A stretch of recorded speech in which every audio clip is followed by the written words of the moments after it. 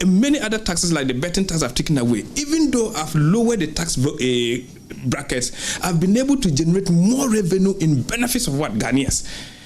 If it's not relief, what is it? Well, the Member of Parliament also cites decline in borrowing cost as another gain for traders and businesses. Now, he says lower interest rates are encouraging investment and economic activity. Batalia says the majority will defend the government's record against what he calls attempt by the minority to downplay the progress made. And we know also that we are talking about a commercial rate in terms of borrowing and to do business. I remember representing my committee, trade committee at Abusuka. What the traders are crying off is how costly it is to do business compared to the global world. Some other places they are getting a credit at the cost of what? 5%. Here they were struggling to get it at 30.2%. It has come down at least on average of what? 15%. Some are even getting 12%. This is the environment business needs to thrive. We are talking about stability to the extent that our dollar in 2024 was depreciating by what? 19%. Fast forward, we've gone past the depreciation point. We are appreciating per the strongest currencies by 45%. This is stability. This shows that any business person can predict and plan your businesses. This is the kind of economy we want to run. We've all seen the multidimensional. Okay, people have even seen that Akufo-Addo's success is on paper. And I said, no. Evidence abounds, not coming from the statistical service. No. We are talking about multidimensional poverty report that says that as of 2024, by close of day, the percentage was 24.9%. By 2025, it has declined to what? 21.9%. That's 3 percentage point decline. Let me put you on nominal figures. This simply means that by the leadership of Akufo-Addo, President Akufo-Addo, and Ken of Riata taken over by Amin, they've been able at that time to push about 850,000 people out of below the poverty line.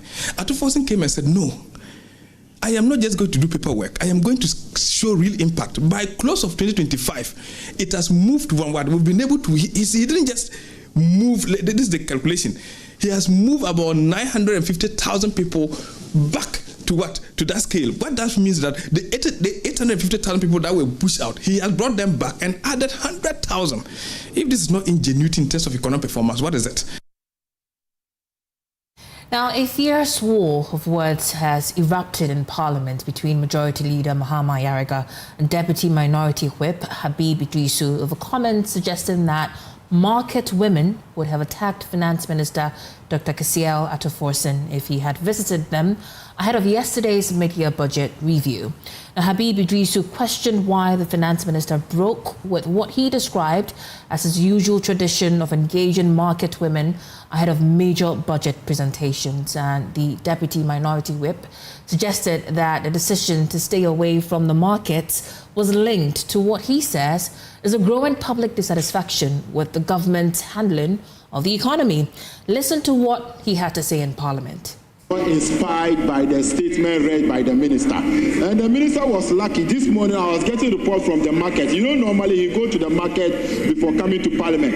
The tomato sellers were very angry, waiting for him to come to the market, and he couldn't turn. The onion sellers were equally waiting for the finance minister to come to the market. He couldn't go.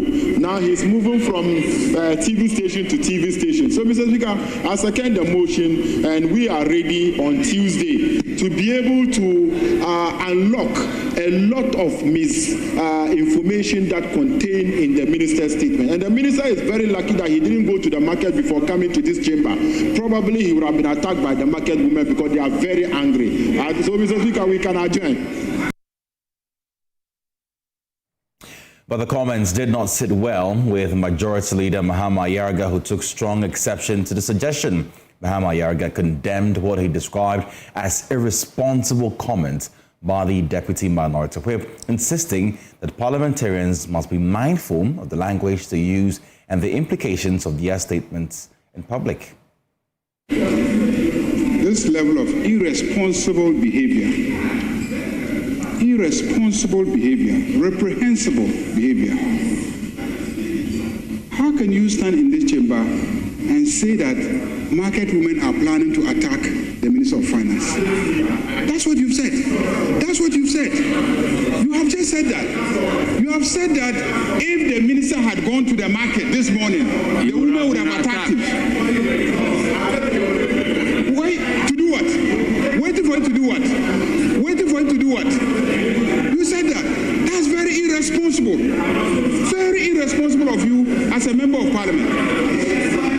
Very irresponsible. You must withdraw that and apologize. You must withdraw that.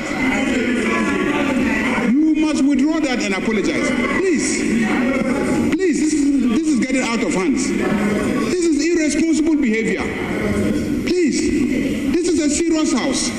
This is not a place where we come and joke like clowns. You urge on me in what do you call it? Conclave. At conclave, that we should not start today.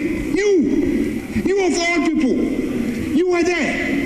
You made a case why we should not start today. You. And I decided to accept. Otherwise, the original plan was that we would take 5 here and take 5 there. And you pleaded and pleaded and pleaded that we should start on Tuesday.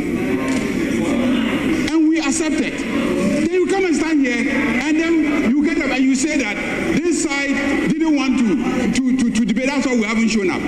I will tell everybody what happened at conclave. Meanwhile, Parliament has deferred debates on the Finance Minister's mid-year budget review statement to Tuesday. And to some other news, 42-year-old self-styled Imam Ilyasu Kharyne has been sentenced to 10 years in prison for sodomizing a 7-year-old boy in Wa. Rafiq Salam was in court and has more in the following report. Prosecutors say Ilyasu Kharyne used trust as a weapon. He lived in Kabanya, so did the 7-year-old victim and his sister. On the day of the assault, Kharyne offered the children a ride on his motorbike. He also took his own stepdaughter. He drove them to a secluded spot behind a long articulated truck parked near the tennis court at the back of the Upper Wasunya Coordinating Council. There, he sexually abused the boy. Police were called. Investigations moved fast. Kharyne was arraigned at the High Court. Because the victim was a minor, the trial was in camera. To be precise, it doesn't. Saeed Abdul Shakur. Ilyasu Kharyne was a 42-year-old man who sodomized a 7-year-old boy. He had an opportunity to sodomize him. And also testified. Together, Principal State Attorney Saeed Abdul Shakur says the evidence was overwhelming. He claimed that he didn't do it. He accepted the fact that he picked them around, picked them to their spot, but he said he didn't have sex with them. But this court disagreed with him and agreed with us. Oh, we apologize for the poor quality of sound there. Now, the Flood Mitigation Task Force has started demolition structures obstructing waterways and contributing to flooding in Accra. The exercise, which also includes dredging drains and water channels in flood-prone communities, forms part of efforts to improve water flow and reduce the impact of heavy rains. At the Tessa Dam, adjacent to Boundary Road in East Legon, the task force demolished structures built along the banks of the dam as encroachment has narrowed the natural way. Max Shalabiwa was with them all day and now reports. The team was led by the Deputy Chief of Staff Operations, Stan Hosedobe, the Minister for Works, Housing and Water Resources, Kenneth Ejay, in the company of the coordinator of the task force, Brigadier General Foster Okayibua. The exercise began on Thursday at New England, located behind the Airport Hills and Mayfair Garden Estates, continuing to the Tessa Dam in East Legon and Oyarifa. At the Tessa Dam, adjacent to Boundary Road in East Legon, the Flood Mitigation Task Force demolished structures built along the banks of the dam as encroachment has narrowed the natural waterway. Some developers had constructed illegal retaining walls and other unauthorized structures, while indiscriminate dumping of plastic waste and other activities by squatters living around the dam caused heavy siltation of the reservoir and its drainage channels, increasing the area's vulnerability to flooding. Before the demolition exercise began, the commanding officer of the 48th Engineering Brigadier Regiment of the Ghana Armed Forces, Lieutenant Colonel Frank Osei-Amponsa addressed residents affected by the exercise. He explained that the operation is intended to restore the waterway and mitigate flooding, urging residents to cooperate with the task force. All your items you have brought out are not destroyed. Later, you can come and pick your belongings. How that is clear? For your own safety, all right? Any question? Okay, in that case, I want you to move to the exercise, the waiting area. In an interview, coordinator of the Flood Mitigation Task Force, Brigadier General Foster Okayibua, said illegal developments had severely restricted the natural flow of water. He said the exercise will be replicated in other flood-prone areas. As a result, we did some reconnaissance and identified areas where people had built in waterways, and this is one such area. This is the Tessa Dam area. So we are demolishing structures in this dam area to open up the place for some dredging works to be carried out. And then from here we'll move to other places where such an action needs to be taken. The problem is that because people have filled this place, the channel is narrow. So the water is not able to get enough space to maneuver to where there's a holding area downstream where water is supposed to be collected. But because they filled that whole place, and the place is not able to take up water. So once the place is blocked, the water pushes upwards and the place gets flooded. Okay. So after this demolition, what's going to be next?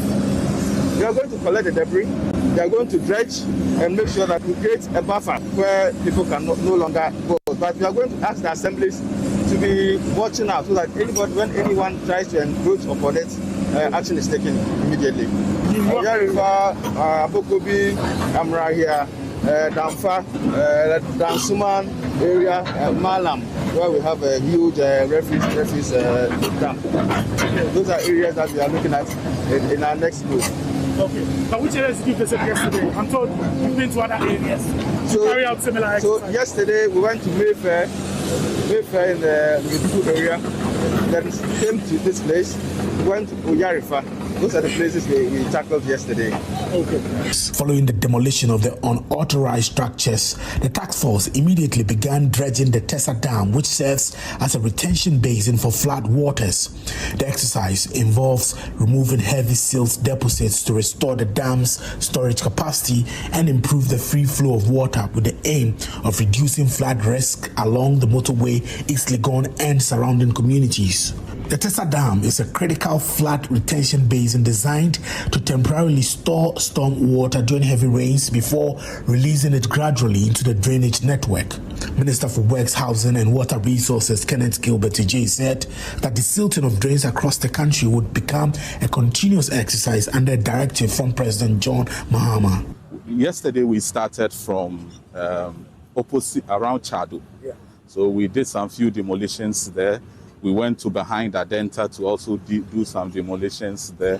And then some few places too within East Legon too. Yesterday we did some demolitions. Okay. And we will be moving to other areas. His Excellency has directed that this should be an ongoing thing. Okay. So you are not just seeing us here today and that will be it. Okay. After the demolitions, what will be left is we continue dredging all the time, okay, so that anytime there is rains, water will get a place to settle. So there's going to be all year? It's an all year thing. Okay. That is what His Excellency the President has directed. To more news, Chief of Army Staff Major General Lawrence Kweku-Gbetanu is warning that Nkwanta South must not become a source of insecurity for the Oti region or Ghana. Now, he says the Ghana Armed Forces will not tolerate actions that threaten public safety and peaceful coexistence. The warning came at the end of exercise Starlight Stretch 2, which is a 3-week internal security exercise aimed at strengthening the operational readiness of troops to respond to emergency threats. Chief of Army Staff Major General Lawrence Kweku-Gbetanu says Ghana's peace and stability must be protected, warning that Nkwanta South must not become a source of insecurity for the Oti region or the country. Speaking at the closing ceremony of Starlight Stretch 2 in Nkwanta, he stressed that the Ghana Armed Forces will not tolerate acts that threaten public safety or peaceful coexistence. A 3-week internal security exercise was designed to strengthen the operational readiness of military personnel through training in patrols, house clearing, ambush drills, drone awareness, intelligence gathering, and other tactical operations, while simulating real-life scenarios to prepare troops for evolving security threats. I additionally want to use this opportunity to call on the people in Nkwantasaf that Ghana needs peace. This municipality should not be a source of insecurity for the region and for the country. And that the Ghana Armed Forces is putting up enough capabilities within this municipality and would decisively deal with any individual spoiler who want to create problem or any group of people who want to create insecurity in this particular geographical area. Major General Betanu announced that funding has been secured to complete the remaining phases of exercise Starlight Stretch this year, with more personnel expected to be deployed to Nkwanta South to strengthen security and deter threats to peace. He commended officers, soldiers, trainers, and other support teams for their discipline and professionalism, urging participants to uphold the values of the Ghana Armed Forces as they continue to safeguard the country's peace and security. I'm happy to join you on this exercise Starlight Stretch closing session. And the conclusion of this exercise, I'll say, marks a significant milestone. This time around, I have directed that the entire force will be concentrated in Nkwanta South. Now, a group of national service personnel has given their leadership 2 weeks to account for 60 cedis deducted from the allowances or face legal action. The group is demanding a refund of the estimated 4.2 million cedis it says was deducted without consent. Stephen Mensah has more. Addressing the media in Accra, convener of the deductions alone is not enough to resolve the concerns of affected personnel. The group is demanding that NASFA, its mother body, publishes the total amount deducted so far and disclose how the money is intended to be used. Look, we need a refund. Bring back our money. The money is not for you. We are giving them a 2 weeks ultimatum to come and respond. If they don't respond, then we will be compelled to take legal actions against them. What procurement process was followed in selecting the suppliers? What was the contract? Was the contract competitively awarded?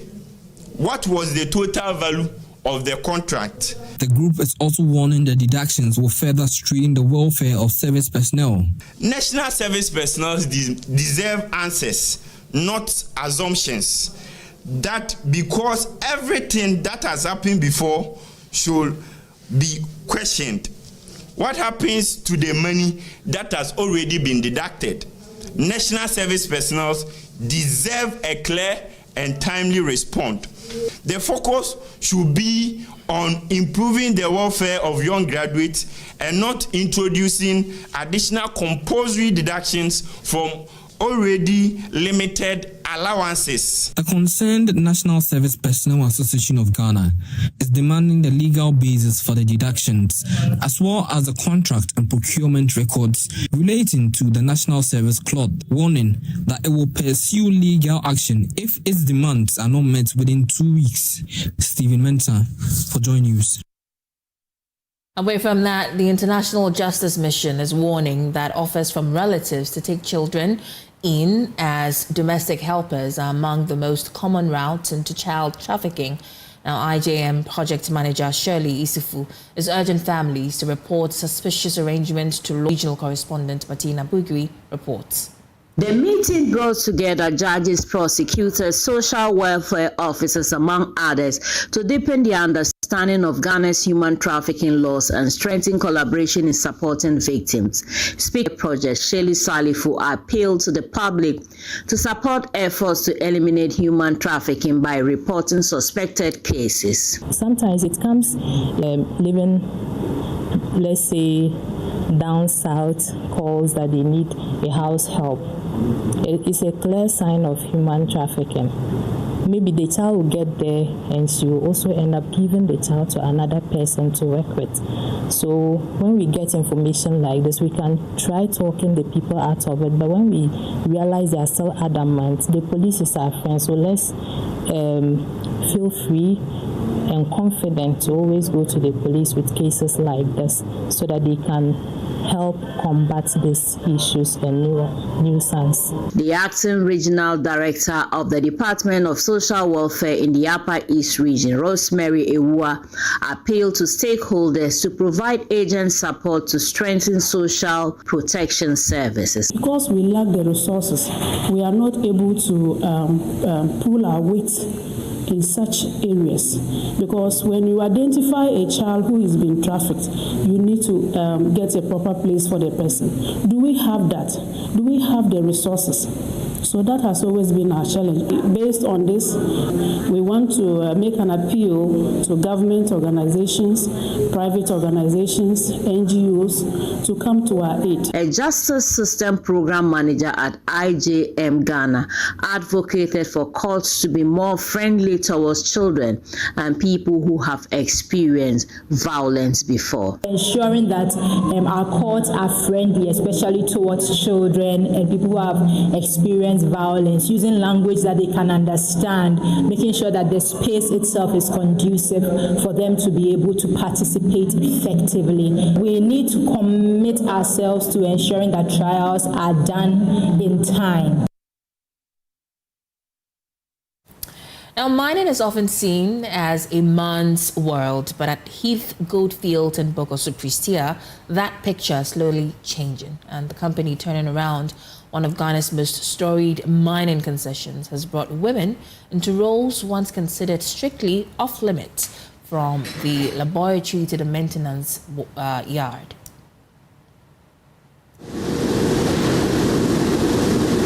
In a small lab tucked away from the noise of the plant, Amanda Efatoku spends her days running tests most people on site never see. Sizing samples, comparing lab results against plant performance, checking whether the ore coming in is worth processing. It is detailed, technical work, and she's good at it. We do our daily routines, that's the sizing, we do our lab versus plant bottle roll test, that's comparing the plant performance to the lab, if they are doing well or not. And then we also do a series of test works on the various material that they are bringing from either the ROM pad or the stockpile. A few hundred meters away, Stephanie Sheila Mensah moves between the field and the planning office. As a maintenance planner, she's the one tracking whether scheduled jobs actually get done and stepping in when they don't. As a maintenance planner, we schedule jobs. So when jobs are being scheduled, we make sure we come to the field and see what they are doing and give updates. If the work is done or the work is not being done, or if there are challenges in what they are doing, we make sure the problem is solved. For both women, joining Heath Goldfields came at a turning point for the concession itself. The previous operator had its license revoked, leaving many workers without jobs for 2 years. Since Heath took over, that has changed. But beyond the jobs, there's something else at play here: visibility. In an industry where women are still a rare sight on site, both Amanda and Stephanie say being one of the few has its own rewards. It is nice as a lady being in the male-dominated company.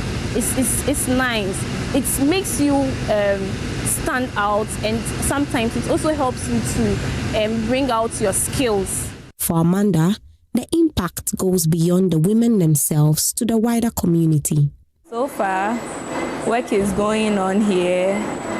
The communities too are benefiting from the companies so far. And then the workers here too are quite enjoying the work that they are doing as well. It is a small but telling shift for a sector long defined by its men. At Heath Goldfields, the lab coats and hard hats are no longer worn by men alone.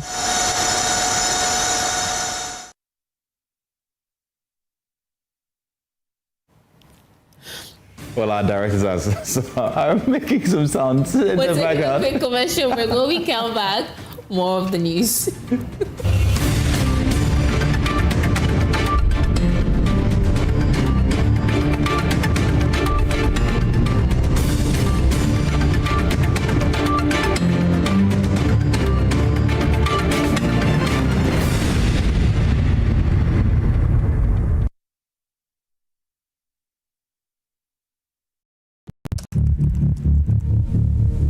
When malaria shows up, it doesn't knock. It just takes over.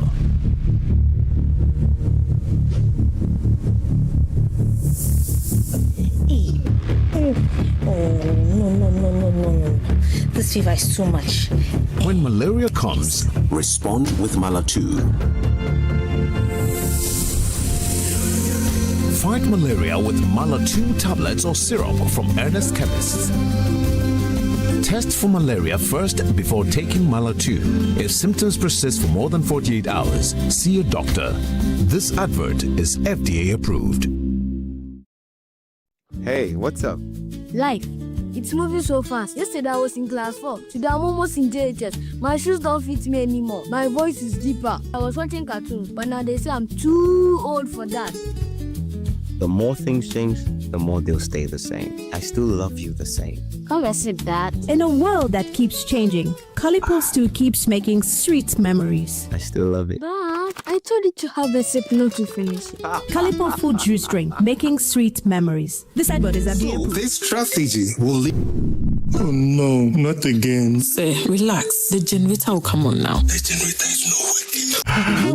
Why stress yourself when the experts are just one tap away? Introducing Left Power, the smart emergency support app from Left Signature Limited. With Left Power, certified engineers respond fast, anytime, anywhere. No delays, no stories. Hello, sir. This is Left Signature Limited. The request has been received and our engineers are already on their way. Please relax. We've got you covered.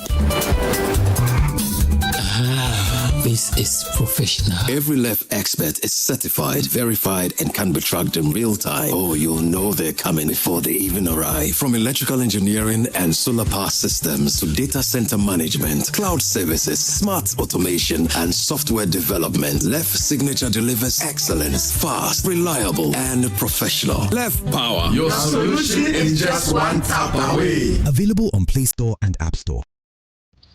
Welcome to a place where everyday living is reimagined, where space, movement, and community come together effortlessly.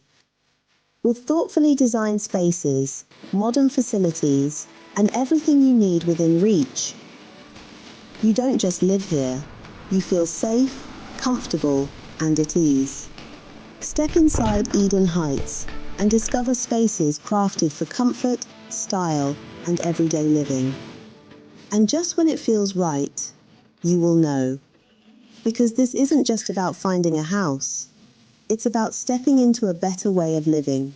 Eden Heights, the height of modern living. Book a private viewing today.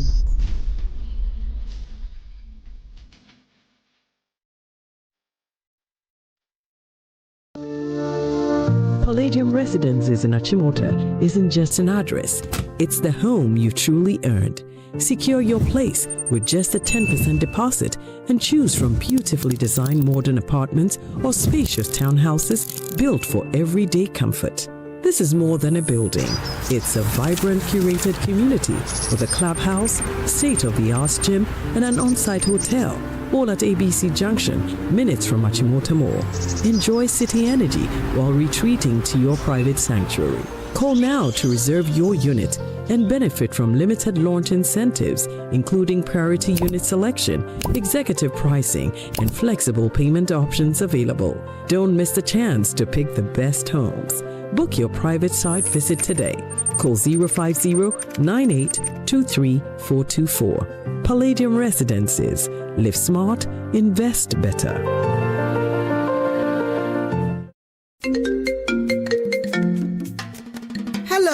name is Pamela from Customer Service. Please revalidate your account by texting your Ghana card number to 0500,000 247. Hey, Abili, wabadim. Madam, give me the numbers behind your ATM card. I'm calling from the head office.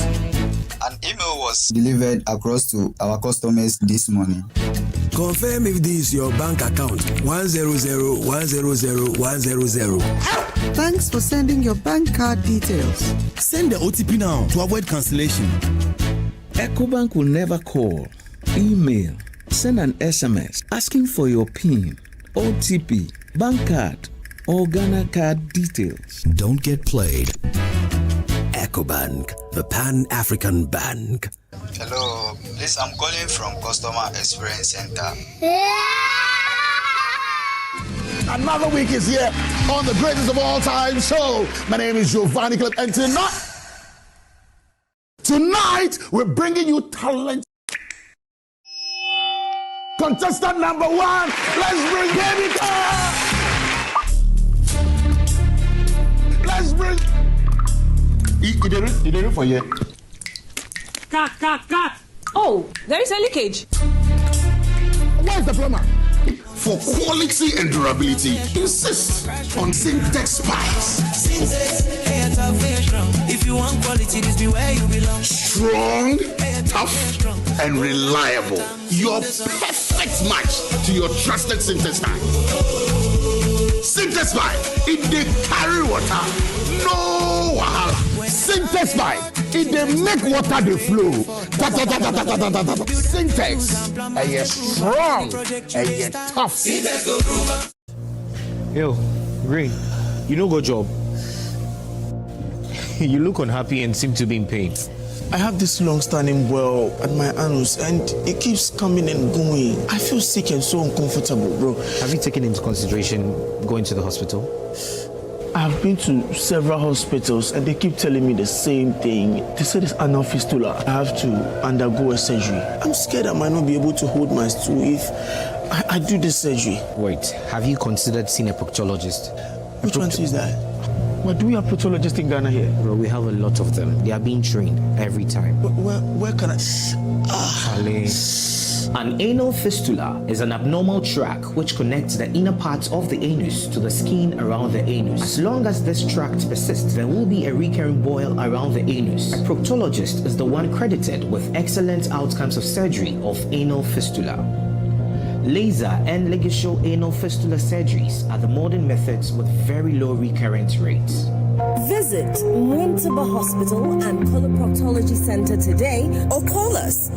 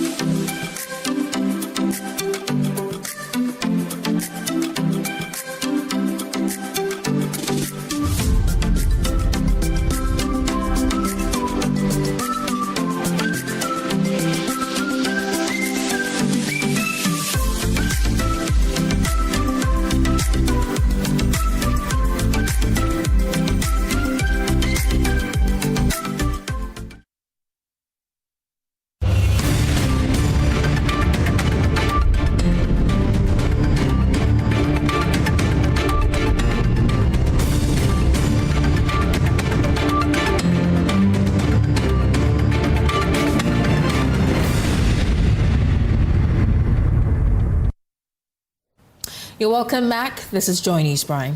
Now, traders of the Central Business District of Kumasi have expressed mixed reactions to the mid-year budget review presented by the Finance Minister yesterday on the floor of Parliament.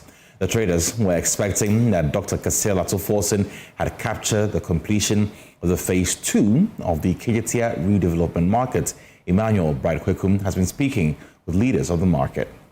But my worry is about the Phase 2 of the central market. Our expectation, we can expect the finance minister to push money for the project.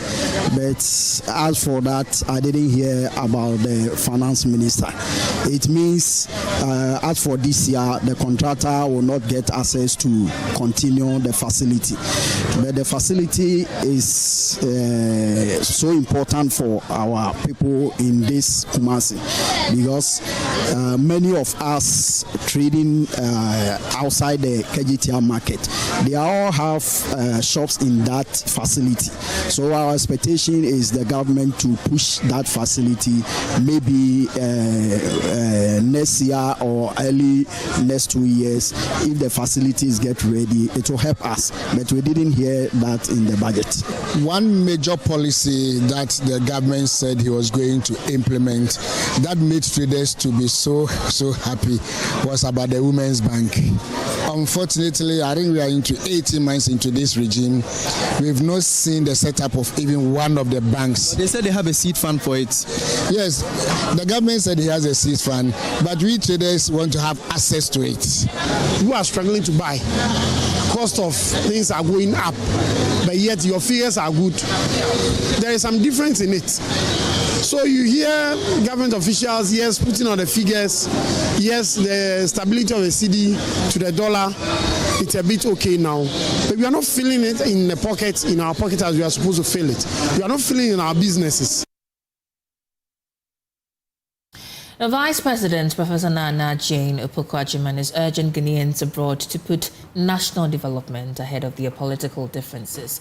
Addressing the Ghanaian community in Maryland, she asked them to remain united, support one another and protect Ghana's image. And she said the government inherited economic and governance challenges but praised the diaspora for supporting its resetting agenda. Ghana is proud to host the Secretariat of the African Continental Free Trade Area in Accra. With the agreement now in force, our continent has created the world's largest free trade area by the number of participating countries. Our young people intend not merely to participate in the industries of the future, they have every intention to help create them. Sister city partnerships that exchange skills, innovation, and entrepreneurial expertise will find considerable returns in Africa's youthful population. They are an amazing people on this continent. The strength of city diplomacy lies in practical cooperation between communities, in sharing expertise, strengthening institutions, and building enduring relationships. 70 years ago, a simple idea took root in the city. That relationships between communities could reinforce understanding between nations. Few could have imagined the scale it would achieve today in the form of such a gathering, bringing together cities and municipalities from across the world. I congratulate Sister Cities International and wish you every success as you enter your next chapter. Now, the Ghana Association of Urological Surgeons is calling for stronger and sustained collaboration with government to equip public hospitals with modern urological technology to improve the treatment of male infertility. Speaking at the association's General Scientific Meeting in Sunyani, President of the association, Professor Kweku Ahin-Apia, said the provision of microsurgical equipment will enable specialists to offer advanced fertility treatments. Precious Semavo has more.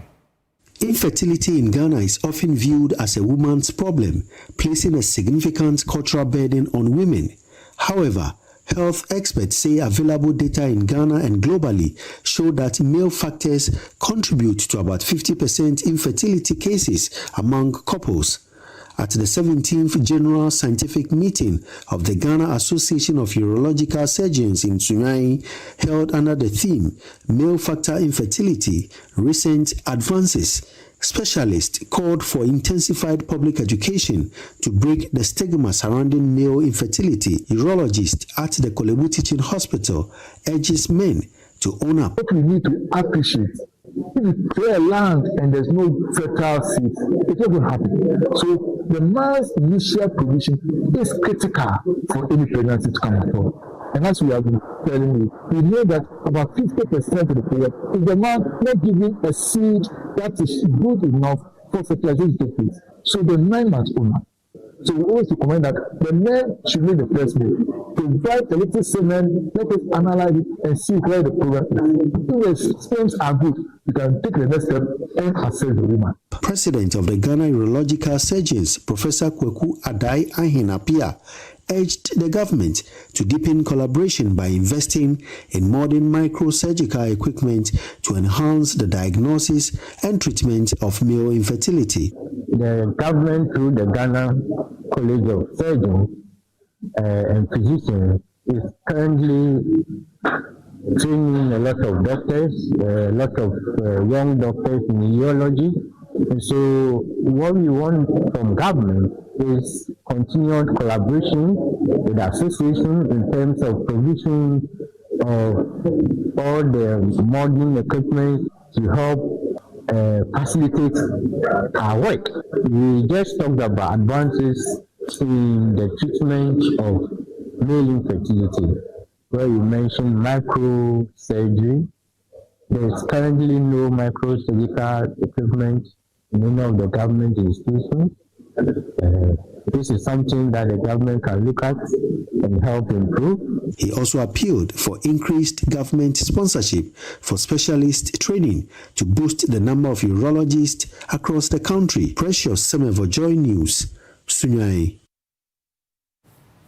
And parents and guardians of children with cleft conditions are spending at least a quarter of their annual income assessing care provided free of charge, and research by the National Cleft Care Center shows transportation, feeding and other related expenses account for the burden. Now the center describes it as catastrophic expenditure, warning it could push families into poverty and prevent children from receiving comprehensive care. There's more on this report. According to health experts, it would take a baby born with a cleft lip or palate at least 18 years to undergo comprehensive cleft care.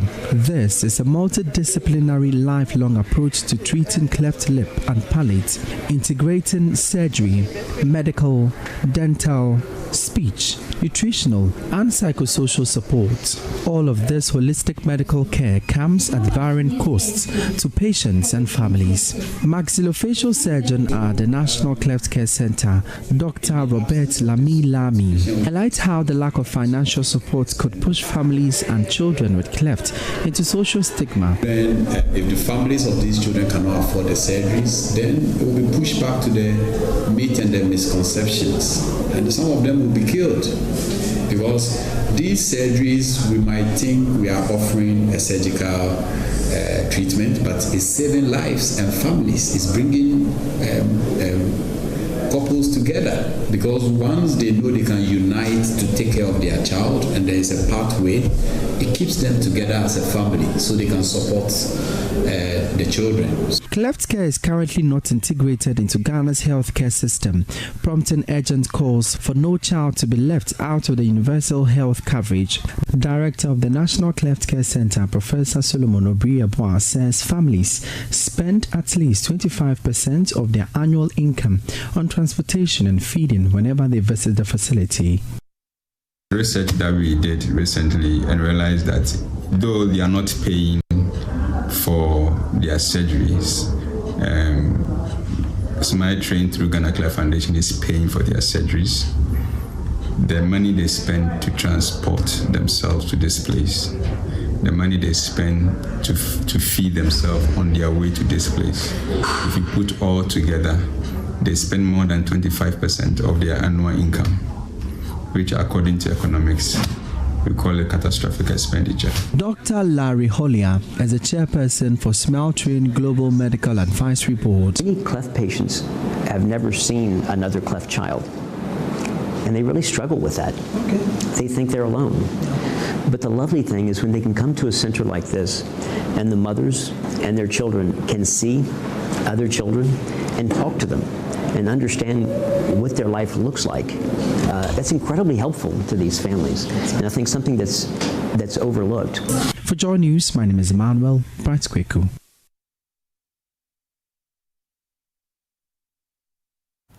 I mean, that's a beautiful story, Samani. Yeah. I've been wondering what really causes cleft in Well, the main causes are unknown, but yeah, we tend to find that folic acid deficiency, some medications for epilepsy as well, some infections, smoking. These are all factors that can cause, cleft lip and cleft palate as well. Right. I mean, that's what we get, a doctor. Please. Host as well. But anyway, 42-year-old self-styled Imam Ilyasu Kanate has been sentenced to 10 years in prison for sodomizing a 7-year-old boy in Wa. Rafi Salam was in court and has more in the following report. Prosecutors say Ilyasu Kanate used trust as a weapon. He lived in Kabanya, so did the 7-year-old victim and his sister. On the day of the assault, Kanate offered the children a ride on his motorbike. He also took his own stepdaughter. He drove them to a secluded spot behind a long articulated truck parked near the tennis court at the back of the Upper Wasunya Coordinating Council. There, he sexually abused the boy. Police were called. Investigations moved fast. Kanate was arraigned at the Wa High Court.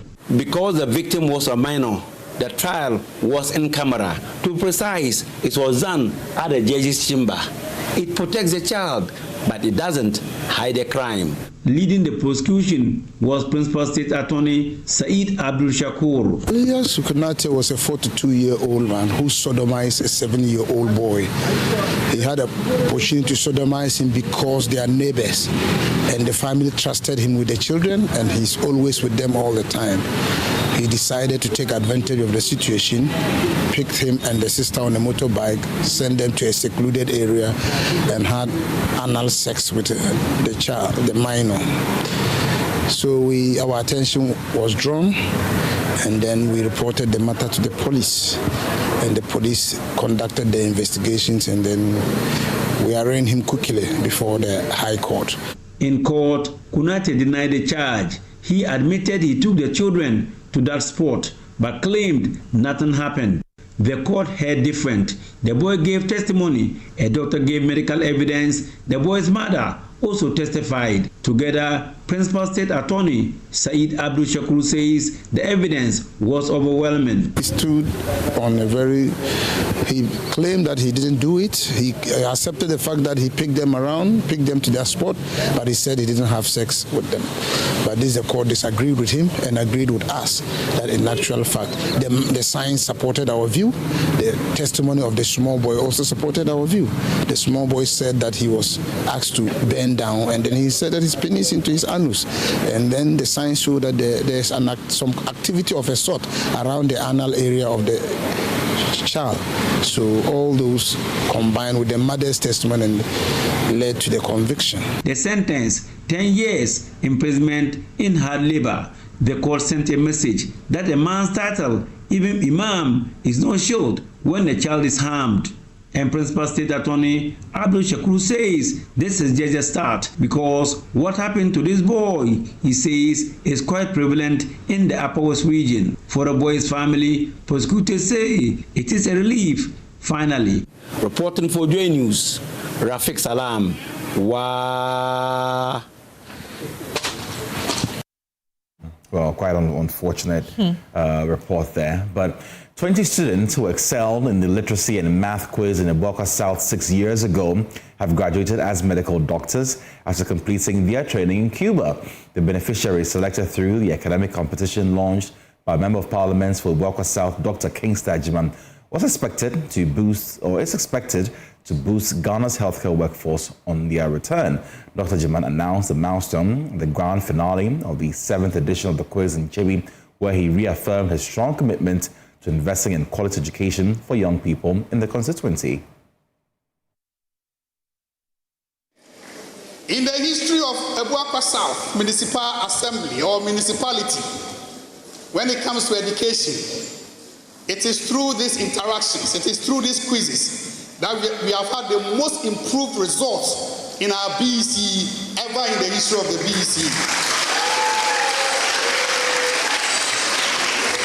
where you have people who came from the lab, coming from low socioeconomic settings like Nkonso, Bunsu, Apapem, and others, scoring once in almost all the subjects that were underwritten at the BEC. Gradually, we are shaping the narratives. Gradually, we are building a critical mass of solid intellectuals who will be able to take this municipality to the next level. Director, I'm once again very elated to report to you that just yesterday, far away in Cuba, we had 20 students from the Kingsley Maths and Science Quiz who went to Cuba about 6 years ago, read medicine and graduated with medicine and are coming back to Ghana as doctors. My dear young ones, learners here, this is not a far-fetched venture. I've demonstrated to you clearly the impact of the Maths and Science Quiz, the impact of the spelling challenge. I believe so much in you. I've said it and I'll repeat it. Even if I'm left, if the last breath in me, I will give it to the education of the municipality. I have absolute confidence in you. I have absolute confidence in you. I was once like you, and you will be better than me, because I did not have this intervention. So you can't be equal to me. You will be better than me.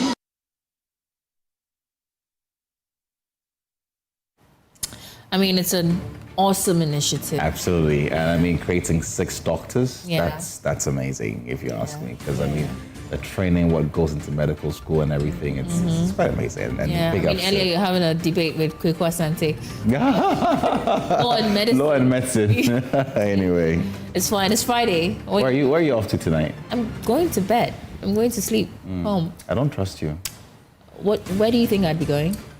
You tell us. You can't even tell us where I'll be going. But anyway, that's it for Joy News Prime. It's been a terrific week for us. We're grateful for your time. Of course, Pius Kujobaka will be up next with business. You want to stay tuned in. My name is Noella, Kharyne Yalley. And I am Emmanuel Samani. Take care of yourself and be well. Bye-bye.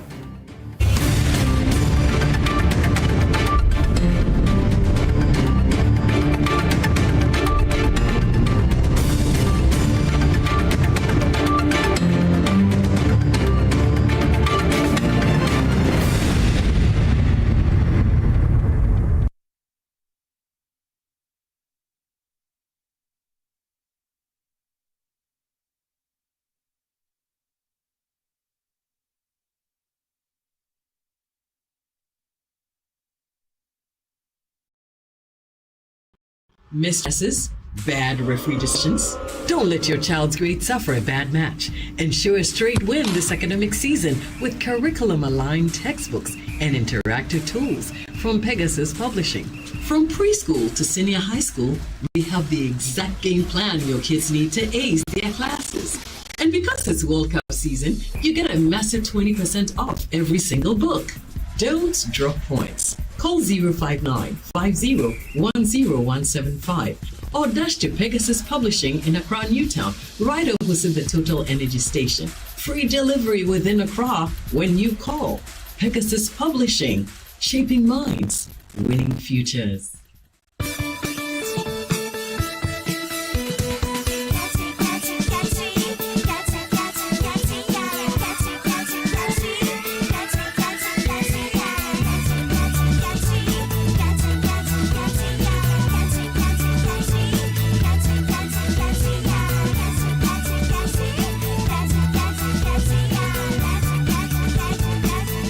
Day by Day existing lotion, cream, soap, and more. Day by Day has 4 fragrance range.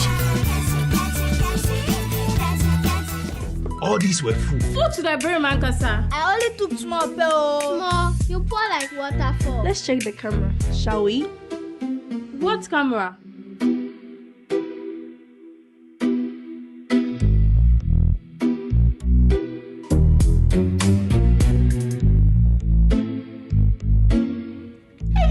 I knew it. Hey,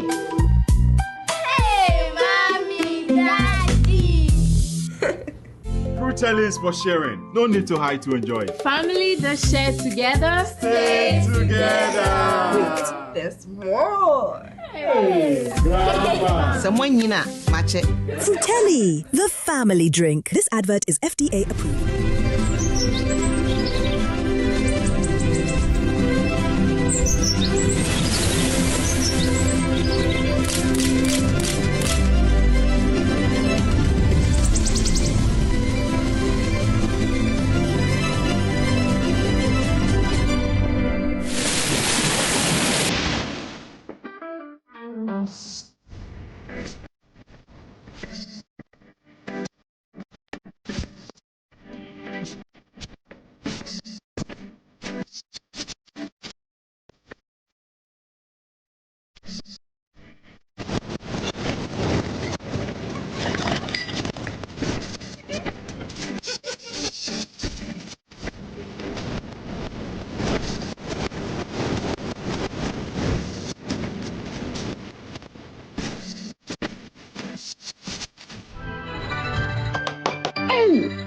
Is your tech holding you back? Feeling lost in the maze of outdated gadgets? Relax. Come with me to Configure.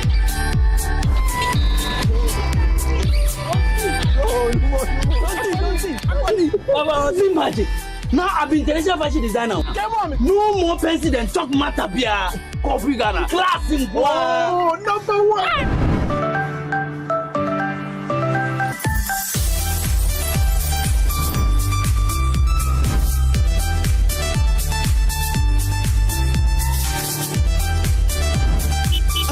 Ghana, we don't just sell electronics, we transform your life.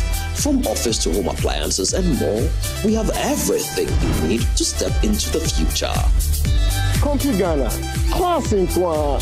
Comfy Ghana, number one. Upgrade your print game with Konica Minolta, proudly powered by SkySat Technologies. From all-in-one machines that print, scan, and copy to professional systems and heavy-duty production machines, we deliver unmatched performance. Right now, SkySat has an unbeatable offer. 1 entire year of free servicing on all Konica Minolta machines. That's 12 months of expert maintenance for new and existing customers. Visit our new VIP print center at Pegasus Place, Airport Residential Area for a live demonstration. Call us on 050-164-5180 or 0302-798-829. Again, it's 050-164-5180 or 0302-798-829. SkySat Technologies. Performance that delivers every time.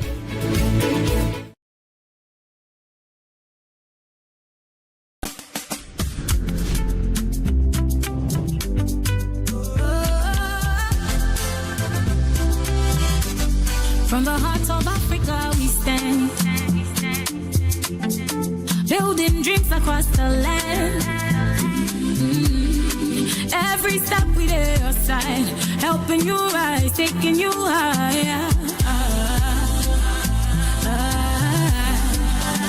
Strong as a group, close as a partner. Bank of Africa lifting you higher. African Bank with global reach. BOA make your future glow. Strong as a group, close as a partner. Bank of Africa lifting you higher. African Bank with global reach.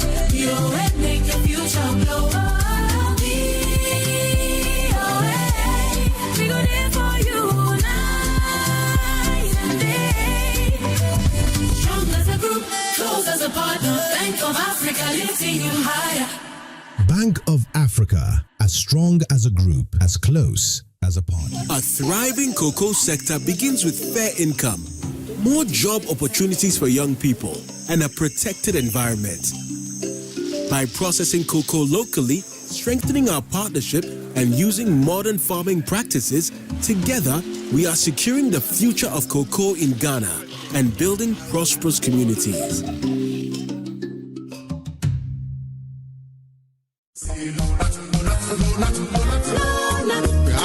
Malaria's remedy is slow nut. Therefore, we're gonna use slow nut to recover. You have malaria? Yes, please. Are you shivering? Yes, yes. You got chills. Take Lonat.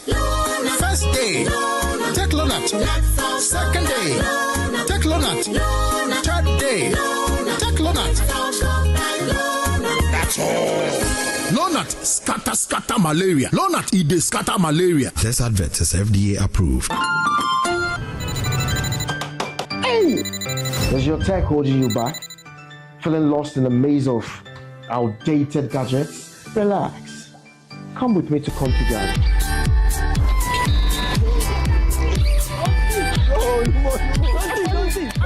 Baba, see magic.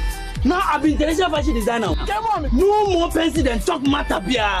Coffee Ghana. Classic. Oh, number one.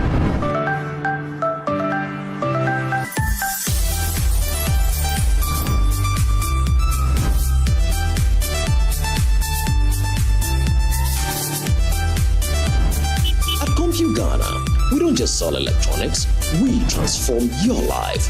From office to home appliances and more, we have everything you need to step into the future. Country Ghana, classic one. Country Ghana, number one. Palladium Residences in Achimota isn't just an address, it's the home you truly earned. Secure your place with just a 10% deposit and choose from beautifully designed modern apartments or spacious townhouses built for everyday comfort. This is more than a building. It's a vibrant, curated community with a clubhouse, state-of-the-art gym, and an on-site hotel, all at ABC Junction, minutes from Achimota Mall. Enjoy city energy while retreating to your private sanctuary. Call now to reserve your unit and benefit from limited launch incentives, including priority unit selection, executive pricing, and flexible payment options available. Don't miss the chance to pick the best homes. Book your private site visit today. Call 050-9823-424. Palladium Residences. Live smart, invest better.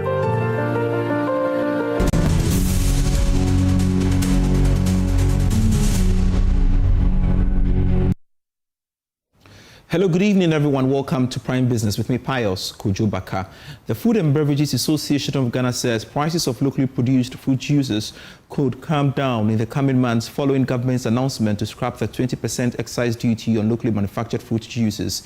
The association will engage the Ghana Revenue Authority and other stakeholders on modalities for implementation to ensure the tax relief translates into real savings for both manufacturers and consumers. Speaking to Joy Business, Executive Secretary of the Association, Samuel Agri, said the removal of the duty is a major win for the local beverage industry. Very often we've been seeing excise duties going up, and once it goes up, the consumer is the one who bears the brunt of the payments, and therefore industry, for them, anything that they produce, whatever tax that goes up, we say we'll pass it on to the consumer. But I think with this time, we are going to see some reduction in certain areas, especially where we also have to look at the cost of utilities. When it comes down, production will become relatively cheaper. Because very soon, very often we've been asking for the reduction of corporate taxes. And if this area will also assist in doing that by getting certain rebates in the corporate area. So there are other areas that we need to look at, because this is an announcement that was made. We need to engage the GRA and then we'll see which ones we can take off. Now, project lead and focal point for the gas processing plant phase 2 at the Ministry of Energy and Green Transition, Dr. Yusuf Suleimana, has stated that the combined cycle gas fire plant will be more efficient and cheaper to run than current thermal plants. Government is developing a 1,200 megawatt state-owned combined cycle gas-fired plant in the Komenda Edinegwa Fuebrim municipality to boost electricity generation and lower power costs. Speaking to Joy Business on the subject, Dr. Suleimana said the completion of the plant will be key to ending expensive emergency power.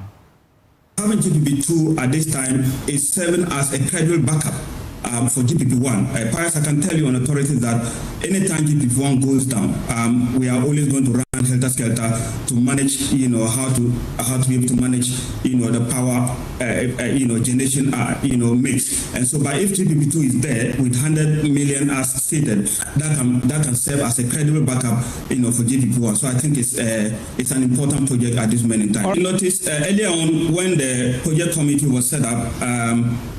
We wanted to do 150, just a replica of what we have currently at GPP1. But we noticed that the gas volumes that were coming up, we just wanted to make a plant that will be able to capture the available gas volumes. We didn't want to just create unnecessary redundancy, build a plant that you can have the volume. So the 100 is the best fit as per the gas that we are going to get from our Jubilee partners. They are promising us to add about 50 million standard cubic feet to our addition to what is currently being available, which is 130. And so yes, the 100 is what we are guaranteed. In fact, we're not going to do the 100. We're going to do about 80. About 60 to 80 for the first time. Okay. And then when the gas volumes come, then we can increase. And it's modular also because we want to scale it. That's how come we are adopting the modular. Now, Enterprise Trustees has refurbished its personal pension solutions with tailored retirement plans designed to meet the needs of customers at different stages of life. Speaking at the scheme's annual general meeting, Managing Director Joseph Ampofo says the new offerings were developed after engaging members to better understand their retirement needs and investment preferences. Enterprise Trustee says it engaged members to better understand their retirement needs before redesigning its personal pension products. According to the Managing Director, Joseph Ampofo, the company has introduced the Sunnyside plan for younger contributors with a higher risk appetite and the Asidnapa plan for individuals seeking more stable investment returns, particularly those in the informal sector. What we did was, first of all, to engage with members to find out what it is that we could do to refresh the solutions that we had. And we noticed that members were looking for solutions that mimic their lifestyle or sort of like give them a sort of life journey. So what we did was to be able to pick up on our first fund and look at the younger generation, and therefore we came up with a Sunnyside plan, which was targeted more towards a younger generation who have a lot more time. And the idea was that they can be able to accept volatilities in investments that go up and down. Then the second was a more stable investment outlook for people largely who are in the informal sector and also people who don't like investments that have strong volatilities. And then that was when we decided to be able to come up with the Asidnapa plan. Mr. Ampofo adds that the voluntary pension products are open to workers across all sectors, allowing contributors to build additional retirement savings beyond the mandatory pension schemes. Enterprise Trustee has also introduced a Good Life plan to help retirees invest their lump sum benefits while making periodic withdrawals to generate sustainable income in retirement. The plan is open to all people from all walks of life, any amount that you have, and the idea is, the bottom line is to start early and to start small from wherever you come. If you are somebody who trades in the market, you are someone who is in a fitter shop, you're a driver, anywhere, you can sign up to the Asidnapa plan. If you're someone who you've gone on retirement or you are about to go on retirement and you're about to receive your lump sum benefit and you don't know what to do with it, or you are caught in two minds, we have a solution called a Good Life plan, and that particular plan enables us to be able to help you to watch over the fund, and you can draw down on it periodically, monthly basis, quarterly basis, half-year basis, but largely depends on you. And whatever amount you draw down on, we invest the remainder up until the next drawdown period. So it gives you that security and comfort at the end of the day to know that your post-retirement solution is rested with Enterprise. Enterprise Trustee says it will continue to develop innovative retirement solutions to strengthen member engagement as it works to broaden pension participation and involve long-term financial security for Ghanaians. The Driver and Vehicle Licensing Authority, DVLA, has taken delivery of a modern-equipped heavy-duty truck from TransAid UK. Receiving the vehicle, Chief Executive of DVLA, Julius Nikwikote, hinted that the authority will do more to empower its Centre for Development Skills to implement its mandate. Here's a report.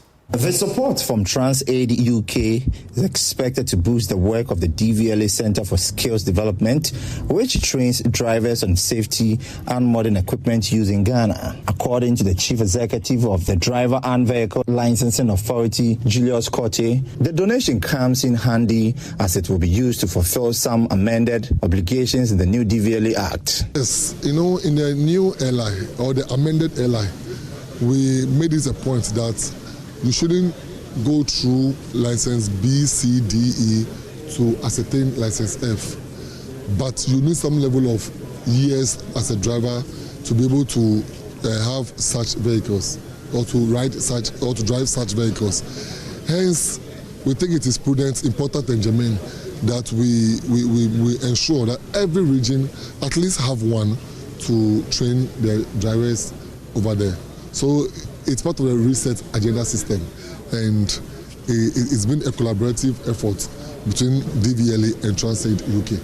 Speaking on behalf of TransAid, Thelma AEC said the vehicle will serve as a practical tool for training and examination purposes. No driver training system can achieve excellence without the right equipment. It is impossible to train professional drivers effectively or assess them fairly without access to a modern standard vehicle that reflects today's transport industry. The Iveco S-Way will provide the DVLA with exactly that. It will serve as a dedicated vehicle for examiner training and for the practical assessment of F-class license applicants. It will help ensure that every candidate is assessed consistently, fairly, and against the competencies expected of a professional HGV driver. This truck will become far more than a vehicle. It will become a classroom, a practical training resource, a testing platform, a learning environment, and ultimately, a tool that contributes to safer roads for every Ghanaian. The DVLA applauded the gesture and assured of putting it into good use. Corporate support for traditional institutions is taking on a broader economic dimension as MTN Ghana marks its 30th anniversary with a donation to the Traditional Council ahead of this year's Homowo Festival. According to the Chief Customer Experience Officer, Jemima Kote-Walsh, the gesture reflects the telecom's commitment to preserving culture while expanding financial inclusion and empowering small businesses through digital financial services. MTN Ghana says its support for the Homowo Festival goes beyond corporate social responsibility and forms part of its broader strategy to promote national development through culture, education, and economic empowerment. Speaking in an interview at the Ghana Traditional Council donation, Chief Customer Experience Officer Jemima Kote-Walsh noted that as part of MTN's 30th anniversary celebrations, the company presented 30,000 Ghana cedis, 2,000 Ghana cedis airtime, assorted drinks, hampers, and traditional items to the Ghana Traditional Council. 1,000 Ghana cedis cash. We also have drinks hamper, assorted drinks. We have 5 cartons of soft drinks. We have 2,000 Ghana cedis airtime, and we also have the foreign schnapps and Castlebridge, which I believe as part of the culture are things that are presented. And so we've done this donation to the Ghana State this morning. So we'll continue to support initiatives that are in line with our 3 pillars of education, health, and economic empowerment.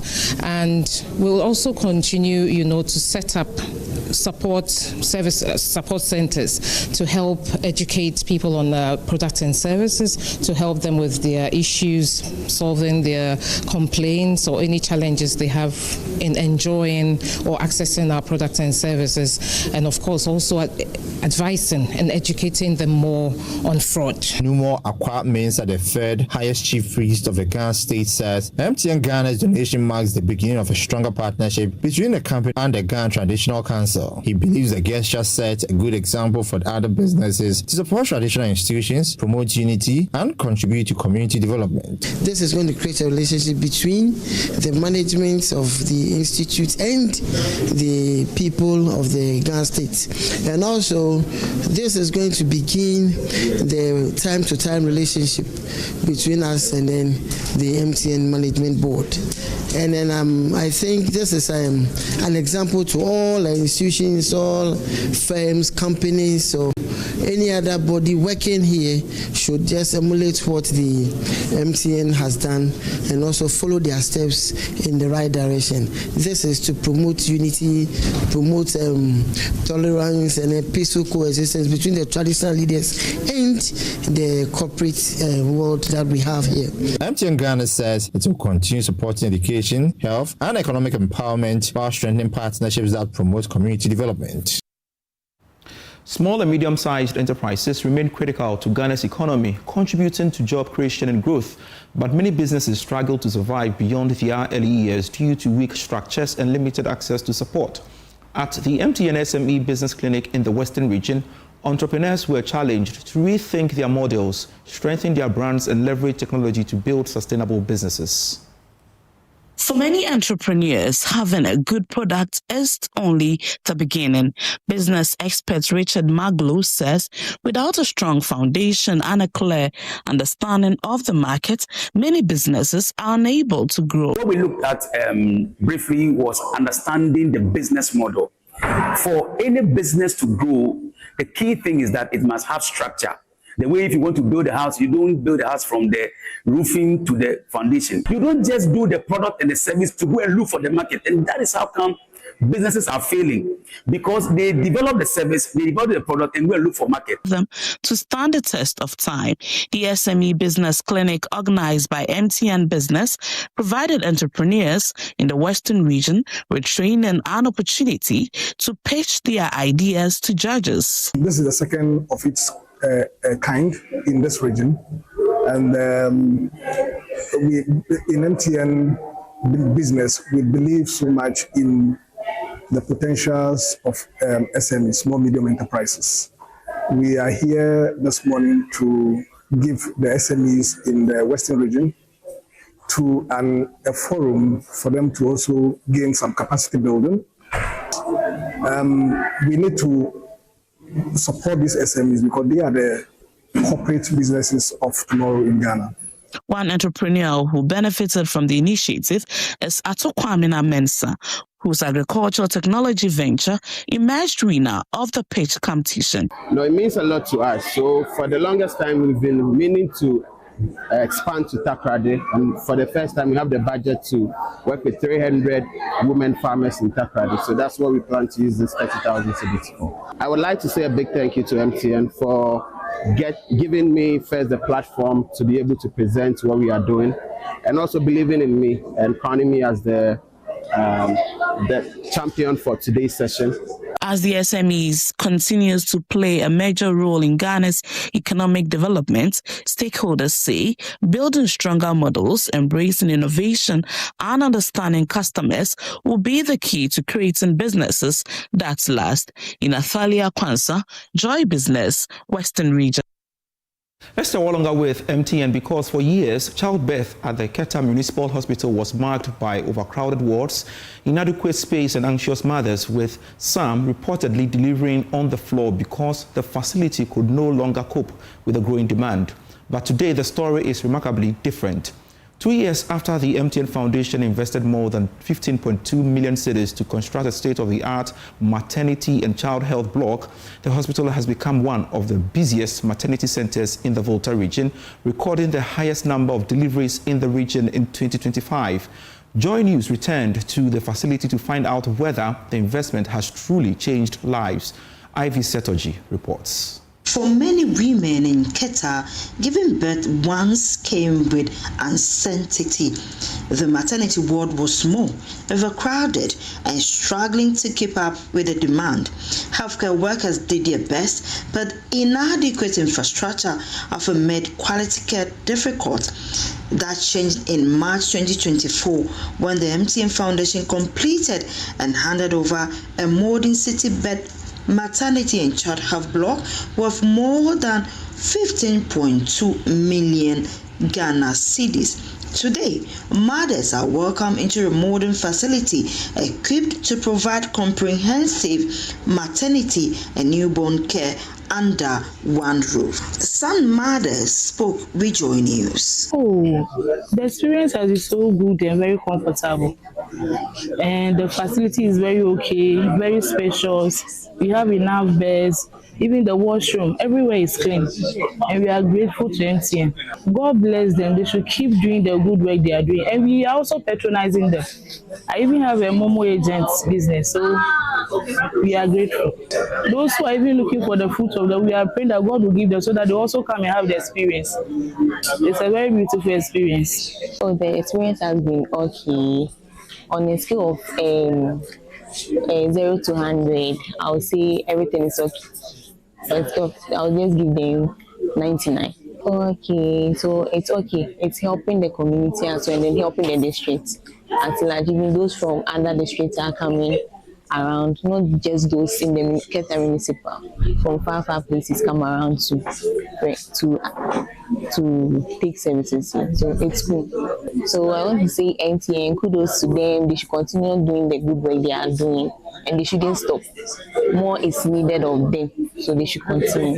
The transformation is reflected not only in the infrastructure but also in the numbers. Hospital records showed nearly 25,000 antenatal visits over the past 2 years, while more than 6,000 women have been admitted for delivery and maternal care.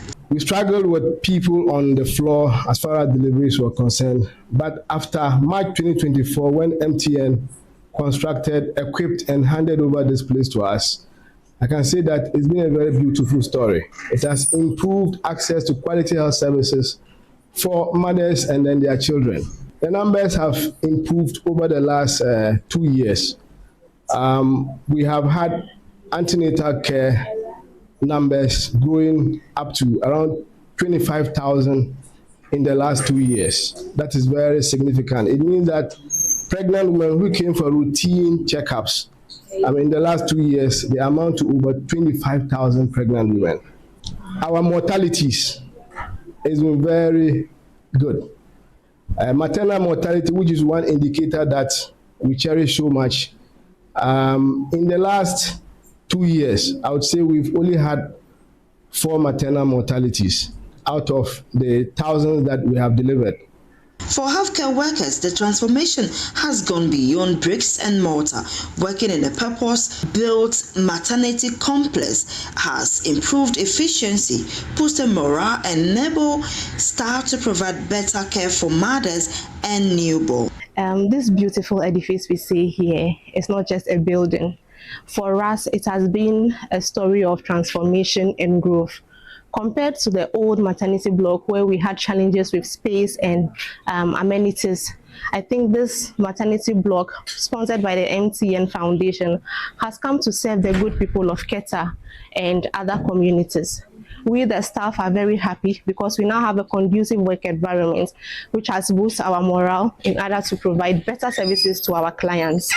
Also, the mothers can give testimonies. They are happy that they have a home outside their homes, a place they can call their own that is safe and conducive for them. They are very happy and it speaks on their smiles on their faces. The confidence inspired by the new facility continues to grow. In 2025, Keta Municipal Hospital recorded the highest number of deliveries in the Volta region, a milestone hospital authorities attribute largely to the improved infrastructure and quality of care. Ivy Satoji, JoyNews. Now, the Director General of the Africa Center for Disease Control and Prevention, Dr. Jane Kaseya, has called on manufacturers across Africa, including Ghana, to urgently scale up vaccine production capacity to help completely eradicate Ebola and limit its economic toll on the continent. Dr. Kaseya said Africa can no longer rely on imports to respond to outbreaks that keep disrupting trade, health systems, and growth.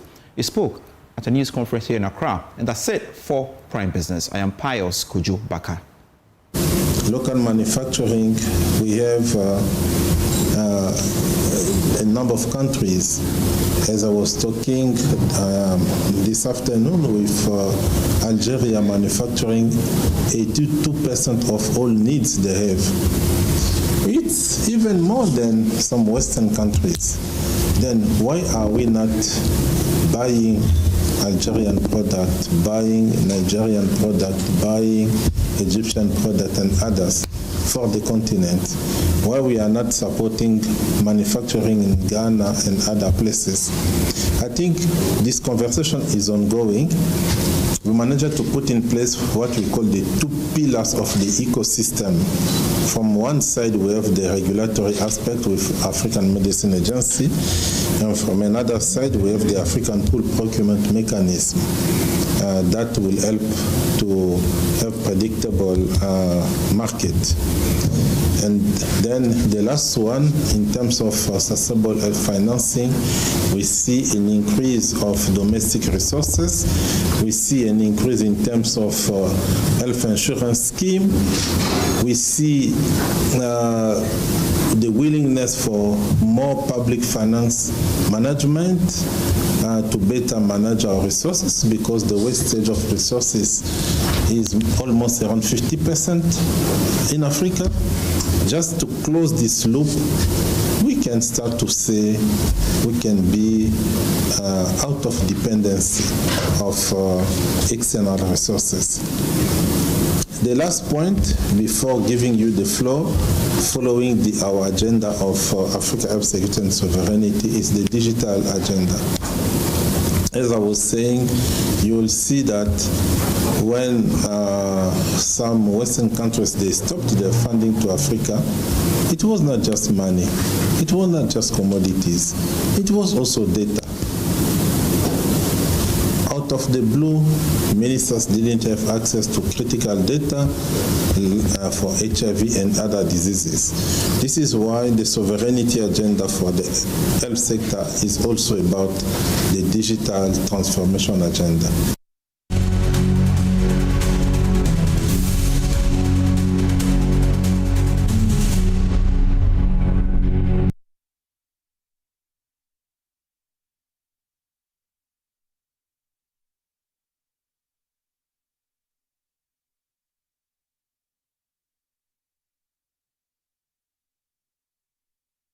Seeing the Prentex fabric, I like the color, texture. I chose this design. It suits my body type. It means a lot to me to look good in clothes that I wear. I don't care about nobody's opinion. Maso. Prentex.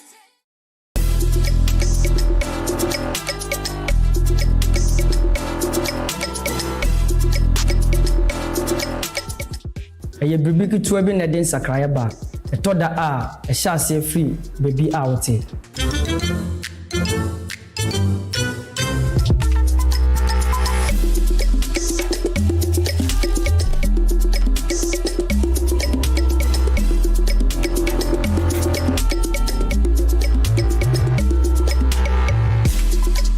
Ohwepa enye dede na emom eyedin bre a obiara ani nwuso.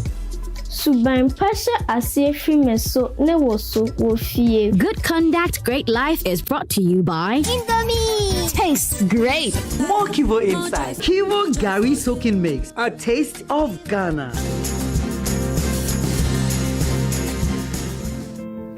Discover Willow Lane in Sakumono, one of Ghana's most prime community. These expertly designed 4-bedroom homes feature a private elevator, 4 ensuite bedrooms, private balconies, walk-in closets, and a gourmet kitchen and a maid's quarters. Perfect for families, executives, investors, and retirees.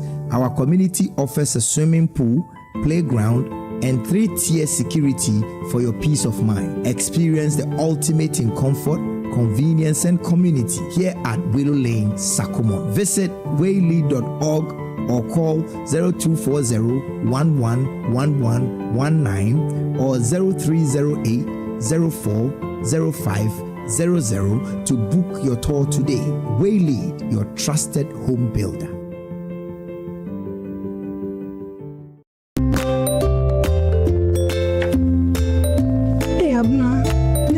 Again? Yep, very much needed one so I could get to relax. Wow, every time you go on leave, you go on vacation. Yeah. Last 2 years it was Dubai. Even last month you went to Mexico. This time, where are you going to? Tell me. This time I'm going to Guangzhou, China. I see. How do you do it, Abuna? Because every time I try, I get scammed. I use Waka now. They can get you the cheapest flight deals. They assist you with your visas, your hotels. They have well-created packages for everyone, and then you can pay small. You can call them on 024-243-5515, or you can visit their website at wakanow.com.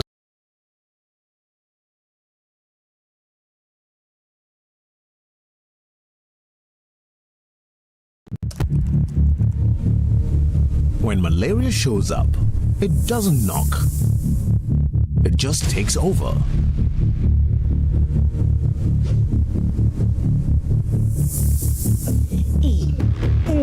Oh, no. This fever is too much. When malaria comes, respond with Mala-2.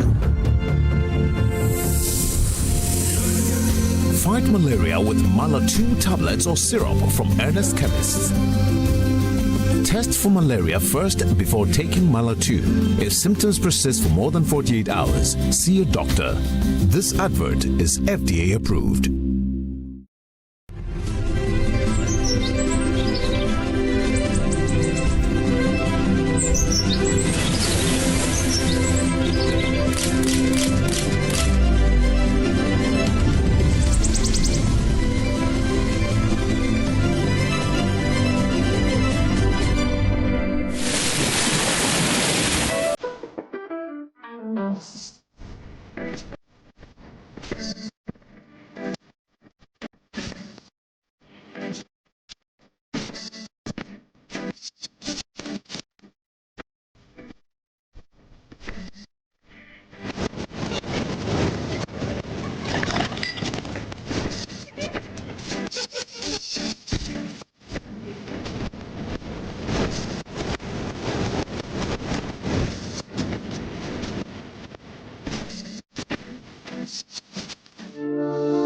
Palladium Residences in Achimota isn't just an address, it's the home you truly earned.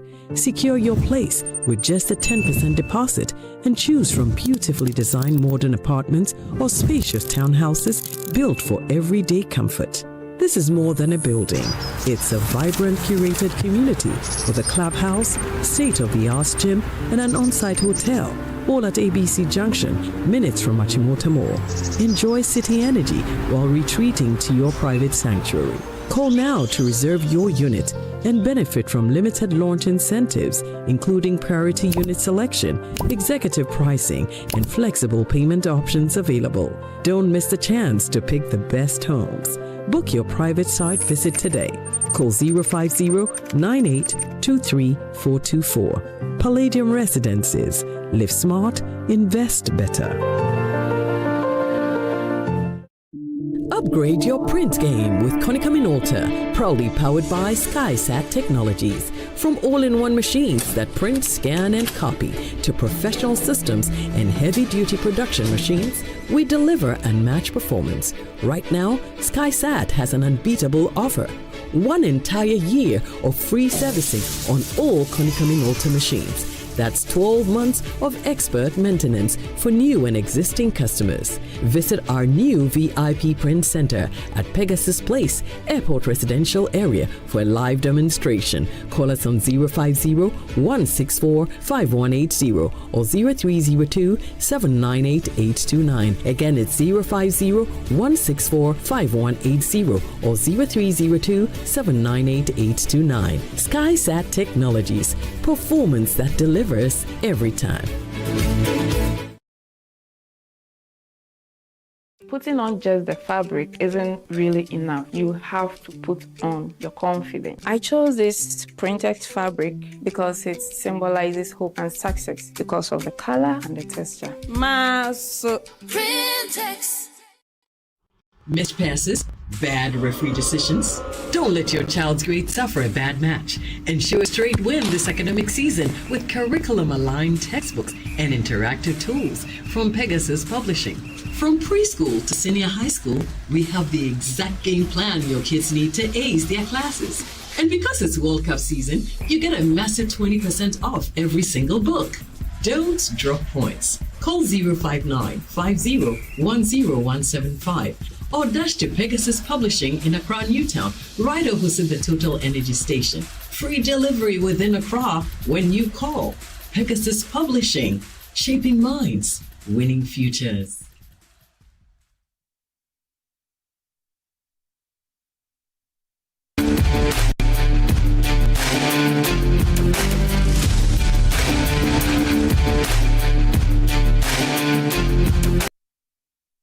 Hi, good evening. Welcome to the Prime Sports segment with me, Benaya Elom, the farmer. The Black Satellite ended their preparations for the 2026 WAFU B Under-20 Championship with a 2-1 win over Sampefi in a friendly match. Now, the WAFU tournament will serve as a qualifier for the 2027 Under-20 AFCON to be hosted in Ghana. Here's head coach Maxwell Kunedu speaking. I think way back in October, that was the first phase of the screening. Yeah, we had four different groups of 35. We've gone in and out of camp for some time now, and here we are. The tournament is ready, and we are also ready for the tournament. We made sure we selected these players carefully from all the divisions. You know, some are coming from second division, Division 1, Premier players. But we made sure we picked talents from all over. And more importantly, we brought some young ones from the Starlets that played in Morocco recently. We brought them on board and they are with the team. So the blend is not bad. We are getting on small. We've built their minds to restore confidence in Ghanaians. That regardless of we being in the finals already, we still have to play for Ghanaians to, have confidence in the team. Not that we are just going to participate. We want to participate and win it so that the average Ghanaian will know that this Under-20 team is back. I think we are ready, and we are ready for the first match, which is Nigeria. Obviously, these two giants will always meet. And on Monday, I think we'll be facing off. And we can assure Ghanaians that our boys are ready and we'll be ready for the day. And we want to, put the smiles back on their faces. Yeah, we are ready. And as we are saying, we're talking about Nigeria, but Burkina too is another block that you need to crack. It's not easy. Now football is everywhere. You cannot say that I'm Ghana, so I'm just going to have a walkover or something. The important thing is these boys are ready. They are much ready. Yeah, we've had a lot of support from management, the technical team. Everybody is, working so hard. Once a while, some of them were having some courses, but when they leave, we bring somebody to, stand in for them. But once we are together, we are all working as a team and supporting each other. At management level, they also paid us some visits in Pram, which we were so happy. And when it comes to the FA, you can be sure that the FA will give his 100% to this team especially. We know Ghanaians love their Under-20. That is the FA president also is very much interested in this particular team. So we are leaving no stone unturned. We make sure that we are taking the right decisions to help the team, achieve the result that Ghanaians are expecting us to.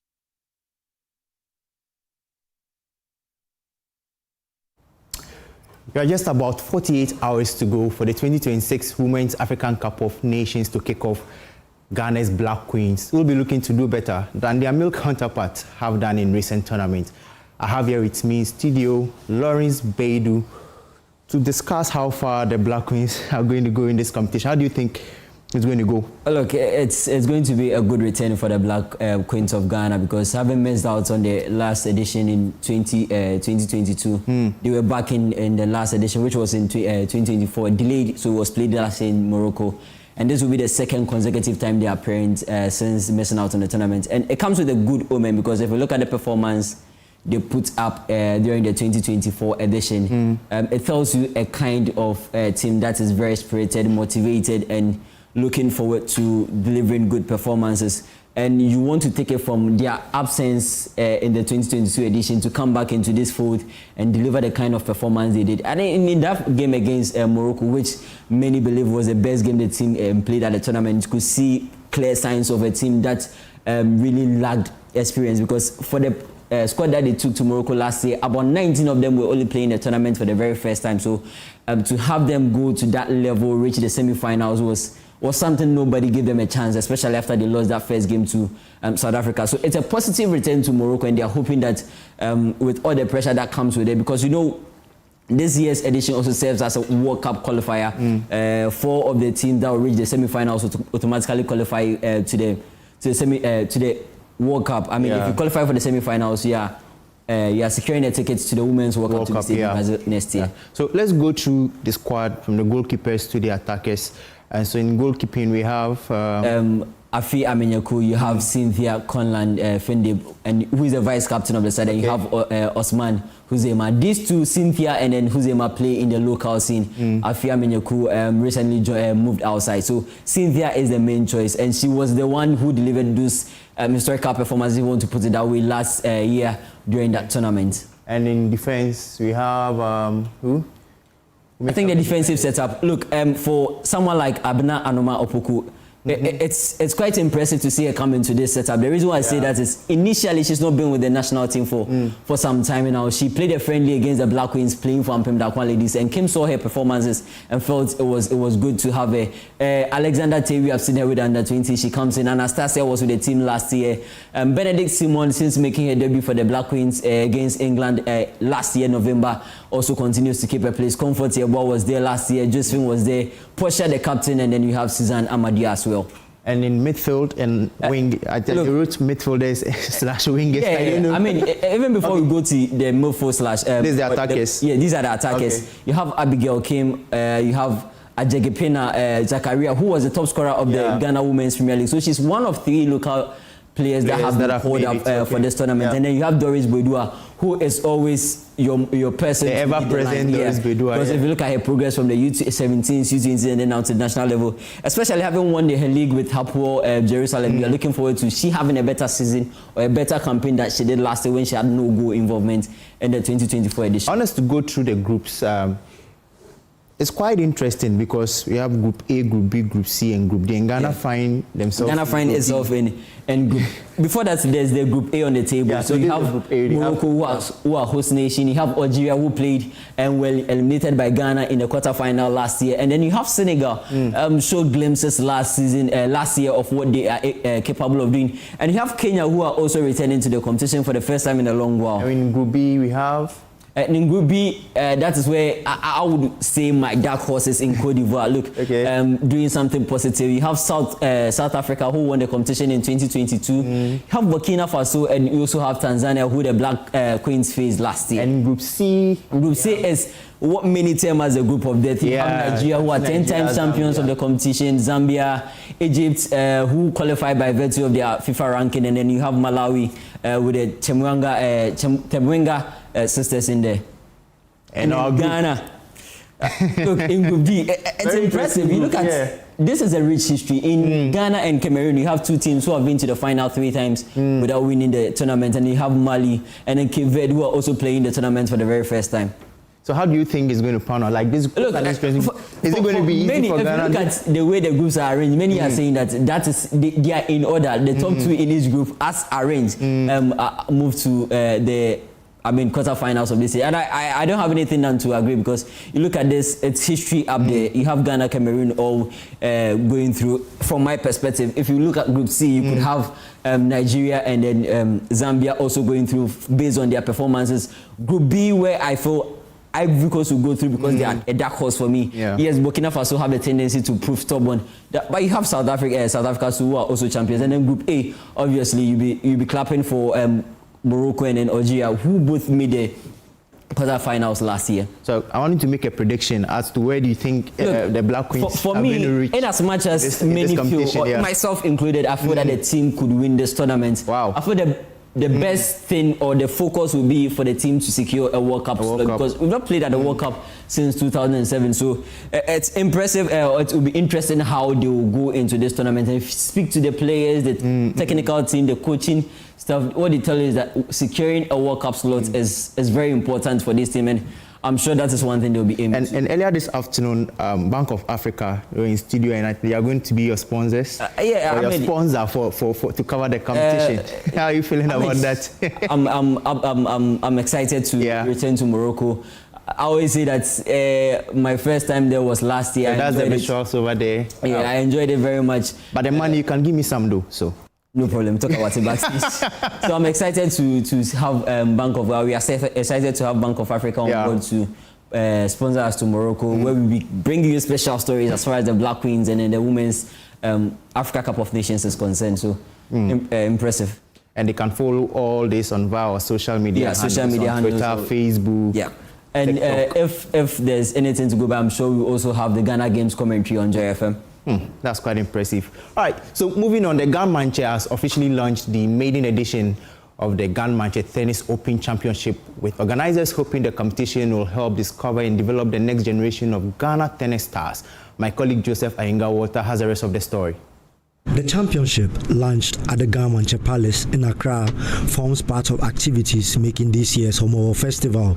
Set for August, the tournament will feature some of Ghana's top male and female tennis players competing for cash prizes and national ranking points.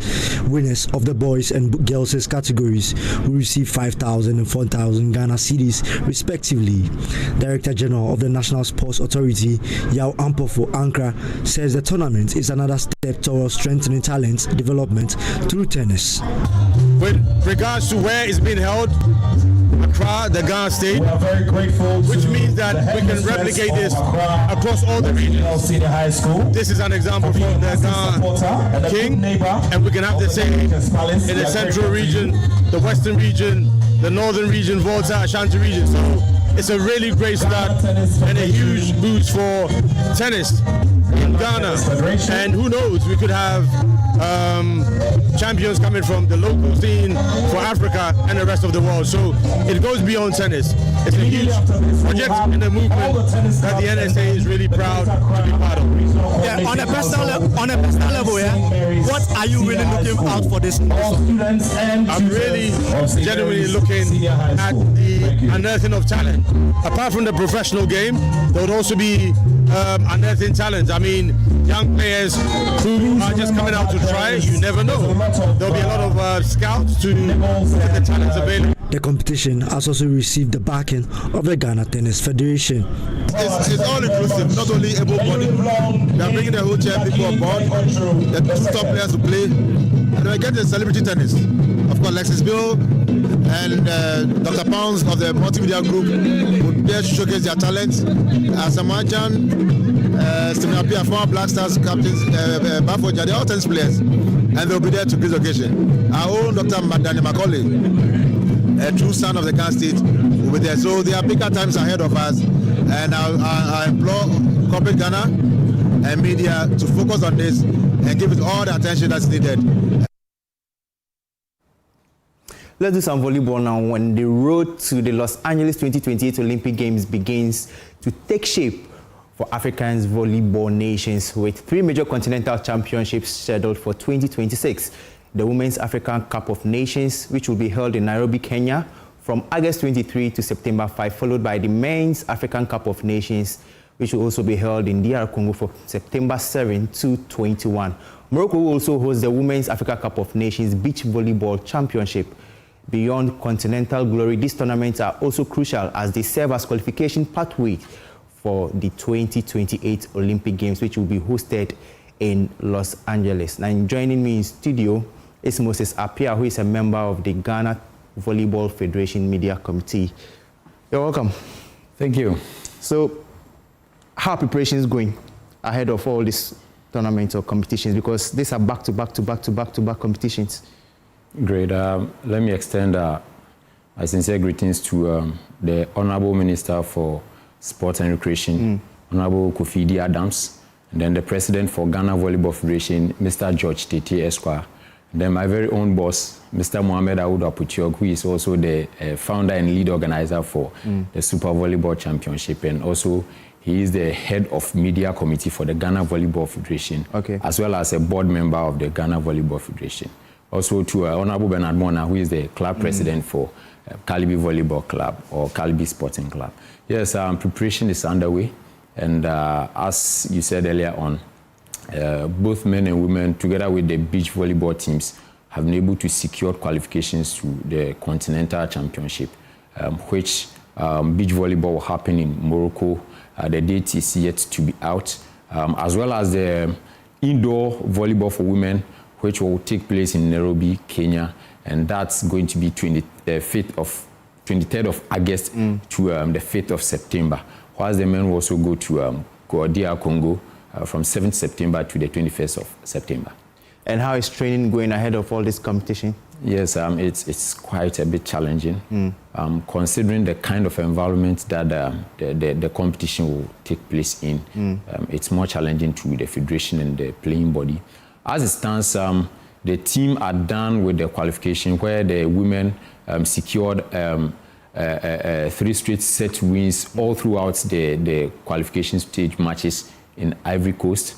They played against the host nation, Ivory Coast, scored them 3 straight sets. Again, they played Benin, Burkina Faso, and then Togo. It was a round-robin game that's happened in Abidjan, and it's all straight sets out of the 4 games they played. They've qualified, and now they are back home. God willing, next week, Monday, the teams, both men and women, will be at camp to start training. But as it stands, per little information gathered, the Federation has written to the Sports Ministry through the NSA to be able to secure the bottom for practices and preparation. I mean, volleyball indoor is played in an enclosed area, and this is a continental championship. Is going to be played indoors. So we are hoping that the ministry will actually grant us the access to start preparation. But as it stands, while the time is limited, God willing, the preparation will begin, training will start vigorously at the Bema Camp Supply Volleyball Court. So with these competitions that are going to take place in the continental level, where do Ghana need to finish to secure qualification for the 2028 Olympics? Yes, well, as it stands, we have no other option than to win it. Exactly, we have to win it. Either than that, from 1st to the 3rd position, we have to secure it. And so the first 3 are going to gain automatic qualification too. Exactly. And do you feel confident that Ghana will stand in a better place to secure these top 3 positions? Exactly. Why not? Let's take it back to the African Games Accra 2023, which we hosted. We all bear witness that volleyball men won bronze, whilst the women placed 4th. So it means that the little push, the teams will make it up there, and we'll be proud of them. So what do you think the team will need in order to boost preparations and keep things running, so that when these tournaments are near, the players will be confident enough to at least secure all these positions and qualify? I think a lot. As it stands, volleyball doesn't have or receive the needed support in terms of funding. And when it happens that the teams have to travel to outside the country for championships and the likes, it becomes a big problematic. Taking it back to just last week that the team went to Ivory Coast, trust me, we're supposed to go with the men, but due to issues in funding, we weren't able to go with the men, only the women. And we went by road, and you could see the stress in it. Yeah, that's a whole lot. And then after even the qualification was secured, I mean, at least something little to push them, motivate them, but nothing like that. A lot happens. So as it stands, I mean, funding is one thing that the federation looks up to that will get.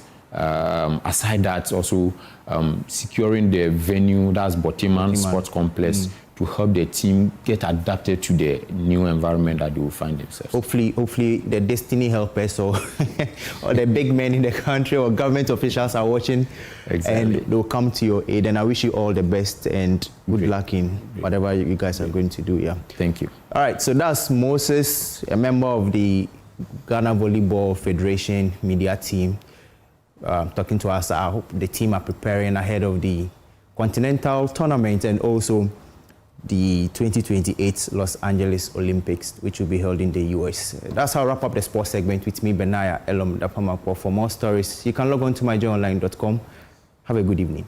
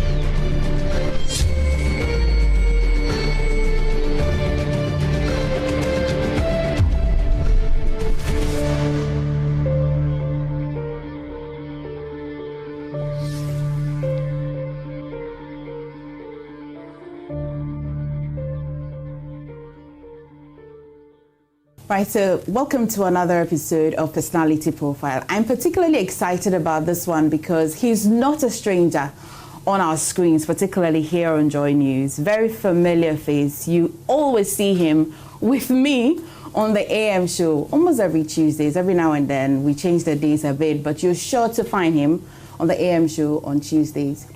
And today we thought, why not? Every time he is attempting to put some meaning to policies by the government of the day or bring some clarification, educate people on what's happening with government and also what's happening in his constituency. So I thought about it and said, why not? Do you even know his favorite color? Do you know his favorite food? Do you know, what do you know about him? Yes, you're welcome. So I am particularly excited to sit down with Honorable Mohammed Baktaglia. He is MP for Sisala East. Today, we're not breaking down policies. Today, I'm not controlling time. We just want to get to know him and how his role as Member of Parliament has impacted him personally and the people that he superintends in Sisala East. Honorable, thank you so much for sitting with me on Personality Profile. Does it feel different, Alice? Well, you know, it's life. And thank you for coming. And it's beautiful having you and your team here. Thank you. I am the privileged one here. Are you? Tuesday, you're always in studio. Yeah. But today, you gave me a special visit. We're happy that you made time for us. Sure. Well, Sisala East particularly, let me in on the geographical location, how it looks. What's the size in terms of population? Yeah, Sisala East has a population of a little over 100,000. Yeah, 100,000. Then in terms of voter population, we are looking at a 42,000 voter population, yeah, obviously. And you know, largely we are agrarian community where I can say close to 95% of those there are into farming. Okay. Be it peasant farming or a commercial farming. Okay. Yeah, so we are more farmers in that area. Are you from Sisala East? Any community in Sisala East? Yeah, I am from Sisala East. Though I am born and bred in Tumu. I grew up in Tumu, but I am from a community called Bugbele. And you know, we settle per clans. My clan is called the Galibaka clan. It's a clan that has four sister communities. The Bugbele, Walumbele, Tasso, and Kulfu. So anybody who is familiar with our area knows this. Okay. Yeah, So Sisala East is in the Upper West region? Yes. Is it quite close to the Upper East? Yes, quite close, because I would say it's the eastern part of Upper West. As a shares border with what? Navrango. And when you come to the southern part, we still even have Wa East. That is within the Upper West, but also we share boundary with them too. So it cut across. Even when you go around northeast, we still share boundary with them, because somewhere Como and Santiago Ballet and those places is surrounded. So we are surrounded with, and at the far north, we share boundary with what Burkina Faso. It's just the last point to enter what Burkina Faso through Leo, then to Ouaga. Yeah. Okay. Well, so before you became member of parliament, and comparing it to you becoming a member of parliament, this is what you envisage? Is this what you pictured that being in parliament would be? Yeah, I can say yes and no at the same time, because for me, I've had the privilege to serve under a member of parliament. That's between 2009 and 2012. And even I was appointed by then at the office of the president as administrative liaison officer. So I've worked closely within the cycles of politics, and I know the dictates of politics, the hazards, what the impact being created, and otherwise. So I've been around for some time. I think I understand a few things now. I think it's all coming together for me. Yeah. So you were born in Tumu? Yeah, born in Tumu. And into a family. What kind of family did you grow up in? Yeah, I come from a very polygamous family. Like my dad, all of them are blessed. They are blessed memory. Has four wives. Yeah, so I have four mothers. We stayed together in the same compound house. I grew up in that house. To be honest with you, I am the first generation of my family. Despite the fact that my dad had four wives, I have, together with my step siblings, we are 10. Okay. We are 10. I think we've lost about 3, and now 7 around. But I am the only one who is educated in that family. I am not trying to pull up my children, maybe my brother's children and other things. That's why we are trying as much as possible to bring them up. But in that particular family, I'm the only educated person. I see. Yeah, so why? Was it intentional? I know that in some families, they usually will sit and say, because of financial constraint, let's see one person through, and that person will come and carry the other people that are following. Is that the case? Yeah, I think that if you look at in terms of age, I am one of the youngest. Even at this, even currently in the house, if I go, I'm the youngest, because I have my 2 senior brothers who are there. So I'm the youngest one. So my brothers, and I think that time the focus was not more on education, I think so. But my mom played a very good role. I didn't know what her motivation was. She insisted anytime that if I wasn't in school, any time that I wasn't in school, she found it very uncomfortable. She spoke to people around who are elders who could talk to me. Yes, she did everything to keep me in school. I see. She's not here today, but I think that I have always dedicated this where I am today to her. She went around shana trees, picked shanat just to keep me in school. I remember my BEC exam. We were supposed to pay. Today, we call it 3 CD 50 pesos. Those time we got 35,000. My mom has to do the work, stay in the bush, go around very early in the morning. She has to go. We have this dew. She has to walk through that, get to the trees, pick shanat, come, parboil that, and then sell to get me fees to go, the exam fee to go and pay to write my exam. So, so for your mother and your father, how many are you? How many siblings, direct siblings do you have? Direct, we are about three. Three. Yeah. And you are the youngest of the three? I have a junior sister who is the youngest. But why did your mother take keen interest in you going to school? I mean, I know you say you don't know the motivation, but if you look at it, if you look back, why? Yeah, because I know, because those days they insisted that you be in Makaranta. And I think that my malam, they used to tell her a lot that your son is brilliant, so keep him in school. That, and I've also personally shown a bit of interest, because those days I go to roam around schools. I wasn't directly picked into school. I think I walked to, today we used to call it Zongo School, United Primary. And it was always I visited there, they decided that no, I come there every time, so come and be part of the class. That's how I got into the school. Really? Yes, but I think her motivation came from the Makaranta I used to go, because the Malams recommended that I'm a good guy, I study very well, and anything they teach me, I pick it so easily. So she felt that I should be part of the secular studies, and that's a school. Yeah, she insisted that I always will have to dedicate to her. And your father? No, my father always, to be honest with you, my father really would want me to work on the farm, because he felt that the examples he saw in my area growing up felt that most of the people who went to school before me couldn't go anywhere. So he didn't see any motivation. Sometimes he misinterpreted that even to mean that we are lazy. Those who want to be in school are lazy. But my mom will have contrary view. Yes. And she fought it through, and she stood by that. Like I said, she went beyond just pushing me in school, talking to elders who could keep me in school. Oh, that's really nice. Yeah, she did that. Was your mother first wife, second, third, fourth? I think she's the third. She's the third. Yeah. Okay. But what kind of a father did you have, first of all? Was he a practicing Muslim? Yes, he's a practicing Muslim. Pure Muslim? Pure Muslim. Okay. Pure but Muslim. What kind of a father did you have? Very strict, you know. We grew up in a traditional home, very traditional. Sometimes we are asked to do things without any explanation, you know. I give you an example where my father, you know, those days when we eat in groups, and when they bring the family food, you have to sit before your father and all eat. I am the youngest, so if you are eating, it is incumbent on me to hold the bowl. That you show respect. Okay. Yes, but why the bowl was hanging in the air? No. You know, sometimes we place it on the floor. You know, the traditional settings. That's how we just go squat around your father and you are eating. The bowls are there. But you know, those they were eating from pots. Because those the pots are a bit round. You know, once people are eating, they move around. So they need. But at the point when we even have flat bottom bowls, they still want you to hold to show respect. So that if I walked in and you were eating, I would know that you're the youngest. Yes, you could know. Yeah, you could tell. You could tell that I'm the youngest. What does it signify? It signifies that try to make you humble, that you, and also a sense of responsibility, that you show that among all of them you are, because when they finish you have to pick the bowls, take it to your mom. You have to do that. Okay. Yeah, it's just a kind of training. But sometimes those things are not explained.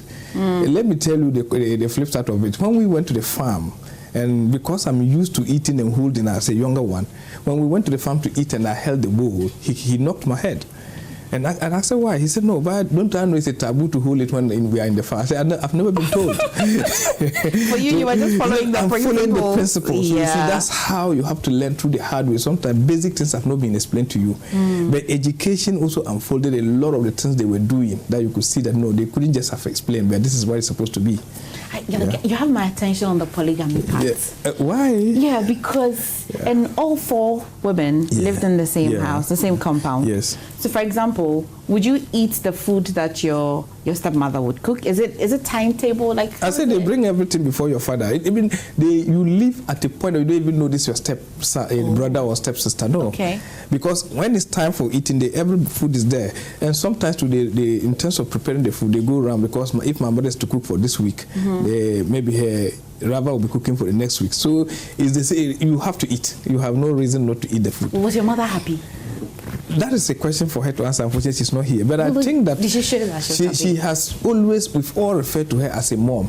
And even whilst I was away and she was down with her old age, it was not me who was taking care of her. It was my stepbrothers and stepsisters. That's the kind of home we came from. I see. They even see her more as their mother than me. That's how it is. And it's been inculcated in us as a people, and that's how we grew up here. Okay. Yeah. Are you a practicing Muslim as well? I am. Are you following your father's footsteps? I'm even trying. I don't have I was thinking if I could go beyond that, because tradition continues, right? That's on a lighter note. Your father did 4. Could you do 5? You know the advert of the key soap. There used to be an advert of a key soap. Tradition continues. Yes. So we don't try with tradition like that. So at this moment, what level are you? What level are you?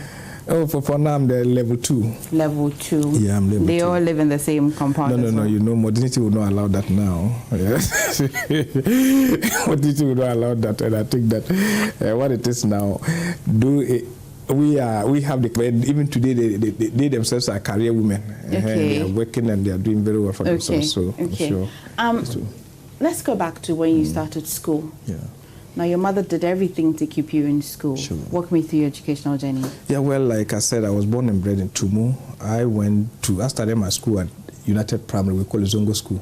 Then let me even just go back. I completed all schools in Tumu before moving out of Tumu.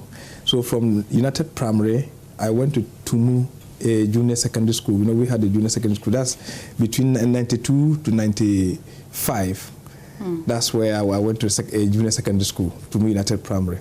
Then when I completed 96, I entered the secondary school, another Tumu Secondary Technical School. Okay. Then 99, I completed there 98. 99, I moved to Tumu Teacher Training College, trained as a teacher, taught as a teacher for some 2-3 years, and then furthered my education at Islamic University here. Then subsequently, University of Professional Studies. I did a few courses there, for instance, MPhils. I did a Bachelor of Laws. Then I went also getting admission into University of Ghana. I did LLM, that's Corporate and Commercial Law. Okay. As I'm here, I'm also doing another course, LLM in Energy Law, because of my place in the oil sector like Tor. I want to understand the operations of that and so that I'm able to contribute to knowledge and also contribute to the development of our country. Okay, but in your political journey, you must have faced some challenges beyond losing. I think that for a politician, the most painful or the most challenging thing would be losing election. Is that it? Am I thinking right? I don't get it. Is it the most challenging thing for you as a politician, but I'm going ahead to think that for a politician, losing election will be the most challenging thing for you. That's it. Because like you know, let me liken it to business. Every investor will want profit, and at the end maybe dividend. So if you are recording losses, obviously that's no good. But every politician will first want to make sure that people recognize who you are and what you can contribute. By extension, believing in you and voting, or reposing some confidence in you and voting for you. So if you have gone for elections and you've lost, naturally it's quite painful, but it's also a reflection point for you as an individual to do some self-introspection, looking at the factors that led to that and what you can do to become better. So the first time you lost, what did you discover? Yeah, the first time I lost, I saw the loss gave me potential. They saw that I saw potential in me, because it was that period NDC decided to introduce all registered members. Card-bearing members should come and vote, not the delegate system we are operating now. I was in school by then. I was doing my master's, my MPhils. So I just completed and graduated in August, 15th of August. Then I traveled to Tumu, and the election was supposed to be, they held election on November 21st. So just 2 months difference. I wasn't there to even also make sure that people registered. But in that, I can still remember the figures offhand. The one who won, the Honorable Alijata Suleimana, she's here as a Deputy Administrator at the National Lotteries Authority. Okay. Yeah, she won as then she was a sitting MP. She got 3,030 votes. Our Honorable Johnson Sabon, now late, he was the MC or DCE. He got 2,700. Me, as the first entrant, the young boy who was there, I also got 2,434. That's impressive. Yeah, so when they called a meeting in Wa for us, reconciliation, in the meeting, my contribution, I think Honorable Collins' daughter, he was then the local government minister. He listened to me and felt that no. He called me and said, young man, you have a potential. Never relent. Just stay focused. Make sure that you do everything to support the candidate who won. I'm sure the people one day recognize who you are. But that's interesting. For a young person in your entrance, what did you say to them? What did they see in you? Why did they choose to? Why did you get that number of votes? I've been with the people, and I've always contributed my widow's mite to the people. I've done what I'm supposed to do. It's just like I believe in, they say, to get your unique voice of singing, try to teach people how to sing.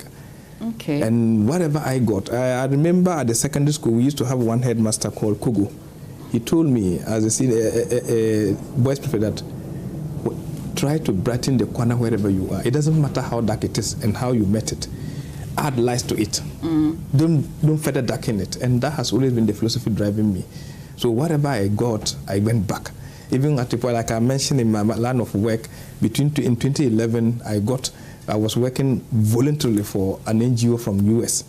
Yeah, they are professional medical doctors that will come on annual basis. I moved them from Accra here to Tumu, and consistently, I've worked as a volunteer to them for my people. We did a lot of things to transform the health delivery systems in my area, being the remotest area, and people have recognized with that. People have seen that no, I can dedicate myself for this service. Why not? Why did you choose the NDC as a party? I look at the general philosophy, the egalitarian principle that makes that everybody is equal. The home I come from, if they are rating us in terms of resources, in terms of population, I shouldn't be the one sitting down here talking on behalf of the Sale East people as an MP. But the NDC offered me that platform. So it means no matter how ordinary you are, you can rise to the level, provided that you have values, principles that you follow through. So I think that I always will want to, and the NDC will look at the ordinary. And I'm always proud that everywhere, I keep telling people that the best time to wear political colors is to look for the NDC colors. Why? Because anything that brought about transformational change or impact in the people of Sosala was being introduced by NDC. I see. That I say without even wearing any political cap. It's a fact that is there, everybody can relate to. Yeah. I'm curious, when you were the school prefect, was it through an election or by appointment? Yeah, I'm trying to test by election. Yeah, I won. Did you campaign? Do you remember the promises? You know that at a young age, people think that if once you can just speak good grammar and use plenty words, some people clap without even understanding the words, but they understood who we are. Okay. And you know, I also had a life, like I keep telling that. If I go to learn anything outside classroom, I try to teach somebody. I just think that the world is too wide for everybody to benefit. And so my contributions, so even my colleagues, they know, sometimes they say this person is good, he has come from Accra. He has come from Accra. This person is good, he has come from Accra. And he's doing this, he can help you. I will go and learn. And then come and gather my colleagues. And you had almost a greater part of your education in Tumu. I say I completed all the schools in Tumu before moving out. So the first day you moved out of Tumu, where did you go to? You came to Accra? That's one thing I should also say. My sister, my elder sister, who is still in Accra here, she's married. She's been in Accra. So right from P4, I used to come to her. So I've been very familiar with Accra. So anytime there's an holiday, I come. Sometimes I come to do some works to be able to raise some money to go back to school. You're in P4? I tried to, because I was very strong. Because those days, P4 were going to farm and doing. So if I come and have to go and do ornamental work to work on somebody's lawns, it's easy for me because it's something I've been doing once as a child. So you say your father was strict. What about your mother?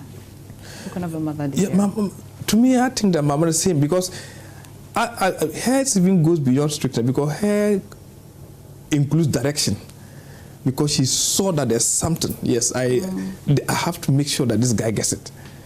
And like I said, she didn't just leave it within her own. She spoke to people who will come, who will call me and tell me that, oh, I used to know anytime she takes me to go, I want to run away, I will go and do something different. But she also saw that there's something in this guy. Okay. So you could see that she didn't just show how strict she is. She also gave me that direction, sense of purpose.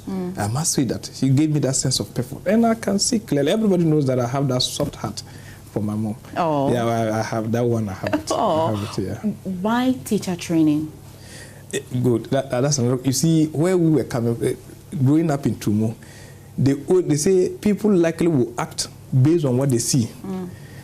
All we saw growing up is people qualified, people from Accra, Kumasi, and went to training college. The school is there.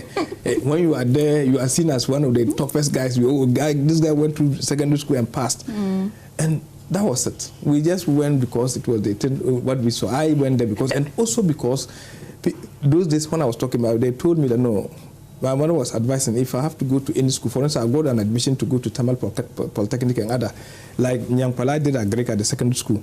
They wanted to go to UD, as I would call it Nyampala, but they said if I'd going to the training college is good because there was a stipend for you as an allowance to keep you in school. Yeah. So if I have to go to another school without that, I'll be struggling. It's true. That was actually the motivation. And you can tell my generation in those schools, most of us saw that as a stepping stone. Let's go there, hold on to something, then you can build yourself up. And that is, we took that advantage. Was your father farming commercially, or it was No, just for to feed. And my father actually, was a businessman who is into cattle dealing. Okay. He did his farming, both just grains and also more into what? Animal livestock. Okay. So he dealt in livestock a lot until something happened. There was a riot that took most of his cattle away. And we have to focus 100% to farming. I mean, when people share their stories from home through to school and all of that, it sounds like, yes, what a child should have done. But have you had any lowest moment in life? Oh, quite a lot. Quite a lot. You see, you live in a society, and where you come from can both serve as a springboard or a trap. At a point, if it was like let me refer to my mom again, it was her motivation. Otherwise, I would have been on the street by now. Yes, because the example, so you could see that there was no hope from anywhere. No hope from anywhere, and things were really very bad. Yeah, so even struggling to go to school and even trying to explain why I should stay in school, even to my own family and dad, was something that was difficult for me. There were instances I have to leave the house, find a place, go and stay with a friend just to stay to write my exam, because they will not understand why I want to focus more into school rather than farm. I've done that. I have my friends like Zachariah and Co. Sometimes we used to have a place called the courthouse. That's around the Chief Palace. I would move from Zongo, and I stayed in the Zongo and moved to that place because I wanted to see myself also go through. And I had one man, a very wonderful man, he's late now, my headmaster called Tete Behise. Once again, he also saw the talent in me. He saw that, no, I could easily pass. But instances or circumstances were so difficult that I wasn't concentrating. So he was always talking to me. Interestingly, if I tell you, I had this figure because in 1998, we were 88 candidates that sat for the exam. The West Africa examination is not, 5 of us passed. Hey. Myself, Mohamed Bataglia, we have Abu Diaka today, he's a chief. We have Ali Timwa, he's also a representative of a chief. We have Baba Kanton, and we have Tontie Benado, 5 of us. So 83. So it shows the kind of, because you went to a school without even an English teacher throughout. You went to a school without even a good mathematics teacher throughout, because unless the voluntary service overseas who come to support. And sometimes even when they speak, when they say 44, you go and write 24, you don't even understand the language. So it's quite difficult. It's quite difficult. If I talk too much, right? I didn't see that coming. It's a fact, because sometimes they talk throughout 3 hours and nobody understands why. I remember even at a point, I was telling my brother, who is my aide here, that my English teacher, who was supposed to guide me through, I think was at that time going through a lot of things. Interestingly, I saw a word like nuisance. I checked the meaning. I went to ask him what's the meaning. He told me nuisance means something new. Hey!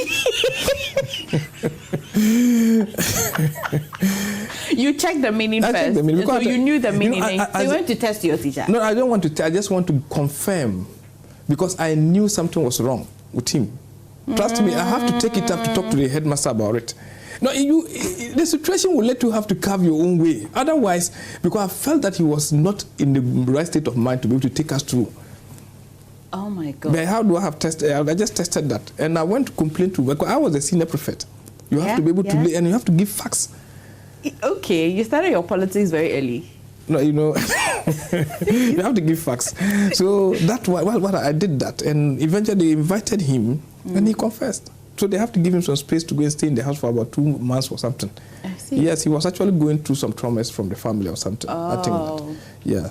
So I'm telling you what we went through in writing exams. So somebody who could have been in a well-endowed school or Ivy League school here, you see how you are in a school without a library, a school without a teacher.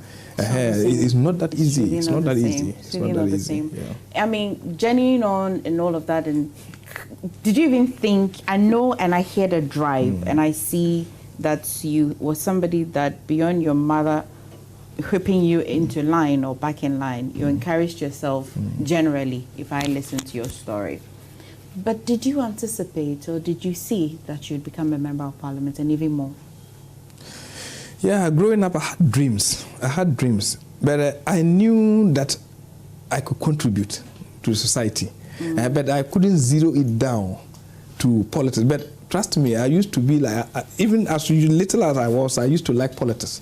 I remember somewhere like maybe 92, 1994, we had like those days President Akufo-Addo, he was a candidate, he was moving around to campaigning for votes and those. When they normally come, the MPP chairman, his house is just, we are just within the zone, we are close.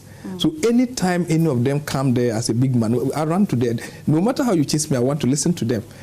Even back then, I knew people like Christian Cheche and Co who would come with Nana Akufo-Addo for campaign primaries. I was following through. I could sit in a bonshika, we call it like this cargo trailers and this to Navrango for just to follow up. We sit in buses to go to war for political events. At that young age, so I really wanted to associate and understand more about politics.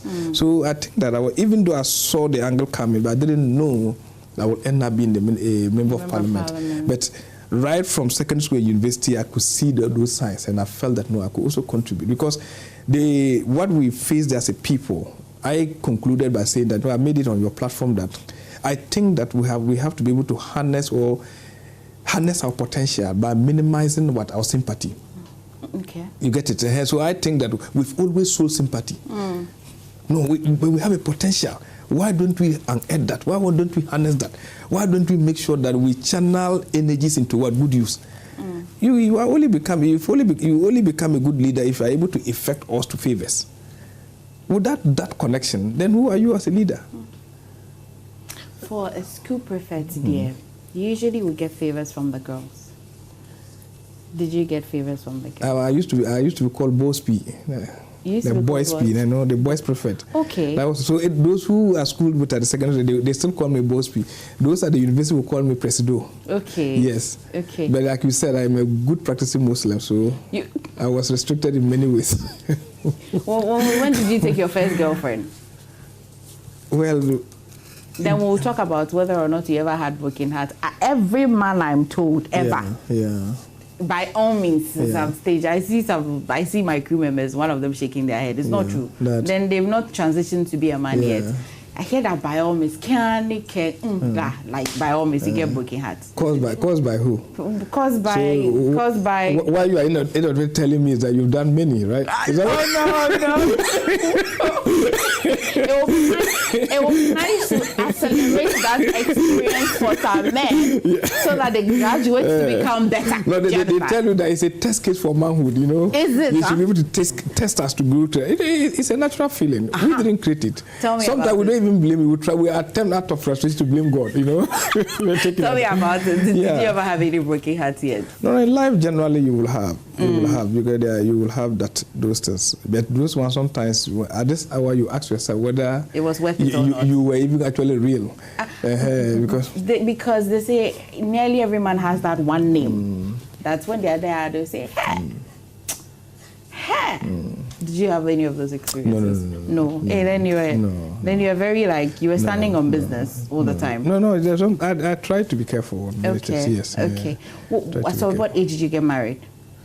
Well, I think I got married almost around 30. Okay. Yeah, 30. Okay, and how long before the second one? Oh, that's almost about 7 years. Okay. Okay. How many children do you have now? 4 in all. 4 in all. Any of them taking after you? Have you seen any politician among them? I am seeing that. I'm having that challenge with them. So I think that all of them might compute. Really? At least 3. 3 out of the 4, right? Yeah, 3 will compete for that. You can see that. Are they? How many boys? How many girls? Boys. All boys. Yeah. 4 boys. 4 boys. Oh, okay. Then I see why you may want to go beyond your dad. Yeah. Because 4 boys there, you would like to be a girl dad, would you not? You see, I kept telling the stories of my mom. Yeah. So you can imagine the soft heart I will have for a girl. You can imagine. That one is now. They know, even my wife. They know that I don't negotiate on that. Okay. Yes. Okay. I think we support you on that decision completely. How easy or difficult is it being a member of parliament, especially for the area that you work? There are quite a lot. Somebody will say sometimes there are a lot of factors that will. And I can tell you, we are from a rural community, levels of poverty very high. People see you as one-stop solution to every problem. So sometimes too, because of the way politics has been done. So clearly, beyond, I also indicated to you that our politics started as a clientele field where people want to drive benefits. It started as a communal demand where the community will say, fix this until we vote this. But now it's moving, or it's breaking down into individual benefits. Okay. Sometimes you put every effort to make sure that people are better. But the individual touch has become the challenge. That's become the challenge. To me, that's what I think. Because I think that it's a societal, because there are some communities that still where I come from. People scoop the ground to be able to fetch water. So if you are here and you can get a bottled water that is filtered and taken, you should be able to think about them. There are communities, it has started raining in some of my communities, like if you go to Komo, if you go to Uru, if a woman is pregnant and she's in labor, even with the strongest motorbike, I've given them tricycle ambulances. But even with that, they cannot get to the city, the nearest bigger communities. The roads are so bad. The roads are so bad. So those are the challenges we face. So, but those are the things that really make me actually give me some kind of headaches. So even sometimes, I see that as we cannot continuously dehumanize our people. We can effect this thing through good policies. We can be just the trustworthy leaders that we are supposed to be. That's what I fight for. So you think that for those who come from that part of the country or the regions, they are justified in their feeling of neglect?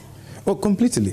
But like I said, there are many also who argue that those parts of the country have received huge form of investments. In what forms? Many people say that. I mean, if you look at from Rollins's era till now, there's been SADA, there's been, I may not be able to list. No, are we talking about policies or what those policies have actually done? There's one thing having a big policy and branding it and what it impacts. For instance, today, the coming back of NDC through with the President John Dramani Mahama being at the helm of affairs, one can visibly see the impact being created in Sisala East. Like I kept mentioning on your platform that if you walk through, if you are driving from Wa today to Tumu, you can see complete improvement. Those days when it started raining, you could travel between, the minimum you would do is about 3 hours, 30 minutes or 4 hours. And the maximum it can take you to 7 hours before you get to Tumu. Wow. Today, people are doing it 1 hour, 30 minutes. That's even when the road is not completed. Others are doing it 2 hours, maximum 2 hours, 30 minutes. If you go into Tumu town today, you can see. Today, if you are connecting from Tumu to Bolga, you can stay in Tumu at 6 and leave 6 p.m. By 7, you'll be in Navrango. That is what we're talking about. It's connecting and also thinking about making sure that you open up the area. We talk about issues about telephony. We have communities like my constituency is very vast. Tumu is the central. The last community, if you are going towards the south, that's Kalaksi, it's about 96 kilometers. What's the name of the town again? Kalaksi. Kalaksi. Yes, it's about 96 kilometers. If you are going through that place, same place to Komo is about 86 kilometers. If you are going through the east, that's Wuru. Wuru is almost about 70, 80 kilometers. So traversing that constituency is not an easy thing. Okay. I can imagine. How to even communicate is a problem. So today, fortunately, even through the MTN lobbying, we've tried to government making sure that the issues about national security, some places are cut off, armed robbery issues. Today, MTN is creating new sites, operational sites. About 7 of them have been established. In Sisala East? Yes, in Sisala East. I am telling you that, you know, Lies first came to Tumu in 92. From 92, I think that's in Tumu town. 2000, when we lost power, NDC lost power, MPP came. They moved it to about 5 communities. They went from Tumu to Nabugobale, then from Tumu to Sakai. When NDC came in 2009, under President Professor John Atamios, may his soul rest in perfect peace, he extended the treaty to 45 communities. That's from Tumu through Dimabale to what? Basisang. From Tumu through Bakwala to Gosi. Everybody knows that. The schools I have attended, that's even, it's still tied to our umbilical cord traditionally. That is in 1985. That's what the teacher training college was established. That's under Rollins, the PNDC era. The PNDC era. Most of the people who are now into the service industry, who are teachers, are from most of us are from the school. Can you think about the multiplier effect?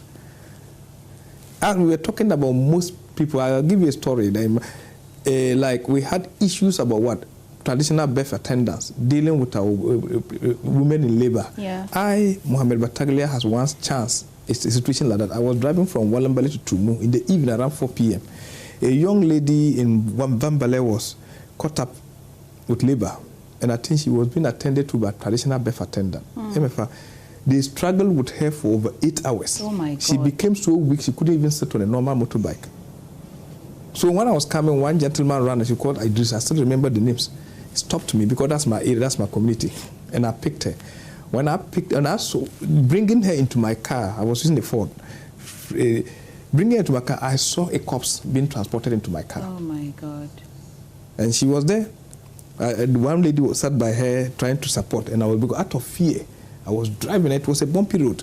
And the woman kept talking out of it, saying that that's the way the mother also passed and lost her life. So making it look as if it's a myth or it's a tradition, like it's some kind of superstition or something.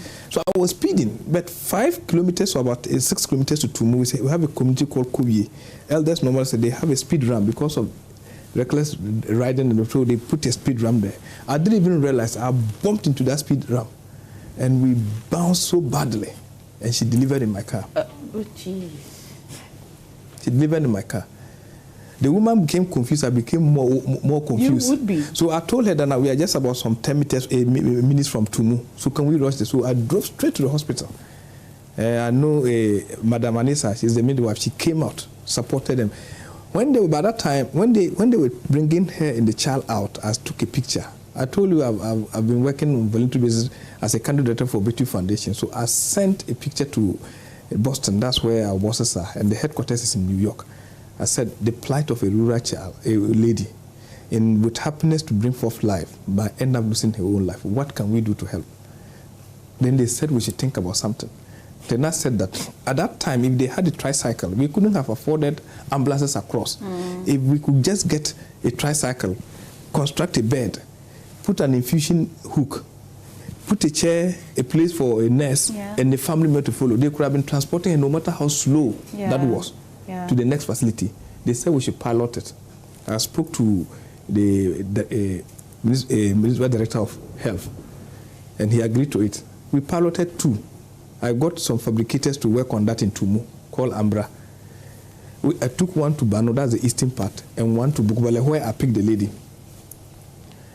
The data that came out in terms of reducing transport time and saving lives became phenomenal. To the extent, consecutively about 4 years, Tumu is recorded 0 mortality rate.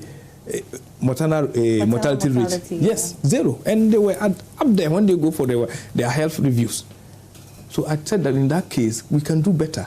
So I spoke to my bosses, and we invited a group from Boston who are engineers. So we are trying now to link engineering to what? Dealing with health problems. The issue is not just having good doctors or having a good facility, but moving the patient from the home, the sick point, to the facility also means a lot. Can they come with a concept? And through that, we held a continuous stakeholder meeting, and we developed a tricycle ambulance. As I'm telling you, MFA, I am happy to say that CNN reported on that. We have a fabrication center in Tumu. There's a community called Poloma. Now they have local content. All the fabricators are from our place. They've now extended the expansion. They've moved into about 5 districts now, and it's catching what? The whole area in terms of impact rating. Sometimes when you are from a distance and you see that, you can laugh. But the ordinary person who is down there, it means everything. It's just like, that's why sometimes when they say a politician went and sank a borehole, you see just a bit more. It means everything and anything to what? A community in terms of hygiene, in terms of good drinking water, in terms of even making sure that you minimize the dehumanizing situation that people go through. So that's what we do.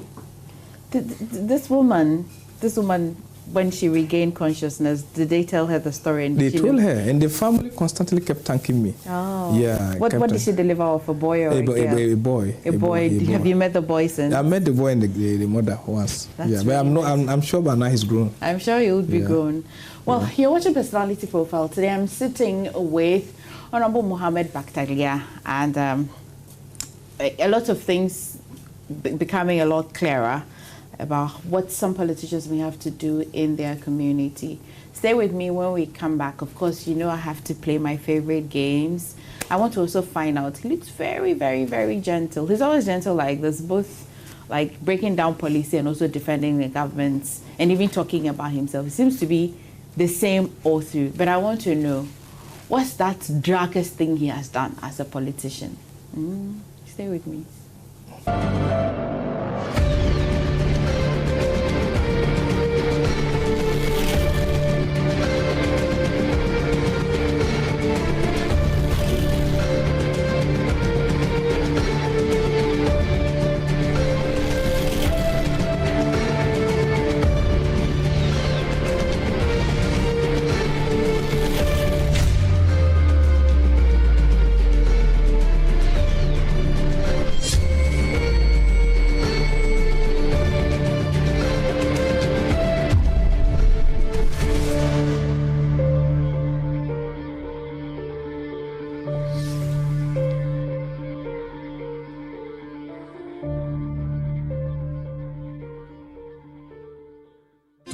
Another week is here on the greatest of all time show. My name is Giovanni Clip, and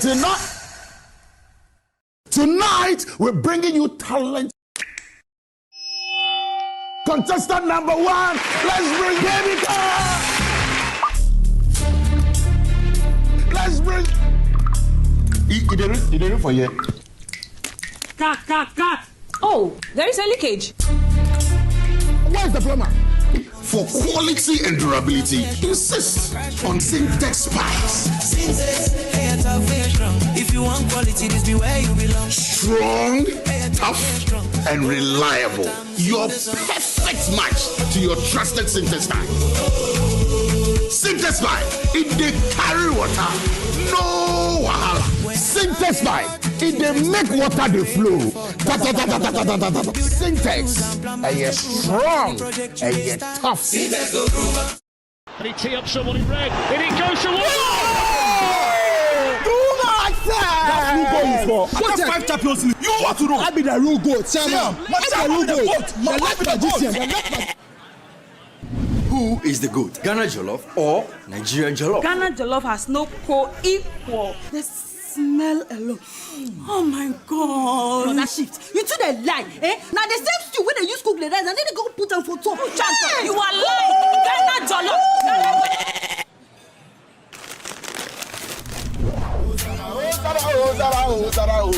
And you be here, forget everybody. Yeah. My guy. Put your papa in the jar, put some respect on the goat. On the goat. The only goat I know lives in Tama. Every year, we dey give to you back. We are talking about PET. I want to hear the face. Except be the goat, huh? My guy, he be the goat.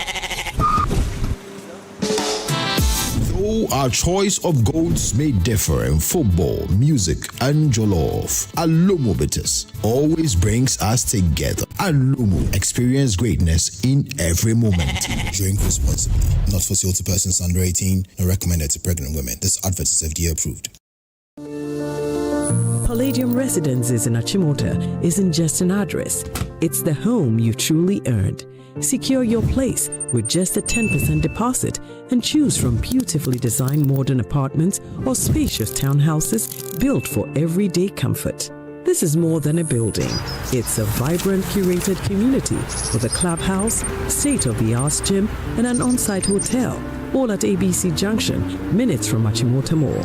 Enjoy city energy while retreating to your private sanctuary. Call now to reserve your unit and benefit from limited launch incentives, including priority unit selection, executive pricing, and flexible payment options available. Don't miss the chance to pick the best homes. Book your private site visit today. Call 050-9823-424.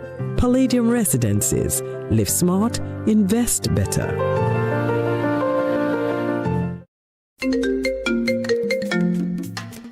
Hello, my name is Pamela from Customer Service. Please revalidate your account by texting your Ghana card number to 0500,000 247.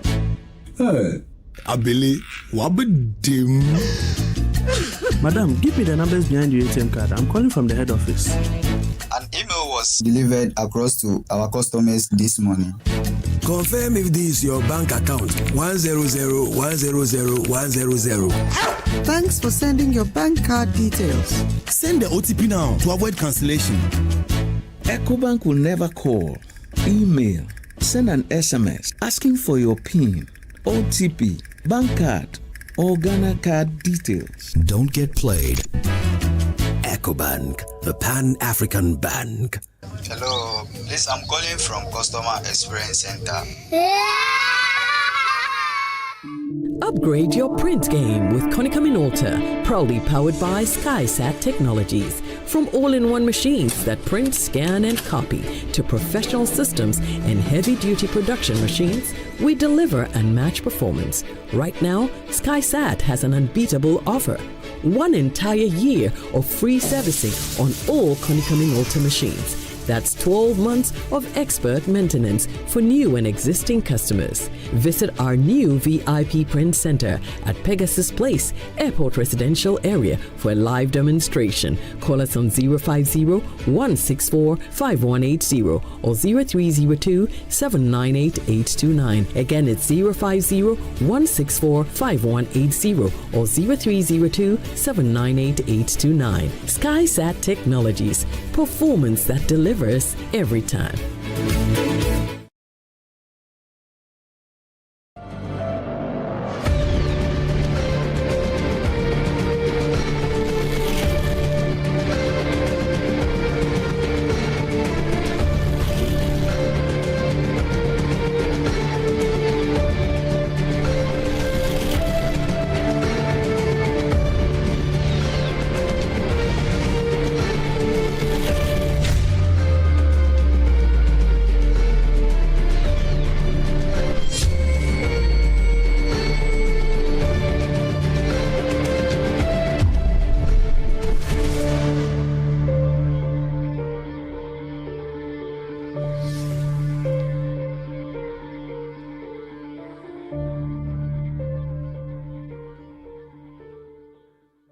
Welcome back. I hope you're not just joining us, because if you're just joining us, you missed a lot.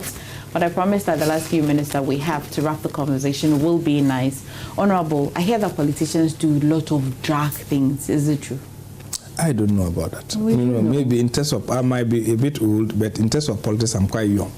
Okay. I'm quite young, maybe. But for me, I don't, as a person, I have my values and principles I believe in. What's the toughest thing you've had to do because of politics or power? The challenge I have, you know, I told you about Virtue Foundation. They are renowned people who have some kind of status toward the UN. They told me the challenge I will face in politics is that I will be asked to bend the rules. And I said, no. They said I would do it. So they didn't even want me to be into politics, because they felt that, no, I am straightforward.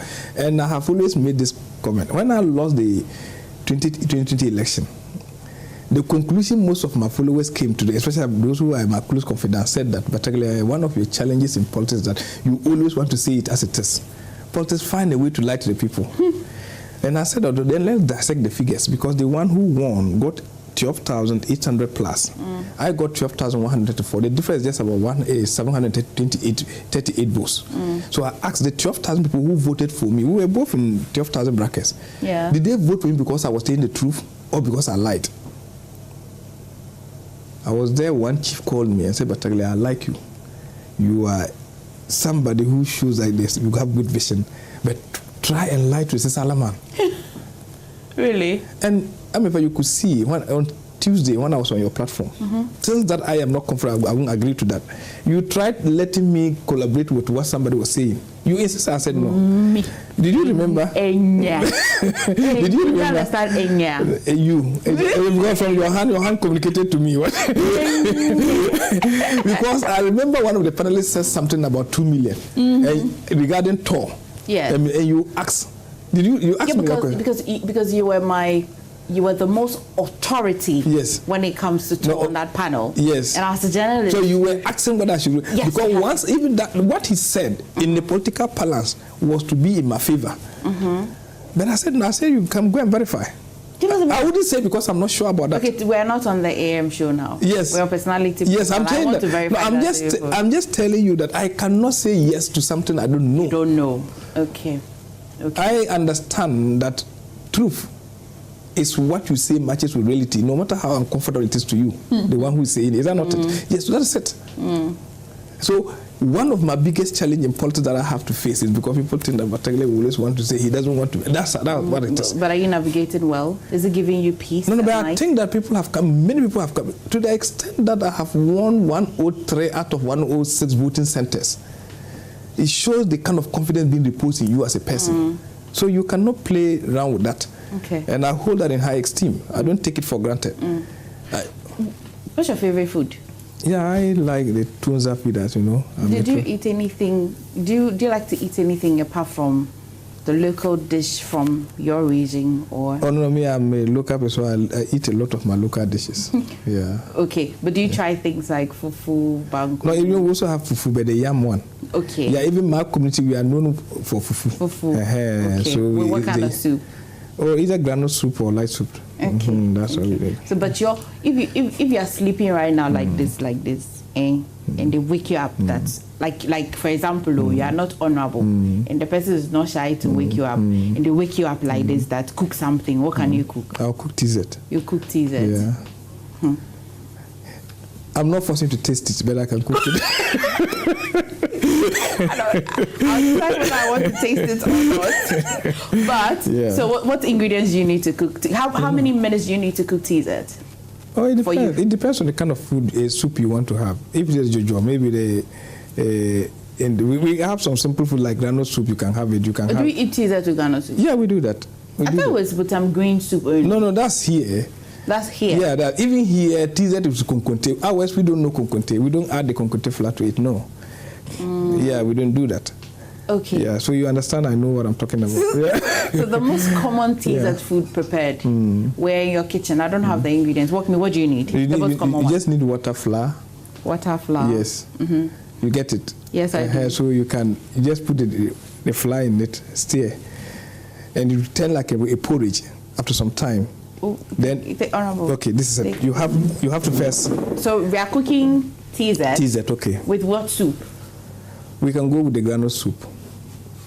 We those from the south are the ones coming to eat it. So cook it with the one that we know. The granite soup. We cook with granite soup. We even have something we call it jojo. You know. Jojo. Yeah, you know the granite with leaves inside. You know here.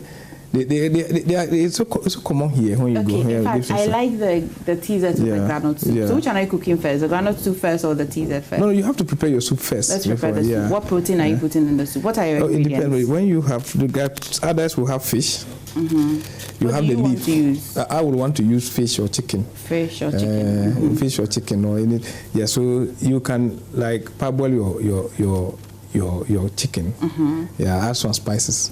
What spices? You can maybe you have your salt, you have your pepper, your hot pepper and those ones. You have your onion. Yes. Then you can just parboil. Yes. Hot pepper. Salt. Yes. And onion. Onion, just for the start. After that, then you go to prepare it. So maybe you can, now people are reducing the quantity of oil they take. So with little oil, you can fry your tomatoes. You get it when you have your tomato paste. What soup are we doing? Granite soup? You are doing granite soup. You are doing granite soup. We fry the tomatoes? Yes. At what point are we frying the tomatoes? I don't know, but when you have your others, we even look at it from this point. First, you can. No, it's you guys. No, if I'm going to cook it, then you have to first boil. You fry the oil. You put your tomatoes in it. You fry it. Is that not it? Are we cooking granite soup? No, we are coming to that point. Okay. That's what there are two ways of doing it. Those who want to go with the oil, they can do that. We are the one cooking it. So you want me? We don't want other people want. Okay, so I will go this way. From where normally we even get to where we use the granite, we use like where I grew up. We use the tunkusa. You know tunkusa, like a granite paste. You put the granite paste out of when you stir it being heated, it comes with the oil comes out. Yes. That's what you use. And then you can now be adding your tomatoes, your ingredients on it. You've already parboiled the meat, then you add it. You get it. Then when that is done, then you have your granite. You let it cook a bit, because otherwise with the granite, so if you don't let it boil properly or cook properly, sometimes you can cause some stomach upstairs. People will be running through. So when that is done, then you can come to the issue of what the TZ. Wait, yeah, we are done with the Ghana. No, I think we just want quickly. It appears you want me to use every minute to talk about it. But what I'm saying, we're teaching people yes, how okay, to fine. cook your groundnut soup. How I will cook it, for instance, I will get the groundnut paste. Already I have my tomatoes, I have my other ingredients, you know. Then when you put it in your pan, heat it. When you heat, you keep stirring it. Okay. You stir at a point, you see oil comes out. Okay. But then you'll be adding a bit of water. Okay. So when that is done, then at least when you add enough water, you know that now it's not going to be too light. It's normal. Then you begin to add your pepper. Okay. If it's a garlic you want to add, you add. This is the point we'll add the garlic. If you want to, it depends on what you like. As people want different variety. Others even want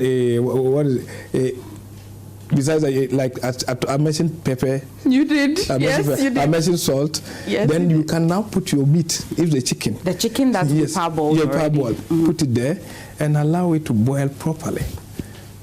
And that is soup. I'm sure you know it, but that's what I would prefer. Then when that is done, then you can look at the TZ. The TZ basically, we do that time, you have water. You boil the water. Then you fetch some flour. You put it there and keep stirring. Then that one becomes like a porridge. Okay. When that is done, then you have a spare flour that once you are putting, then you are stirring. And at a point that when it's thick, and you know that, at this thickness or lightness, I like it that way. You do it properly, then you can serve. That's what it is. It's so easy. Just because I'm saying it with math. If I was doing it practically, you would have seen. But this not the one I'm tasting, right? Or is the same food that I'll taste? This one? Yes. I'm sure you know even taste. You just eat it. Okay. You happen not to trust me on Honorable, this? Yeah. I trust you on a lot of things. But data, figure, policy breakdown, but they are not super. I'll make it myself. But you are helping me make it. Can you? Yeah. Okay, so let me show you this. I'm going to show you something and you tell me whether you know what it is used for. Okay.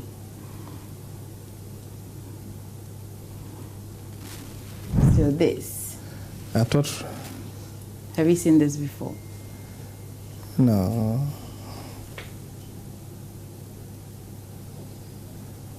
I don't know this. What is it? It's called a beauty blender. We use it for makeup. Oh, okay. You've not seen it before? No, I don't. You know, until you drag me to your, I don't go to this. Okay. I don't know this, yeah. Okay. Look at this. This is a very feminine product. Do you know this? I don't know this. What I have in my mind, I won't be saying it here. I'm showing it on TV, so it's safe. No, I don't know this. Because it doesn't look like what I know. What do you know? No, what I don't look like? No, I don't know this. You don't know? Yes. Have you heard of a tampon before? No, I don't know that. You don't know what a tampon is? I don't know. Okay, we'll move forward. This.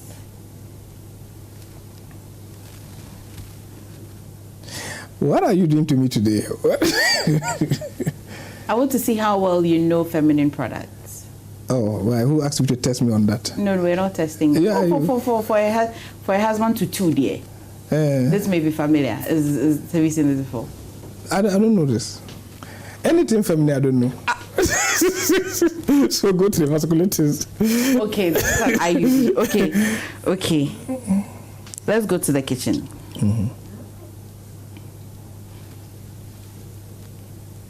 This is a blender, right? What is it? What is it? Can you see? No, look.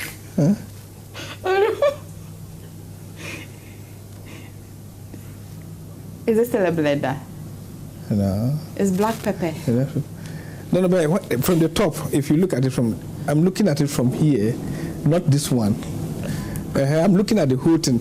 Okay.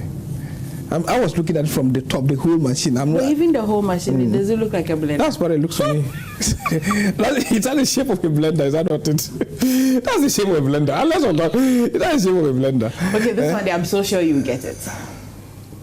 Okay, that's yours. What's that? Is it a lip? What? I don't know the name.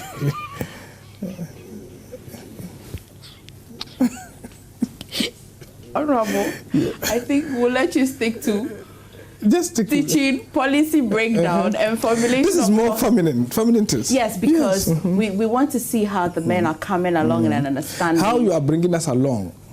Yeah, how you want to see how you are bringing us along. Bring us along. This one is a mascara. Mascara, yeah, okay. Yes. Yeah. Have you heard of mascara before? I've seen people use it. Where they use it on the eye. Okay. At least I've taught you a few feminine things. Yeah. Okay. Well, Honorable, it's been a pleasure having you in my seats. What would you like to say to the people of Sisala East? Oh, as always, I told you that it's a privilege given to us, and we do not take that honor for granted. We are doing everything possible, the little opportunity given to us to make life better for ourselves. And we have a long growing population, the youth, who are seeking for employment. We are doing everything possible to make sure that we open up the potential of the area. I am sure women who are going through untold hardship, we are doing everything to make sure that we alleviate what they are suffering. We will make sure that our leadership goes to dignify them as a people. We are here to serve. We've been voted to serve, and that is our focus. We'll do everything to make sure that we give society the best of service.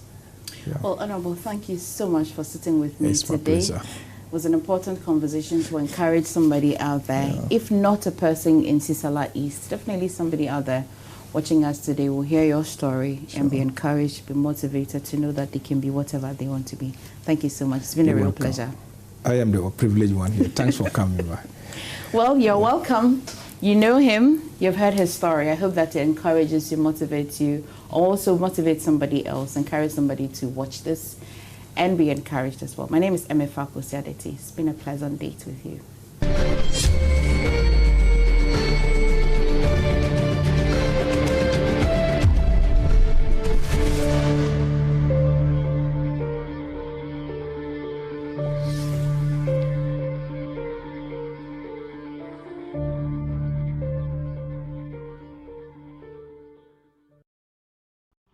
Misses, bad referee decisions.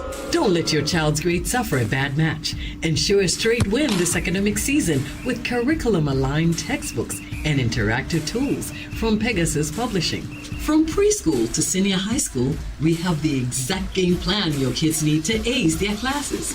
And because it's World Cup season, you get a massive 20% off every single book.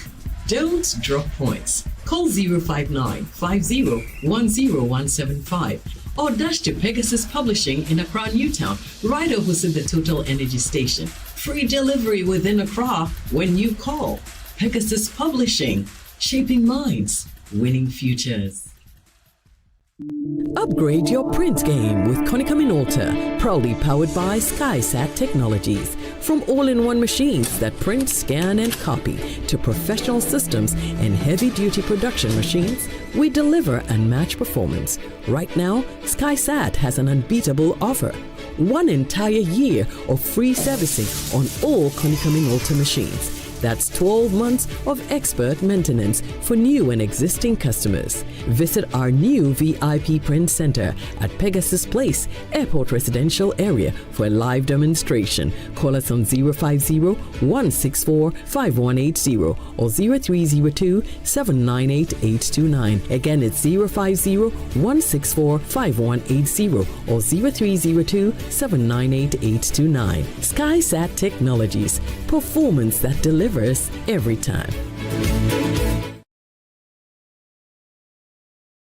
Another week is here on the greatest of all time show. My name is Giovanni Clip, and tonight we're bringing you talent. Contestant number 1, let's bring Baby Girl. Let's bring. You did it for you. Cut. Oh, there is a leakage. Where's the plumber? For quality and durability, insist on Syntex pipes. If you want quality, this be where you belong. Strong, tough, and reliable. Your perfect match to your trusted Syntex pipe. Syntex pipe, it they carry water. No wahala. Syntex pipe, it dey make water dey flow. Syntex, strong, tough.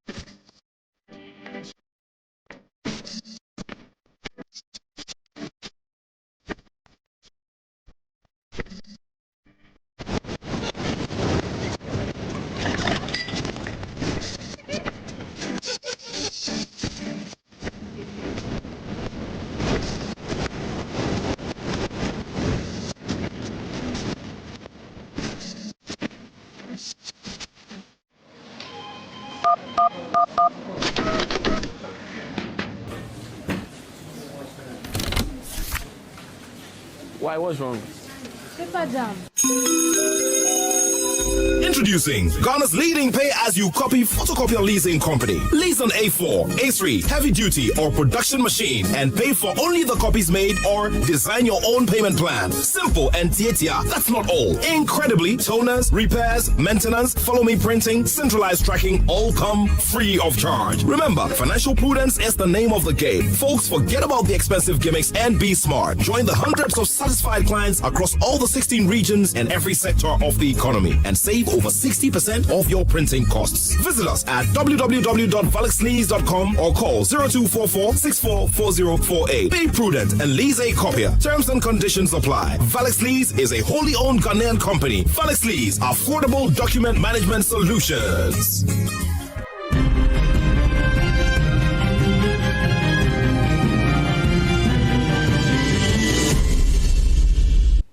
Hello there, and you're welcome back to Foreign Affairs. We're bringing you this special edition, an intergenerational professional dialogue with Ambassador Emeritus Richard Maximilian Akwe.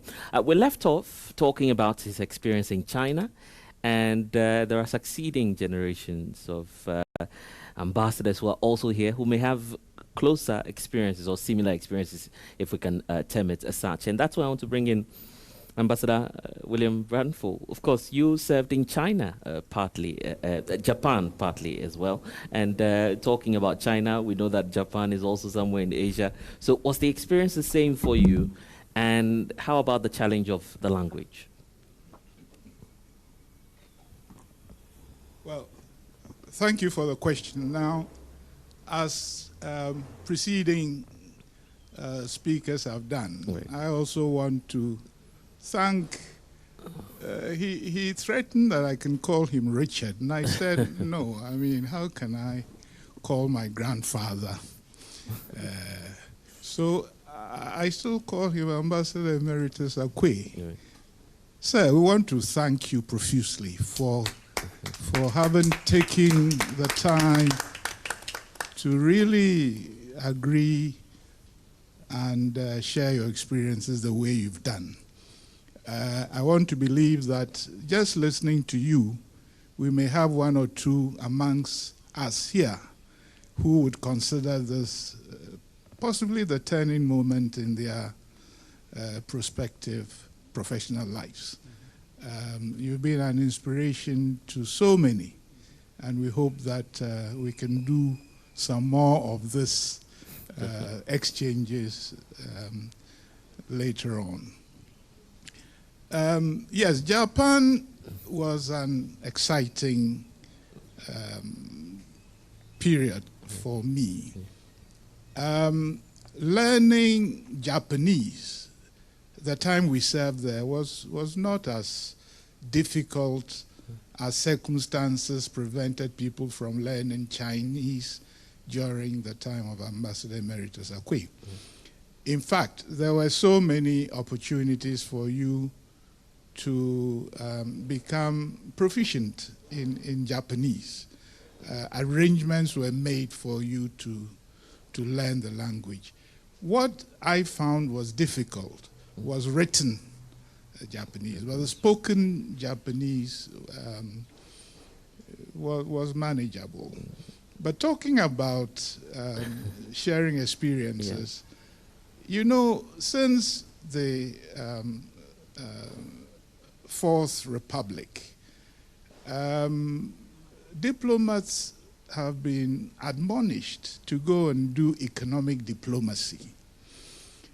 I'm not sure if the same focus was there during the time of Ambassador Emeritus Akwe, but lately, and by lately I mean since the Fourth Republic, I mean every head of mission, every diplomat post-bound is supposed to do economic diplomacy. I am not sure beyond the general understanding of it. I'm not sure that there are mechanisms for everybody to understand that assignment the same way. For instance, the High Commissioner of Ghana to UK, if he's asked to do economic diplomacy, would he understand it the same way as the Ambassador of Ghana to Germany? Right. Or, you know, ambassadors elsewhere. So I believe that we have to put a bit more of content in the assignment for our diplomats to do economic diplomacy. In my case, I took the instruction, but without any clear guidance, I did what I thought amounted to economic diplomacy. So in Zambia, we ended up setting up something we call Ghana, the Ghana Skills and, now the name even escapes me, but we put up Ghana Shop and Skills Development Center. And with the assistance of the Association of Ghanaian Industries and related bodies, we used to import made in Ghana items and take them to the shop and, you know, sell them to Zambians and citizens within the SADC area generally. So this was quite,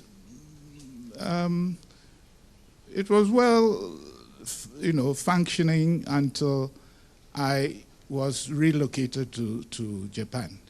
And so the whole enterprise came to a close.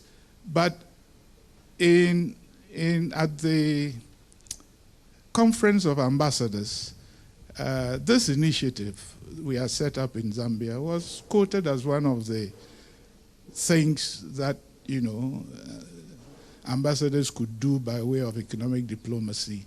So, you know, we were commended for it. In Japan, I decided that my economic diplomatic activity was going to be centered around the whole industry of support for the importation of Ghanaian cocoa beans for the manufacture of chocolates that came under the label Ghana. So that was my focus. But in both Zambia and in Japan, it was a self-imposed assignment originating from the need for us to do economic diplomacy.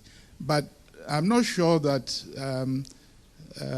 instructions or a policy or details as to how that policy could be prosecuted existed anywhere. So I wanted to share this. Right. But don't you see our laws being part of the challenge? The fact that our laws give the issues of foreign relation squarely, they leave them squarely at the doorsteps of the president. It's becoming more or less an executive inspiration instead of allowing a system that will have a mechanism in terms of appointment of the very right diplomats that will serve the interest of the nation. Don't you see that as part of the problem? My challenge, the way I saw it, was that there were other institutions, and I can quote the Ghana, the GIPC, Ghana Investment Promotion Center, which is better resourced and better arranged for it to play the kind of role that, in my mind, when somebody is asked to do economic diplomacy as a diplomat, that person is, you know, the kind of role that that person is required to play.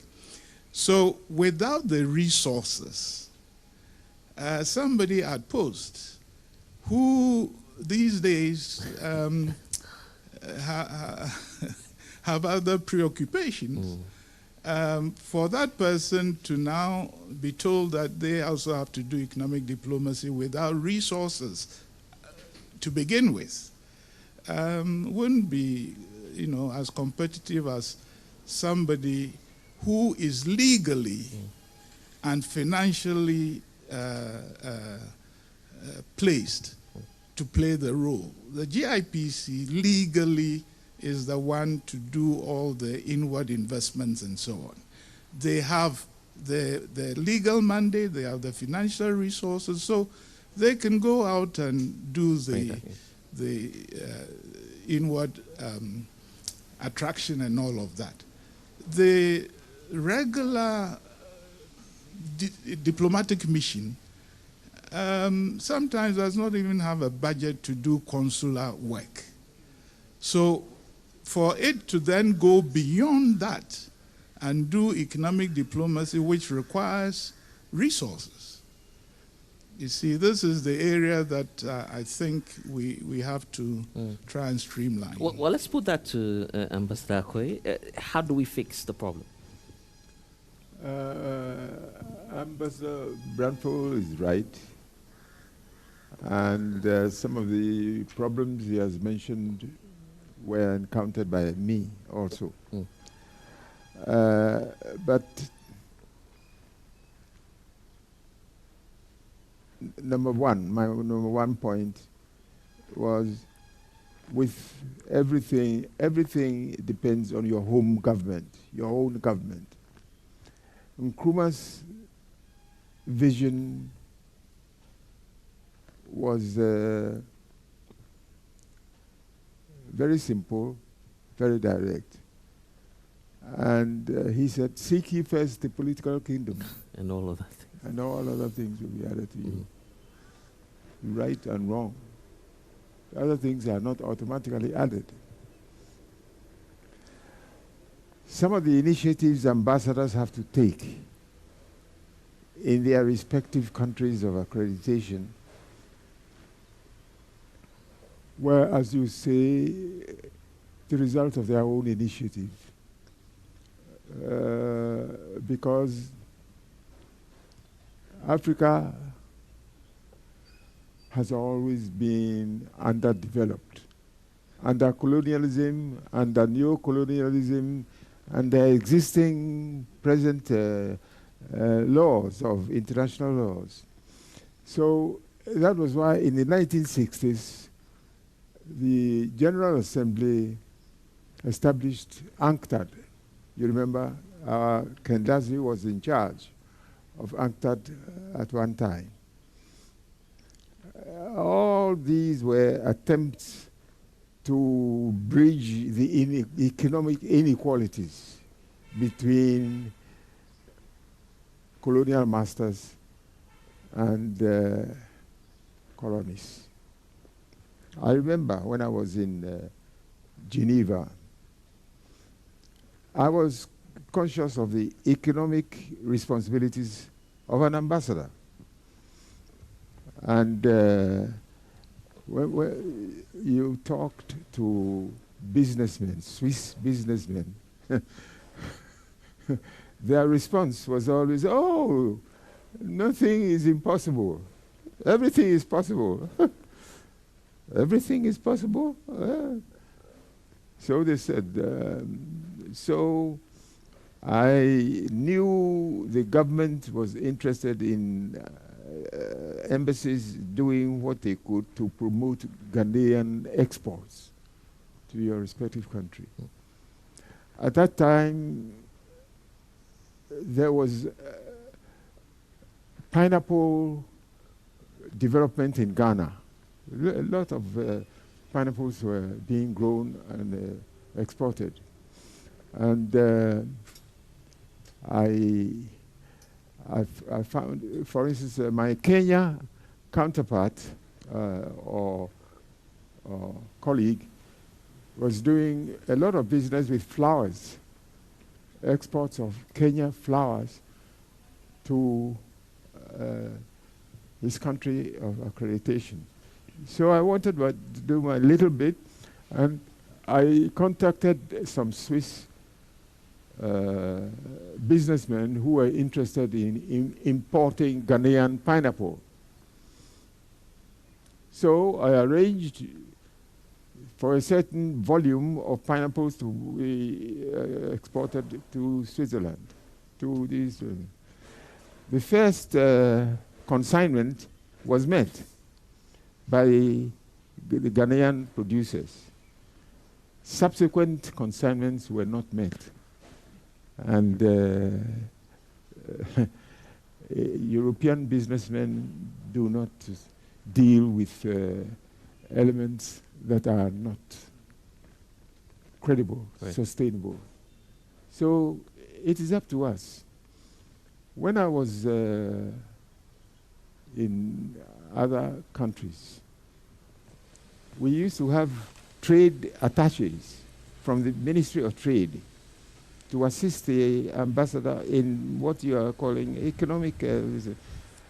It was as an intellectual principle accepted by our government, but the implementation on our side was not always regular.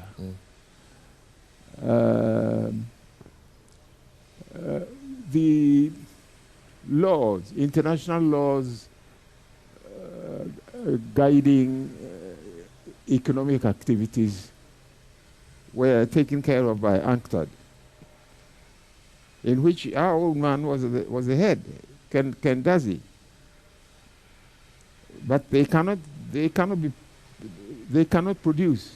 They are conduit to facilitate, to build the architecture, to bring suppliers and receivers into contact.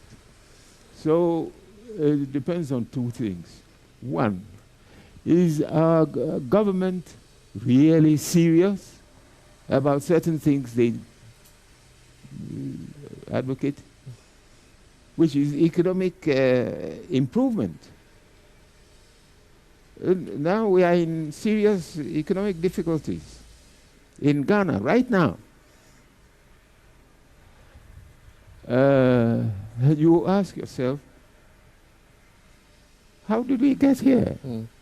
When we had a government managing things, what can we ask of the international institutions? IMF is here, he's talking. What do we do? What does the ambassador in the United States do? So he's already here. The IMF, the international institution responsible, is here. You are talking to it. What is your contribution? What I have written to my response to the restructuring of debt. There are many things I don't know, and they were asking me to commit myself to it last Monday. I think that was the deadline. I asked them many questions. I said, well, I can't do it because my family budget is already predicated on some of my holdings. You are disturbing the profile of the holdings. What do you expect me to do? Well, but on that issue, many have called for an African solution to the problem. And Ambassador Bramford is just completing 1 year of consultation at the AFTA Secretariat, that's the Continental Free Trade Secretariat, correct? Many are saying, let's come together as African countries and pursue a common purpose. Ambassador Branford, maybe you want to share a bit of an experience working there, so we get the thoughts of Ambassador Akwe on this African, the wave, the new push that we're seeing. My friend, for that to happen. You are talking about a Ghanaian problem, not an African problem. Why do you want an African solution? What is so African about a solution? You have economic experts here who can advise you. It can only be a Ghanaian solution. Right. For instance, other African countries may not be suffering from the same problem as we are suffering now. So we cannot have an African solution. Right. And if you are going to have an African solution at all, where is the African government? AU is, I'm sorry, those who are accredited on the African scene is useless. Let's be clear. It is not what Nkrumah envisioned. Nkrumah envisioned a government which would be responsible for the development of the entire African continent and speak with one voice. But OAU was sabotaged into Casablanca group and Monrovia group, and then it was supposed to be improved by the AU, but we still don't have the government, and it is very difficult getting an African position on any issue. Very difficult, in spite of all your efforts. So do you doubt that, for instance, the Continental Free Trade Area would work? Yes. Well, but that depends on individual African governments. It's like the facility extended by the United States to African countries to give them favorable entry into the American economy. But if the government doesn't take its share of the component, it cannot benefit. And the same with the African free trade, it depends on individual African governments. You know, it's cooperation. There is no African, when people talk about African solutions, I tell them, well, from where?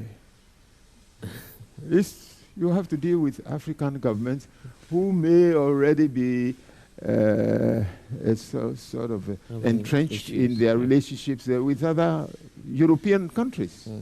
Okay, let's bring in Ambassador Kharyne. You are still in service, correct? How does it feel now working in this generation and listening to Ambassador Akwe? I'm sure you have some questions for him. Thank you so much, Mr. Moderator. And I want to add the name Professor to Ambassador Emeritus. And let me say that I want to add my voice to my other senior colleagues and say thank you for this opportunity for me to have met you in person. I've heard the name, I've seen a few things written about you, but meeting you today has been an opportunity and an honor.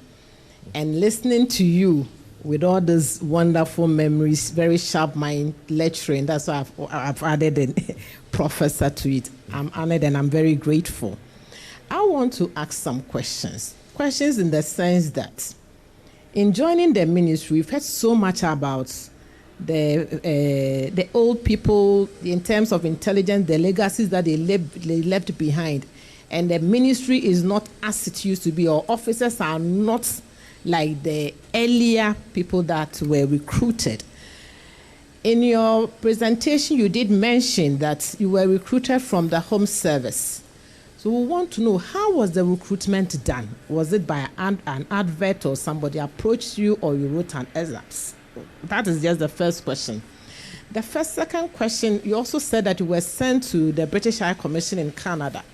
So I want to know, immediately you were recruited, was there any training that was done in the ministry or anywhere else before you were sent to Canada for that attachment?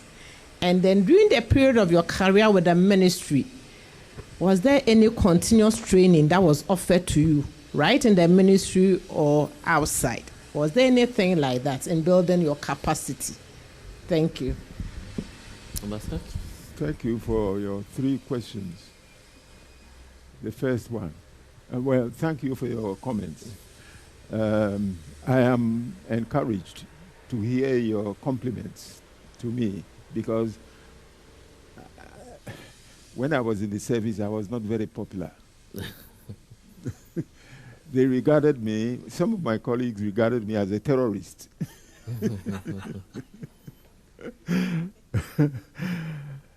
You see, but we have to be serious about things concerning the country. I took very serious consideration of auditors' reports. Just yesterday, I was listening to the parliamentary committee interviewing some government departments where, quote, quote, they said they had chopped government money. And they said, oh, now they are retired.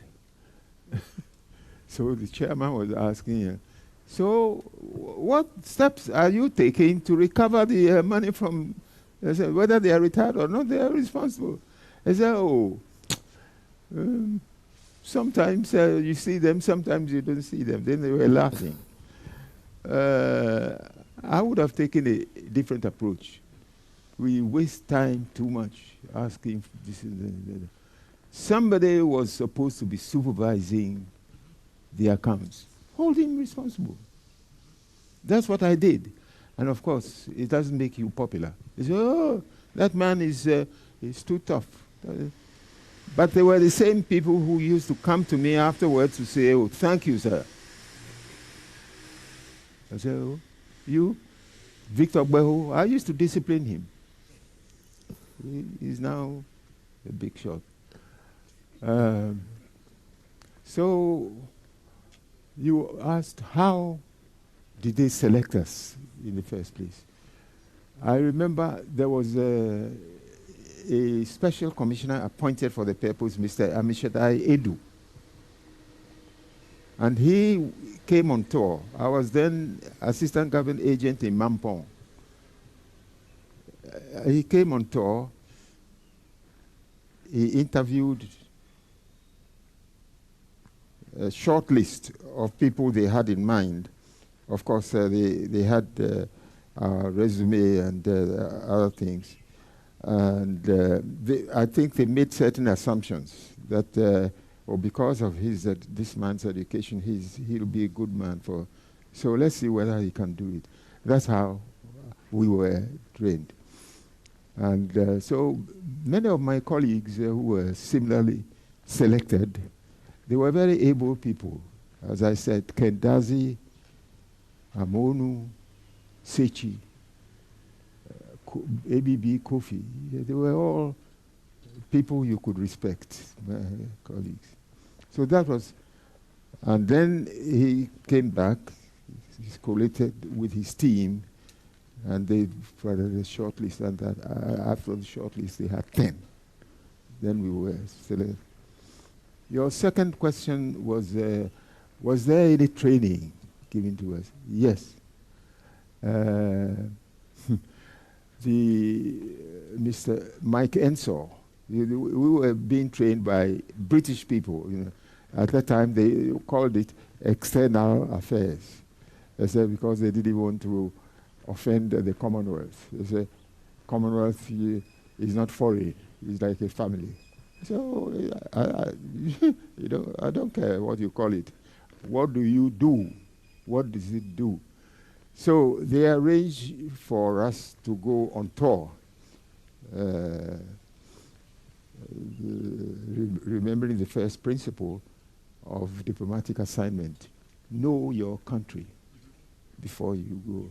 So we traveled around the country talking to chiefs, talking to local councils. At that time, Nkrumah had instituted the first local government act, which was extremely useful.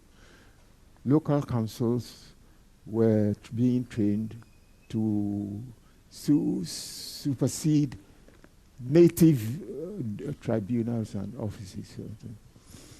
So, and then we visited projects which were being considered by government, so that you knew, and then we spoke to ministers. As the ministers would address us, this is what I have in mind for the country. So that when you left and went, you had all these things in your head. Then your third question was, during your tenure, was there? Yes, the ministry was very able in that respect. I remember they used to invite us, ambassadors, all for conferences in Accra. We used to have meetings.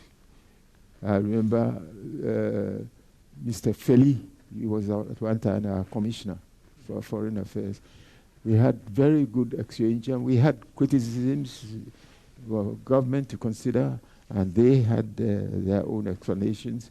And then we had tour of economic development, how the country was going. So we had a lot of training. Yes, but it was, and we even came with our wives, because as a diplomat, your wife is a great factor in your work. Your house you entertain a lot, and it's a burden on the wife. And then Ghanaians, we are everywhere. You'll be amazed. I went to Alaska. I saw many Ghanaian students there. I said, what are you doing here? Hey, do you like the cold? I said, in midnight, it's daylight in Alaska. They were there. They wanted to hold a reception for me. We became a consular outpost, although we are not a consulate. But wherever Ghanaians were, it was our duty to look after them. They had problems, very often with the local women. Anyway, well, so on that note, let's bring in some questions, because we need to be wrapping up by now. So if you have a question you want to ask, because we're also joined by some students from Wisconsin, probably a follow-up. Yes, just a brief one. Yes. Looking at how we were told that some of them were sent to Oxford.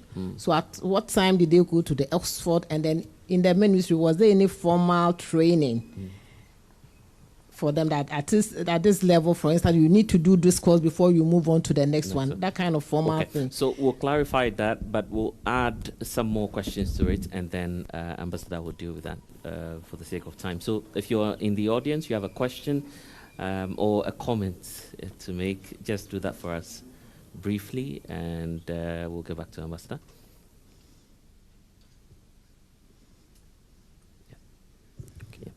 Okay. Good. Introduce yourself. Yes, my name is Hadi Al Hassan. I'm with the Foreign Ministry. And I would like to associate myself with the comments my senior made. And I'm extremely privileged to hear from you and to listen to you.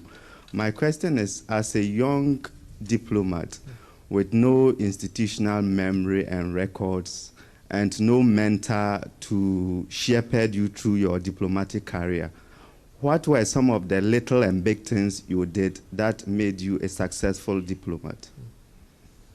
Thank you. Yeah. Interesting one. Yes, there's one behind.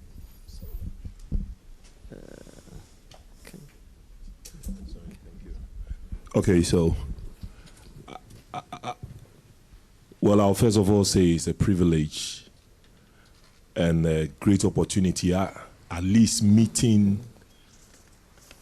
the pioneers of Ghanaian foreign policy, especially as in you being one of the two left.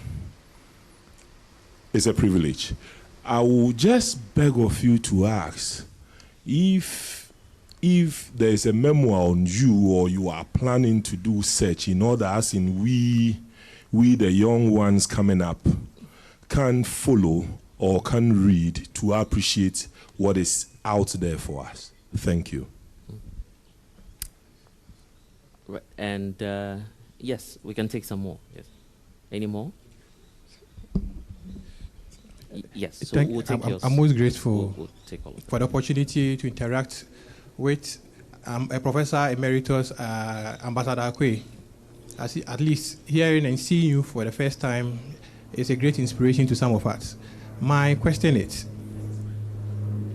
as one of the pioneers of the Ghanaian foreign system or foreign affairs structure, what are your take on the recent impasse between Russia and Ukraine, judging from the national interest perspective, in line with the Ghanaian interest the Ghanaian national interest perspective, as you introduced recently in your interaction? Because looking at the condemnation from all sorts of state actors around the world with regards to the recent invasion of Russia, Ukraine by Russia, it means that they are pursuing their national interest. But with the Ghanaian interest, we are looking at the African perspective, the African with South-South cooperation, without narrowing or zeroing in with the Ghanaian national interest. What are your take on this? Thank you. Right. And I guess that will bring to the fore the question on our positive neutrality. Maybe you'd go back to talk about that briefly for us, Ambassador. We'll take one from Patrick Hayford. Yes. Yes, the mic. Yes. Excellency, Ambassador Emeritus Akwe, who were the members of the second batch of career foreign service officers? You and Ambassador Deborah and Henry Sechi and others were the first batch. Who do you recall as your immediate, those who came immediately after you? Because some of us in the succeeding generations have been teasing it out. We have had a lot of arguments about people like Ambassador Kwam and others. But if you could enlighten us a little bit, who were the second big batch of career officers recruited? Thank you very much. Okay, and we'll do the final one with Ambassador Hinkra. You know, at the time that they started, the Vienna Convention of Diplomatic Relations was not in existence. Yeah.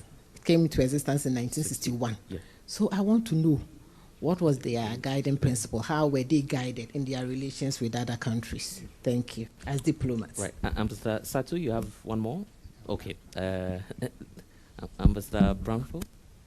No. Okay, right. So we'll take them one after the other. I think because it's an intergenerational professional dialogue, we start off from where Patrick left off, the issue about your immediate successors, those who took after you when you were in foreign service.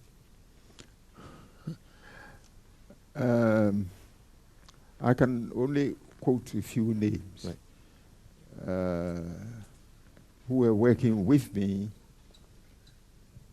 and who I expected would be capable of following. In New York, for example, Mr. and Mrs. Agri-Orleans,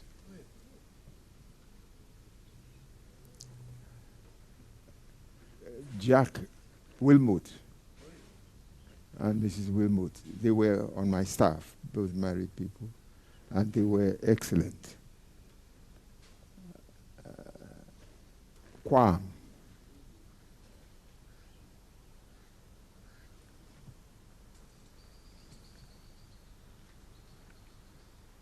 that's all I can remember. But okay. If you right. you've given me so, time, so yeah, I'm sure you recollect that. I'm sure they became ambassadors too.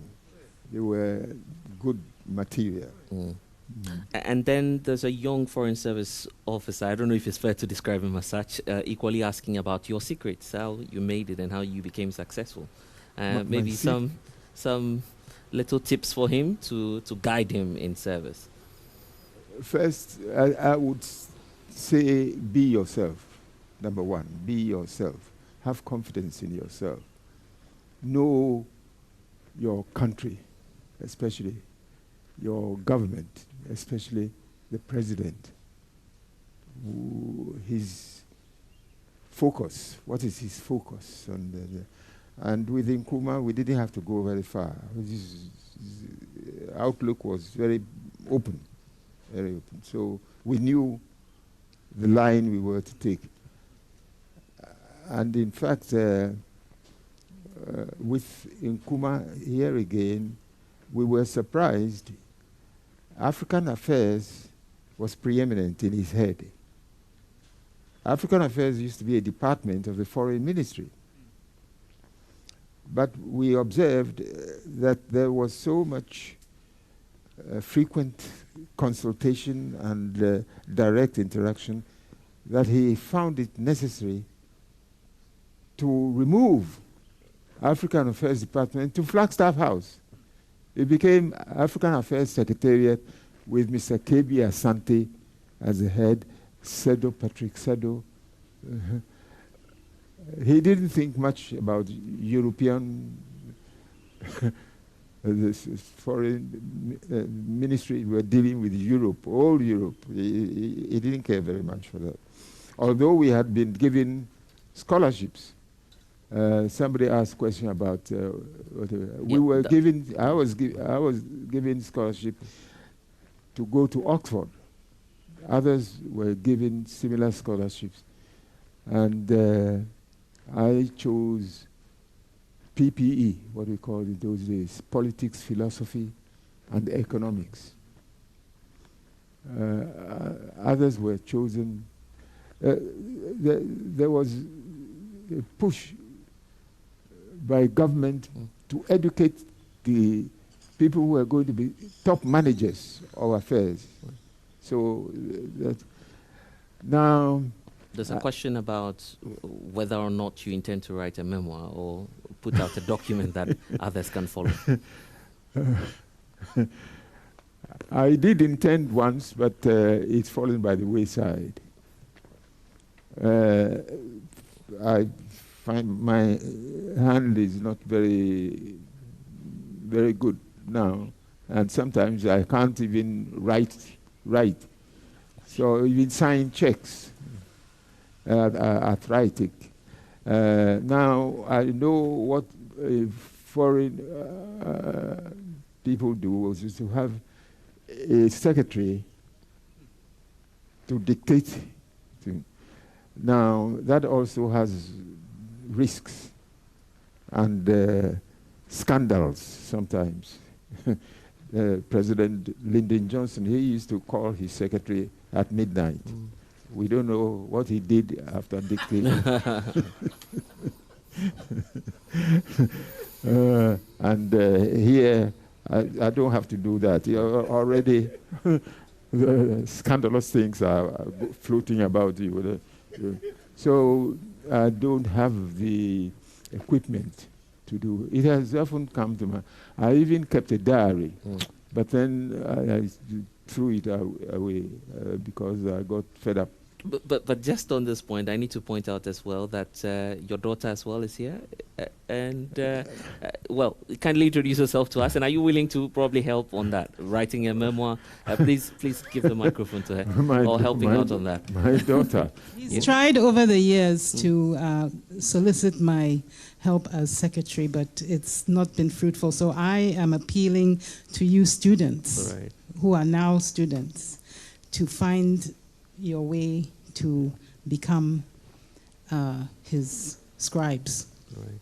Yeah. and would you want them to support? Probably come every week or every week day. is fine. Once a week, every week. My daughter is fine. very helpful, but she's busy myself. Self-employed. She's working. Because we find it necessary, to keep the family going. Right. So sometimes when I need her, I don't find her. Right. Okay. Let's deal with the last set of questions from Ambassador Kharyne. You put out some. Okay. Yes. At the time that they were starting, when they went out working in the missions. Right. The Vienna Convention of the Right. The Vienna Convention. There's a question on it. Yes. Well, there was always diplomacy before conventions. And who were the originators of the conventions? And conventions are just traditions governing diplomatic behavior, rights and responsibilities. There were such things. And there were books. We read all the books. Satao, for example. Then there were things which had been advocated by foreign ministers. We found the European foreign ministers, Metternich, they were very influential because there were states before the League of Nations, and they were communicating. Only it took long. By the time it reported from Berlin that military mobilization is going on, Moscow didn't know about it. But there were norms. When Jefferson went to Paris to represent the United States, you could see his behavior. Anytime he mentioned the name of the French president, he tipped his hat. Right. What they call protocol. Ambassador Brandford has been in charge of protocol for society. These are the people who administer the don'ts of diplomacy. Right. What you can do and what you cannot do. So because of time, we'll deal with the very last question, but you do that for us in a minute. There's a question about the Russian-Ukraine war. Ghana has stated its position on that. We've heard from the president. What should be our interest as a state? Well, first I go back to the UN Charter. UN Charter forbids the use of violence, especially to change territories. Now, the Russians were there when the UN was being established.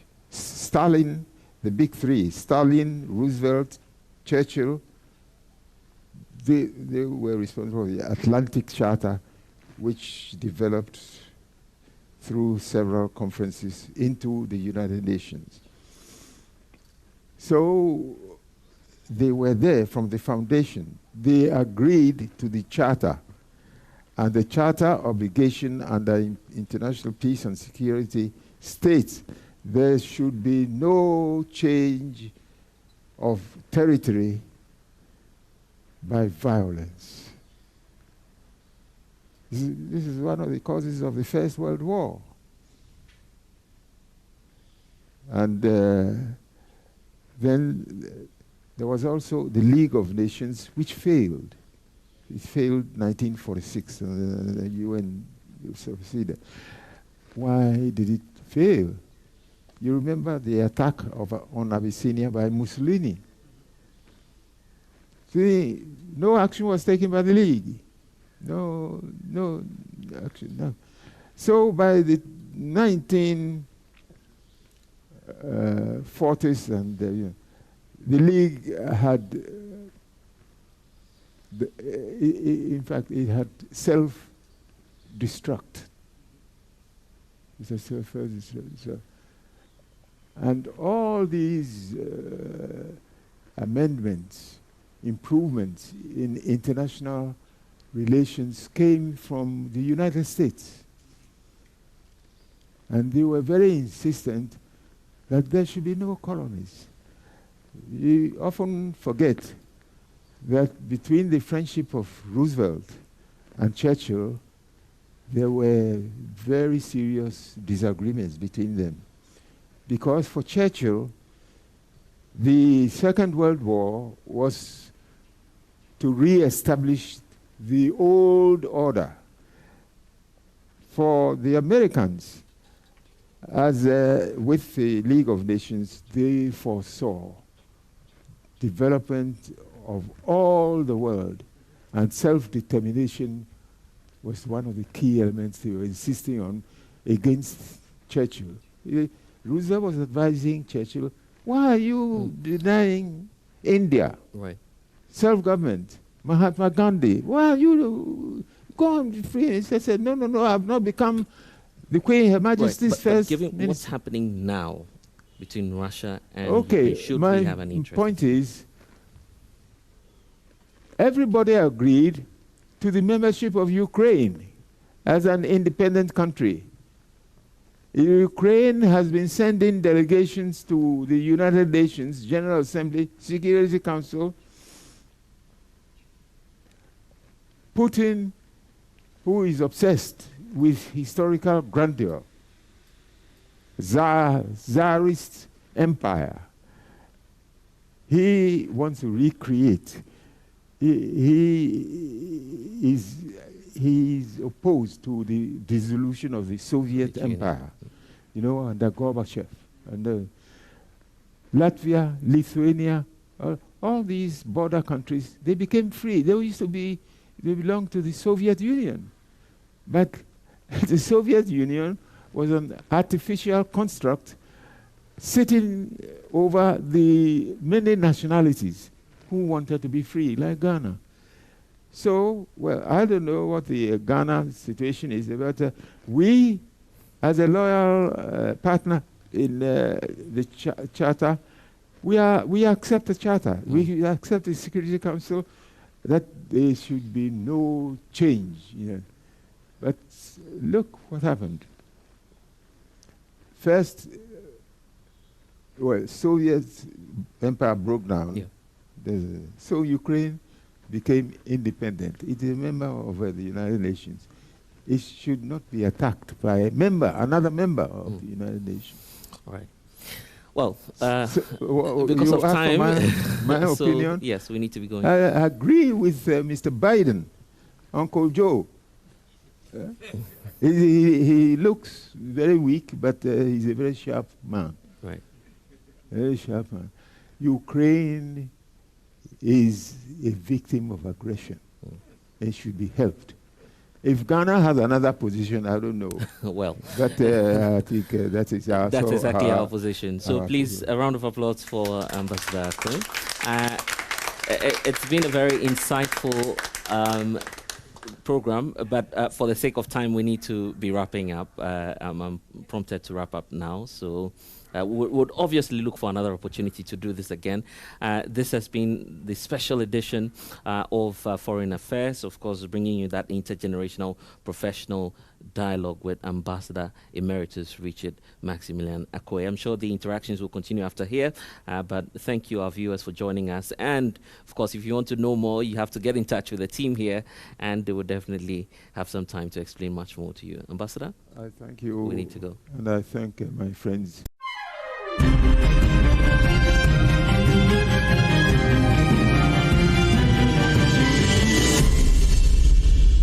Can he tee up someone in red? In it goes to one! That's who goal you for. I got 5 Champions League. You want to know? I be the real goal. Chairman. I'm the real goal. The left magician. Who is the GOAT? Ghana Jollof or Nigeria Jollof? Ghana Jollof has no co-equal. The smell alone.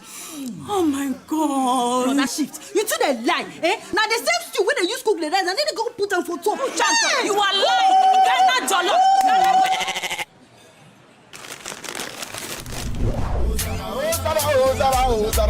I knew this year. Forget everybody. Yeah. My guy. Put some respect on the goat. On the goat. The only goat I know lives in Tama. Every year we dey give to you back. We are talking about PET. I want some Yaji face. Except be the goat, huh? My guy, him be the goat. Though our choice of goats may differ in football, music, and jollof, Alomo Bitters always brings us together. Alomo, experience greatness in every moment. Drink responsibly. Not for sale to persons under 18, nor recommended to pregnant women. This advert is FDA approved. Palladium Residences in Achimota isn't just an address, it's the home you truly earned. Secure your place with just a 10% deposit and choose from beautifully designed modern apartments or spacious townhouses built for everyday comfort. This is more than a building. It's a vibrant, curated community with a clubhouse, state-of-the-art gym, and an on-site hotel, all at ABC Junction, minutes from Achimota Mall. Enjoy city energy while retreating to your private sanctuary. Call now to reserve your unit and benefit from limited launch incentives, including priority unit selection, executive pricing, and flexible payment options available. Don't miss the chance to pick the best homes. Book your private site visit today. Call 050-9823-424. Palladium Residences. Live smart, invest better.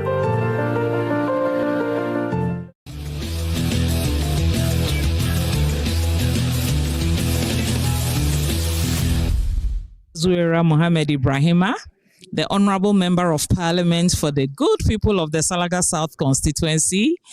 My constituency in Salaga South, you know how far we've traveled. We traveled this path together, and you know me better. And I know you can go anywhere in this world, thump your chest and say, our Member of Parliament's democracy is not for sale. She's never sold it and she will never sell it.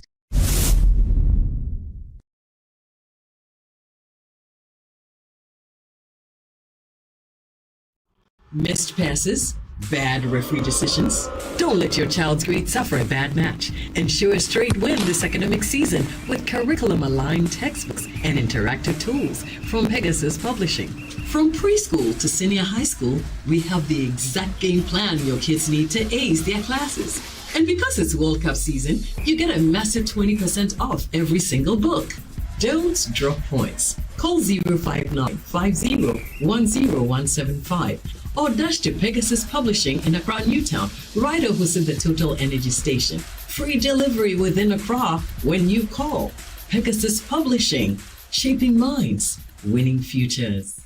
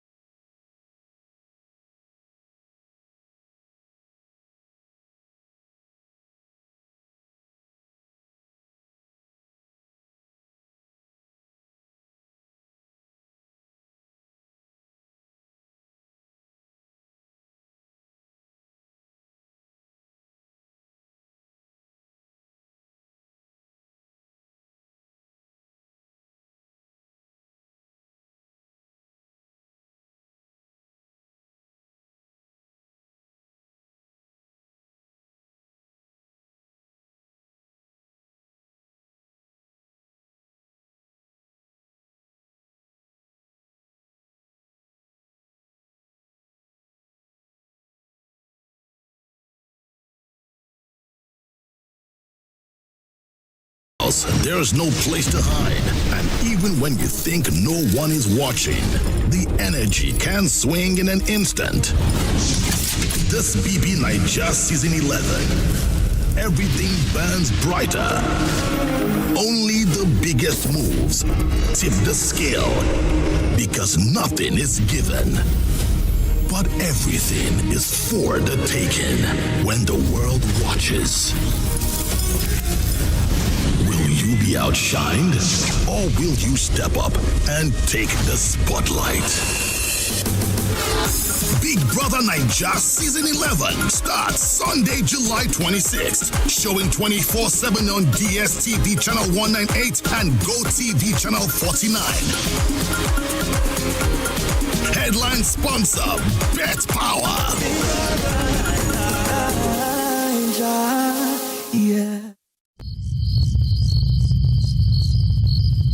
When the sun sets, almost every activity in the small farming community of Bedabwo must grind to a halt. Total darkness consumes the entire village located on the outskirts of the Chimampunya district of the Ashanti region. In this darkness, I find Evelyn, a class 6 pupil of the Bedabwo DA Basic School. She buries her head in an English textbook, reading a passage before school resumes the next day. Very fast. There shows that nature is seriously making them already. With a torchlight locked between her neck and shoulder, she squints her eyes to read each line in the book to hone her reading skills. Despite the discomfort, Evelyn forces herself to read on, afraid of falling behind her classmates. The lights come on, and I feel so belly with tissue.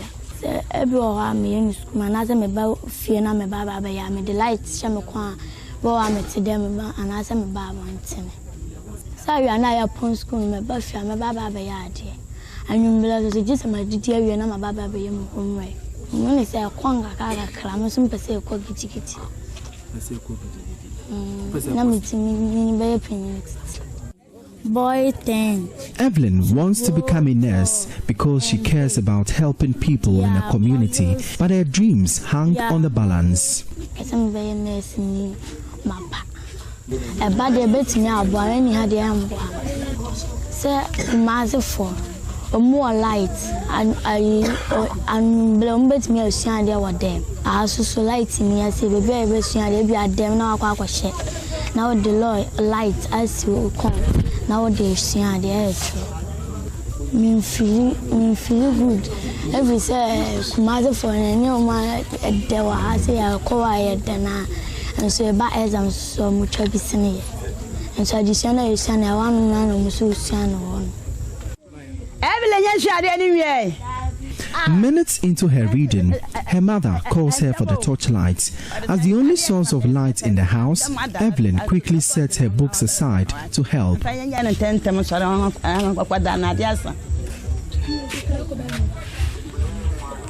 Standing beside her, she directs the fading beam onto the condo her mother is preparing for their kinky business in the village.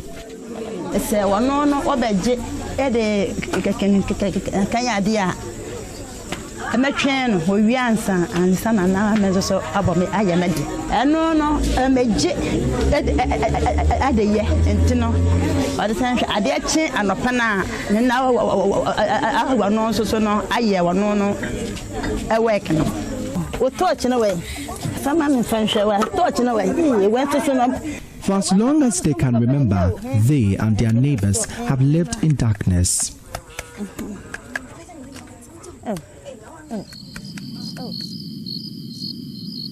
The Bedabwo community is home to more than 500 residents.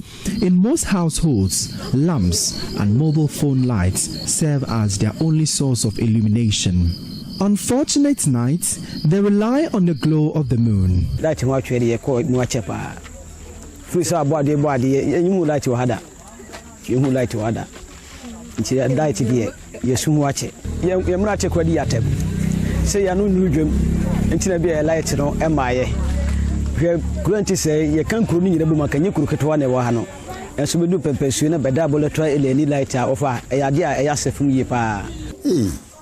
Asma okay dey asem kese na oboso yi. Waka me obom intankase so. Ti se minya yakura mu mfie de wotwe ni akire. Ye wom kro we ye mu. Kani asem de ni kunyam e haye papa.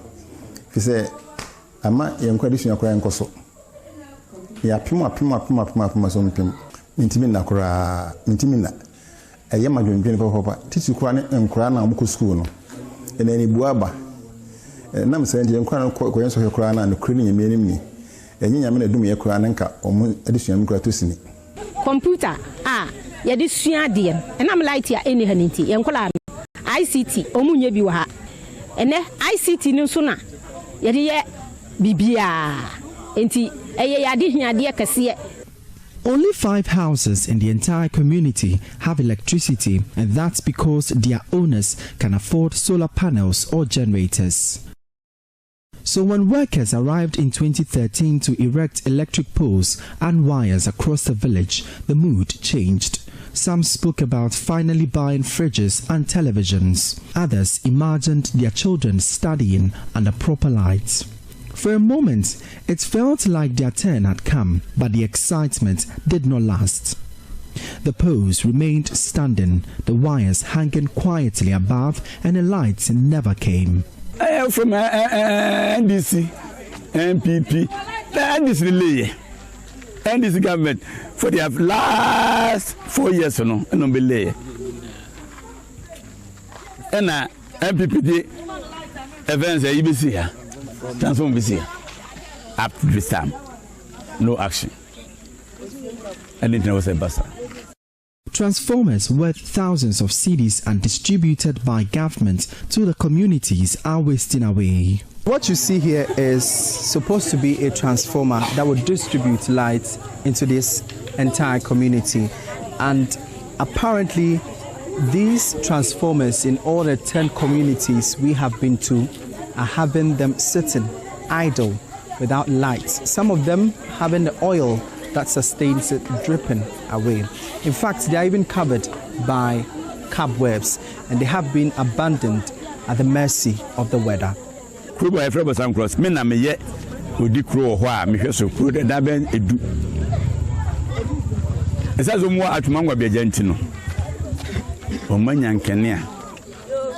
Up to this time. If free a stranger up to Yabo, it will crew Makumaku away and put them here. Sir, or how we a die so.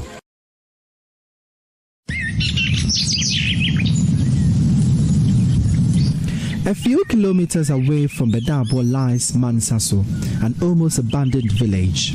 Here, the story is no different. When contractors arrived to erect electric poles, residents welcomed them with excitement. Some even joined in, helping to carry poles and clear paths, hopeful that the community would finally light up at night. Post no ni ade ni na no kromana na communal river and the post ni na post no especially metal ones no ebi wo krampa na da be passe ya na ekutu amna na atam na de sisim no in say nka mo de light no bebre last year because now as a ahodin na hom keka mo de buy no just nya papa any odo say ye be ya adwuma say de be ya ekuru na to so nyina ibinya light now say ya nkosi aga we say ya eda say ayo inframa na fire na inframa na eka egu no so uko nkrase streets no a ebi guo bebre light in post in be abubu baby ana baby so de wires na share even coronet was so crampo ya say omo transformers ni ade crampo no e bibia wo ho.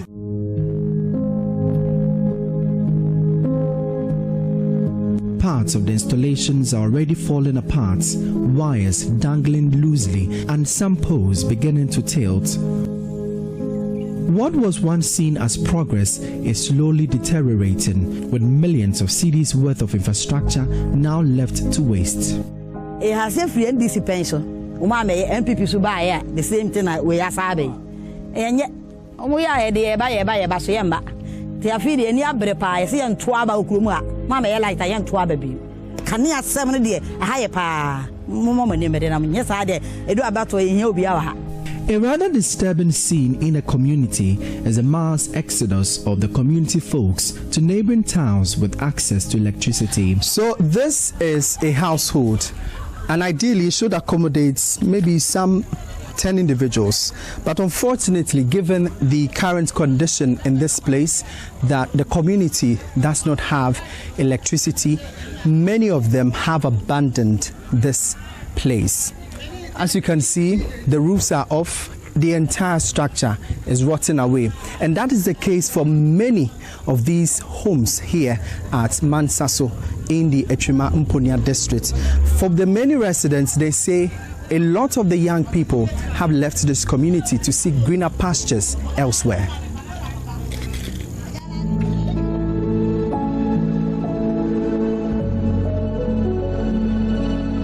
The thatched houses are now engulfed in weeds with their roofings ripping off. A cocoa purchasing depot in the community is no more. It's a pale shadow of the facility that once received almost every bag of cocoa from farmers in this community and other adjoining areas. Inti yeso yo kura kitwa ma at least yenya kota yo pipe water ba ko so ya sensu num ana you say light ban so nya ho ka say obi a sa de ebetumi mobilize youth na yo han kwan ma bia agric farming na de yetimi aye na so hwe ya ma nti ha ya ofun wo a jiso di kokrum o pe bia jiso kokrum no akwakoto nti ma boys nso bebre omawa mugu say light na ma de ne ma yeso yentu ne nkofa ba bi foro na yenkotran omo bodaro say youth mra omanjuma ha ya more than 200 youth na be hu omo ha say so mututu obi a light ni yente ma na obi ampa mo na 2% ya obi anya ska na okoye down percent ya no 2 ha say obi anya ska na okoye down no 2 obi etu because light ni ha na me ma na so obi apekane a hwe light ya omo de efun yom de bibia nti munyi na etu ko omo gukuro no makuro ni igu. These girls I met in the village return home from school only on weekends, despite being day students at Mpasetia Senior High School. I'm saying, I say, I like Nanian saying to Tian Silk Clow and Income. Tea call my honum dear, they are new weka. I have said the odds now until you say there is a winner light, and the bar weekends are Sunday, you may say near South Compassette, said a baby to Messiani. According to the 2024 National Energy Statistical Bulletin, 87.49% households across Ghana have access to electricity. The Ashanti region comes fourth out of the 16 regions, with 90.4% of the household population having access to electricity. However, in communities like Bedabo, the absence of electricity is affecting the local economy. Bedabo, yeah, well, how? Yeah, may you cry a woman, and your man getting kitty bit says so, drink no man can bet me a year, Naya Sikaka Cradia Bois, if Fieni and Kola Suku Semono, Yentiminia, your top brog from Bassetti and the Begusio son Yatonoha, your top brog, no, your coto, Sobolonubi, the Obia, near Cotono, the Cacrabu, Mamma Yatonwaha, Yenyashi, and Tiasraba and say, but say, near Yenyas Obolonibi. Nayan Tong said a beya, ye bet me and Yesica, yet the Abuya Kunum, near the Abuya Masuku Sem. Most light in the Maya. Men frokai en kasa me ko charge me phone 1% ya me light baba me dem me charge me phone 1 me dem me so TV 1 me dem me nya fine adam me nya nsuo anwunu anom ti asra ban se wo twa na nya be sha atwemampo no ayi die ifo ensirafo na TikTok fo ba hai on my light ya de yasem nyina no ba ko pe on my light. In these difficulties, their ingenuity sparks. Yao Mensa, a resident, has found an innovative means to illuminate his room. Joining a network of wires to a car battery, he taps energy from a defunct solar-powered street light to energize his home. Light in the home bat apepre, and I'm go fire a homan free throw, and I'm the fire to Krumha, and I'm the Baba so battery. The battery with a charge, no, a charge battery, no. ti ana o miss me mo bi ko to we de bremi and am the ma battery and said a bit master light na man. In 2025, the Electricity Company of Ghana invested over 2.7 million cedis to improve power supply in the area. The Sustainable Development Goal 7 aims at ensuring access to affordable, reliable, sustainable, and modern energy for all by 2030. With only 4 years to achieve the universal electricity coverage, children, adults, and leaders of the community have only but one appeal. Let you know, Papa. I hear dear my say, see, ya, Sabe, Papa, Onam wing. You know, Papa, you know, Miss Ramos, my baby boy, bad dear, Miss Ramos say. Mungacha Papa, your mamma say, Sabi, said dear Kumasi 40, said and crown 40, said dear I have 40, so now 40, yes, be that boy, whom you soon be. Nesu Ghana. Say aban say omaga light embra beda bo journey. Na yesu ye nukumase for enye pe. Na atimi abo ama oman Ghana atum. It was all joy when the children gathered beneath the glow of our drone lights, playing as though the village had finally been lit. But when the laughter faded, their message was unanimous.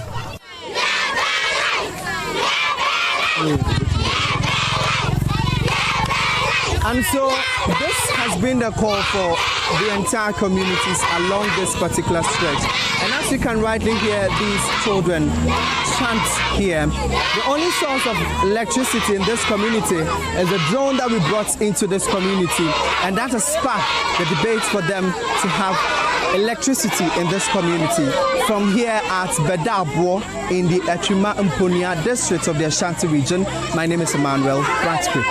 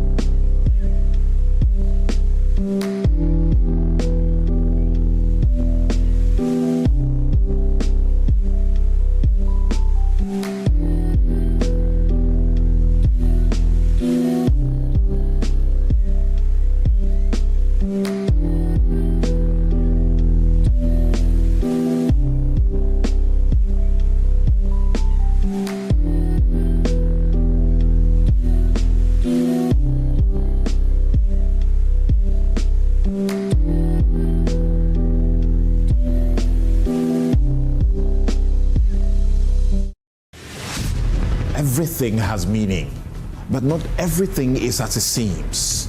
For every story told, there are versions of the truth. We can't afford to look at this, the numbers that have been presented, and say, we are tired, it's the same old issue. No, somebody should be prosecuted. Every opinion can be debated. Every claim can be challenged. Even the idea of the national interest can and must be interrogated. This is the date it was. This was the date it was printed from the system. That is what what is he talking about? Because sometimes the real facts are buried deep within layers of interpretation. So we ask the harder questions. We test every claim. We raise the standard of public discourse and place every issue on the altar of unbiased scrutiny. This is Newsfile, your most authoritative news analysis platform. And here on Newsfile, we put Ghana first. We stand if you do what are you doing clearly? Newsfile with Samson Ladi Anyanini. On Joy News, independent, fearless, and credible.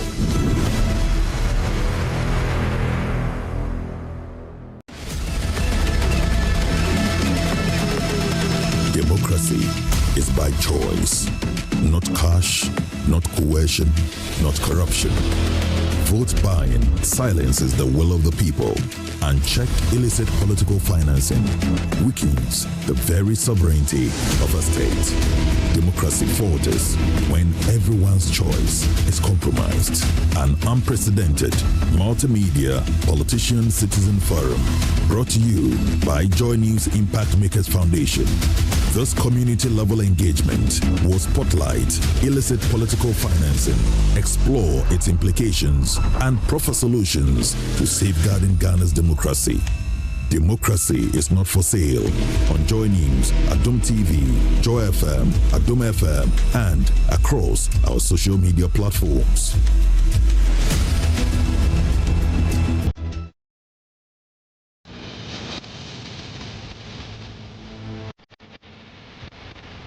Bold, credible, and fearless journalism. That is what we stand for. Duty bearers and citizens know that they'll be asked the hard questions to bring out the truth. That is what you expect of us. It is this commitment to tell truth to power that sets us apart, because we will hold the feet of leadership to the heat of accountability. My name is Evans Mensah, and this is JoyNews. Fearless, independent, and credible.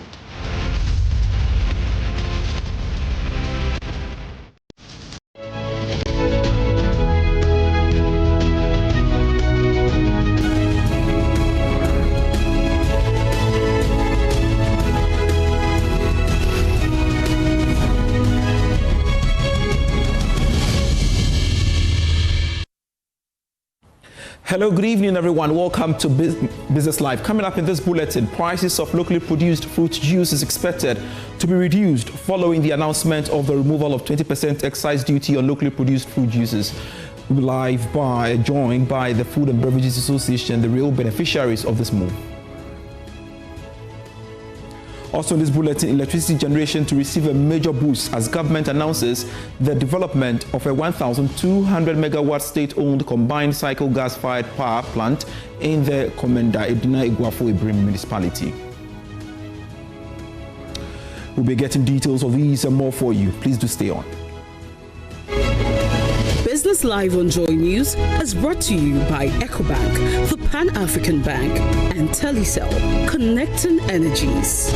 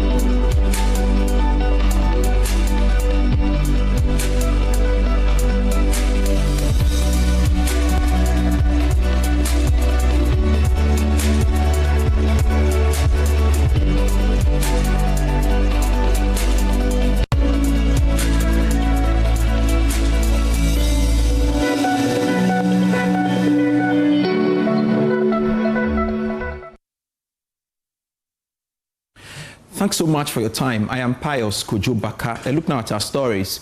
The Food and Beverages Association has welcomed the government's decision to remove the 20% excise duty on food juices manufactured locally. Chairman of the association, John Awuni, says the policy couldn't have come at a better time. But before we hear from the Food and Beverages Association, let's first watch the Minister of Finance, Dr. Kasela Tuforsen, when he presented the 2026 Media Budget Review in Parliament yesterday, announcing measures to support agro-processing, including the removal of the 20% excise duty on locally manufactured fruit juices. We will review the existing sliding scale excise rates for beer and stout product to better align them with government revenue objectives while preserving the incentive for local production. Right, Honorable Speaker, strengthening compliance through mandatory electronic registration of stockists, a nationwide track and trace system, penalties of up to 3 times the excise duty for tampering, and enforcing the law on requiring bank guarantees, and abolishing, Mr. Speaker, the payment of 20% excise duty on locally manufactured fruit juice. Mr. Speaker, We will abolish the 20% excise duty on locally manufactured fruit juices introduced in 2023. Right, Honorable Speaker, this is to support agro-processing and job creation. All right, so let's get to hear from the real beneficiaries of this move. Samuel Agri is the Executive Secretary of the Food and Beverages Association of Ghana. He joins us via Zoom. Thank you very much, Sami. And what's been the reaction from your members following the announcement of the scrapping of the 20% excise duty on locally manufactured fruit juices?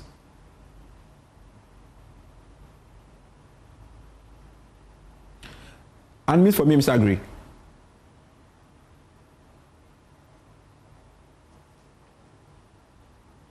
Yes. Let me say good evening to your listeners. What we have in the field of the reduction that the minister mentioned, we've had a mixed feeling, a very positive one, and then others too are looking at the soda, where government said they will implement the excise duty to reflect government's aspirations, whether it's going to go up or they are going to maintain what we have, or we are going to have a reduction in that area. This is what we look forward to engaging the Ghana Revenue Authority, who are the implementers of the excise duty. So once we meet them, then we can understand exactly what goes into that. But then if you look at the food sector, it's geared towards promoting production and also healthy living. And we are happy that such an announcement was made. But what we also have to look at is the agro-based products that we have in this country are not efficient enough or insufficient enough for the local production, and therefore sometimes we need to import concentrates to feed the industry. So this is a time that we need to have a push in the agro-based area where we can improve the production of pineapple, watermelon, banana, and any other thing that we use in producing our fruit juices, so that we can cut down the importation. Because once we are able to do it here, then there will be no need, because we have other investors who are also knocking at our door to come in to process our fruits into concentrate, so that they can feed our local industries, and where they can also export across the sub-region, they could do that. So it's a good thing that the minister mentioned. So this will pave way for anybody who would want to expand, invest in that area to come on board to do that. And how will this translate into consumers seeing, lower prices when they go to the market, for example? Yes, very often we've been seeing excise duties going up. And once it goes up, the consumer is the one who bears the brunt of the payments. And therefore, industry, for them, anything that they produce, whatever tax that goes up, we'll pass it on to the consumer. But I think with this time, we are going to see some reduction in certain areas, especially where we also have to look at the cost of utilities. When it comes down, production will become relatively cheaper, because very often we've been asking for the reduction of corporate taxes. And if this area will also assist in doing that by getting certain rebates in the corporate area. So there are other areas that we need to look at, because this is an announcement that was made. We need to engage the GRA, and then we'll see which ones we can take off. What we see that we can also take off is water, for instance. We need not to put excise duty on local produced water, because every material that is used are already taxed, and then when you put it out there as a finished product, the consumer pays the value added tax. So the excise duty comes up to make it more expensive. So I think these are the areas that we can really ensure that the consumer also get the benefit of a cheaper product or the lower prices. Mr. Agri, I'm curious, how will local brands, for example, now compete with imported fruit juices that were previously enjoying a price advantage? Okay, the imports and the local one, because before us we are paying 20% on imports, and also for the local ones that are being produced. Now the local producers will have a relief of that 20% and maybe beyond that. And then you look at the import. But imports, what are we trying to promote? Is it the healthier living that we need to look at? That's the reason why this 20% was removed. Otherwise, it wouldn't be a blanket removal, because there are so many reasons considered before this announcement was made. So the imported ones, obviously, definitely, the duties that are being paid has to be paid. If excise duty has to be charged, we need to bring it down a bit, not to take it off.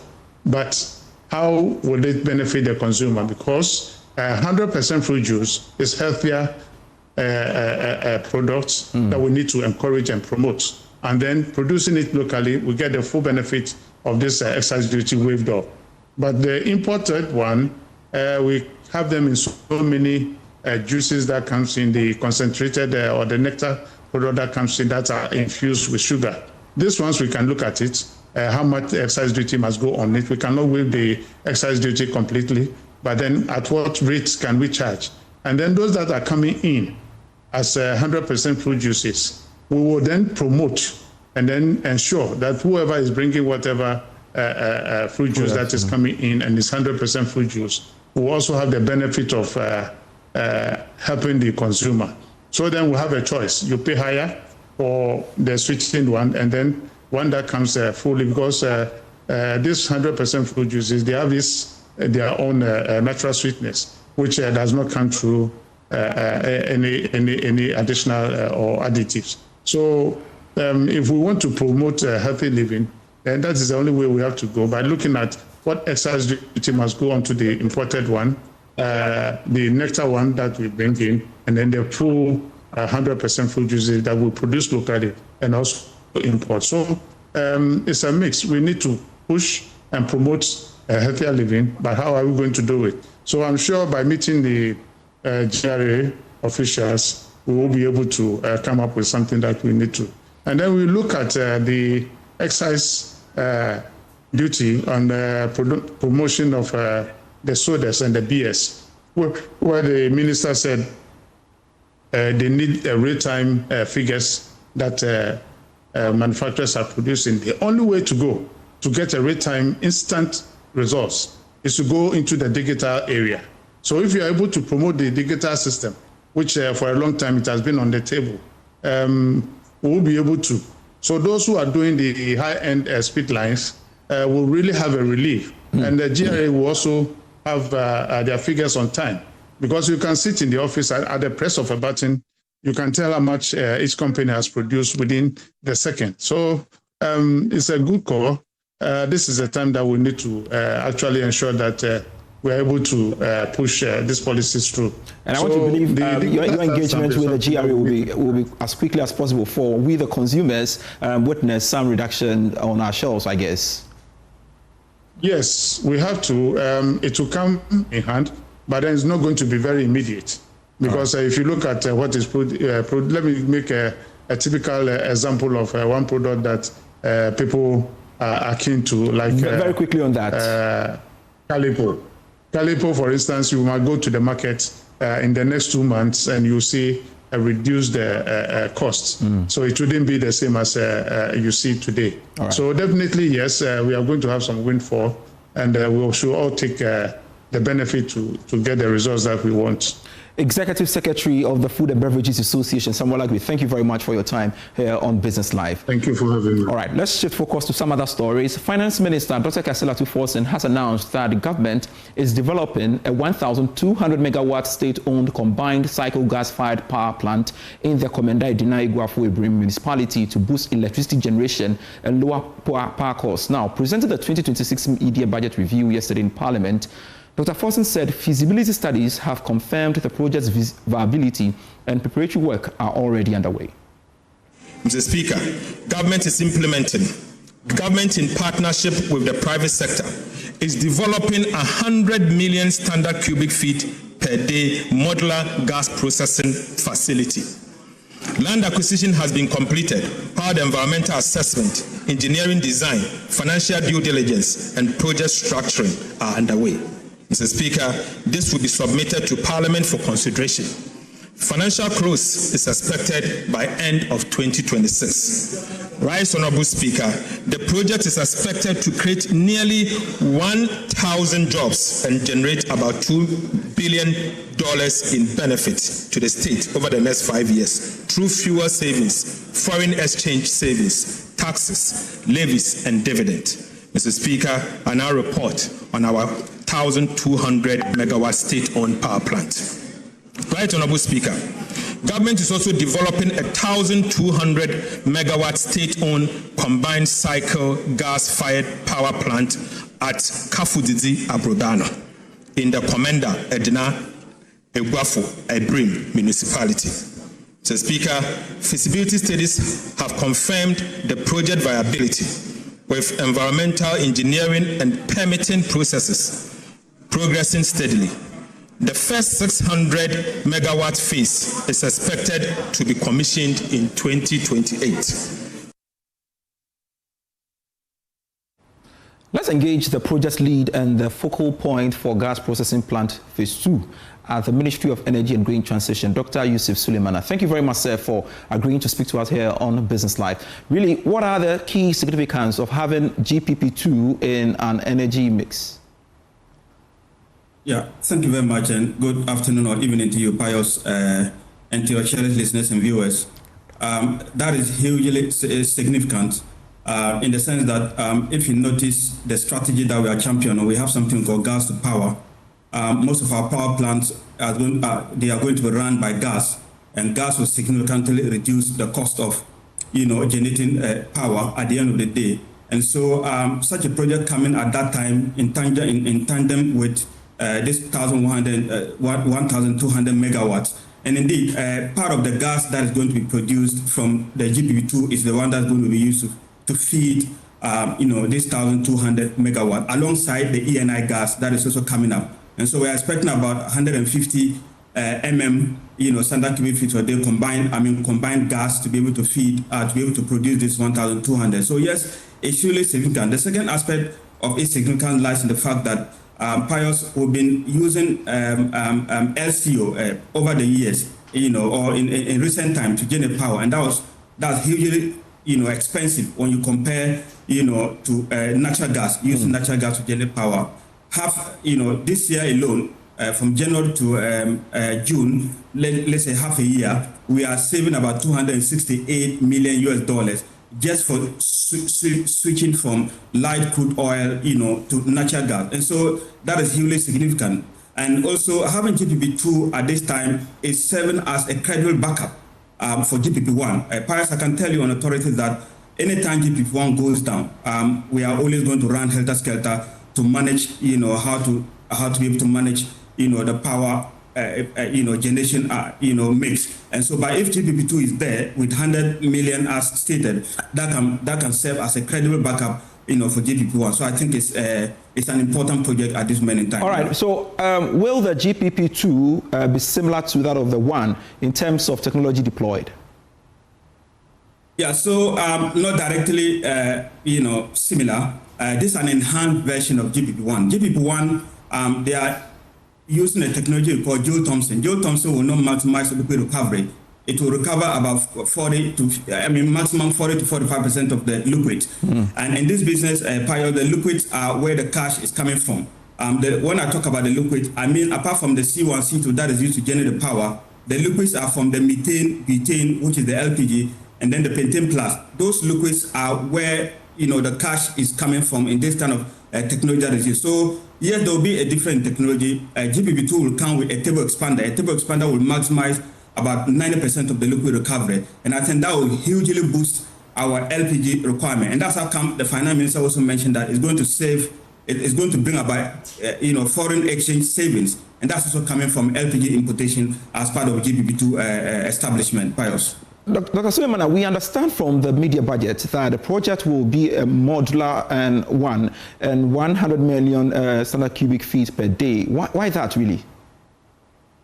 Yeah, so if you notice, earlier on when the project committee was set up, we wanted to do 150, just a replica of what we have at currently at GPP1. But we noticed that the gas volumes that were coming up, we just wanted to make a plant that will be able to capture the available gas volumes. We didn't want to just create unnecessary redundancy, build a plant that you can have the volume. So the 100 is the best fit as per the gas that we are going to get from our Jubilee partners. They are promising us to add about 50 million standard cubic feet to our addition to what is currently being available, which is 130. And so yes, the 100 is what we are guaranteed. In fact, we are not going to do the 100. We're going to do about 80. About 60 to 80 for the first time. Okay. And then when the gas volumes come, then we can increase. And it's modular also because we want to scale it. That's how come we are adopting the modular. Any key project timelines? Yes, the minister mentioned 2028. Yeah, so we are hoping to get this project. In fact, mechanical completion, we are targeting end of 2027 or first quarter of 2028. Okay. And so hopefully all this being equal by first to second quarter of 2028, we should have the project running, Pius. And as we wrap up the conversation, there is an anticipated increase in oil production after 6 consecutive years of production decline. What's accountable for this, or is it just pure luck? Oh no, Pius, it's not pure luck. If you notice the kind of strategies that the present administration has instituted, nobody will be surprised that we are turning we are plateauing and then we are even increasing production. In fact, for the last 6 years, oil production has been decreasing. Why it was decreasing is because we didn't have the needed injection of capital in terms of investment into the upstream. The panacea to upstream rejuvenation is investment and nothing short of that. Fortunately, the creation, thanks to His Excellency President John Dramani Mahama and our able minister, they've been able to create that enabling environment. And as we speak now, as the finance minister mentioned, we have a pledge of about $3.5 billion to be injected into our upstream portfolio. Pius, $2 billion is coming from the Jubilee partners and 1.5 coming from E&I partners. All this because they've now had trust in the system that it is a system that they can come back to invest in. So yes, it's not pure luck. It is a strategy that we've embarked, that is creating that enabling environment that has rejuvenated the interest of these upstream players for them to pledge to invest this amount of money. So that is the dividend that we are having. That is catapulting to this oil production.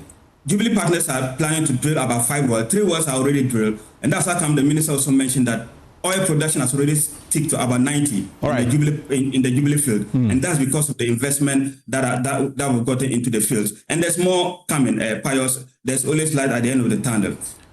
Project lead and focal point for gas processing plant phase 2 at the Ministry of Energy and Green Transition, Dr. Yusuf Suleiman. Thank you very much for making time to join us here on Business Live. All right, let's take a quick break. We'll be right back.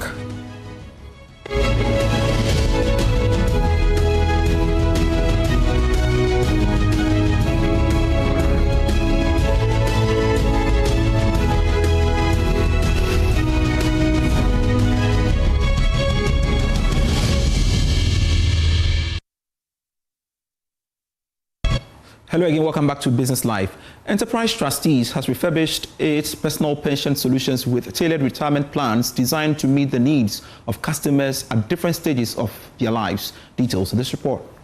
Enterprise Trustee says it engaged members to better understand their retirement needs before redesigning its personal pension products. According to the Managing Director, Joseph Ampafo, the company has introduced the Sunnyside plan for younger contributors with a higher risk appetite and the Asidnapa plan for individuals seeking more stable investment returns, particularly those in the informal sector. What we did was, first of all, to engage with members to find out what it is that we could do to refresh the solutions that we had. And we noticed that members were looking for solutions that mimic their lifestyle or sort of like give them a sort of life journey.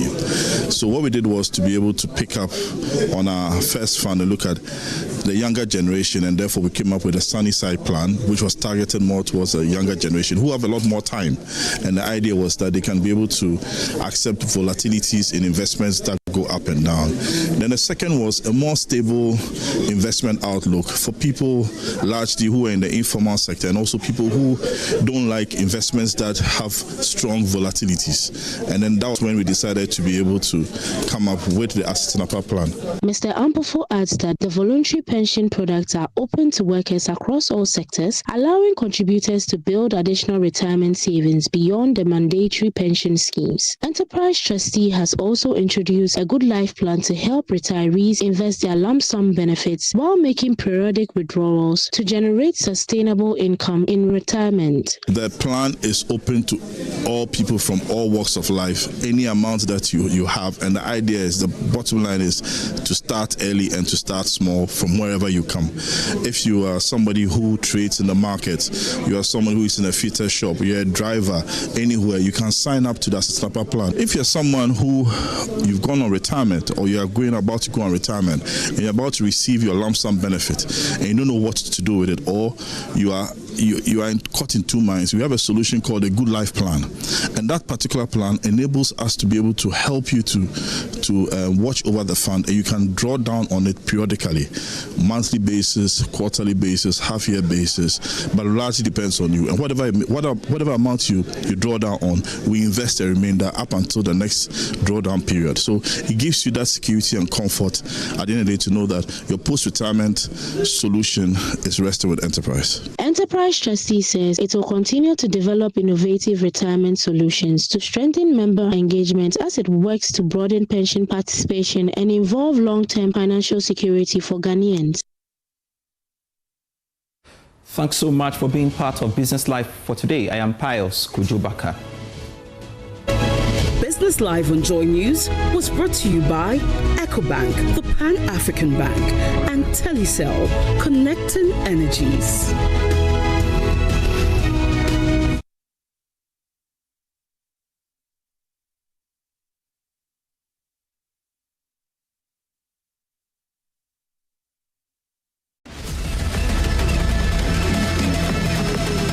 Democracy is by choice, not cash, not coercion, not corruption. Vote buying silences the will of the people.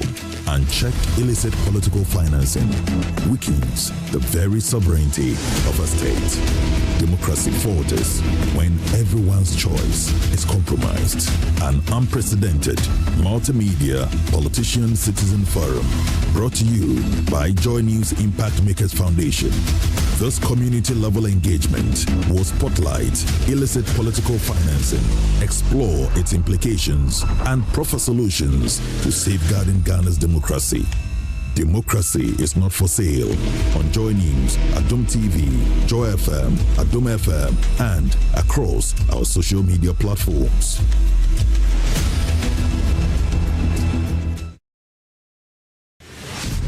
Everything has meaning, but not everything is as it seems. For every story told, there are versions of the truth. We can't afford to look at the numbers that have been presented, and say we are tired. It's the same old issue. No, somebody should be prosecuted. Every opinion can be debated. Every claim can be challenged. Even the idea of the national interest can and must be interrogated. This is the date it was. This was the date it was printed from the system. That is what what is he talking about? Because sometimes the real facts are buried deep within layers of interpretation. So we ask the harder questions. We test every claim. We raise the standard of public discourse and place every issue on the altar of unbiased scrutiny. This is Newsfile, your most authoritative news analysis platform. And here on Newsfile, we put Ghana first. We stand beneath you. What are you doing? Clearly, Newsfile with Samson Ladi Anyanini. On Joy News, independent, fearless, and credible.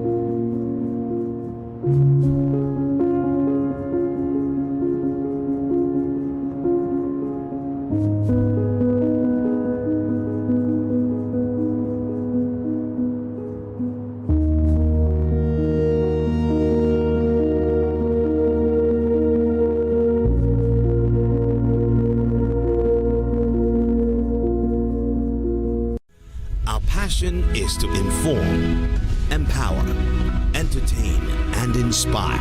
JoyNews. Independent, fearless, credible.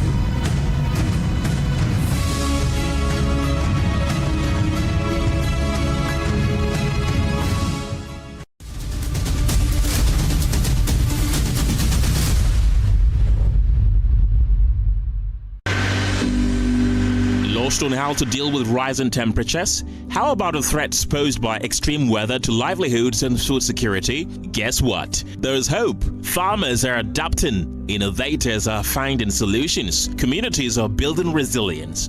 Organizations are leading change. Catch the all-new season of Climate Focus on JoyNews, a weekly series that walks you through the interventions and practical solutions helping people confront climate change and build a more sustainable future.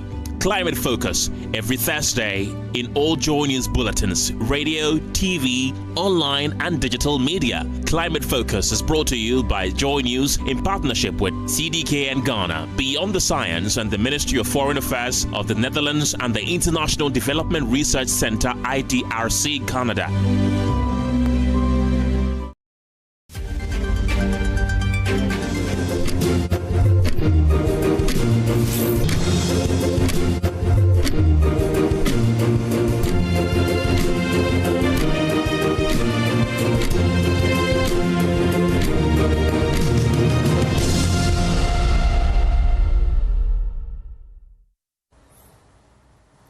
It's Friday. Good morning and welcome to the AM show. I am Nicholas Eko Yamwa and this is the AM news sponsored by Palladium Residences. Now in our first story, government is touting a strong economic recovery in the 2026 mid-year budget review, citing lower inflation, reduced debt, a stronger CD and improved growth. The minority dispute the claim, accusing government of suppressing spending to create an artificial budget surplus. It also says key flagship programs, including the 24-hour economy and the Nkoko Ekitinkiti, were conspicuously missing from the review. There's more in the following report. The finance minister says Ghana's economy has rebounded. The minority says government is holding back spending to create an artificial budget surplus. Presenting the 2026 mid-year budget review, Dr. Akufo-Addo rejected the claim and cited lower inflation, reduced debt, a strong CD, and improved growth. Mr. Speaker, I pledge to level with you always. I will tell you the truth about the state of the public finances, whether the news is welcoming or difficult. We will never conceal our challenges or exaggerate our successes. Trust is about the truth, and truth must remain the foundation of sound economic management. Our responsibility now is not merely to celebrate these gains, but to preserve them for future generations. Economic stability is not an event. It is a duty renewed every day through prudent stewardship, fiscal discipline, and unwavering accountability. Dr. Akufo-Addo blamed the previous MPP administration for the economic crisis and argued that prudent management, not debt restructuring alone, has restored stability. Government is now turning its attention to revenue leakages. Almost 4 out of every 5 cities of the potential excise tax based on wine and spirit escaped the tax net. Mr. Speaker, only 1 city out of every 5 cities was subjected to excise duty. That is neither efficient nor sustainable, and this must change. The excise duty bill before this House introduced a comprehensive package of reforms to close these leakages. Mr. Speaker, we will crack down this leakage. On the domestic debt exchange program, the finance minister says the 7th coupon payment is due in August and will be paid in full and on time. Ghana has regained the ability to mobilize long-term financing in its own currency for development. Right Honorable Speaker, I'm proud to announce that Ghana has now overcome the original sin.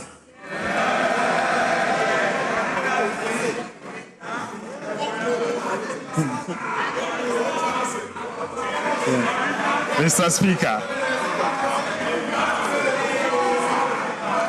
Speaker, we have overcome the original sin. Whilst I now take you to the sinking fund. While Ghana's debt restructuring is nearing completion, prudent debt management requires us to look beyond today to tomorrow's obligation. Mr. Speaker, in 2027, DDEP bonds that will fall due is 58 billion Ghana cedis. Another 53 billion Ghana cedis will fall due in 2028. In 2 years alone, Ghana has to repay 111 billion cedis. Government is also proposing tighter procurement rules to reduce sole sourcing, delays, and waste. Under the Big Push program, the minister says several road projects are more than halfway complete. A further 1,050 kilometers of road will be constructed to improve access to agricultural areas. The construction of the Swami Interchange Phase 2, the Sunyani, Tamale, and Kumasi Outer Ring Road are progressing. Mr. Speaker, feeder road projects in the Eastern Volta region are also improving access to farming communities and market access. During the second half of the year, government will fast-track project completion, project nearing completion. Mr. Speaker, improve contractor performance and remove bottlenecks to ensure they are completed on time. Right Honorable Speaker, I take you to the Accra-Kumasi Expressway.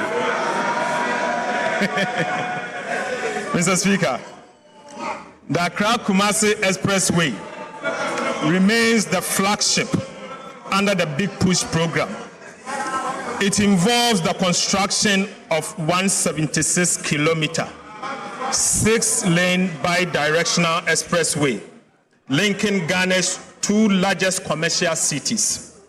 When completed, Mr. Speaker, the expressway will reduce travel time between Accra and Kumasi to about 2 hours. A new cocoa board bill would also guarantee cocoa farmers at least 70% of the free on-board price and promote local processing. But the more than 2-hour presentation contained no major announcement on the 24-hour economy and the Nkoko Nkete program. The minority says the omission made the review uninspiring. His deputy minister told the nation that 1.6 billion was released to the agri minister. Today, he says only 1.1 billion. You see, the true measure of a finance minister is not how much he spends. Mr. Speaker, throughout his review, there was no policy announcement for the cocoa sector. The 4 million farmers, the 4 million cocoa farmers are suffering. This finance minister, since he took over as a supervising minister responsible for cocoa, we have seen suffering and wailing, and he comes here to lament. The majority rejects the accession. Majority Leader Mahama Yariga says the finance minister gave a strong account of government stewardship. This finance minister has indeed given a good account of himself. And that is why this House must commend him highly. Away from the 2026 mid-year budget review, an Accra High Court has dismissed an application by lawyers for former National Buffer Stock Company CEO Hanan Abdul Wahab to strike out the charges against him. The defense had argued that the 20-count charge sheet was fatally defective. The court directed the prosecution to amend 2 counts but allowed the case to proceed. Legal Affairs correspondent Fatal Bayaga reports.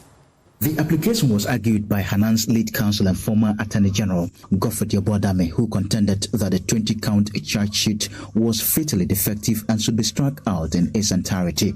However, Criminal Court 3, presided over by Justice Francis Apanga Achibonga, dismissed the application. The judge held that, with the exception of 2 counts that failed to provide sufficient particulars of the alleged offences against the accused persons, the remaining counts disclosed enough grounds for the trial to proceed. The court therefore directed the prosecution to amend only the 2 defective counts. Speaking to journalists after the ruling, Mr. Dame expressed disappointment with the court's decision and announced that his legal team would appeal. To have warranted an order for the prosecution to go and amend, because you cannot have various payments, the number of which we do not know, when each of them occurred we do not know, where they occurred we do not know, they are not disclosed on the charge sheet. And then you say that, well, you're not going to order them to amend, and that charge is proper. That charge cannot be proper. So even though they've been ordered to amend some of the charges, we'll still file an appeal. We'll file an appeal against it. But I think the decision was not so sound, with the greatest respect to the judge. And he himself acknowledged that, yes, every decision is appealable, and it's all with a view to developing the criminal jurisprudence properly. And my consideration professionally is to ensure that the rights of my client as an accused person are protected. He further explained that the application was not intended to delay the proceedings, but to ensure that his client receive a fair trial. It's not just a matter of delay or anything, it's just a matter of ensuring that he properly ascertains the charges that are brought against him. And no, you cannot have a sum of 15 million put together in one count and you state in the same count that they consist of several payments. Which several payments? When did it take place? Are they related? Definitely they're not related. Meanwhile, the prosecution has been directed to amend counts 9 and 14 with the case adjourned to July 29 when the trial is expected to commence. For JoyNews, Fatao Bayaga, Accra High Court. In the Ashanti region, the era of chill, pour, pass and forget is being challenged. Through a partnership between KCCR and Visa, hundreds of JHS students are experiencing science intent, a hands-on initiative making practical science more accessible and breaking gender barriers. Kwejo Asamoah Ofori has more in the following report. Now, can you tell me the allergens in this? This high-energy initiative, spearheaded by the Kumasi Center for Collaborative Research in Tropical Medicine, KCCR, in collaboration with Vacation Initiatives in Science Africa, VISA, are amazingly replacing traditional classroom lessons with interactive science pavilions, transforming the learning experience for hundreds of students across various districts in the Ashanti region. The 3-day program is specifically tailored for junior high school students. It aims to demystify practical science, break long-standing gender barriers, and inspire the next generation of technological innovators. Speaking to EduNews 360, Visa co-founder Mr. Sebastian Eugene Arthur shared their vision and expressed profound gratitude to their partners and sponsors. He emphasized that science must be practical and expressed hope that underserved schools will soon get the same opportunity. The whole idea is that we believe that for someone to appreciate science, they need to start early, right? So we go to the lower levels. So by the time they will go to secondary school, they have a decision to make whether to do science or not, based on the love for the subject. And to love a subject, the theory is not enough. You need to get a practical, know-how, or you need to get some hands-on. And that is why we go to the basic level. So it's a platform that we've created to send practical science activities to school children from underprivileged schools in Ghana. And our hope is that eventually we'll extend it to some parts of Africa. Excited students shared their hands-on experiences and pleaded with both government and organizers to extend this project to rural communities. I learned a lot today. I learned about food safety, food hazards and more. And I hope that the government will partner with KCCR so that this initiative and program will reach the rural areas, which will help us bring younger people in future. I've learned a lot today, but those that I can remember is that 1, You should not give up in life. Whatever you do and you get it wrong, don't give up. Try again. Adding her voice to this initiative, Associate Professor at KNUST, Professor Mrs. Linda Ofori, highlighted that engaging girls in STEM is the best way forward, clarifying that the goal is about inclusion, not outnumbering boys. Over the last few years, there's been a lot of initiatives championing the cause of the girl child in STEM. I said earlier that if we look at our workforce, there's only about 20 to 25%, or maybe maximum 29% of women occupying STEM roles in our workforce. So the boy child is still relevant. And although there are a lot of initiatives to push the girls, we haven't even reached equality yet. And I don't think the issue is to push the boy child out. The issue is to empower the young girls, because just like Kharyne said, if you educate a woman, you educate a community, because it's the women that stay with these young ones. So yes, the mothers are the ones that would encourage the boy child, as well as encouraging the girl child. International resource personnel were equally impressed. Professor A.J. Demoto from Princeton University in the United States praised the brilliance of the participants, noting that Ghanaian students are incredibly talented. He urged them to remain curious and never take learning for granted. I really love working with the kids in Ghana. They're super enthusiastic, they're very smart, they respond really well to our interactive exercises, and that makes the process for us really rewarding, really positive, and makes us want to come back. Teachers present also commended the initiative, noting that such practical exposures help close the global technological gap for both Ghanaian students and educators. Concluding the event, Dr. Mrs. Charity Wiafia Kente of KCCR appealed to the government and non-governmental organizations to support the initiatives so it can reach less endowed communities. For KCCR, we are ever ready. So as long as we have sponsorship coming in, this can be planned yearly, it can be planned monthly, or even if the students want to enjoy it weekendly, we can get people together and do this weekendly for every child to enjoy. We shouldn't leave any child behind, not even the rural children. Even those that doesn't have the infrastructure, we can bring them on board and they can enjoy science here in the tent. Reporting for JoyNews 360 on Joy Learning TV, I am Kojo Foria Samwa, KCCR, Kumasi. Moving on, the passing of former Foreign Affairs Minister and former ECOWAS Commission President, Ambassador James Victor Beho, has drawn tribute from across Africa, with leaders describing him as a diplomat whose lifelong service advanced peace, regional integration, and Ghana's standing on the global stage. Martha Sewa Boache has more in the following report. Dignitaries from across the continent gathered in Accra to celebrate the life and legacy of Ambassador James Victor Beho, whose diplomatic career spanned decades. He served as Ghana's Foreign Affairs Minister between 1997 and 2001, helping to strengthen the country's international partnerships and foreign policy. His impact later extended to the sub-region as president of the ECOWAS Commission, where he championed peace, cooperation, and regional integration at a critical period for West Africa. Before that, he represented Ghana at the United Nations, where he was among a generation of African diplomats committed to advancing the continent's interest on the global stage. Speakers said Ambassador Beho embodied humility, integrity, and service, leaving behind a legacy that transcends national borders. Former First Lady of Namibia, Monica Gingo, said Ambassador Beho belonged to a generation of leaders who pursued freedom and justice with conviction, placing the interest of the continent above personal ambition. Ambassador Beho, to us, many of us, represents the last of a generation of African leaders. I know him through my husband, the former president of Namibia, the late President Hage Geingob. And Hage and Ambassador Gebo come back a long, long way.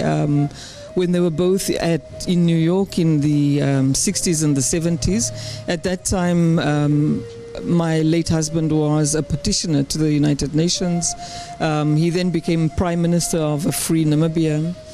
Then he became president of Namibia, and they retained their relationship. But I think the relationship was built in the crucible of our struggle. Namibia had apartheid, and they were fighting against apartheid South Africa, and Ambassador was critical in that fight. It's Africans who believed in a free Africa, free of colonialism and apartheid, and it's men who believed in an ideal that was bigger than themselves. And I think what we'll miss about Ambassador is really his selflessness. It's not men who cared about material things. It's not men who cared about themselves. They cared about principles. And we want to see that in a generation of younger African leaders. For many, the farewell was not only a tribute to a distinguished diplomat, but also a celebration of a life dedicated to public service, African unity, and lasting peace. For JoyNews, Martha Sawabwacho's report, read to you. May his soul rest in perfect peace. Now, 2 male patients receiving treatment and at the accident and emergency unit of the Ejisto Government Hospital in the Ashanti region reportedly engaged in a violent fight causing damage to hospital computers and other equipment. A viral video circulating on social media shows the 2 men exchanging blows inside the hospital ward. There's more in the following report. One of the injured patients allegedly became enraged while on admission, got off his bed and attacked the other patient who was also receiving treatment.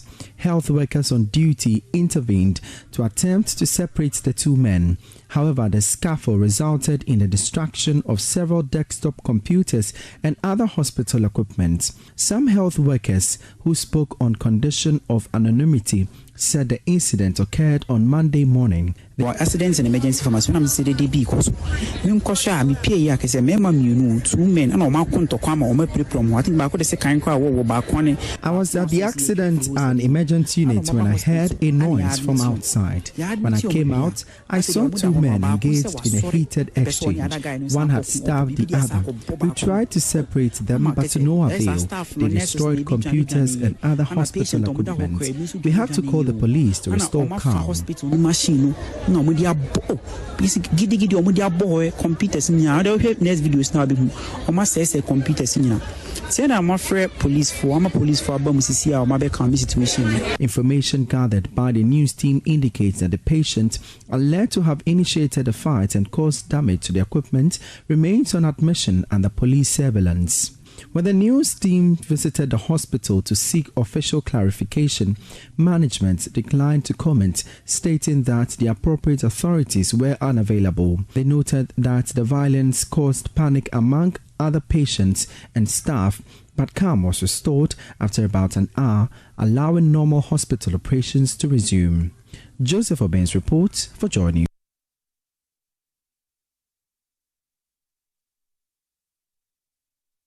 It's time for business updates on the AM News.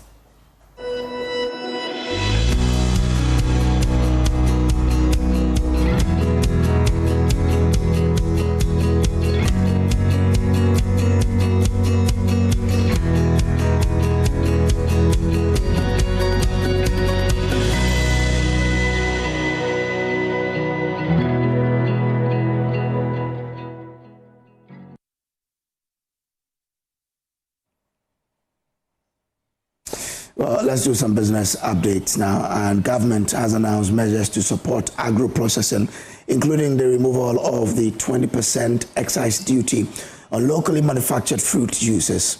Here is Minister for Finance, Dr. Kesiela Toforsen, when he presented a 2026 mid-year budget review in Parliament. We will review the existing sliding scale excise rates for beer and stout product to better align them with government revenue objectives while preserving the incentive for local production. Right, Honorable Speaker, strengthening compliance through mandatory electronic registration of stockists, a nationwide track and trace system, penalties of up to 3 times the excise duty for tampering, and enforcing the law on requiring bank guarantees, and abolishing, Mr. Speaker, the payment of 20% excise duty on locally manufactured fruit juice. Mr. Speaker, we will abolish the 20% excise duty on locally manufactured fruit juices introduced in 2023. Right, Honorable Speaker, this is to support agro-processing and job creation.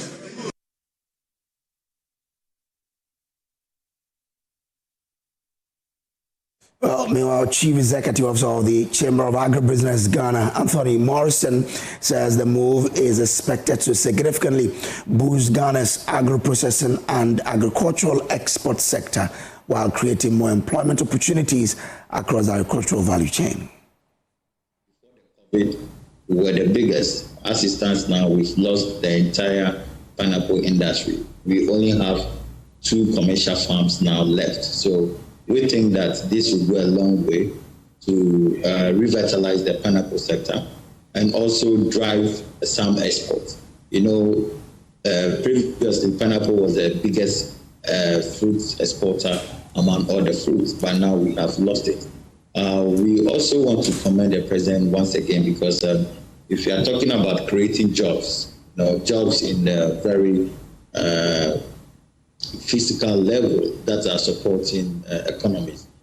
These are the areas that you can count. We're talking about the mango factories, the cashew processing facilities, the fruit juice, the dry fruits, and several derivatives that we are talking about. And this is what we want to see in real terms that are going to contribute positively towards the agro-industry sector. Managing Director of Enterprise Trustees Joseph Ampafo says the company's assets under management have increased from about 4 billion to 5.9 billion Ghana cedis, with much of the growth driven by investment returns rather than new contributions. Speaking at the scheme annual general meeting, he explained that the company remains focused on safeguarding members' funds through prudent investment decisions, stronger governance standards, and improved cybersecurity, while encouraging employers to remit pension contributions on time to maximize investment returns. Trustee says its assets under management have increased from about 4 billion Ghana cedis to 5.9 billion Ghana cedis, with investment returns accounting for a significant portion of the growth. Speaking at the scheme annual general meeting, Managing Director Joseph Ampafo says the company's diversification strategy and focus on prudent investment have helped deliver real returns for members despite inflationary pressures. I'm happy to confirm that the scheme has grown significantly from almost about 4 billion to about 5.9 billion, and we continue to see that the diversification agenda that we put in has also helped to be able to show up the assets. I mean, in terms of investment returns, when you take a look at the 5.9 billion, a majority of it comes from the returns that have come as a result of the prudent investments that we did. So quite clearly, there's a steady growth. We ended a CAGR of a very healthy CAGR, meaning that members are leaving or have their funds, which is real returns, which far beats inflation levels. Mr. Ampafo adds that it is strengthening the company's governance and cybersecurity systems while encouraging employers to make timely pension contributions to improve investment outcomes. For us, one of the things we've done, and we are the first in the pensions industry to do this, we got ourselves certified, ISO certified, just to be able to help us to be able to have that kind of financial prudence, cybersecurity prudence. So in terms of positioning our fund to be able to do much bigger things.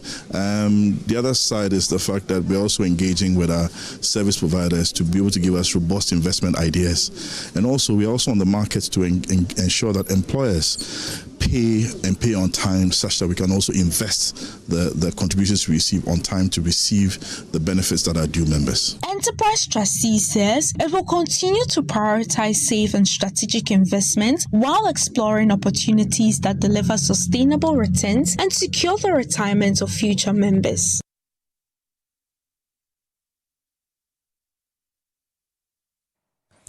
And that's it for business update on the AM News. Back to you, Nicholas. My hunter brother for bringing us the latest in business. But I mean, before we go, what do you make of yesterday's mid-year budget review presentation? Well, as far as he's not asking for, he didn't ask for more money. That is fine. What we have to do is to really interrogate the relationship between the good numbers on the books and the realities on the ground. Yeah. I mean, he said that tomatoes and some few products have come down because of the inflation that we are seeing. Is that the case when you go to the market? I mean, I have people who tell me that tomatoes is expensive now. They cannot buy. So, I mean, look, we are Ghanaians. We live the experience of the true economy. Yeah. The finance minister will present his the data or the figures, but you check your pocket and ask yourself, is that what I am seeing? If that's not what you're seeing, well, that's it. But you have to applaud them. At least the exchange rate has been stabilized for some time. It's good. It helps in business planning. But my beef is, for us as local producers, I heard them say they've removed the excise duty on local juices. But we should be strategic in how we allow foreign product boss our local product. I'm into the rice production value chain. Yeah. We produce Ghana rice. And when we show you our rice, you ask yourself, why is it locally produced? It is. But we get to the market and the foreign rice is beating us to price. Rational human being will go to the market to go and buy produce. And he or she will look at, okay, which one is the cheapest? So why don't we have some measures to restrict how much we import? You know how much we produce in Ghana. We produce around 1 million tons of rice. Yeah. How much do you have to produce to support? We consume around 1.8 million tons of rice a year. It means that you have to import 800,000 tons, but we end up importing more than necessary. Yeah. And when that happens, the farmer in that land is being subsidized by the government. So they sell their produce at a very, very cheap price. We cannot do that. Yeah. So when we go to the market, we are priced out. What is government doing? That's what I want to hear. It's about we're doing that. Yes, measures are good, but we need to ensure we protect the local producer. It's good we are removing the excise on local juices. Yeah. How about the rice? What measures are we putting up to ensure that we limit how much we import? Because as for rice, we have done enough. Maize, we have done enough. Yeah. But when you allow people to import so much, today a farmer planned last season thinking that I'll sell my 50 kg of bag, say at 700. Today it's around 200, 250. Yeah. How much has the farmer lost? Are we thinking about the farmer? So yeah, there's a lot, but we are happy, but there's a lot more that needs to be done. The economy, it should not just be on books. Inflation is good, but people cannot buy. People who are selling cannot sell because there's no money. That should concern the finance minister. Anyway, I think we also need to build the capacity of the local farmers so that they'll be able to produce more. Yeah. At a point, But when we produce more, people don't even buy. Marketing is a problem here. Yeah. So we should go the Nigerian way. We won't say total ban. You know how much you produce. Yeah. So just say limit importation to that number. You cannot import more than we produce in Ghana. Yeah. Anyway, we'll delve, deeper into this conversation during the news review segment. But for now, that's all for the AM show. The AM news was brought to you by Palladium Residences. Coming up next is Sport with Kharyne Mubarak. I am Nicholas Eko Yamwa. Good morning.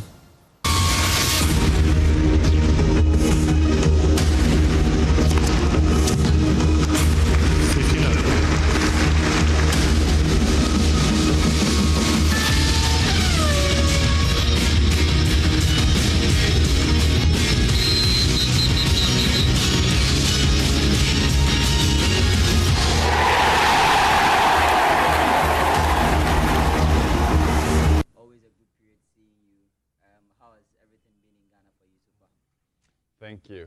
Always a good period seeing you. How has everything been in Ghana for for you so far? Thank you. Yeah, they have been good. The only thing that have been a little bit negative is all of the rain that have affected us a little bit. So we actually have missed 2 trainings opportunities. But in the same way, it's out of our control. So otherwise, just good. Good to catch up with all of the girls, and we're having a good time together. Yeah, you've had 1 WAFCON tournament under your belt already, getting ready for the second one. But this, what we say, the final window before the tournament itself starts. Just as I put to you, how has the girls responded to everything that you've gone through since you opened camping? Yeah, there had been a process now for 1.5 years since I came in. I think everything had been going as we planned. We used the friendly games in the start to rotate the squad, to implement new things with the goal to be ready in the WAFCON, and we performed very well in the WAFCON, in the previous WAFCON. And since this, the process have just been going in the right direction the whole time. And with 1 year of experience from the previous tournament, we are ready to attack the upcoming WAFCON. Many things I speak to people a lot, and they do appreciate it, the fact that you have the core of your team from the last WAFCON still around. How big of an advantage is that for you and for the younger ones or the new faces that have come in? I think it's important. I don't remember exactly the number, but it was almost like 90 new players or something like that did their first WAFCON. Yeah. So you saw it in especially the first half. We played against South Africa. There were many nervous players. They didn't know what to expect, and those kind of things that. And we lost the first game, and it was probably the last time we played a bad half, especially the first half, like I said. So we are hoping that we are more ready in the first half in the upcoming WAFCON. So I think the experience can, at least in the first game, can help us a little bit, but who knows? How important will those core of your players from the last WAFCON being available be for you going into the second WAFCON under your team? Of course, it will be important. Like I said, many players now have good experience from the tournament. They know in the way that I want to play, so they're used to that. But in the same time, there are also other players that's knocking on the door. I think we have been rotating the squad pretty much. It's keep the energy in the group. It's also always a balance for some players to feel that they will be there in long term, but it's also to put a little bit pressure on themselves. They can't just walk around here when they're here. They need to perform. Otherwise, there will be someone else that's gonna come in and take their place. So it's a mix. Look, from where I sit, even as a journalist, one thing that got me frustrated was the conversation about whether the WAFCON will happen, whether it won't happen, when it will happen, exactly the window. For you as the head coach for your players, with that uncertainty, how did they affect you? Of course it affects us. I mean, we had a plan from the start to play the WAFCON in the spring. We had the most of our players in the middle of the season. Now the most of them will finish the season, and they will be off instead. We also planned for it. We had a Dubai camp with good games. So of course it's not good for anyone, but it is what it is, and now we need to plan again and be ready. Look, if there's one thing I take from your answer that delights me, it's the fact that you mentioned the Dubai camp, where we also saw how brilliant and hot form your team was. Did it give you the kind of sort of preparations you wanted as part of your preparatory moment for the WAFCON? Yeah, the Dubai situation was a difficult one, of course, with everything that's going on there.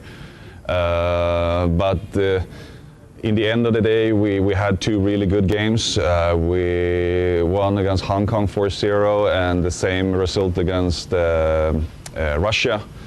And you can see that the Russian results stands really good, I will say. I think there are 28 or 27 in the world right now.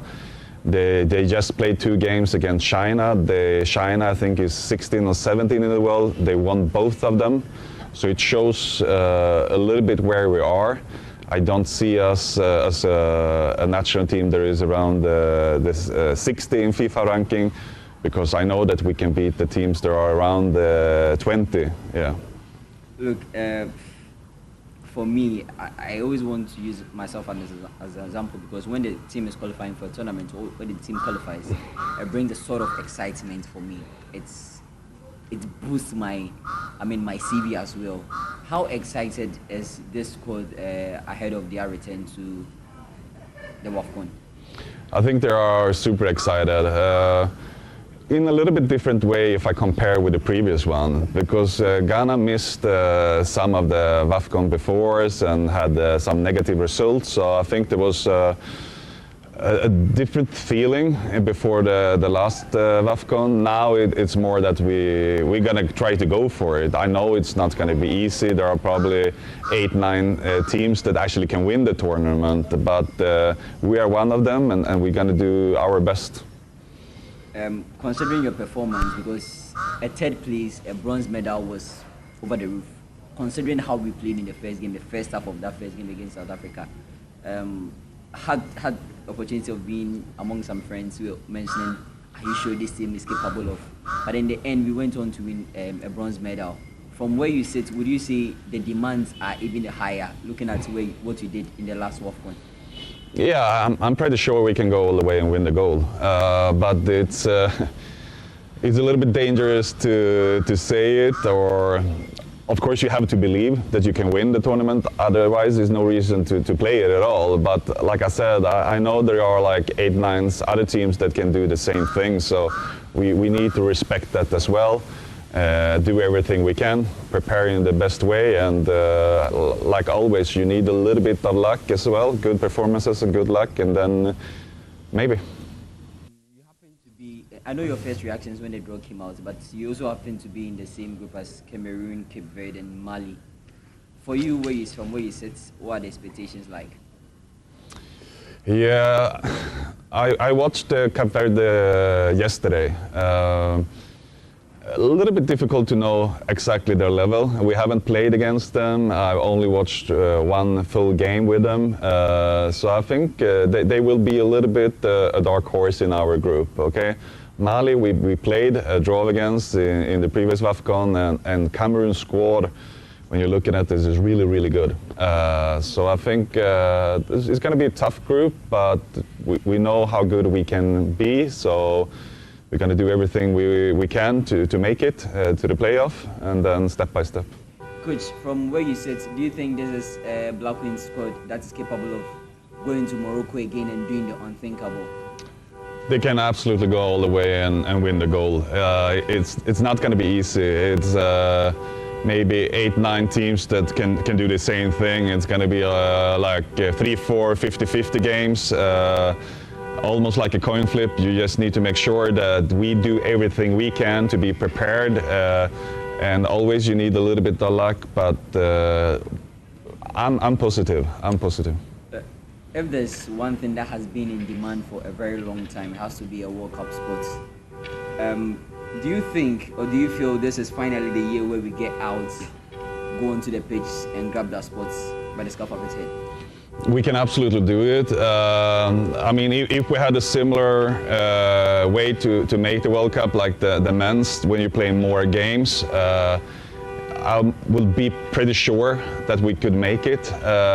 This way to play like more or less like a playoff, when you're like up in a quarterfinal to make it, it makes it more difficult, of course, because you can have like just a bad day and then you're out. I mean, if you play 8 games or whatever it is, you still can have 1 bad day, but then you can have 7 good days and then make it. So it's a little bit more tricky, but of course I believe in the girls, and that's our goal to make it to the World Cup.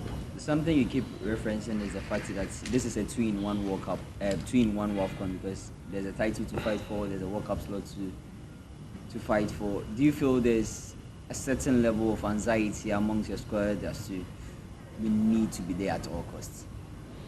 I don't think so. We put pressure on ourselves. We know the expectations, but it comes more from each other. I will say that we want to improve. We have been talking about now that we want to be like 5-10% better than in the previous WAFCON. I think we can be that. So it means that we're gonna have more meetings. We're gonna have more different set pieces. We have more ways to attack. We are looking at the details, how we can defend even better. So we are looking more the smaller details than we have done before, and hopefully that's going to make us 10% better, and 10% can make us maybe 60-40 in the 50-50 game, if it makes sense. So that's what I'm hoping for. Personally for you, what targets or what bar are you setting for yourself as far as your return to Morocco is concerned? It's not about me, it's about what we are doing as a group, and the target, like the big target, and the most important, I would say, is to make top 4 performance. I said it already a year ago. I think Ghana always have to be a top 4, and if you make the top 4 in every WAFCON, you sooner or later will win. Sometimes it's going to finish with a bronze medal, but sooner or later you will be in the final, and then you give you a chance to win. And especially now when top 4 is giving you the World Cup. So we need to do everything we can. I sit among the fans, I sit with the fans, I sit in a position where I can make judgments on my own. But if we are to look at expectations from the fans' perspective, what should we be looking out for? I mean, I know how it is here in Ghana. We always dream about the gold, and I mean, support us, believe in the girls, and believe that we can go all the way. But again, I'm coming back to there are 8-9 teams that can go all the way. So we are not the only one, but we're going to do our best. When I heard the campaign will be happening in Ghana, one thing I mentioned to Matilda was the fact that, it gives the team a good opportunity for Ghanaians to send them off. Do you feel training in front of Ghanaians, playing a few matches, I mean, unofficial, but test games, gives this team a sense of, entitlement to say that maybe we have seen these fans come in, even during working hours, come and watch us, we need to repay them with something? Yeah, I understand. It's so important that the 12th player are actually the people here in Ghana. And of course, we will love that many people are coming to the stands and supporting us in the game, but also we know that they're going to sit back home, watch us from on the TV. So it's important to come back here to Ghana. We haven't been here that much since I came in. So I'm happy that we can be here. We can have some Ghanaian food, and we can be around here in Accra, and that's important for us. Yeah. Coach, 2 of your players, I'm going to limit you to Portia and then Cynthia. For Portia, I mean, you watch her every year, and it feels like instead of her form to dip, she keeps getting better. How important has she been for this team? I mean, how is it possible? She gets older and getting better, and it's not so normal coming in that age, but she's just keep improving, and she's fast enough as well, which actually surprised me a little bit, but she's so helpful for us. On the pitch, of course, we all can see with her left foot, center backs, the way she leads, but I would say even maybe more off the pitch. So I'm extremely happy to have her as a captain. If there's one thing people see from our national teams, is the fact that players progress from the youth teams through to the senior national team. One player who's done that has to be Cynthia.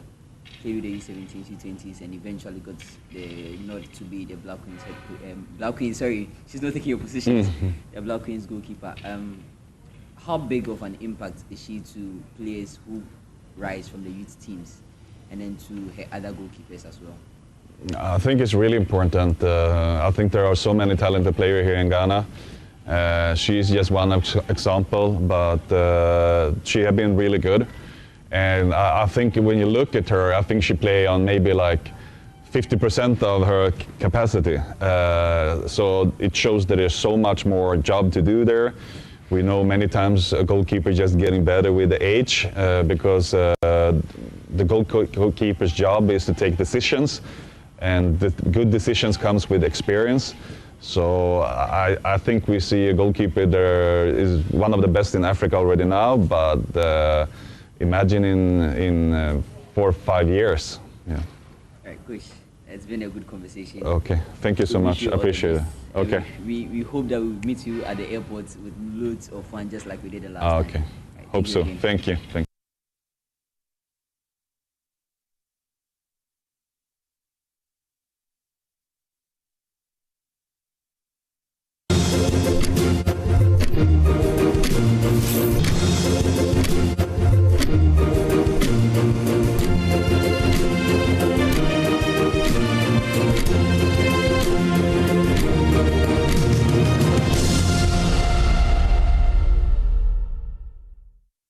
All right, let me welcome you back to the show and for us to get into the matters arising segment. Now, what is the bigger matters arising than the budget review that was presented in Parliament? So that obviously will take much more of the time on the review today. But first, how will the weather be like today? Watch this.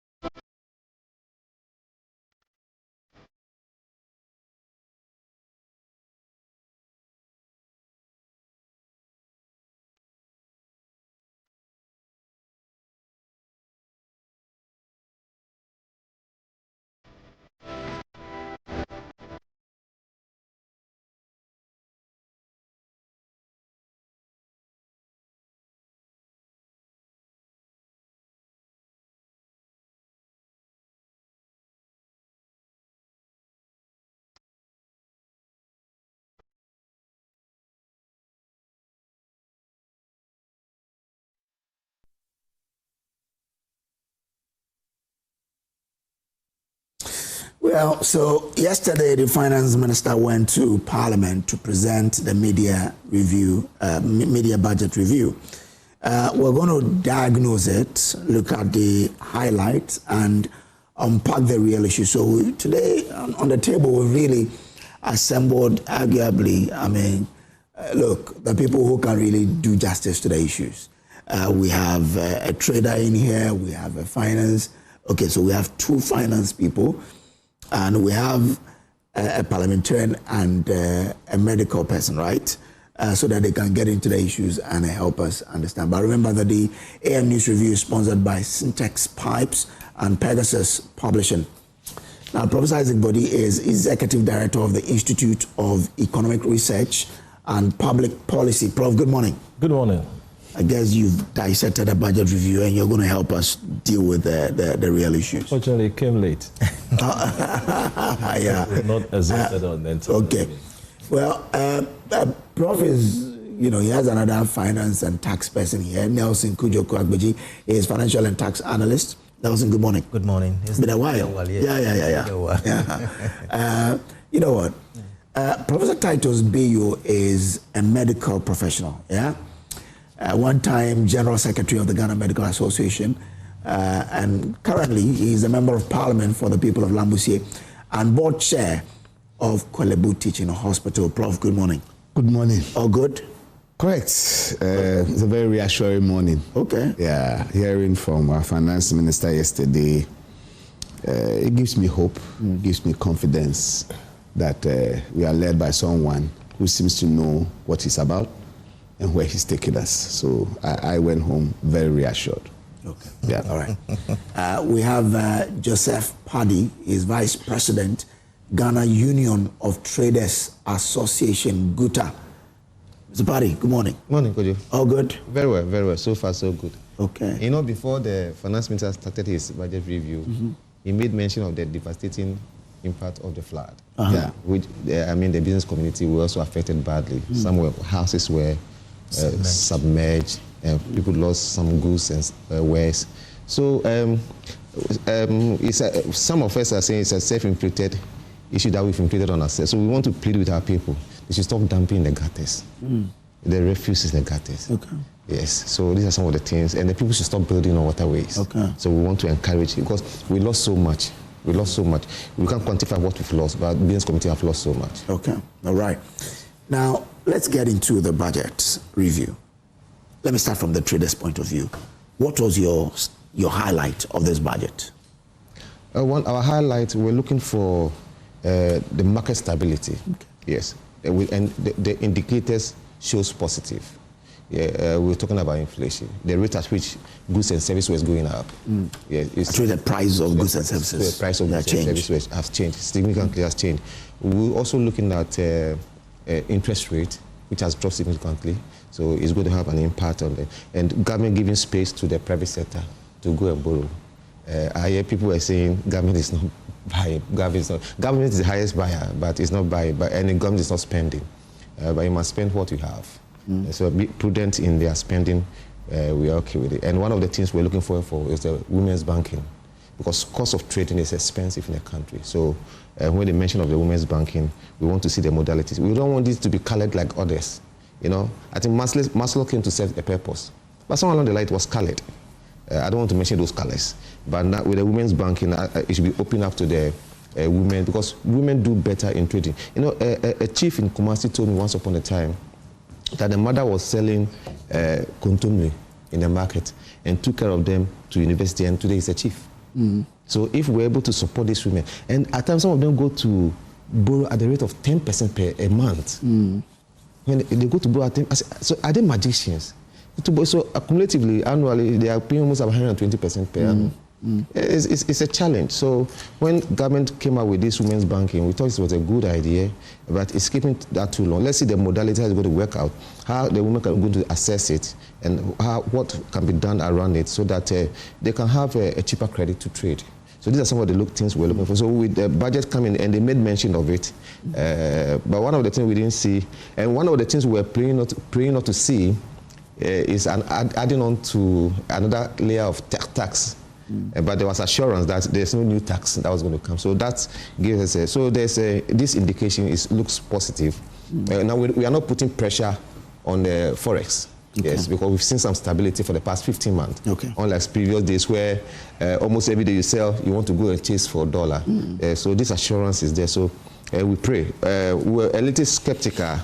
We're talking about sustainability. How can this be sustained? But for the past 15, 16 months, we've seen some sustainability along the line. So this is giving the business community some hope. Okay. Yes. So when you say Maslow was colored, what do you want to say actually? It was politically colored. Let's be frank. It was politically colored. Yes. NPP comes to power, you see the people going there. NDC come to power, you see the people going there. Yes. So it was politically colored. So it didn't meet the needed that it was supposed to do. Okay. Yes, it was supposed to give some release to the business community for a cheaper loans and facilities. But because it was colored, the workings, it couldn't work well. Yes, so we pray. That's the challenge of this country.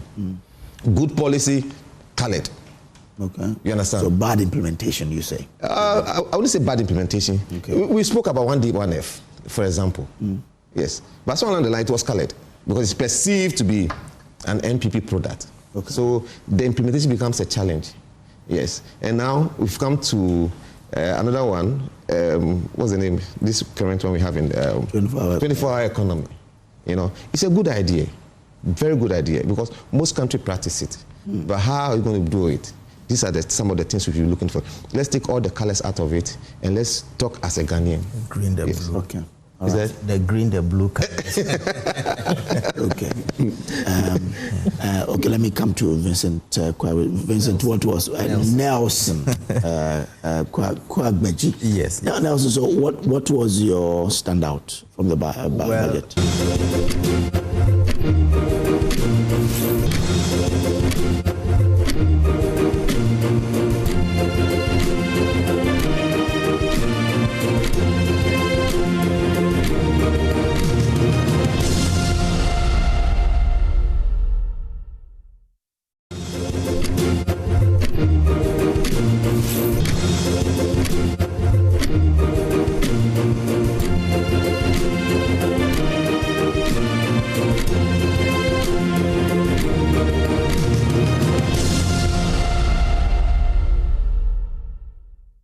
I will first of all wants to commend the finance minister because there is a concept in finance called efficient market hypothesis.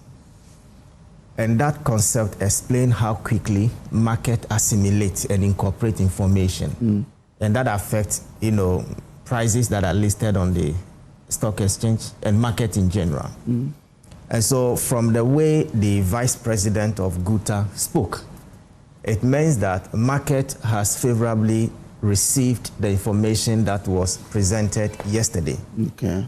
My biggest take yesterday has to do with the government fiscal operations, because we have had a problem in the past that has to do with domestic revenue mobilization. And if you are not able to mobilize enough revenue domestically and your economy is not export-oriented, you are going to have a problem in terms of debt, because all the policies and programs that you have in the budget must be financed. And once you are not able to raise domestic revenue, then you'll be compelled to go and borrow. If you look at Appendix 2A of the budget, total program revenue for first and second quarter, 126 billion Ghana cedis. But we've been able to achieve 124 billion Ghana cedis, which clearly tells you that in terms of revenue operations, we are not doing bad at all. It also means that there is a lot more to be done in terms of our capacity and ability to rake in the needed revenue to support, our annual budget. And so in terms of revenue mobilization, I think we've done well, even though there is more room for, improvement. Then also he talked about the external sector, that our total export earning amounted to about $18 billion, dollars, out of which we spent about $8 billion in terms of our, imports. And that gives us a trade surplus of around $8-9 billion, dollars. And that is also significant. The reason being that if you have a debt to GDP ratio that is high, but your economy is not export oriented, then you face the problem of volatility of your currency. This is because if any time you want to service your debt, it means you have to rely heavily on your domestic currency, convert them to foreign currency to service your debt. And so I think the external sector too, we are doing very well. Then also, when you come to the financial sector, the financial sector indicators, has also improved significantly. I am also very happy that he made mention of certain, CBG, ADB, and the rest that were fully capitalized. He also talked about giving about 5 billion Ghana cedis to Bank of Ghana. At the last year, 2025, we were all here discussing the Bank of Ghana, losses. And so they have also allocated about 5 billion Ghana cedis for Bank of Ghana's recapitalization. And so I've always been saying the banking sector is the engine of growth. And so when you have a banking sector that is liquid, where the assets are of quality, capital adequacy ratio very high, non-performing loans, going down, then it means that you have a solid banking sector that can actually support, the growth and development of the economy. And so, as a way of preliminary comment, I would say the finance minister has done very well. Okay. Once we go into the details, we'll break down the numbers. Okay. We'll compare and contrast, and then we can draw the conclusion. Okay. All right. Prof. Bio. Yeah, let me say good morning to my colleagues and to our viewers. As I said, for me, my preliminary comments are that yesterday, the Honorable Dr. Akufo-Addo came across as someone who knows exactly what he's about. Okay. His delivery was with a lot of confidence, and it was backed by data. And the summary of what I saw was somebody who has demonstrated in terms of the indicators that he had fixed the problems he came to inherit, the problem that this government inherited. And he has put in prudent spending to ensure that we don't go back there. So you notice that there are accusations he's not spending, but he's demonstrated that he's actually spending, but where it matters most. And demonstrated a lot of cost-cutting measures. For instance, he mentioned when they intend to set up a 1,200 megawatt power plant, they went directly to the company, that is GE, and that alone is saving the country about 35 to 45%, rather than going through middlemen where other people go and do financial arrangement and all of that and then take some money off us. So you could see some prudence and efficiency in everything that he's doing. But what was even more assuring is that not only has he fixed the past problems and maintaining holding the crystal ball with both hands so that it doesn't fall, but also he is looking at the future very, very carefully. So you see deliberate plans to ensure that we are not found wanting. The sinking fund is created, money is being put in there, projected to have about 30 billion Ghana cedis to make sure that we can make true our commitments. You see that energy, for instance, we are looking at a gas to power that is going to save us 75% on energy production, which is significant. In the long term, this is going to lead to reduction in energy cost to the end user. You could see someone that is already, a government that is already depositing money towards a project that is even yet to start, the Accra-Kumasi Expressway. And he demonstrated that already put about 1.7 billion somewhere towards that, and a special account at the Bank of Ghana. And I mean, if you contrast this with our previous experiences across governments, we make pronouncements, we start when there is no deliberate planning of funding for it, and that has resulted in some of the problems that we have encountered as a country. He also talks about widespread revisions in the customs processes to ensure that adequate revenue is raked in. That is something that also gave me a lot of confidence that, look, this man has not only brought stability to the economy, but he's planning for the future. Future generations, children unborn should be happy that, unlike previous situations where people live as debts and ask us to clap for them, you have a finance minister that is assuring you that debts that have accrued, he's planning on servicing them, and he's leaving money behind to make sure that you are not in trouble. Another thing he talked about in planning for the future that again gave me a lot of comfort is the new Cocoa Act that he plans to bring to Parliament.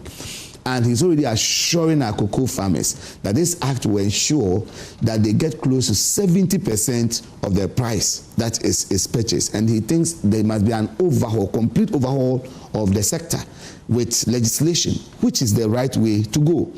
And to conclude, the Women's Development Bank, again, the reassurance I have is that he has given us his firm word that it will be operational by end 2026. I really look forward to that. And I'll support Guta's position that we should depoliticize this. And you see, some of our real interventions that will affect this nation must be depoliticized.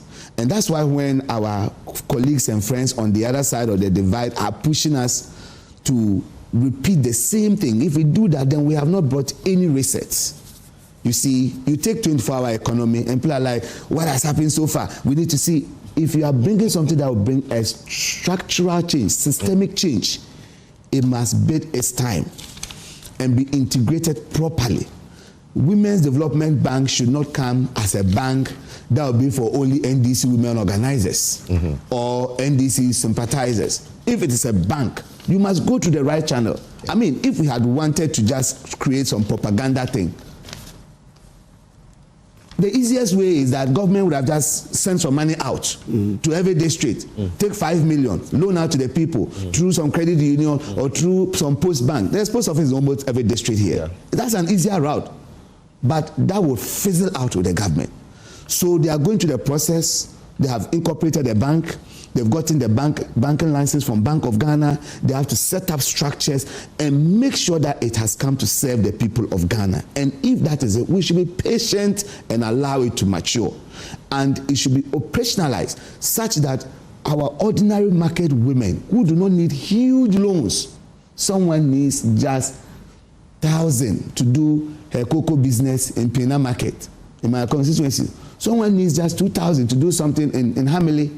Somebody is just 500 in some more. Such women do not have to go to a conventional bank that they'll struggle, but the bank must be properly structured to stand the test of time.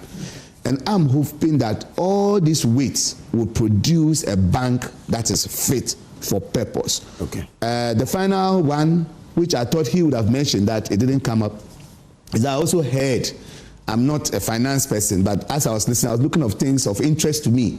One of them I heard is that they are removing some excise duty on locally manufactured beverages. And if that is true, that is going to increase local production, reduce the cost, and help us to consume things that are made locally compared to those that are made from outside. And I think we should encourage this to change the structure of the economy that we are all praying for. But in summary, I left yesterday very satisfied that His Excellency the President did not make a mistake in appointing this man as our finance minister, and that he has also surrounded himself with people who understand the industry, and he has demonstrated it to the nation and beyond that he has repositioned Ghana well. Rolf. Yeah, Kojo, good morning. Good morning. Your highlight. US and my colleagues as well. Economic data look impressive, but the gap between the economic data and the lived realities difficult to be closed. Ghana has undoubtedly made significant progress in stabilizing the economy.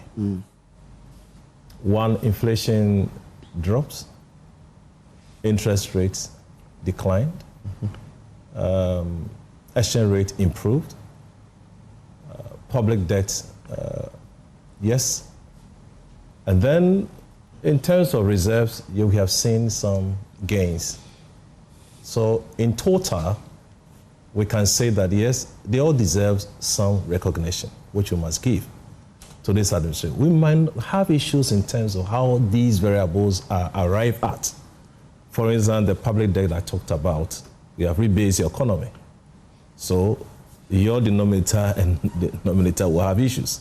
We will talk about those ones. But at least it's important to be fair that we can't critique every day where they think they need to score, get a mass. Let's give it to the administration. Right. So on economic data, yes, but the lived experience, there's a gap. I had expectations before the budget, and it's normal for everyone to have expectations. Yeah. So when the budget is read, you now can go back and check whether those expectations were met. One expectation that I had as an individual, I asked a simple question: does Ghana have that fiscal space? So going into the budget, I was expecting the minister to mention or to let us know. If you talk about that, we are not focusing on how much we have in an account as a country, but the ability of the government to finance development, ability of the government to invest in infrastructure, support social programs, and also respond to economic crisis without destabilizing, one, your economic stability or threaten your stability. I was looking at where's in the budget. Well, was it met? I'll say no. It's issue of stability, and I was happy. I met this target was met. I didn't hear anything about stability issues, because we have crossed that mark already. So I was looking for growth. So I was looking at a situation where the minister would tell us the growth trajectory or the path. How much do we need to fund that growth?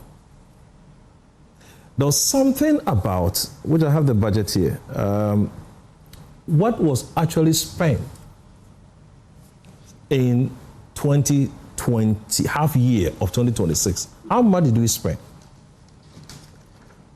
I was saying this because before the budget, we had two ministers who had not a tough war, but the Minister of Finance claimed, I have given Minister of Agri 1.6 billion or so. Is it 1.5 billion? At 1.5. And the minister says, no, I had a budget of 900 plus, but I was given, I think, 450. So I will go into the budget. I was expecting that clarification. That's why I said I wanted to see how much.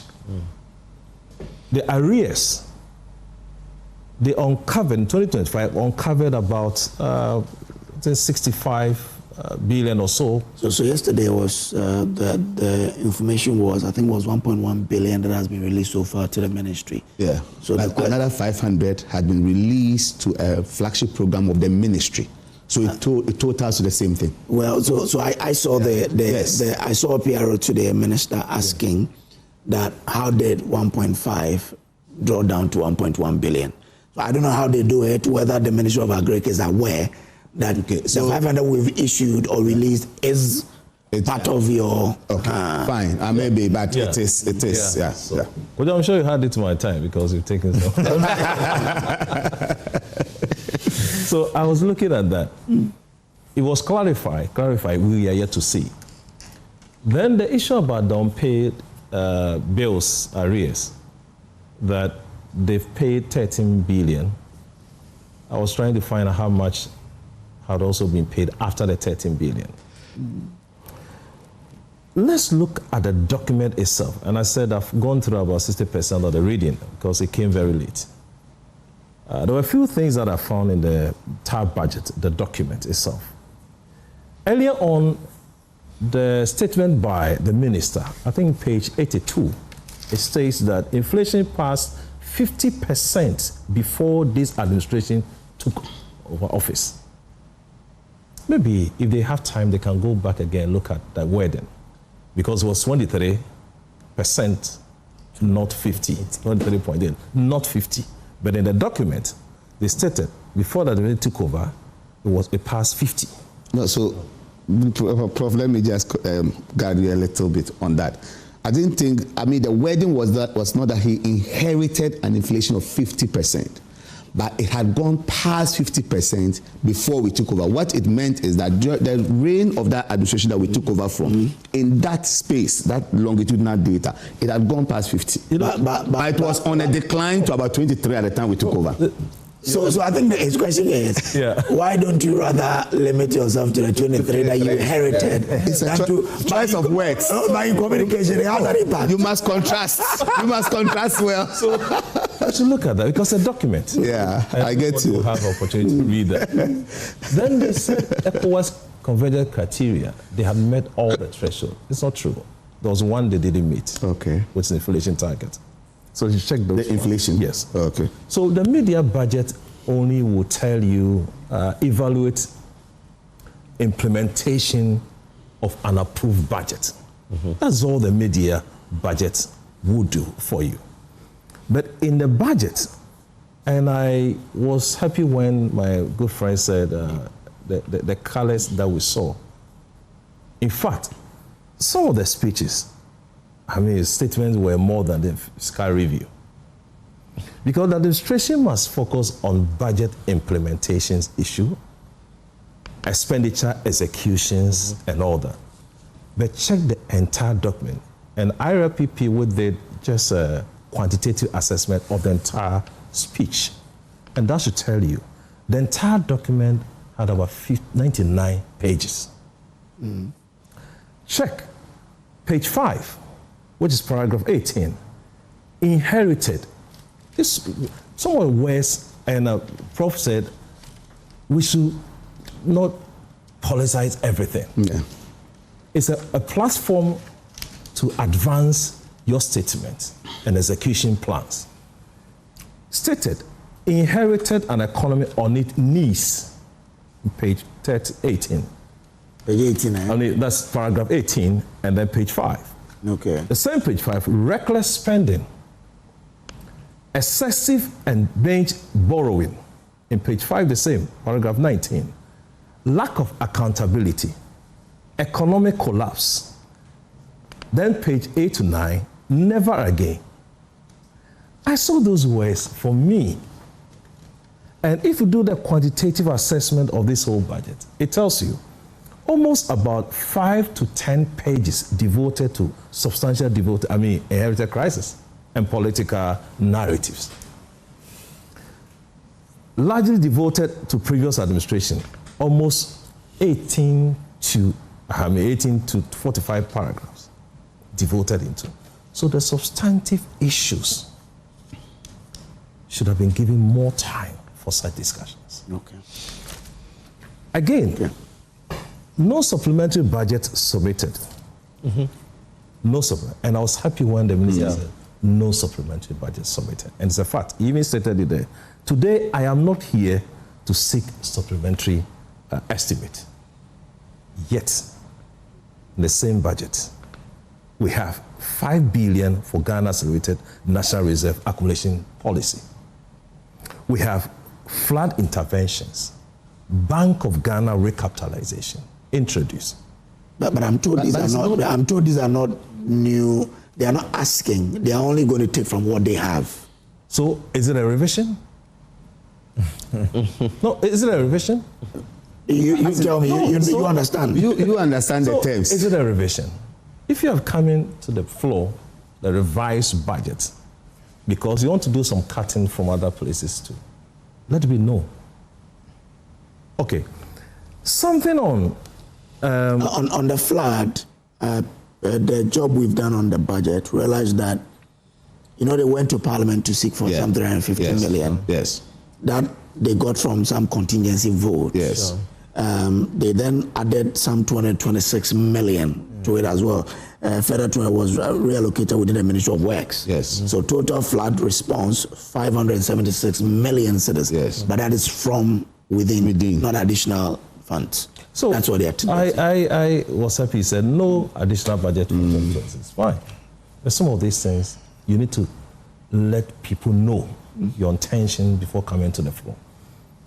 There was something about this fiscal discipline issue that we've been championing all this while. And I've had issues in terms of how we now make those things realities. It is about 3 things. You increase your revenue. You reduce your expenditure. You contain your debt management. Check through the budget.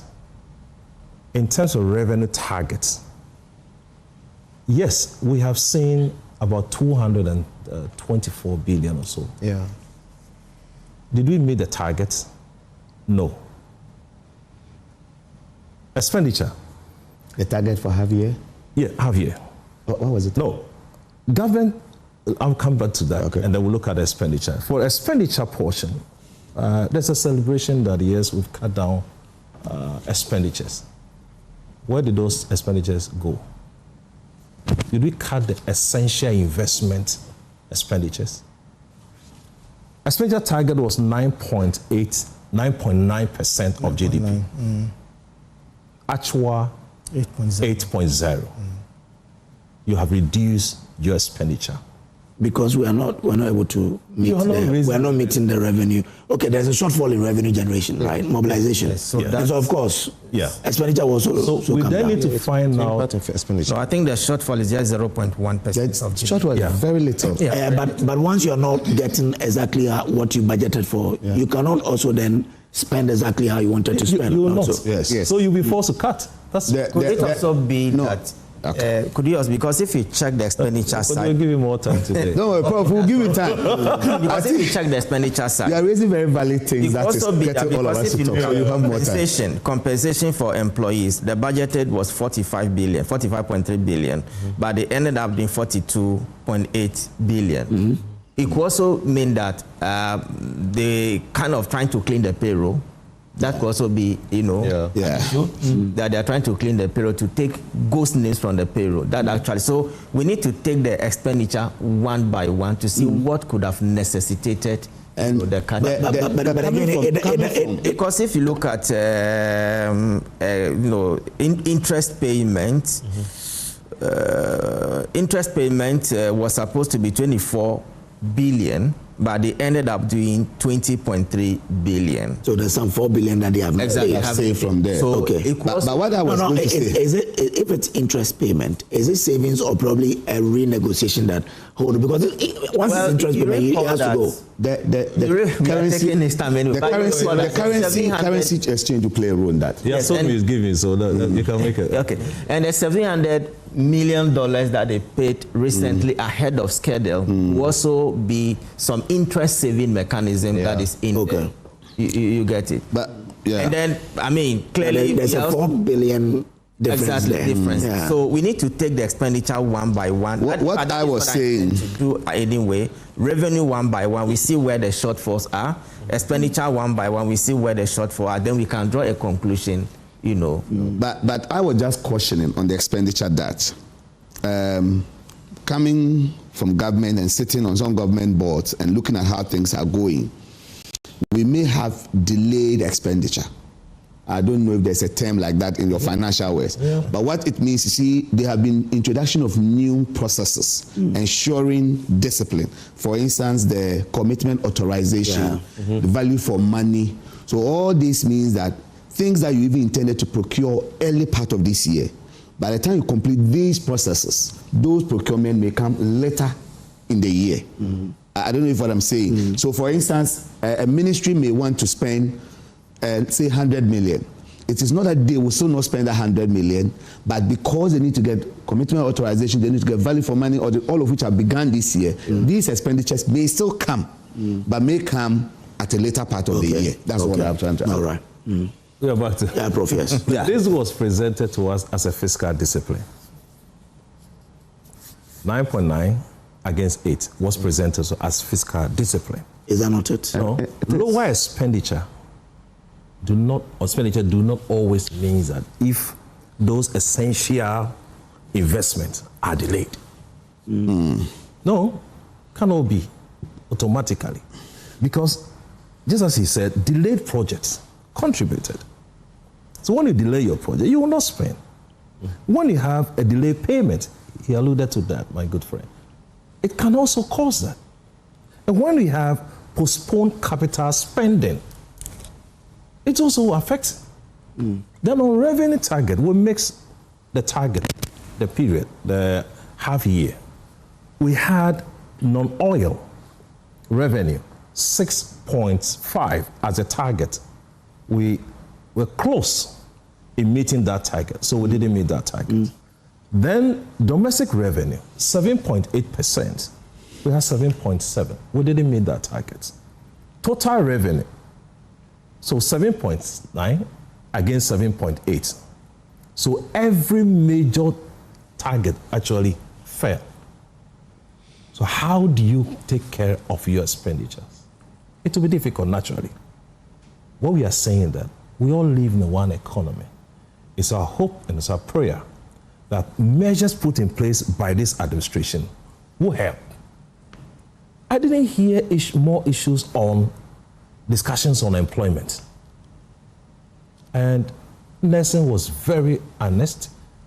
He said, if we have economy that do not export, we are not getting more revenue from export. Definitely, you have issues with your exchange rates and all that. So it's a fact. But the economy we are discussing, we celebrate GDP growth. We are celebrating inflation. We are celebrating debt. We are celebrating reserve. Fine. How many jobs have all these created for our youth? Okay. All right. Thank you very much. That's a good question to us, and it's a good question. It's a good note to end there. But Nelson, take me to the revenues, yeah? And let's do something here. If you look at it, they said 2026 budget revenue 268 billion. Is that it? Exactly. Okay. Then it says quarter one, quarter two, we are doing what? Do we take the 126 or 124? Okay, so the quarter one, quarter two, the program is the budgeted, which is 126 billion. But they ended up doing 124 billion. So there's some 2 billion deficit there. Nominal terms, yes. But you must also look at it from percentage of GDP. Because the program percentage of GDP is 7.9, but the actual is 7.8. Okay. Which means that we just have about 0.1% shortage. Now the question is, which of the tax handles are not doing very well? Now when you go to personal income tax, we programmed 16 billion, we ended up doing 15 billion. If you look at company taxes, we programmed 23 billion, but we outperformed the budget by 27.9, almost 28 billion.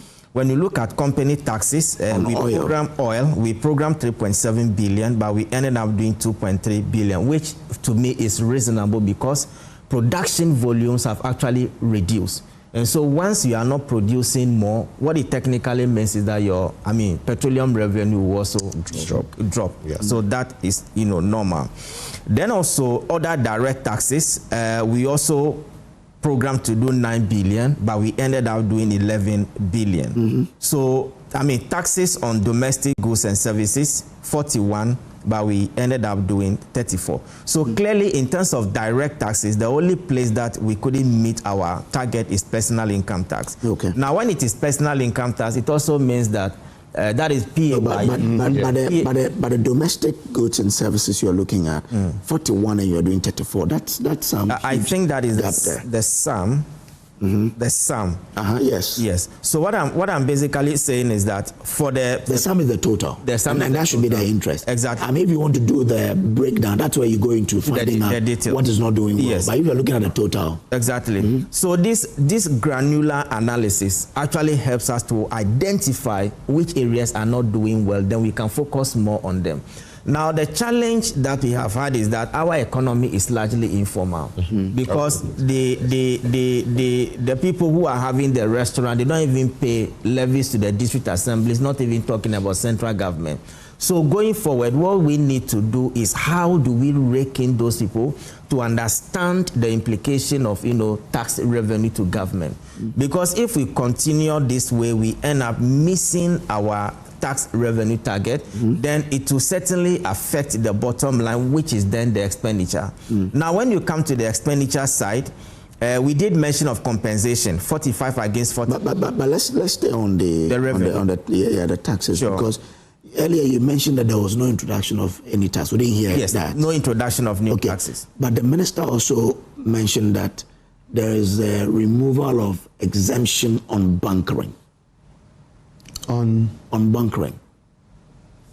Okay, so those are the details that we have to check it. We have to check. But okay, so help me. Once they say a removal of exemption on bunkering, doesn't it mean that so it means that more revenue, tax? More revenue will come in. Okay. And don't forget that these figures are also provisional actual. Okay, so give or take, we may have some discrepancies, few percentage points here and there.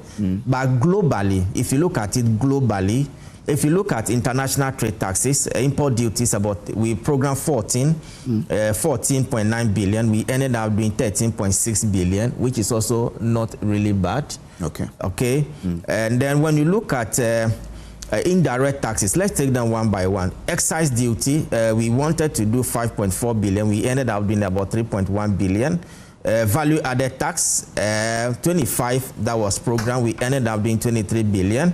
National health insurance levy, 4 billion program, 3 billion achieved. Okay. Get fund and the rest. But then if you look at the VAT, you know, the VAT, the threshold was moved from about 200,000 to 750,000 in order to lessen the impact of SMEs. Yeah. Okay, so I'm pretty sure the revision that was done to the VAT at bringing it from 21.9% to about 20% has impacted on this 23 billion that we have achieved. All right. But finally, just you know, I think the problem with tax revenue mobilization is compliance. Okay, compliance. And so if businesses are not complying to honor their tax-paying obligations, then there will be a problem. So we need to enforce compliance, we need to enforce education, and we need to enforce sensitization so that people can voluntarily come out to honor their tax obligations. All right. Earlier, Prof, you mentioned that government isn't... it is not true that government isn't spending. Yes. But government is spending in what matters most. Yes. So, who defines that what matters most? Okay. And which areas are they spending that some Ghanaians feel that we are not seeing the expenditure? So, you see, we must be careful the kind of nation we are building. Okay. And sometimes bad precedents is set, and we see that to be the norm. People expect money to be available. People expect Prof was questioning the use of words like reckless and all of that. The little information I have in this current administration, indeed, some of the expenditure in the past, you will struggle to find another word than reckless to give to it. Okay. You know, what led to the things like commitment authorization was that you could sit down as a minister and agencies under you are doing procurement and you have no clue. Yesterday, the finance minister mentioned it, that even state-owned enterprises now are required to get commitment authorization. Previously, they could go into contracts, procurement, buy whatever they wanted, and commit government to it. Very soon, they are not able to pay, but they are state-owned, so it falls due and becomes a liability on government, and it adds to government debt. These are some of the problems we inherited that we had to bring in the fiscal discipline. And so when, Prof, we celebrate it as fiscal discipline, I think it truly, in essence, that is what it is, because you have to control things. Now, if you look at, and every government comes in with its flagship programs. Sadly so, I wish that all these programs were aligned to a long-term development agenda, because it's very difficult for anybody to turn around a country in 4 years. So the National Development Planning Commission must come out with that long-term development agenda and force parties to make sure that their manifesto align. Okay. But this current government, we are spending on the things that we promised the people of Ghana. And yesterday, he enumerated them. And I can open and just run through a few for you. And that was when we were using the cliche, has been paid, because the allowances... So you were part of those where? Oh, I did, and I did it so joyfully. You know, I mean, when you have accusations that you are not doing it, and you actually are doing it, I think you have to find a way of letting people know that you have done it. They accuse us of not paying so many things, which the minister has paid, and he had to just use the opportunity to let people know that he has paid them. Okay. I'll just open it up and show you. For instance, all our allowances due the teachers, nursing trainees, all have been paid. And today, as we speak, no one can come up and accuse the ministry of not being paid. So let me mention a few of them. Free secondary education to take the burden of families, 1.8 billion. So free senior high school? Yes, has been paid. The difference between this and the previous free is very difficult, Prof, sometimes not to compare. I honestly wish not to be doing the comparison so that it is not giving a political twist. But if you look at the quality of feeding that our children were having in secondary school. I always cite my personal example where the secondary school in my district capital, the people were starving. I met a student who packed his things that he was going home.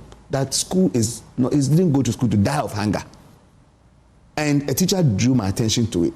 And I had to go and donate bags of rice, oil, canned fish, and all of that for them. Because releases were not going, caterers were always demonstrating, and therefore the students were not being fed. And we're having free SHS, which in essence is good. Because if we don't educate the population, really we are going nowhere. So I, as an education, I'll never condemn education. But if you want to have free secondary education, you must budget for it, plan for it, and put money. So you have paid that one. Paid that one.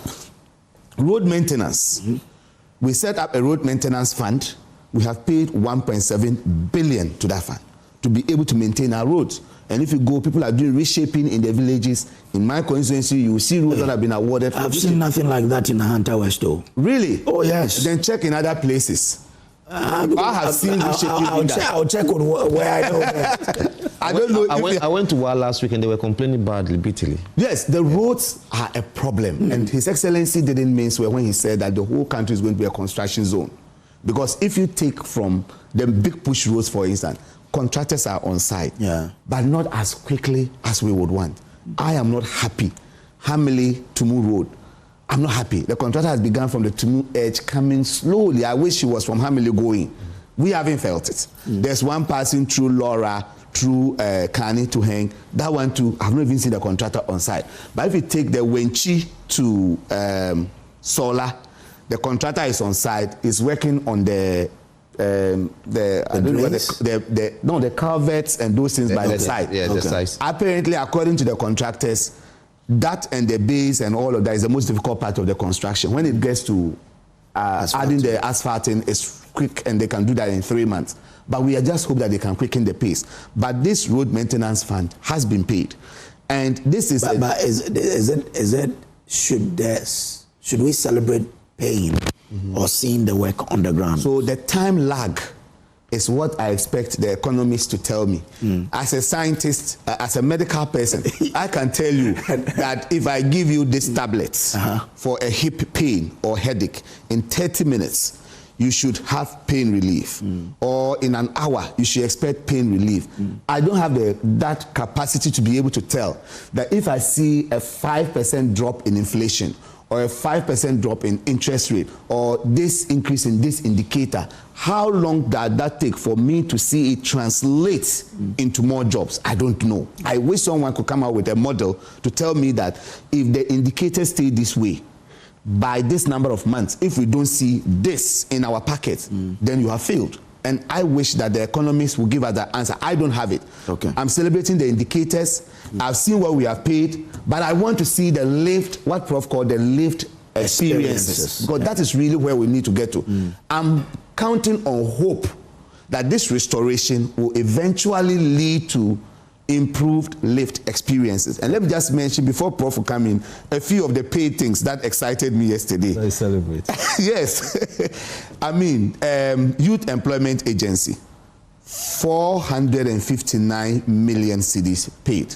And I can give you clear experiences of this. Before I came back in my district, I handed over equipment to master craftsmen, industrial sewing machines and things, and each of these master craftsmen are training at least 5 apprentices. And that is job being created for these people. So if you tell them that nothing has happened there, they won't understand. Mining one, I don't know much about it, but 458 million paid to the Mineral Development Fund to keep the lights on across the country. 7.1 billion to the energy sector to stabilize the power. Have we seen some improvement? Yes. If people will tell me that they've not seen stability in power, that one I'll beg to differ. We've all seen the dark parts where we all struggled, and when it was there, we didn't deny it. Legacy debt payment, 5.3 billion. Free compulsory basic education, capitation to the schools. When we took over, one of my school heads was telling me even paper to do work in the school they didn't have. Yes, because capitation wasn't coming. They only get exam fee a few times, something to help with their exam. Now 76 billion has been paid. So at least they can do little things in the school. Oh, capitation there, I know it was going on. No, they were in arrears. LEAP, 485 billion. And I wanted to read this part in support to give Prof was saying that if the essential areas are being cut in expenditure, just to prove that these critical areas, social safety net programs, have not been cut. LEAP is being paid. LEAP is one of the measures of how the country thinks about its most vulnerable. But LEAP has never been in arrears. But it is also not in arrears now, which means that we are paying. Okay. Right? So if someone says we are not spending, that is not fair. Okay. The Ghana School Feeding Program, 877 million. When was the last time we saw caterers demonstrating that they have not been paid for school feeding? If I give you everything. Last one. Last one. We are waiting for BEC results. My son wrote BEC. We are waiting for their results, right? Paid, eh? At least WAEC can confirm that you have paid. BEC has been paid. So if there's a delay, it's not because they haven't been paid, but there's been an instance where WAEC was withholding results because they have not been paid. As for this one, Prof, I'm sure you won't disagree. Before I let you, let me bring I think what we saw yesterday was one of the challenges we're having is about, we're talking about the revenue. Yes. Yes. We also had that challenge. Because most time people complain about the informal sector. Yes. It's about 80% are informal sector. Yeah. But when you are doing a policy or a product, you don't do it one fit all. Yeah. Yes, as informal as the economy is, if you are doing a tax regime, you must tailor a product that will suit that. Yeah. Yes. You see, the 20% VAT that we're experiencing now are the same 30% of people who are paying already. So, you know, the minister was asking that now people should be Ghanaian when you go take VAT receipt. VAT receipt. But when you come to the market space, Kodo is registered with VAT. Prof is not registered with VAT. Where will you buy from? You go to the one who does the one that is not registered VAT. Yeah. You see, so when Guta came out and said, can you make the VAT regime simplified for the business community? That's why we had this program long ago with the late Banredu. He said, the informal sector are not giving something to government. What can we do? He said, can we get some simplified VAT regime? And that's when he brought the 3%. Okay. And then everybody was on board. Now, when they move it to the modified taxation now, even registration is a challenge. Registration is a challenge. So still, the few who are in the net are the same people who are struggling. The 70% people who are outside the net are free. So what can we do? Now, I also saw in the budget that the finance minister is trying to close some loopholes, some leakages. Yeah, sure. He spoke about the bonded warehousing, where a lot of leakages are coming from. True. Yes. So he spoke about that. And he also spoke so those of you in the market, you are traders. How is the economy looking like for you? Are you experiencing people coming to buy from you, feeling that you're also benefiting from the economy, or what exactly is your story? See, it depends on the purchasing power of the people. Okay. Yes. Now, we have some respite somewhere because once upon a time, you're looking for $10,000. You have to cover over 170,000 Ghana cedis. Okay, sure. Yeah, and now you're looking for $10,000. Just about 110,000 Ghana cedis can give you that 100,000. So there's some savings there. So that amount can be recapitalized, put into your business as a capital. So it's a relief for the business community.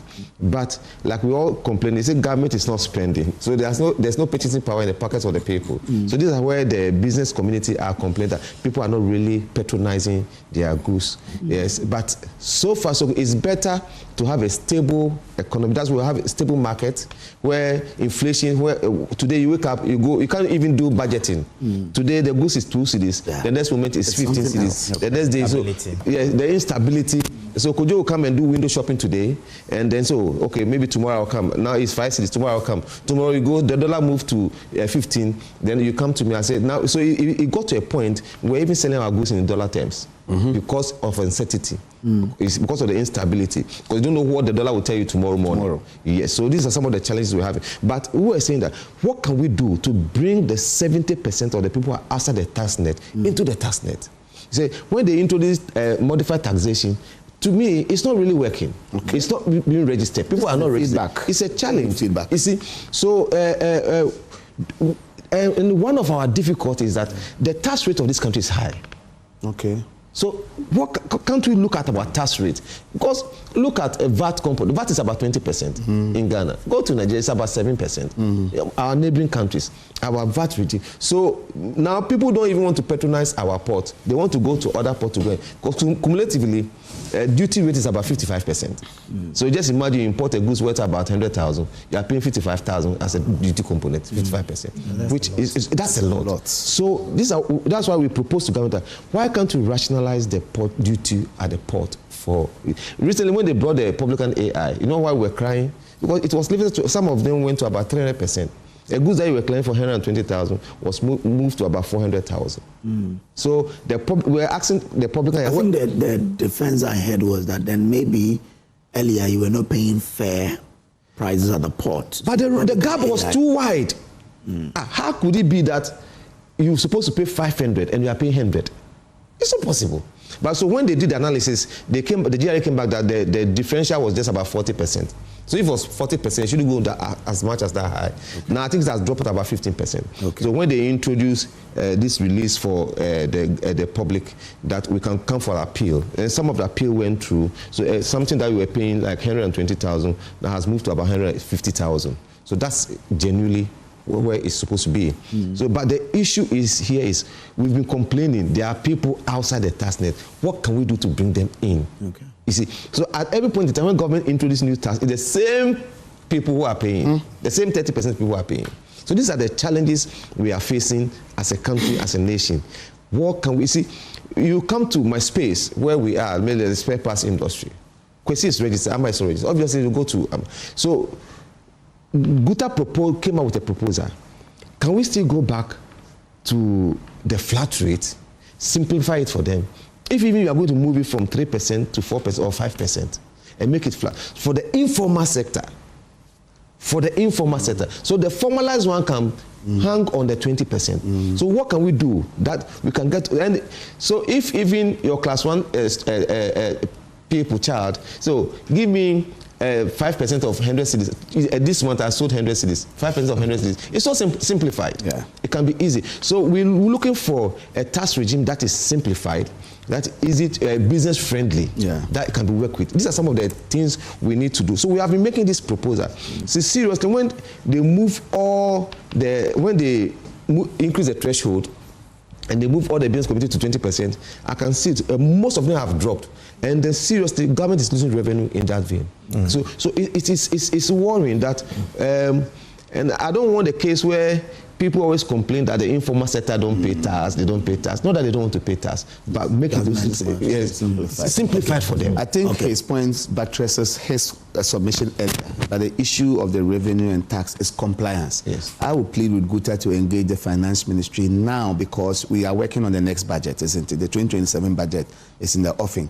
So that if there's any tax modifications, they can get a simplified thing rather than heaping the burden on few people. Like few people are being taxed so much while the rest are free. Okay. All right, Prof.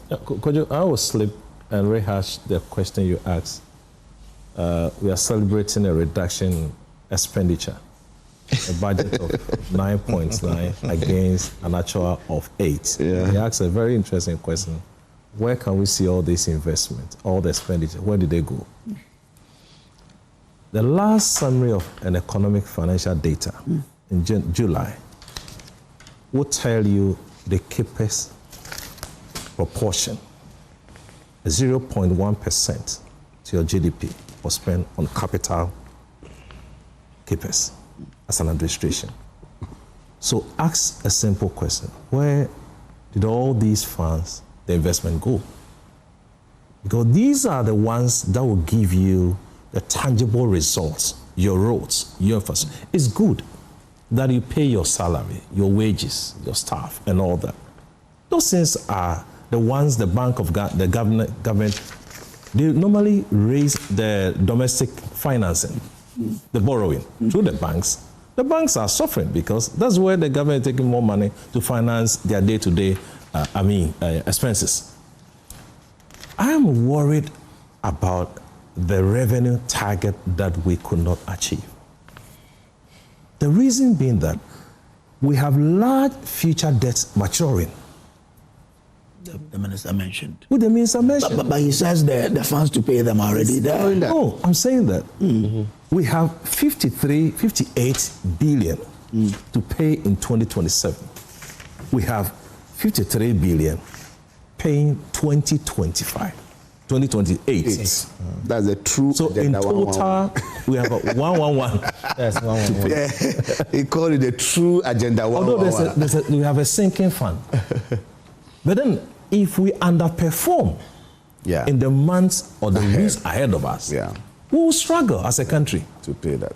By now, we would have been cruising, exceeding expectations on the revenue stream. So we'll be at home. Because we are talking about informal. And he said, not that they don't want to pay. If you simplify, they'll pay. I was on another platform and I said, GRA needs to be retooled. And I've said it several times. They need to be retooled. All businesses are not opening their shops. They are not renting shops anymore. No, online. They are all moving online on our phones. And I said it several times. Can they show us the architecture they have to tax all these individuals? I have not seen it. So it's time for us to have a better conversation. That all these businesses that are moving to that space, how can we get the maximum benefit in terms of tax? Because one, if we underperform in the month and the quarters ahead of us, we are likely going to struggle. That's where the development project will not be undertaken. So, Kojo, we have an issue as a country, but then all of us, when we put our heads together, we can solve the problems we have. Kojo, you see, in fact, I bought something online, not even in Ghana, but I paid tax on it. Yeah, I bought it from abroad. On the eBay. Yeah. You see, so but in Ghana, most shops in Ghana now are moving to the online. What can you do to get them? And they are having a holiday-free tax. They don't pay any to government. So what can we do? What is GRA, like you're saying? What does GRA do to rope all these people? Because there's a huge business going on in the cloud. It's huge business. Yeah. I think what is that? reckless spending. There was on the 20th, there was a newspaper headline on graphic that Assembly, the MMDCs used 22 billion to collect. Yes. A lesser amount. So 22. That's where the reckless spending is coming. What time period? 2025. Yeah, I think it's from the Auditor General's report. They used 22.5 million to collect 10.5. That's where the reckless spending is coming. I'm interested in knowing the time period of the reports. It's 2025. 2025.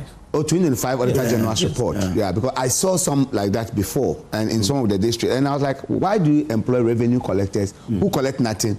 The normal thing should have been that they should be paid a commission on what they are collecting. Okay, Vincent, so for you, you're saying, why do I keep saying that? It's Vincent Kwagwelu.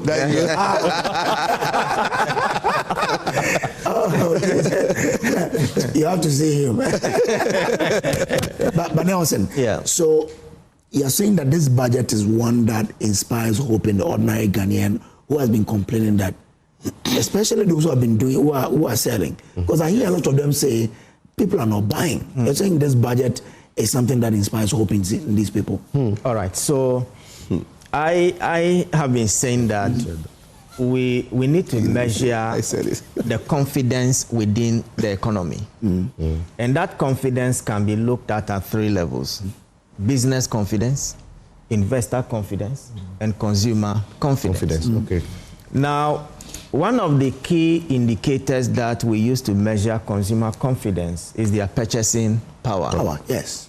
And so if you've been able to move inflation from 23.8% to 5.4% and currently at 5.3%, it means that with the same level of salary, you have enhanced the purchasing power of the consumer. And by implication, we expect them to actually, spend more in the economy. And but that also does not mean that prices have reduced. Well, it only means that the rate at which the price is exactly. But you see, the price is more predictable. Yes. Exactly. But is it accurate for us to argue that on the same level of salary, I need to be able to buy more? Well, we can't draw that generic conclusion. But relatively, you realize that prices at the pump, but for the geopolitical tensions in the Middle East, was relatively stable, if you recall. Again, at the end of December, prices were generally stable in the market. I actually bought some fuel stuff, and I realized that even the 5 kg of rice, the price was a bit down. So it has dropped, yes. Exactly. So as for that. But you are a dealer. When you get the rice, you know why the thing is happening. So we can base on that and say yes. I actually wanted to talk about the translation effect. Yes, we are talking about market. That's what I was asking. Yes, the translation effect. Yes, I mean, the only thing I said on another platform yesterday is that we have to check our universities. If inflation is coming down, why is it that university school fees doesn't go down? Yes, so Prof, why your fees are not going down? No, UPSA is...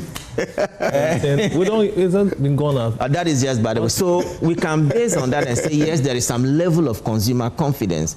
Now let's look at business confidence. Businesses, naturally, what they want is cost of capital. Yes. Now, Ghana reference rate, MPR, 14%. Ghana reference rate, 10.03%. Lending rate per the summary of economic and financial data by Bank of Ghana for July, lending rate hovers around 15.5%. Yeah. So clearly, cost of capital is coming down. And if you check the nominal credit expansion to private sector has also increased by more than 41%.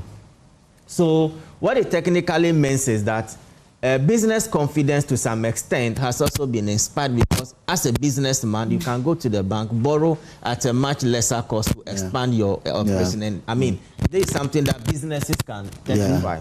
But my question was about, when you speak to people, they tell you there is no money in the system. That's why I wanted you to compare it to Guta to say, and he mentioned earlier that people are not able to buy, even though inflation is down, cost of borrowing is down, but people are not able to buy. I'm not sure he said that too. He mentioned it a while ago. Really? Yeah. When you speak to a lot of traders, they will tell the purchasing power. Exactly. You mentioned is that. I think. So how does the budget answer that question? People have the purchasing. The figures are even here on what Nixon has. Yes. I have the same thing. Yes.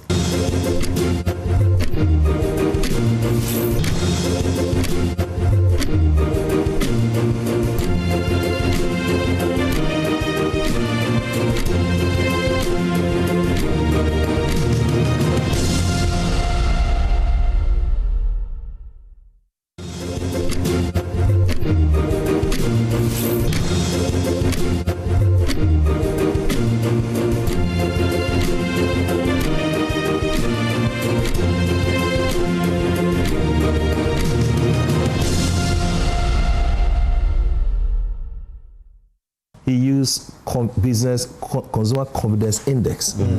Then we have business confidence index. They have dropped. They have dropped. The last figure was 112.7%. That's against 113. It's also reduced. The business confidence level has also gone down. Really? Yes. So the fact is, I mean, you don't compared to what? This is the 20s. You don't expect these figures to. No, we are comparing to when? No, this year. It's 2026. 2026. But his question is comparing to which period? You are saying it has dropped. It's month by month. Okay. Okay, so you are mentioning June in reference to like May. Okay. But to the extent that these figures actually are above 100, then we are okay. Yeah. Okay, to the extent that they are above 100, we are okay. If it were to drop below 100, then we could say that there is a problem. Now, going forward, I think that the priority projects of government, that is what is going to inspire some level of economic activity, because as you can rightly say, we are saying that the government, in terms of the budget, the expenditure 158 billion, but the government ended up doing 127 billion. But you could also see the expenditure should have been 158, but they are doing 127. Yes, total expenditure. That's the difference is quite. The difference is quite, and in terms of percentage of GDP, the actual 8.0. and the program is 9.9, which is also, we could look at 1.8%, and that is high. Now, it could also be tied to what Prof said earlier, because the upper part is not really looking good in terms of revenue mobilization. So you have to do certain adjustment to the bottom line. Now, the question is, if you are doing the cutting of the expenditure in your capex, and that is where the issue is. I mean, if you are doing it to your social interventions and all that, well, I mean, they are deferred. But once you are not expanding your capex, it means that you are not growing the economy. Because in as much as we are all applauding the government for the big push and all the major, infrastructure projects going around the country, we must also not lose sight of the other capital expenditure element. Because even in the budget, government allocated, the 2026 budget, government allocated 57.7 billion for interest payment alone, which is about 19% of total expenditure. They also allocated the same amount for capital expenditure. So there's a problem there. Because if you are using the same amount to service your debt, and you are using the same amount to actually capex, then there is a problem. So we need to realign the data so that we can draw a very good... All right, I'll come to you, Prof. This one says, Kojo, the continued reliance on monetary sterilization by the finance minister to manage headline inflation cannot come at the detriment of real economic activity. To claim that no new taxes have been introduced is inaccurate. The withdrawal of tax reliefs on bunkering is tantamount to the imposition of a new task. Well, I think I even asked you. You did ask. Yes. It is also worrying that there was no reporting on revenue and expenditure performance relative to targets. That was because the narrative doesn't look good. We remain vigilant. Professor E. Bruce Amate Jr., a.k.a. Manchi Bruce II, in I think... Why you disagree with him? I mean, the first aspect of it, I agree. But saying not reporting in relation to the target, people are taking the summary of his presentation. But he needs to get... So let's educate. Are the targets there now?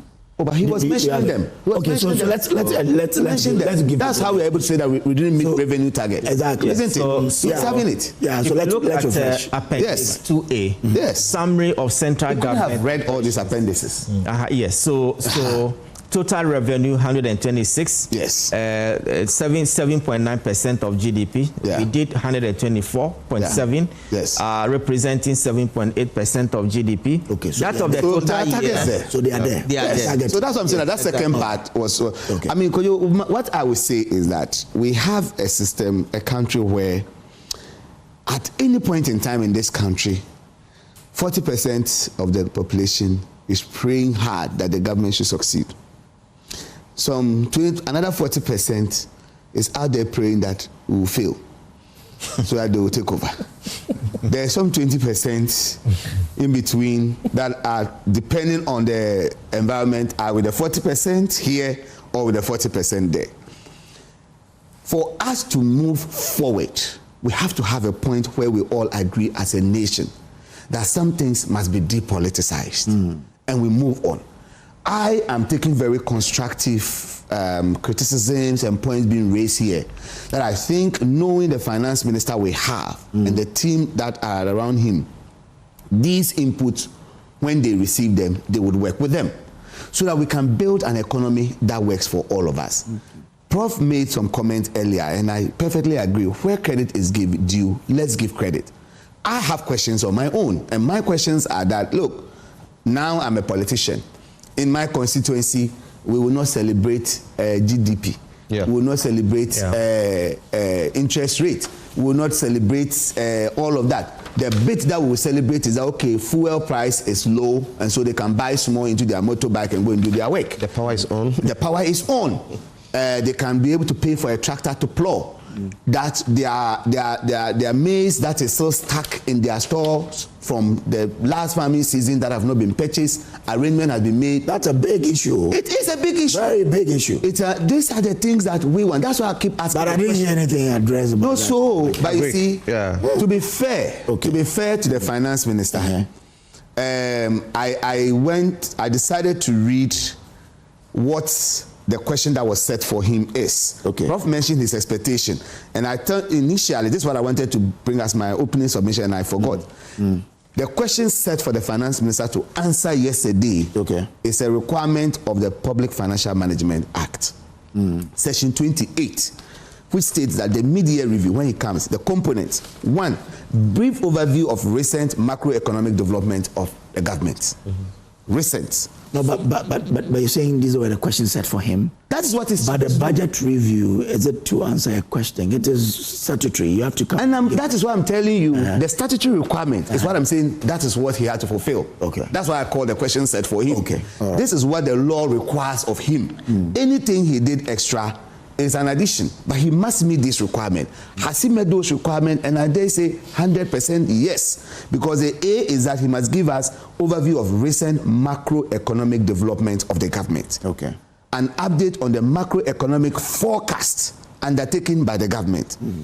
An analysis of total revenue, expenditure, and financing performance for the period, which he has done, which is what is giving my colleague here the basis to do those comparisons.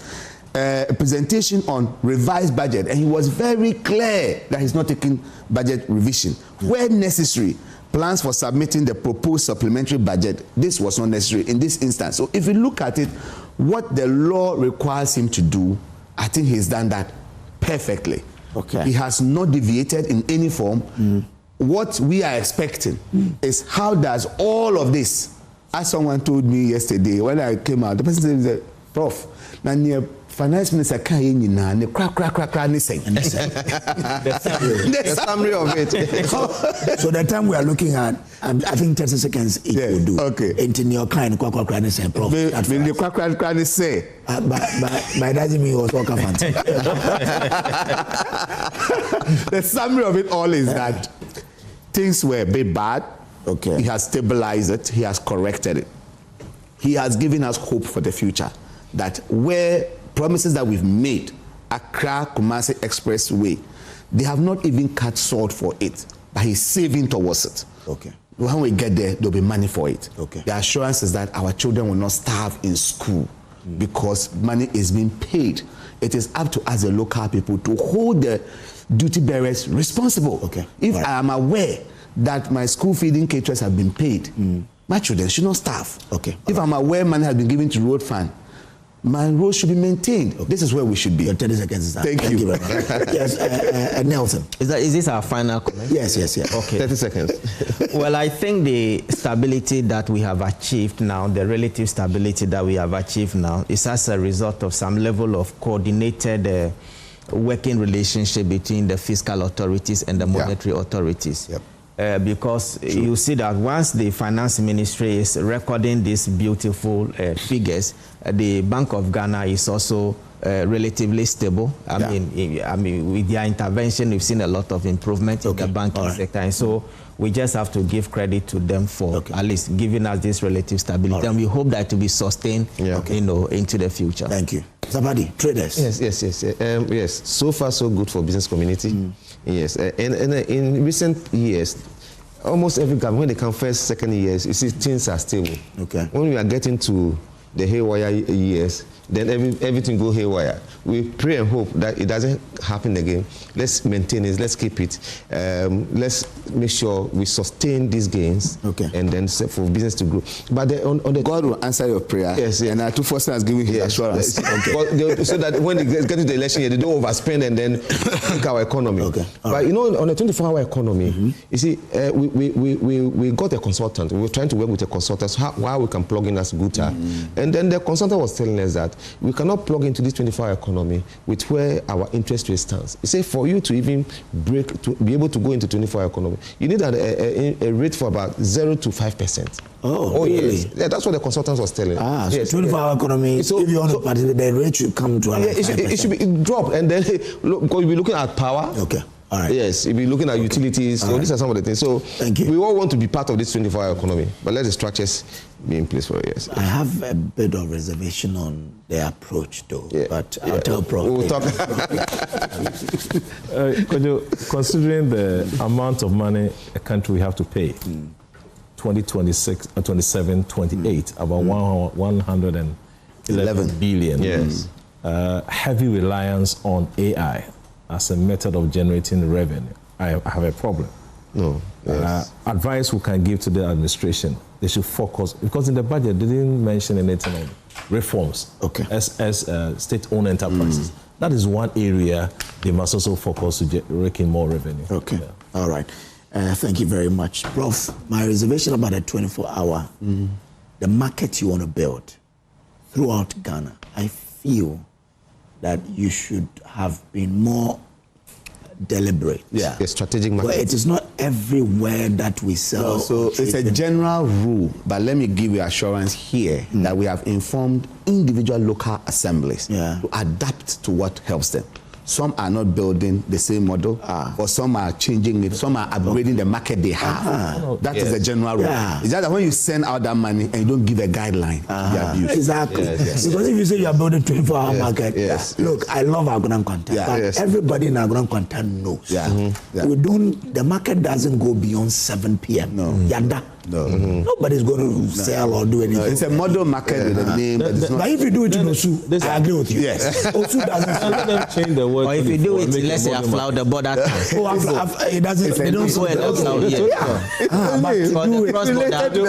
just to help you, let them change the word 24. No. Model market. No. It's a flagship program. I get you up to. But anyway. But we don't have a local government market. All the markets we have are customary markets. Yes. So this is the very first one. For example, Abosokai, it was 2 guys who started in a Lotto kiosk, a drinking spot, and became a market. So we don't have, and so the structures. The youth who are looking for employment, they're requesting for 24-hour market. Yes. No. Anyway, we'll have time to discuss that. So let's have structured markets. Yes. For the first time. Okay. But it must be strategic. Yes. Well, you know, when I sit here, my friends do send me. You have to send. So let me send shout out to my friends in Ezile, Ebenezer Yalley, to you, Augustine Kofi, Johnson Atta Emmanuel, Isaac Tando, Esther Kofi. Esther married a few months ago. Agnes Koisen, Mary Asian. Good morning to you. Let me go to Katakro. Katakro, we have Joseph Wilson Beidou. You are there. Johnson Kingsley Arthur, Kweku Ansa, Peter Beidou, Susanna Bonnie, and Joseph Kobna and Matilda Aka. Have you heard about Achinim before? You have to come to Hunter West there and see the beautiful seashores we have there. You need to pay a visit. Achinim, we have. That is one of the people likely to get the Agenda 111 functioning quick, because Agenda 111, exactly. Almost yeah. Thank you for that. So when is it coming? I can't give a assurance. Okay. So let me say good morning to you, Stephen Kobna, Hannah Akon, Justice Akins, John Arthur, Mary Kobna, Anthony Asian, and Louise Arthur, all of you in Achinimu. Good morning to you. Mr. Mabumua, one in Yamamaza Yira, but don't rub ever goma by Belazo. Now, one among Bahanela, Yam Bompaka, Naked Dear Benny, I have Yamabe. Some can cronabona, at least a big pushy. Yamabe, kept 3 point under the Blair where Yamabe. Yamam, so on that note, I say thank you for watching. We'll take a quick break. When we come back, we have a lot of conversations here on the AM show. Oh, Prof, what I said, these are Chinemo and Katakro people. Their road is terrible. When it drizzles a little, they cannot come to Agunam Kwanta to sell their goods. And they are farmers and fishermen. So please, AM News Review is sponsored by Syntex Pipes and Pegasus publishing. I had with me here Professor Isaac Bwedi. He is Dean of the Faculty of Accounting and Finance at UPSA. Professor Titus Bayo is MP for the people of Lambushe and the board chairman for Kolebu Teaching Hospital. He is a medical doctor as well. Nelson Kwagboji is a tax and financial analyst. And then we had my big man, Joseph Paddy, Vice President of GUTA. Thank you to our VIP for watching. We'll be back.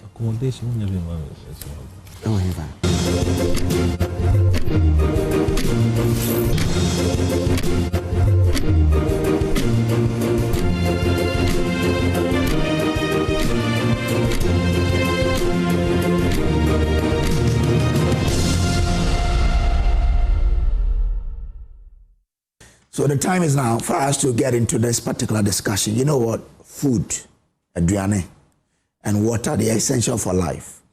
But both can result in diseases if they get contaminated. So why don't we get it right? But how do they even get contaminated? From the growing or from which part? Today we'll break down all of that for you. I have with me in the studio, as MFA announced to you in that video, Engineer Nana Osei Bunsu Akesen, Acting Head, Department of Civil and Environmental Engineering, Good morning, sir. All good? All good. Great. Dr. Saeed Ebenedres Kofi Yaboa, Lecturer, Department of Civil and Environmental Engineering, Yes. Chief, everything good? Very good. I love the civil and environmental engineering. And then Engineer Dr. Prince Entria J, Civil and Environmental Engineer, Environmental Health and Sanitation Specialist, Hey, what do you serious? What do you have? Yes. Okay, so then let's start with you. At what point do we say food can be contaminated? Let's start from there. Okay, so thank you very much. So before food can be contaminated, it must follow the food chain. So that's from the source where it is produced. So that's at the farm gate. Then through markets and also the consuming table. So when we talk about the consuming table, we mean either at vending sites, it can be street vending sites, restaurant, and also hotels, and also at our various homes. So at the farm, depending on the activities that farmers engage in, it can contaminate the produce. So we did some studies where we followed the farm, the produce from the farm gate up to the consuming table. At the farm gates, we realized that especially in the case of Ghana, the practices, the use of wastewater was really a source of contamination. So farmers normally use watering cans to irrigate, and the sources of water that they normally use are normally water from drains, dugouts, and also contaminated streams and rivers, which they can channel. But people at times think that it's only wastewater that can contaminate the produce. It goes far beyond that. Even before I talk about the post-harvest activities, at the farm gate also, the soil was also found to be a key determinant of the produce contamination. Why so? Because the soil contamination is precipitated by the contamination from the water, because they use watering cans. It splashes on the soil. But at the same time, farmers also use manure, and in this case, poultry manure. And they are unable to normally dry this poultry manure for the necessary period required before they can apply it.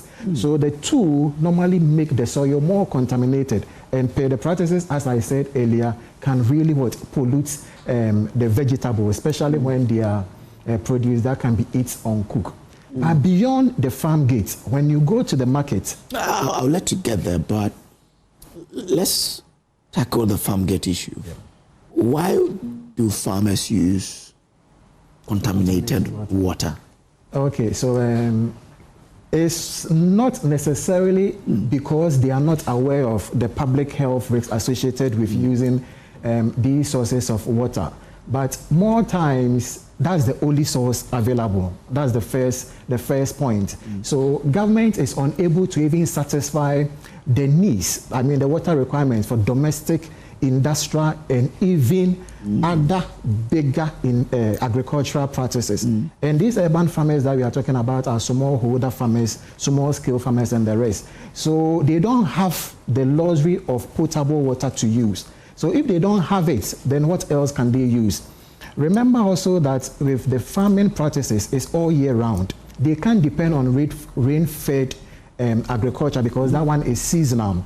So in urban and peri-urban areas, the only source of water that they are available or limited to use will be the drains. So channeled one, if you go to Jowolo, for example, they have a big drain, and on both sides of the drain, we have urban agriculture there. If you go to Marine Drive, they also do the same thing. If you go to Kolebu, so if you go to Kolebu, where you have the doctors and the nurses headquarters, they have big drain and all sorts of municipal and probably some wastewater from the hospital are actually channeled through this water, and that's what they use. That's the first reason, because they don't have alternatives. The second one is that research has also shown that wastewater, especially when treated to some degree of treatment, contains valuable nutrients which the plants need to be able to grow. So it contains nitrogen, it contains phosphorus, it contains potassium and the rest.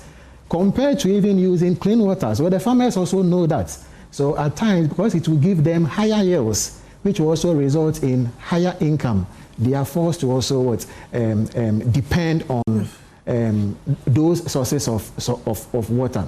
Then the third thing is that most of these farmers at our urban and peri-urban agriculture areas, they don't own the land where they operate. The land normally belongs to institutions. Even at GAIEC, they have big urban agriculture farms there, but the land belongs to GAIEC. So they know that at any point in time, they can be asked to evacuate the area or to leave the area. So they themselves are unable to invest on their own, even if they want to do something, like maybe get a borehole, get other small kind of technology to help them. They don't want to invest because they know that at any point in time, they can be asked to leave. So that's why they are forced to normally rely on these sources of water, because it's reliable, affordable, and it's also all year round. This is serious, because as you started talking about the Jowolo farms, the Kolebu ones, it got me. I'm thinking, hey, the vegetable I ate yesterday, where did they come from? Right. You know, that's interesting. Yes. But Dr. Atkinson, let me bring you in here. Now, we know that, look, urban farming is becoming, there are a lot of, it's becoming the way now. You see a lot of, as he's mentioned, a lot of them are here. But why is it so important for our cities today to have such urban farms? Okay, thank you so much, and good morning to our viewers. Yes, as my colleague said, the urban farming is very, very important to us as a nation, not even only to Ghana, but globally.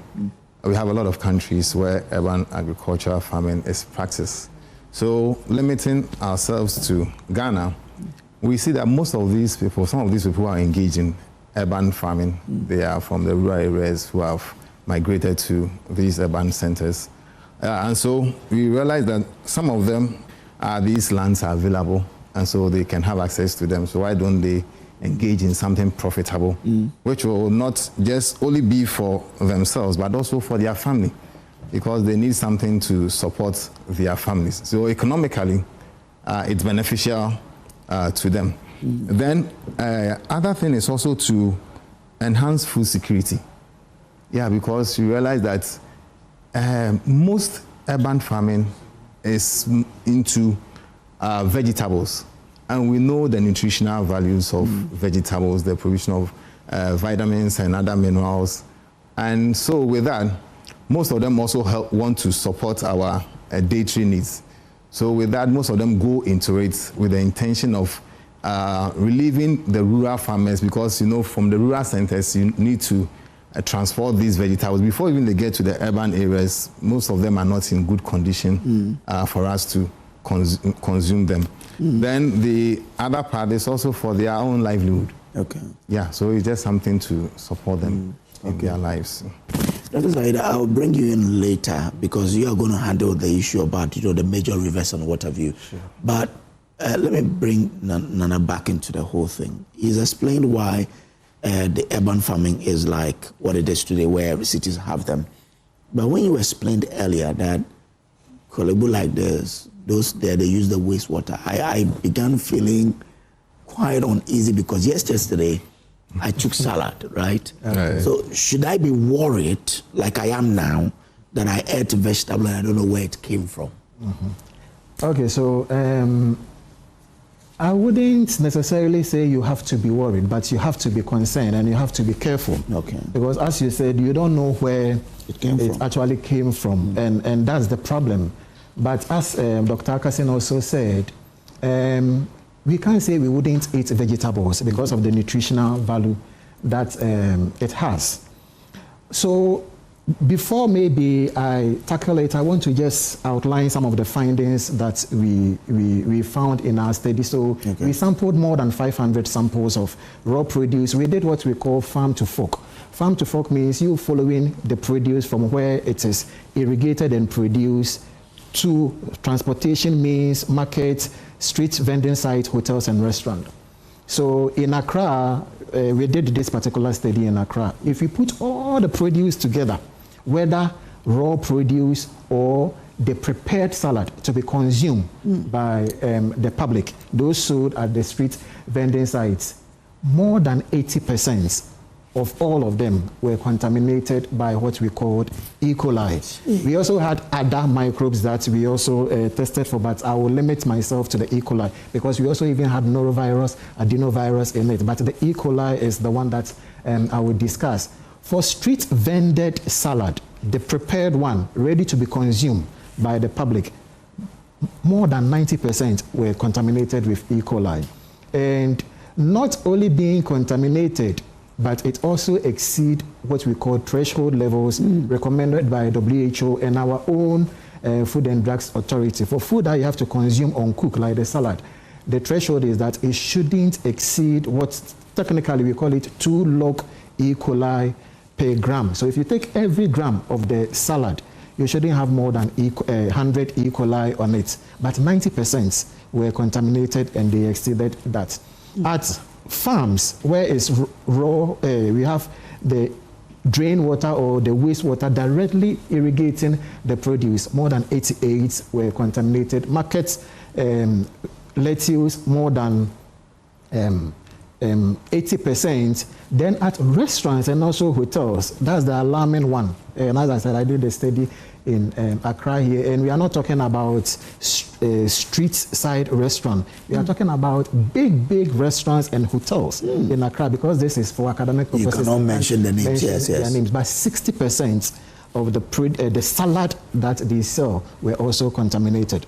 So across board, we had contamination of E. coli in all the food produce. But I must maybe give a caution that the fact that you found E. coli in the produce doesn't necessarily mean that whoever consumes such a produce will actually be infected or will become sick or will become ill.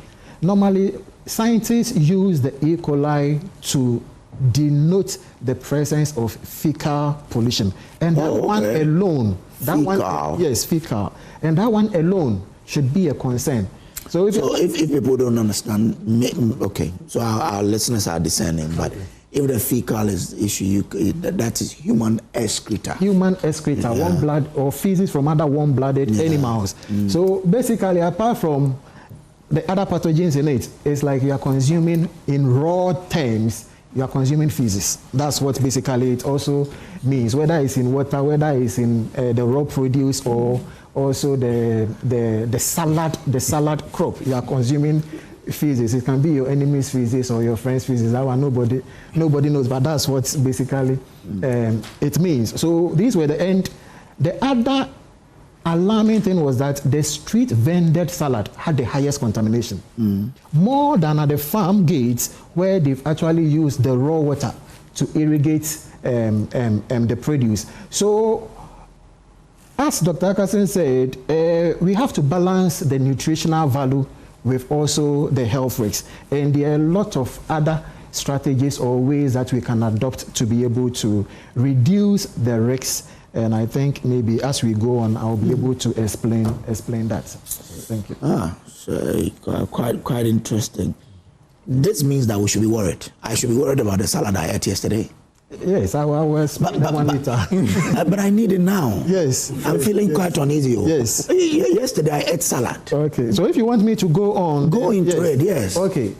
But the thing is that if I should... So apart from the microbial analysis that we also did, we wanted to understand what makes people buy from one vendor and not the other. Before I give the results, if I'm to ask the panel or the members here, I'm sure I will get similar results as I got from, so maybe I will use you as an example. Okay. So what makes you buy, do you know Check? Yes. You know Check. Yeah. So those street vendors who sell salad. I'm not. Who sell, fried rice or jollof with chicken and also salad. So what will make you buy from vendor A and not vendor B? Just give me your top indicator you use to select your vendors. Where you buy from. Reality, I just want you to be frank. I don't buy Check. That's the but only any food but you if I'm buy, going to buy food, yes, any food you buy usually is on recommendation. Okay. If a friend recommends that this is nice, okay, I will. Okay. But personally, when I go there, I'll check the environment. Okay. Is the place neat? Okay. And if you are by the drain, I get worried a bit, but yeah. And then taste is also there. Okay. Okay, so you mentioned taste, and taste was the highest indicator that people actually use to select one vendor from the other. So usually when it is, when you recommend it, yes, exactly. And the other one is friendship.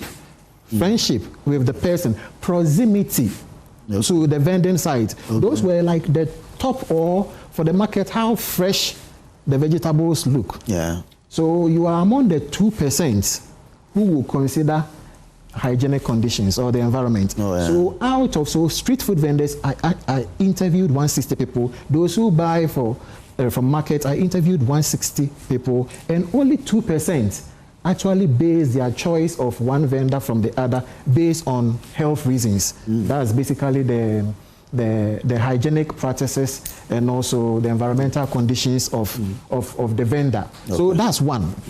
Now the other thing is that, and we had high percentage of people who were aware of the health risks associated with using wastewater for urban agriculture, but that one did not translate into their practices, whether at farms, whether at markets, or even at street vending sites. So for those who buy, for example, we asked one question. Even though the awareness was high, we also asked another question, if they know the source of the water that they use. That one, it was low, apart from market women, where we had some kind of higher percentage. But for street food consumers, one alarming result was that we asked, so if you were told that the vegetable that you are consuming, we actually use wastewater to irrigate it, and for Ghanaians, if you say we use gutter water to irrigate it, will you still buy it? And a significant 40% of them still said they will buy. They will even buy when they hear it from the when they hear it, because they haven't really seen it. So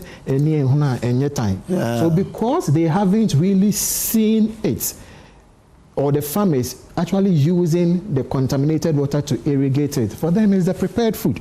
And as you rightly also said, the taste is the topmost indicator that people actually use, and also even cost, because they want it tastes good. They can also get but like bigger quantities. So why should they really care about the health component? So that's also one alarming thing. Yes, but for market, those who buy from the market, for them the percentage who will buy, if they were told that the source of irrigation water used to irrigate is from gutter or drain water, that one is like we had somehow lower percentage, still indicating that. Okay, yes. Interesting. Dr. Action, now I haven't listened to this. What is the best way to deal with the challenges that we're confronted with? Okay, so thank you. Yeah, so with now we know that our vegetables are highly contaminated with fecal material. Yeah, so one per research that we carried out, one of the most trusted way of handling something is to use, let me start with the cheapest one, is to use salt water. Okay, so that means you need to decontaminate our vegetables. And First of all, if you are dealing with leafy vegetable, I mean, those ones, they are just straight leaf. But if you have vegetable like cabbage, the best way is one, take out the outer peel. Okay, that will save you, the consumer. Then you need to soak. But if you take the outer peel, the water has been taken up by the plant through the root into the system.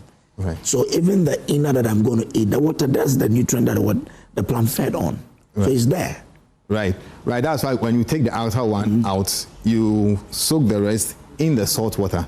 Okay. I usually recommended 10 to 20 minutes.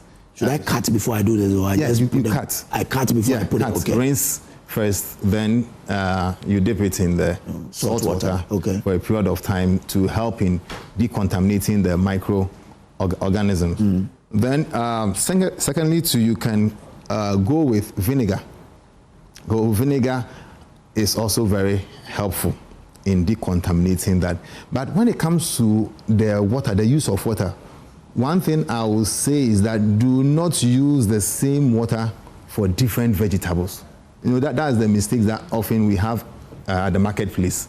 Because people, they will just take the veggies and they'll just dip it in the same water over, so there's transfer. She was saying that those at the marketplace, they had higher concentrations of microbial load. So it means if I use the water for this one, I should throw it away and do another salt solution. Exactly. Okay. Exactly. To preserve the quality of the vegetable that you are going to use. I know, and that's even for the micro. But if you come to other things, maybe I know that will come to that later, but if you are supposed to deal with heavy metals and maybe even pesticide, because these people also use pesticide, and you have residues of all these on the vegetables. And we know that pesticides are also very toxic to our health. So that means for vegetables, for instance, pesticide, for instance, you may have to rinse it under running water, because as it is, you can also not dip it in the water, because after you decontaminate it, the pesticide, most of them do not dissolve in water. So since they do not dissolve in water, they will still adhere to or absorb onto the surfaces of the vegetables again. And so you think you may have washed it, but because it's still in the same water, you are still having access to the pesticide which is on it. Okay, so when it comes to decontamination of these vegetables, we will not say, in as much as we try to conserve water, if you go so much into water conservation too, your health is at risk. Quite an interesting piece here. Let me bring in Dr. Kofi Yeboah now. Doc, I don't want us to start from even the rivers at all. Okay. Now, I want us to, because yesterday, before this particular interaction, and I'm sure you've seen it, there are videos that the FDA is going around some water production companies. But if I'm going to water my crop, once I see a clear water, I know it's safe. Not so. Yes. Thank you very much. So clean water and safe water has distinction. So for example, if you talk about clean water, then we are talking about the water being clear aesthetically. We are saying that, okay, this water is colorless. Then we are saying that the water is very clear or clean. But we still have the constituent in it. So for example, if the water is contaminated with fecal pathogens or fecal indicator bacteria, still the water will be colorless. So you will see that, okay, the water is very clean, and people will still be consuming it, but at the end, we still have this constituent in it. So for example, even with our water treatment facilities, sometimes we treat the water, the turbidity is removed, but we still have some of the heavy metals which are not trapped with our current wastewater treatment facilities. So water can be clean, but it's still not safe for consumption unless it has been properly checked. So what must we do? What should people watching us now do to make sure that their water is safe to drink and to use to water their crops? Thank you very much. I want to give you a bit background about this water. So as it stands, we know, we are all aware that most of our river waters is polluted. But one thing that we don't know is that the surface water also have interaction to recharge the groundwater. So which means that if our surface water is polluted, available groundwater is also getting the contamination and is also polluted. But we know that this groundwater it will filter the water. So in terms of turbidity, you realize that the water will be clear. But studies have shown that these waters is also recording higher level of fecal matters as well as even the heavy metals in them. Okay. So what we should do is that first, we have our treatment facilities. These treatment facilities target some of the parameters, but we should know that it doesn't target all of them.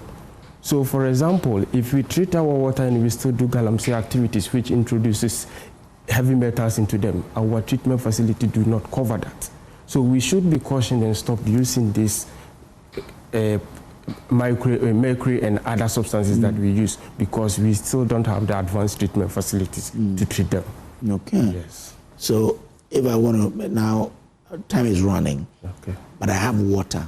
I want to use it to water my crops in the house or on the farm. I need some to drink.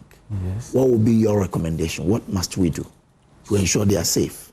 Thank you very much. So now, the water that we have, the basic thing that we should do, depending on the sources of the water, because majority of people rely on surface water. So now the surface water, what they can do is at least they should boil the water. Boil the water, and that kills some pathogen, but it does not kill almost all of them. So at least you are making it safe for them. People that use borehole water sources, most of them pump into overhead tanks. So what we encourage them to do is, once the water has been filtered into the tank regularly, we should be cleaning our tanks, because it might still also contain microbes. So we need to still clean our containers, cover our storage containers to avoid other microbes that are getting into our river system. Like those of us who produce water, you need to wash your tanks.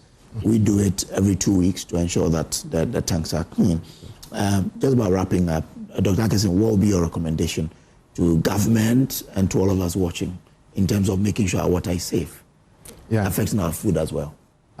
So I think for some institutions like the AMA, they have the bylaws to deal with that, but the issue has to do with implementation. In most cases, implementation is not so effective. So they need to implement the bylaws so that these farmers, they will have alternative source of water. We can go into rainwater harvesting, but in most cases, most of these people are also far away from residences where they can tap rainwater, but we can still do that and channel it to them. And the other things, I think government should look at this from source, because the wastewater is coming from either residences or industries. So that means they have to treat it in the first place. If they don't treat it, the farmers will have access to it, because we cannot have our daily monitoring. The government is not having the resources to do the daily monitoring. So they have to ensure that from the source, the water is treated. So that before it gets to the farmer, most of these contaminants have been dealt with. And I think finally we need to move the farmers some away from the roadside, because the closer they are to the roadside, because of emissions from vehicles, they don't need to go to the galamsey area, but their closeness to or proximity to the road also they attract deposits of heavy metals from our vehicles onto the vegetables. Quite a revelation here. We have not thought about that actually, that there could be metals coming from the exhaust onto the vegetables that we're eating. Nana, your recommendations here? Okay, so for food safety, I would say that it's a shared responsibility, but not equal responsibility, because those entrusted with the authority and also the resources will have to do more. So as Dr. Atkinson said, government has a huge role to play, because as I said in my initial submission, you can't blame the farmer when you've allowed the water to be polluted upstream. Because if you don't have the necessary treatment plant, in this case for government, to ensure that the water that ends up as runoff in our environment is treated, then the farmer has no choice. And I must also even state that statistically, we have just less than 15% of the wastewater generated in our communities being treated. But we also have low-cost options that government can adopt. And even at times, some of the farmers can also even adopt that. We have what we call constructed wetlands. So in this case, you have some plants that have the capacity to be able to treat the water. So it works similar to natural wetland. So you might be hearing most of our wetlands have been encroached upon. Apart from harboring special species and the rest, it also has the ability to treat wastewater and to also be able to harbor water to prevent flooding. But if you have the constructed one, you are transferring them, you add sand, you add gravels, and it's able to treat the wastewater. So that's one. Then we also have waste stabilization ponds that can also help in reducing the contamination. At the farm, the farmers can also do some other small strategies to be able to reduce that. I said initially that because they use watering cans, it splashes the soil, and because the soil is contaminated also with poultry manure, when they end up on the leafy vegetables, then it becomes a public health issue. So instead of just using the watering cans without it on direct from the spout, they can actually use filters to cover the mouth so that as they are spraying or as they are watering, it reduces the contamination of the soil as it splashes. They can also use what we call drip irrigation, furrow irrigation. All of them target the roots of the plant instead of on the living vegetables. So with the ones that consumers and market vendors can do, I think Dr. Akasin has enumerated a lot of them. I guess that the bigger interaction we'll have on UNED campus would help us. But this really is a very good interaction that we've had. Now when I'm going to buy vegetable, I know what to do. Engineer Dr. Prince Entry Ajay is who you heard from, but Engineer Nana say Odbunsu Akasin is acting head, Department of Civil and Environmental Engineering, UNED. Dr. Saeed Ibn Idris Kofi Yeboah is lecturer, Department of Civil and Environmental Engineering, UNED. And Dr. Prince, Engineer Dr. Prince Entry Ajay is Civil and Environmental Engineer and also Environmental Health and Sanitation Specialist. UNED. Thank you very much, gentlemen, for coming. Thank you. Well, we'll take a pause here. We'll be back with more. Do stay.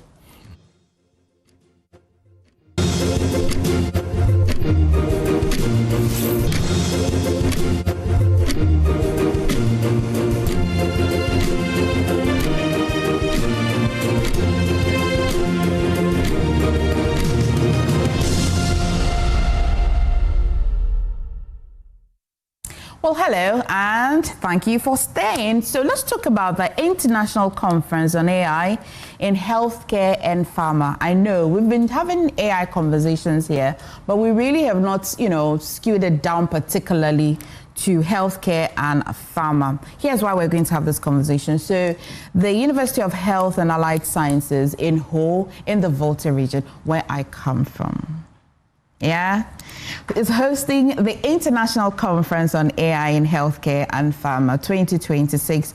Of course, it's a premier platform bringing together healthcare professionals, policymakers, researchers, technology innovators, academia, and industry leaders to discuss how artificial intelligence is vital in transforming healthcare delivery and pharmaceutical innovations in Africa and also beyond. And this morning, I'm joined by Professor Alexander Ansamenu.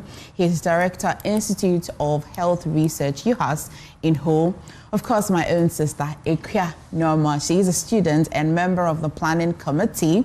As well, I'm also joined by Dr. Mafwatete Amlalo, pharmacist. Ladies and Prof, thank you so much for joining me in studio this morning. Thank you for having us. Okay, we hear about artificial intelligence, but to be the first time I'm going to be hearing about it in healthcare and pharmaceuticals as well. But what has inspired this organization? Let me come to you, Prof, first.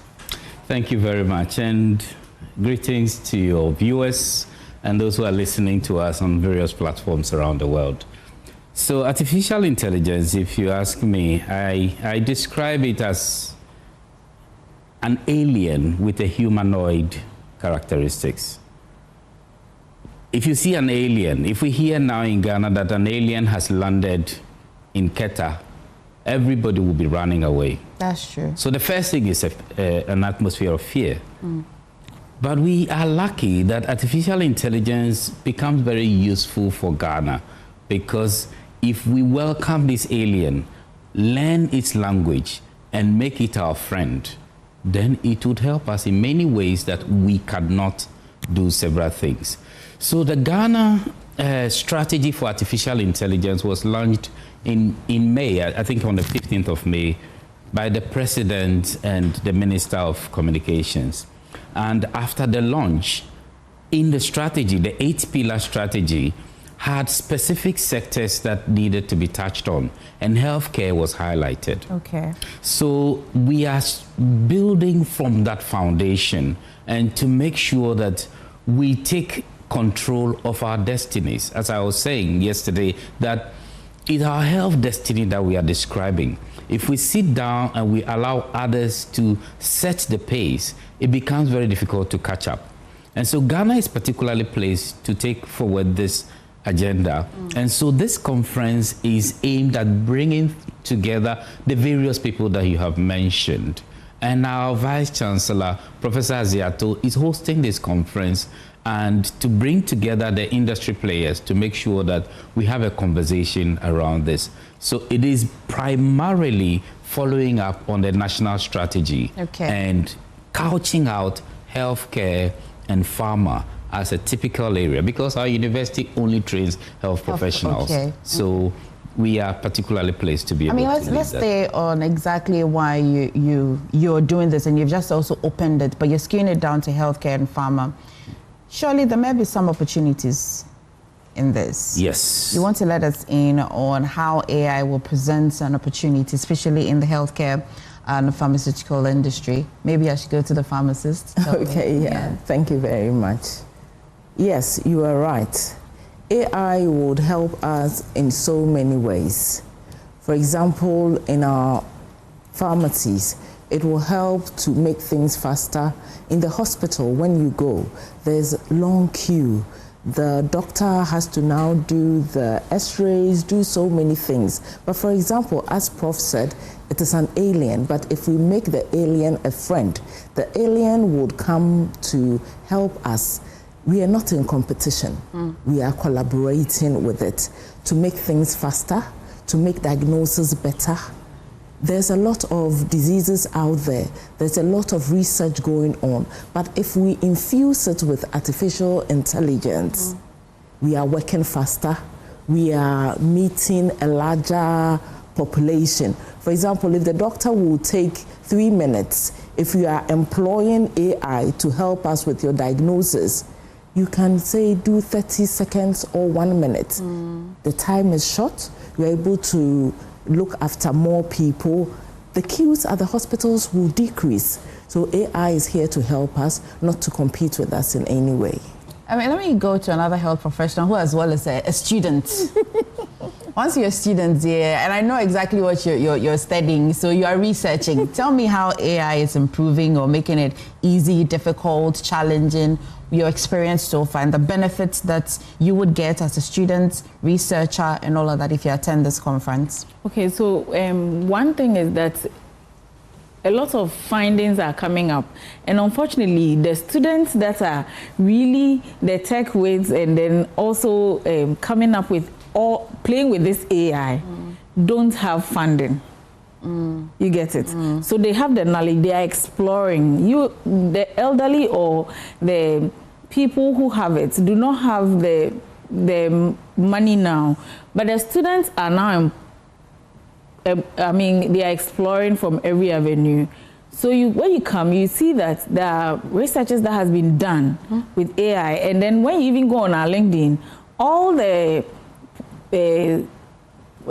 adverts that it was done by students. Okay. Yes. That's the visible result. So it's a very good opportunity for industries to come partner with us so that they can get to also fish out these students who can help them in the future, because the future is the youth. Okay. And if you come, you get to meet these young ones, and then we can fetch them out so that we know where, before they even graduate, you catch them young and then you're getting. So it's a very good platform, and we want to employ partners to come with it, because those of us who are students, we cannot afford, even though we have the skill. So if we get people partnering with us, it helps students to do more research in AI based so that we can help with policy making, because everything has to do with data. Okay. Show us evidence. We have the evidence. And so based on this evidence, policy should be formulated around it. And sounds like we've started the conference here already. To add to what she was saying that there are a lot of students in Ghana who have done a lot of research, but because they don't have sponsorship, they are not showcasing it. So this conference would actually give opportunities for students, especially university students, to showcase what they've done. They are doing a lot of research. We've received about how many? 50-something abstracts. And these are all going to be showcased there. Oh, that's nice. Yes. So then if people who want to sponsor and other things come on board, you're going to get a lot of things you can invest in. And then there's sponsorship. We have about 4 categories of sponsorship. I think we've got the platinum, we've got the gold, we've got the bronze, and we've got the silver. Okay. There's platinum, gold, and bronze and silver. Yeah. Okay, so that's for those who want to partner with you for this conference. Yes. I'll be asking what they will get in return when they sponsor. But let's also focus on how individuals and organizations can register to be part of the conference. Prof, you want to tell me about that? Yes, okay. So thank you very much again. So this conference is not going to be the normal talk shop conference where people go and we talk and it gets to nothing. One of the key things we want to do in the conference program is to have a first day that is completely dedicated to building our knowledge on AI. What is the national drive towards AI in health? And how are we going to align all these things with all the other sectors that are relevant for health? That's the first day. So having gone on that journey, the second day would be showcase. And that showcase, like we said, is going to have test use cases. For example, yesterday I was mentioning that the number 3 killer of children in Ghana is infections. And these infections can come from the umbilical cord. Now we have a student or a group of people who have come up with an AI model that would be able to just look at the skin and the wound of the child and know that this wound is going to get infected. This child can die from that infection. A third, or the number 3 killer, is being addressed just with the application of AI. Really I also mentioned jaundice, that look, the brain of the child is destroyed by jaundice, that yellowing of the skin that a baby normally gets when they are born early, especially if they are premature babies. Now, if it doesn't kill the baby, it destroys the brain. So the economic productivity is affected in the long term. Okay. We have an AI demonstration that we are going to make in this conference. And that is why pediatricians must be there. That's why everybody must be on board. So it's not every village in Ghana or every district in Ghana that has a pediatrician. But every district in Ghana can have an AI tool to help in the diagnosis of neonatal jaundice. And this can reduce deaths. Okay. So there's a lot. How can they register? All these. So there's a link that we are providing, and also there's a QR code. If you can go to the website of the conference, which is icaih.org, then you can register there. Otherwise, you can also go to the UHAS website, that is uhas.edu.gh. And then you go to IHR and you go to the international conference. But you can also Google it, and then you would see. On the LinkedIn platform, you can see the QR code there. Okay. You can just scan it and you can register. And the registration has various levels. For students, for normal participants like healthcare workers and others. And then we have what we call the VIPs. And these VIPs coming in because on the third day of the conference, we are organizing a focused session for which we are calling roundtable, executive roundtables. And that is not just talk. That is where industry players, leaders in FDA, NVI, and others are sitting around the table with AI experts and looking at, these are our challenges. What can AI help us do? And then they come up with solutions. I'm sure you know that we may not be able to cover all the information you need, but we've put the flyer up on the screen, and as well go to the website. But Mami, You want to tell me? I know that it's UHAS that is hosting this conference. There's a number to call. Where there's a number to call. Yeah. But where is it happening? The location? So, UHAS campus, Ho, University of Health and Allied Sciences campus in Ho, and it's on the 4th to the 6th of August. Okay. So we have barely like 2 weeks from now. For you to get ready. 4th to 6th of August. It's a 3-day packed conference. Every day and its activities, and as Prof said, the first day we are having the opening ceremony, which has all the international speakers that are talking to us, and then we have the students also showcasing their works, and then on the 3rd day we climax with the roundtable discussion, and then there will be opportunity for networking. Okay. Yes, so marketing and networking. So if you have your product, as you partner with us, you can come and exhibit it, and then also get to showcase what you have as well. Okay. Yes. Well, I'll give the final words to Doc. Doc, so you said there was a number to call. Oh, it's so there's a number to call in case you're finding difficulty online. In case you decide to listen to everything. So it's 0244 619629. Okay, you want to say it again? 0244 619629. Okay, so just a gentle reminder, the theme for this conference is accelerating adoption of healthcare AI in Ghana from vision and policy to practice and impact. That's it right there on your screen. Yes, well, you can see all the speakers that will be available to address this conference. So do well to be part of it. All the information is on the website and their LinkedIn page as well. Prof, Doctor, my sister, it's good to see you and good to have this conversation with you. Thank you. And we are inviting you. Thank you very much. It's the oxygen city of Ghana, you know. Ho is the cleanest as well. It's the cleanest. Volta region. I mean, that's where you breathe oxygen. Oh. Prof, how do we need to help you with a plate here. Yeah. Well, a wazo now. Perfect. Now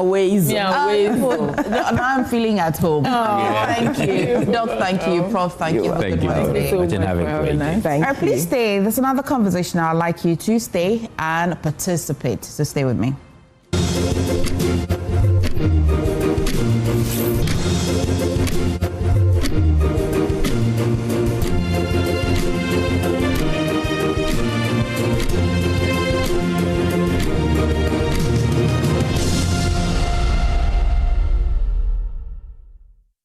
Well, thank you for staying. Let's talk about the Infantafim School because they celebrated 150 good years secondary education in Ghana, and they have an anniversary awards and lecture coming up. And joining me in studio this morning to talk about that is Dr. John Manful. He is member of the MERBA Executive Committee and 150th Anniversary Planning Committee. Doc, thank you so much for joining us in studio. Congratulations, 150 years. Thank you very much for having us here, and you're most welcome. Right, let's start with the anniversary awards. What inspired Infantapim to institute these awards? Well, 150 years in the life or in the history of any institution is a very, very long way. And we know that over the years there have been people who have been associated with the school, either as students, either as teachers, either as lovers and partners of the school, who need mention and who need recognition. And that's our main inspiration. Okay.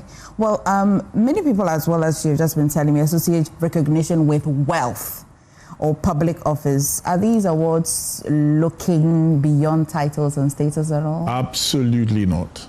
Absolutely not. And we have put in measures to be able to remove biases, right? There are all kinds of awards which are, around these days. Some of them you have to pay for them. Some of them people come and lobby and all kinds of things. But ours are transparent and, you don't have to have any money.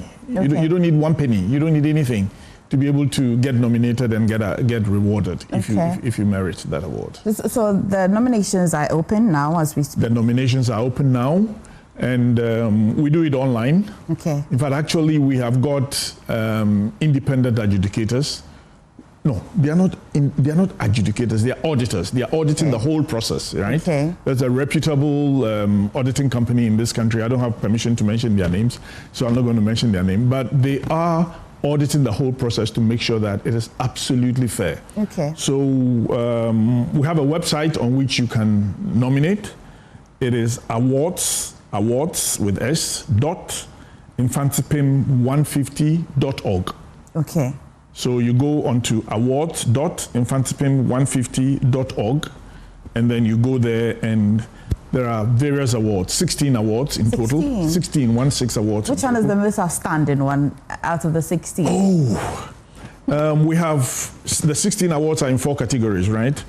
One of it is just for old boys of the school, okay, which is like distinguished alumnus in various categories. And then we have got another awards which are not, 2 main awards are not necessarily old boys. Anybody can, if you have been associated with a school, either as a teacher, they are teachers' awards. They are awards for non-teaching staff, people who worked in the school or served the school, not as teachers. We're talking of the kitchen staff, the laboratory assistants, I mean, all those kind of people over the years would be awarded. By association, if you're married to an old boy, is that category 4? Well, I think you should think about that. We will think about that. We will think about that. You can be an associate member, but some way, somehow, right? Well, Doug, let's talk about. I know that this event is into 2 folds. There's the awards, and then there's a lecture as well. You want to tell me about the lecture? Okay, let me just round off with the awards. Right? Okay. When you go onto this page, right, on which you have the awards. You would see that you go into a page, you have the submitter, the one who is, and it's only based on nomination, yeah? Okay. So if you are not nominated, you are not considered. Right. Somebody has to nominate you no matter what, no matter what you have done. Yourself, you can, well, in a way you can nominate yourself, right? But you got to give us the one who is nominating, the submitter's name, your contact number, the nominee's name, then the category of the 16 that you are looking for, you go in there and click, and then you do a justification. And if you want to upload any documentation, you can upload everything onto there. Right. That's the only way by which you can get nominated. Okay. So when you do that, then they, but we only have a few days, up to the end of the month, or maybe, we have just about 1 or 2 weeks more. How long ago has this portal been opened? For about 3 weeks now. Okay, and the nominations coming in? Some are coming in, I can't tell you, but some are coming in. Some are coming in. Okay. And then at the end of the day, we'll look at all of it, and then we can tell when they are coming in, but we don't know what is being done. Okay. So it's completely blind, and then we'll look at it afterwards. Okay. Okay. Then the second major thing will be the lecture, though. Yes, but the lecture is not just one lecture. I think it's the second in a series of lectures. Okay. Right? One has taken place in Cape Coast already. This one is taking place next week here in Accra on Wednesday. That's the 28th of July. Okay. Yes, in Accra. Next week. At the Accra Ridge Church Hall. Okay. Yep. Why did you choose Dr. Mohammed Ibn Chambers to be the speaker? He's one of our beloved old boys, one of our distinguished beloved old boys. Dr. Chambers is from the 1968 group, yeah? He's not a spring chicken. He looks like a young man, but he's not. He left school in 1968. Jeez. Think about that. You're calculating something. So he's one of our senior boys, yeah? Okay. Good. He's one of our senior boys, and he's going to give that lecture. Very well pleased to deliver that. He knows a lot about education as well. He served in the education field, and yeah. So we're looking forward to listening to. Well, would you tell me about the theme, the lecture theme that he'll be speaking about? He's going to talk about. Is it education for peace, democracy, and responsible citizenship? And responsible citizenship. Okay. I mean, it doesn't need any explanation, right? Agree. We have a democracy in this country and in so many other countries, but sometimes you ask yourself, is this what all democracy is about? But then underlining democracy and everything is a responsible citizen.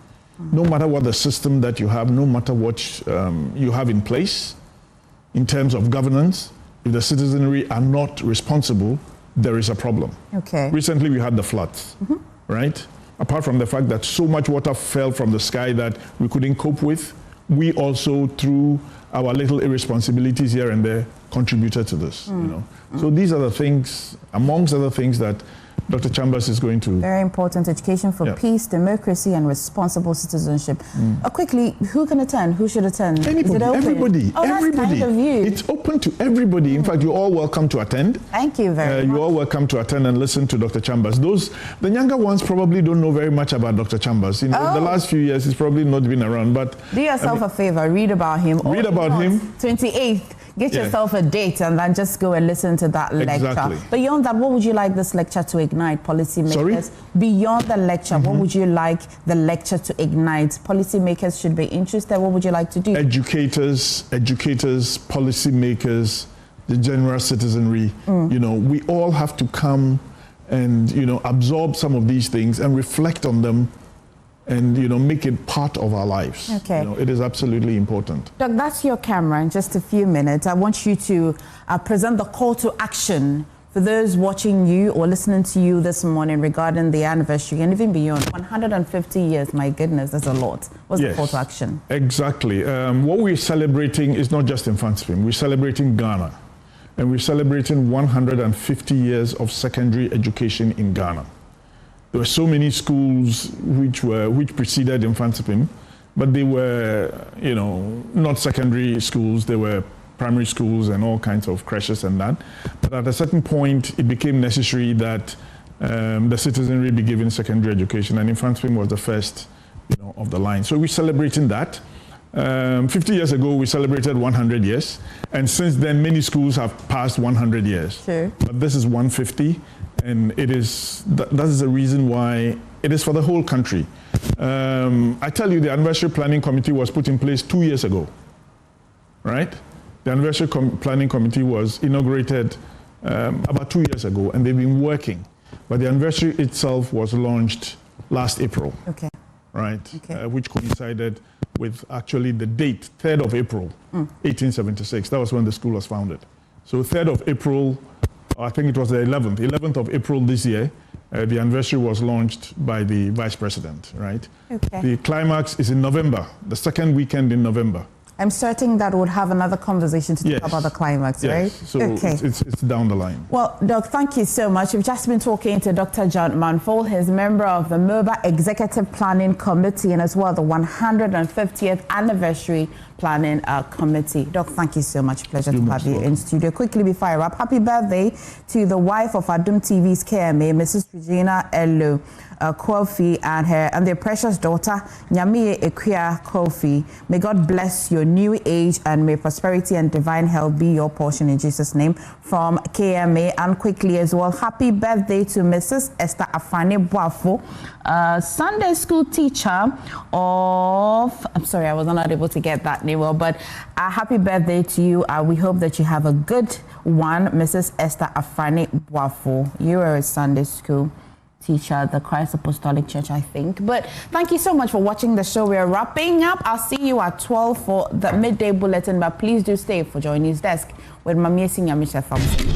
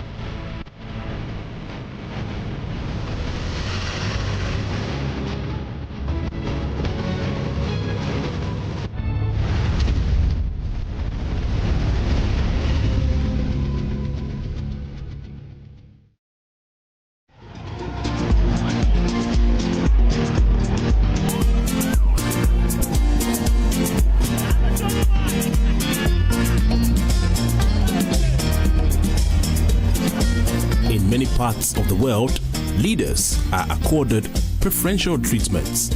From their meals, clothes, and other necessities, heads of state in particular are given the finest options. but this is where Ghana's 10th president, Professor John Evans Fifi Atta-Mills, distinguished himself.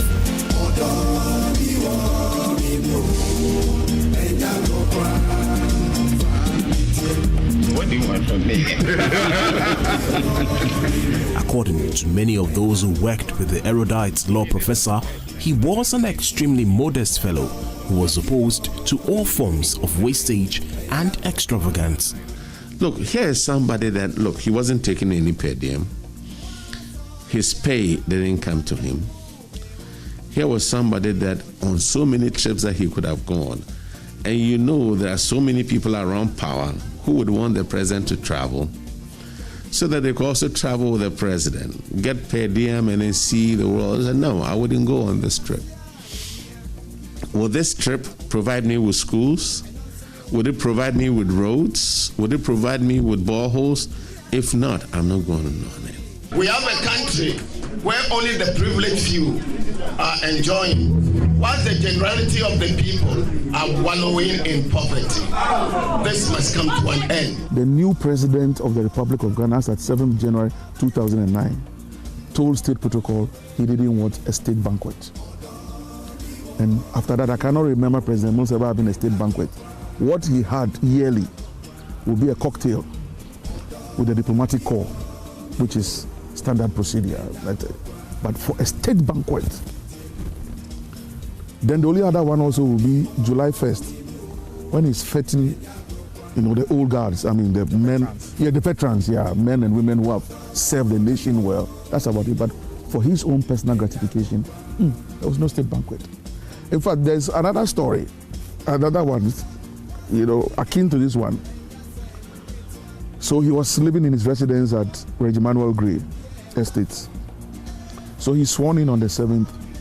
By the time he gets home, State Protocol goes to offload maybe, I don't know how to describe, but assorted drinks, liquor,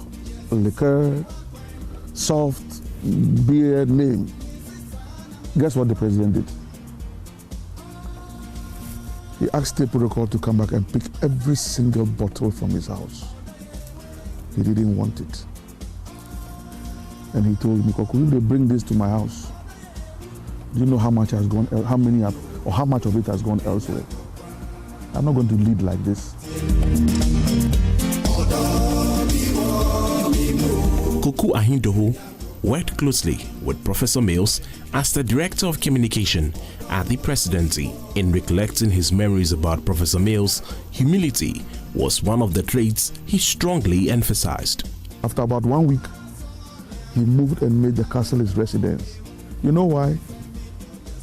Because he said, having lived on the Spintex Road for so many years, and the dense nature of the traffic, he didn't see why he should inconvenience motorists and be using his motorcade in the morning, afternoon, evening. Where is even the space for them now to be making space, to be going off the road for you, the president, to pass with your motorcade?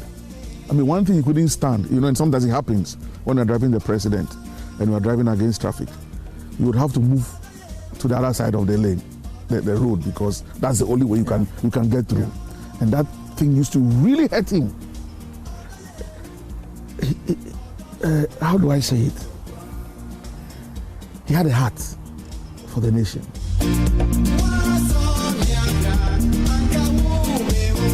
I always admired him. Any opportunity I get to go to the Internal Revenue Service, I'll make a point to seek an appointment to greet him. Sometimes he'll be on his way out, you rush closer so he can notice you. Oh, Ali, how are you doing? Are you coming to see me? I said, no, I'm coming to. Okay, have a nice day. And he was just welcoming. And for me, one big attribute of his, I would say, has influenced me a lot, his humility.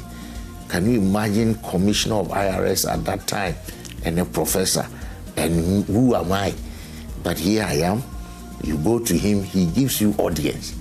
I'm not a partner of the firm. I'm not even a manager. But you could see how he could come that low, interact with you, give you the motivation and inspiration.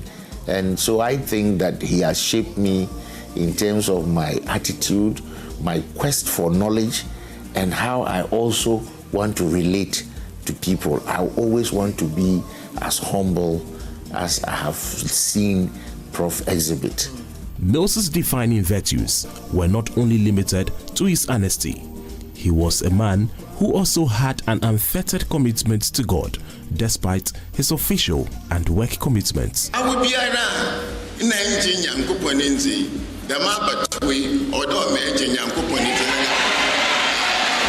He's a peculiar person. I think we miss him seriously. Anything that he wanted to do, he wanted to commit it into prayer. So when he was traveling, sometimes he wanted some of us to be with him and be praying with him. Another time he asked me to accompany him to Ethiopia, and I went with him. Every dawn by 5 a.m., I had to be with him for Bible study and prayer before he would go to the meeting. And that one was every day, every day, every day.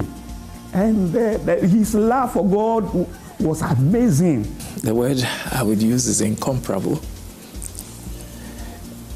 Very, very honest, faithful, down to earth. What are the adjectives? Very level-headed. He's someone that you would like to be in his company all the time because he will not do anything to hurt you. Even if you say or do anything to hurt you, he's the first person to tell you that I understand, I forgive you. All right, and you have no choice but to apologize to him. He's that kind of person and very generous, very, very generous. Can you imagine that when he became president and I, as a retired professor here, anytime I visited him, he would tell me, Kofi, JI, that's all, baby. That was the kind of person he was.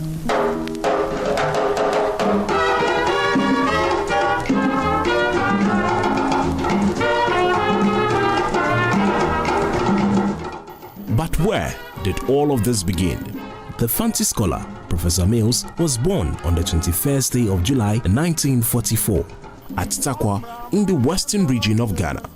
He was the first son of an educator, John Atta Mills Sr. and Mercy Dawson Amwa. His ties with his family and relatives was amongst his priorities. We all revolved around him.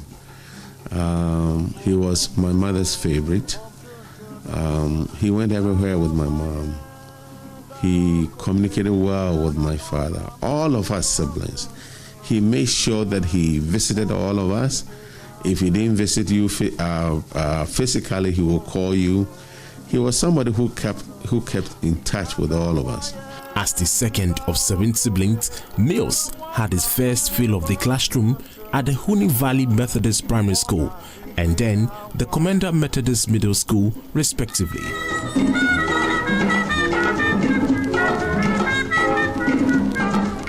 He then proceeded to the Achimota School, the University of Ghana, and the London School of Economics and Political Science, where he obtained a master's degree in law. Later on, he earned a PhD in law at the School of Oriental and African Studies of Law, University of London. At the University of Ghana, sports was one of his areas of interest. From day one, he was in the Hall 11 for the football. What was his position? I think midfield. He wasn't a striker. Midfield, but he could play defense. He was also an excellent hockey player. Cricket, but Legon wasn't well known, or cricket was not very active those days. But those two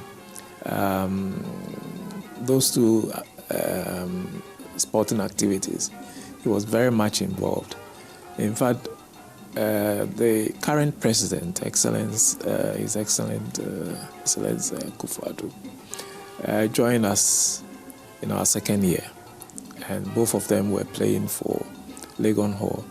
But Professor Mills was playing for the university. He was in the University 11. Professor Mills had his doctoral thesis in the field of taxation and economic development at a very young age of 27. Professor Asumeni attests to some of his exemplary traits. Mills had a good name on campus. I wonder whether he has enemies on campus. You may not be in the same political party with him, but as a person, you cannot fault him for anything. You know, he's not corrupt, an upright Christian, very kind, and very jovial, great sense of humor. I don't know whether you experience, you know, we had our jokes and so on.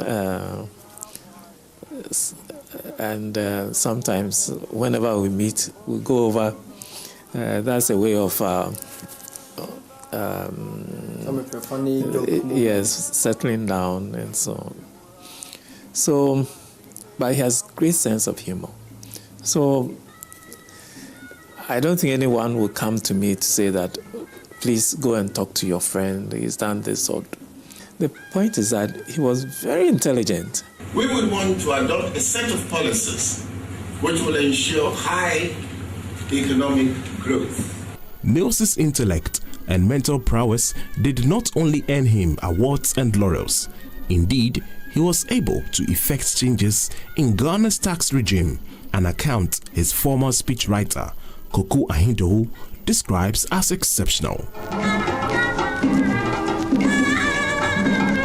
For 25 years, he lectured at the University of Ghana, where he once attempted to become the Vice Chancellor of the nation's premier university.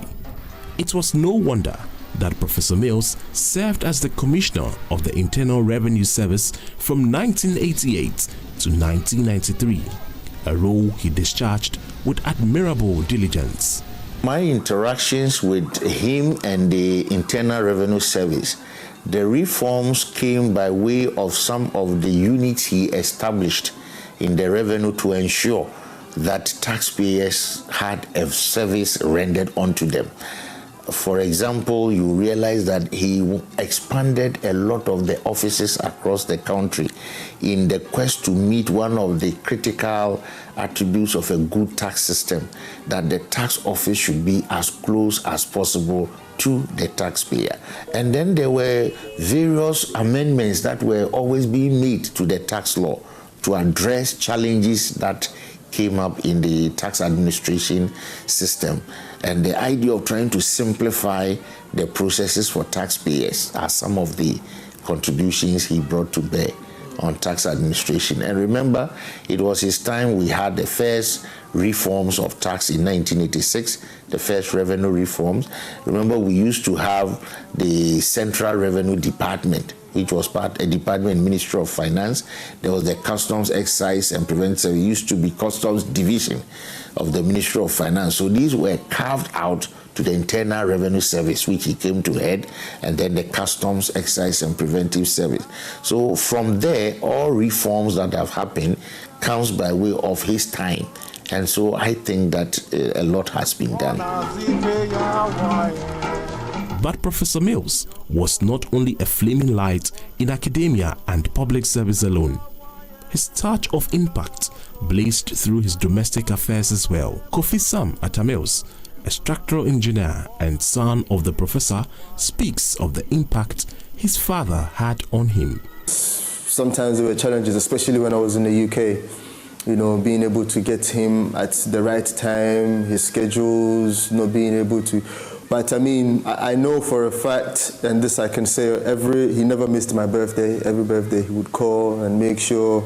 I remember making the decision to go and study engineering. My father actually wanted me to do law. So discussing with him and telling him that I don't know if I want to do law, and I think I want to actually go into, initially I said to him architecture, and then I changed my mind and said, And he was very upset. He goes, no, I think he wanted me to study something that he could assist me with, because of his background. He wanted me to also follow suit so that he could, if I needed any help or something, I could. And I was, rebelling against him. Said, no, Daddy, I want to go and do engineering. That's where my heart is at. I'm good with numbers, so I want to go into engineering. And, and we fell out for a bit because he felt I wasn't listening to him, But genuinely, he was part of my upbringing. He would make sure that I was sufficient. Of course, as a young man, we had our own misunderstandings and stuff. But genuinely, he was very integral and very part of, almost every decision that I made. In December 2006, Professor Mills was overwhelmingly elected. My father was a very strict person. Extremely strict. He wasn't the spanking type, but he would give you an eye, and that was worse than spanking. And if he was upset with you, you would know, you would feel it, And he isn't. His level of discipline would not come in a physical form as, like I said, spanking you, but the decisions he would take and how he would relate to you would make you understand. And even how he would speak to you would make you understand that you are crossing the boundaries. So he was very firm. He was very, very firm with his decisions and in his form of discipline. Sam says he enjoyed the privilege of being the vice president's son. According to him, even though his young mind could not relate with the fine details of politics and the presidency, his young heart did not miss the excitement of being the VIP's little boy. I was pretty young. I think in '96 I was just about 5 years or 6 years old. And then, so I was in primary school at the time. And of course, at that age, you don't understand the capacity of who he has become. So I was just this, young boy running around, playing in the grass. I go to school with my backpack, and I remember, back then, when you go to school, they have assembly. So in the mornings, all the kids will line up, and then the teachers will address them and all those things. And I remember Professor Afo will drop me at school. Even my auntie Efe will drop me at school before she goes to. She was teaching at Ola Teachers Training College, and she would drop me before she goes to school. And as soon as the car gets there, the whole assembly would pause, and then everybody would start chanting, "Vice President, Vice President." And she would be so shy, and I would just be living in the fame, like, hey, everybody. As a Democrat, I acknowledge the Electoral Commissioner declaration, and I therefore congratulate once more Professor John Evans Atta-Mills on his election.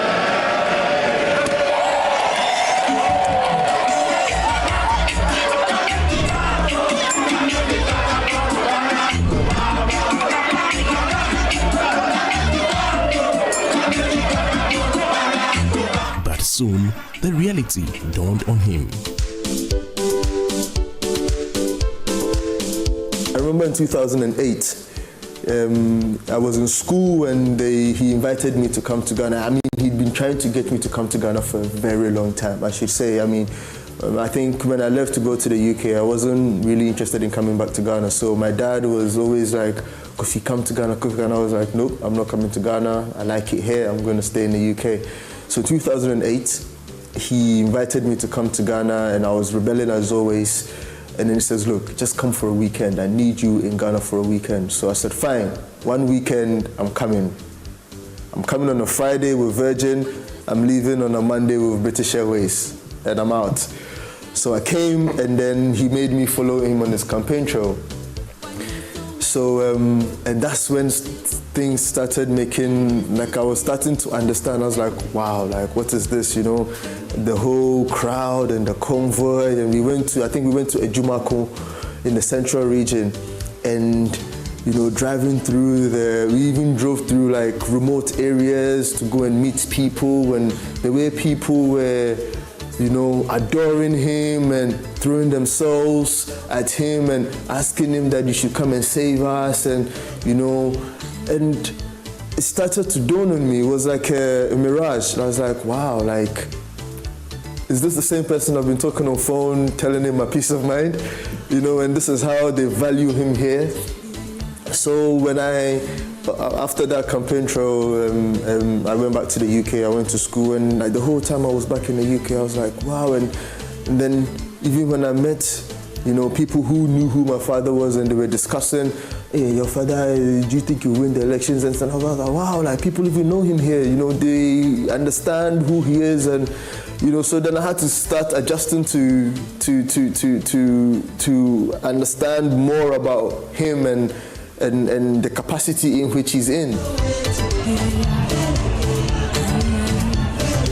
In their usual father-to-son engagements, he told some of the demands of his status as a president's son. From there, it was a seamless rapport between the UK-based structural engineer and Ghana's 10th president, Professor Mills. And I remember this so clearly. I came to Ghana, I was picked up from the airport, and then they took me straight to the castle. And then the next morning, he called me to come to his office, because I came in very late on British Airways. So I came in, I went to my room to sleep at the castle.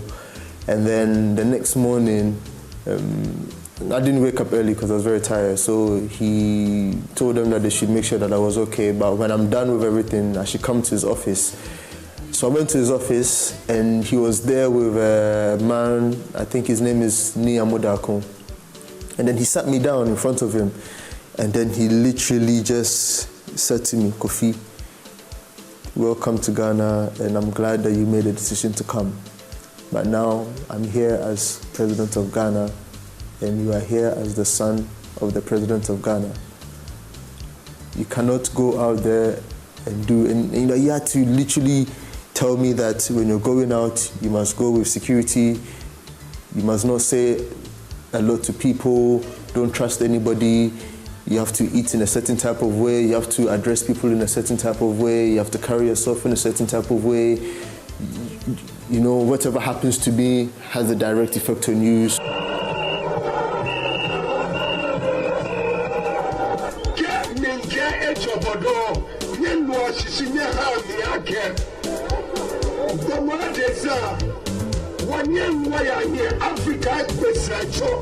He never thought about getting involved in politics. He thought about helping as many people as he could, doing the public good. But there was a time that he had a trip to, I think it was Côte d'Ivoire, and he has some friends who are still around who could testify to that. There was a beggar sitting by the side of the street, and then when the guy was asking for alms from money from everybody. He was the only one out of the group who gave him some money, and then when he gave him the money, the guy called him back and said, "You one day you'll be president." And he said it, and then the other guy is asking, "What did he tell you?" He said, "Oh, one day." He said, "One day I'll be president." And they laughed it off, and then they went away. It was after he had become president that some of the friends came in and reminded him of it. "Hey, you remember when we went to Côte d'Ivoire, this thing happened?" That wasn't his thought, to get involved in politics.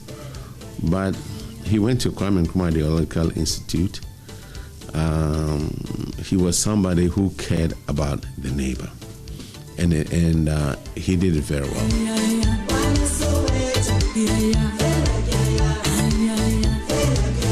But basically, it just had to do with the fact that Professor Mills was head of IRS, Kwesi Botcho was sector minister, finance, or IRS operating under finance.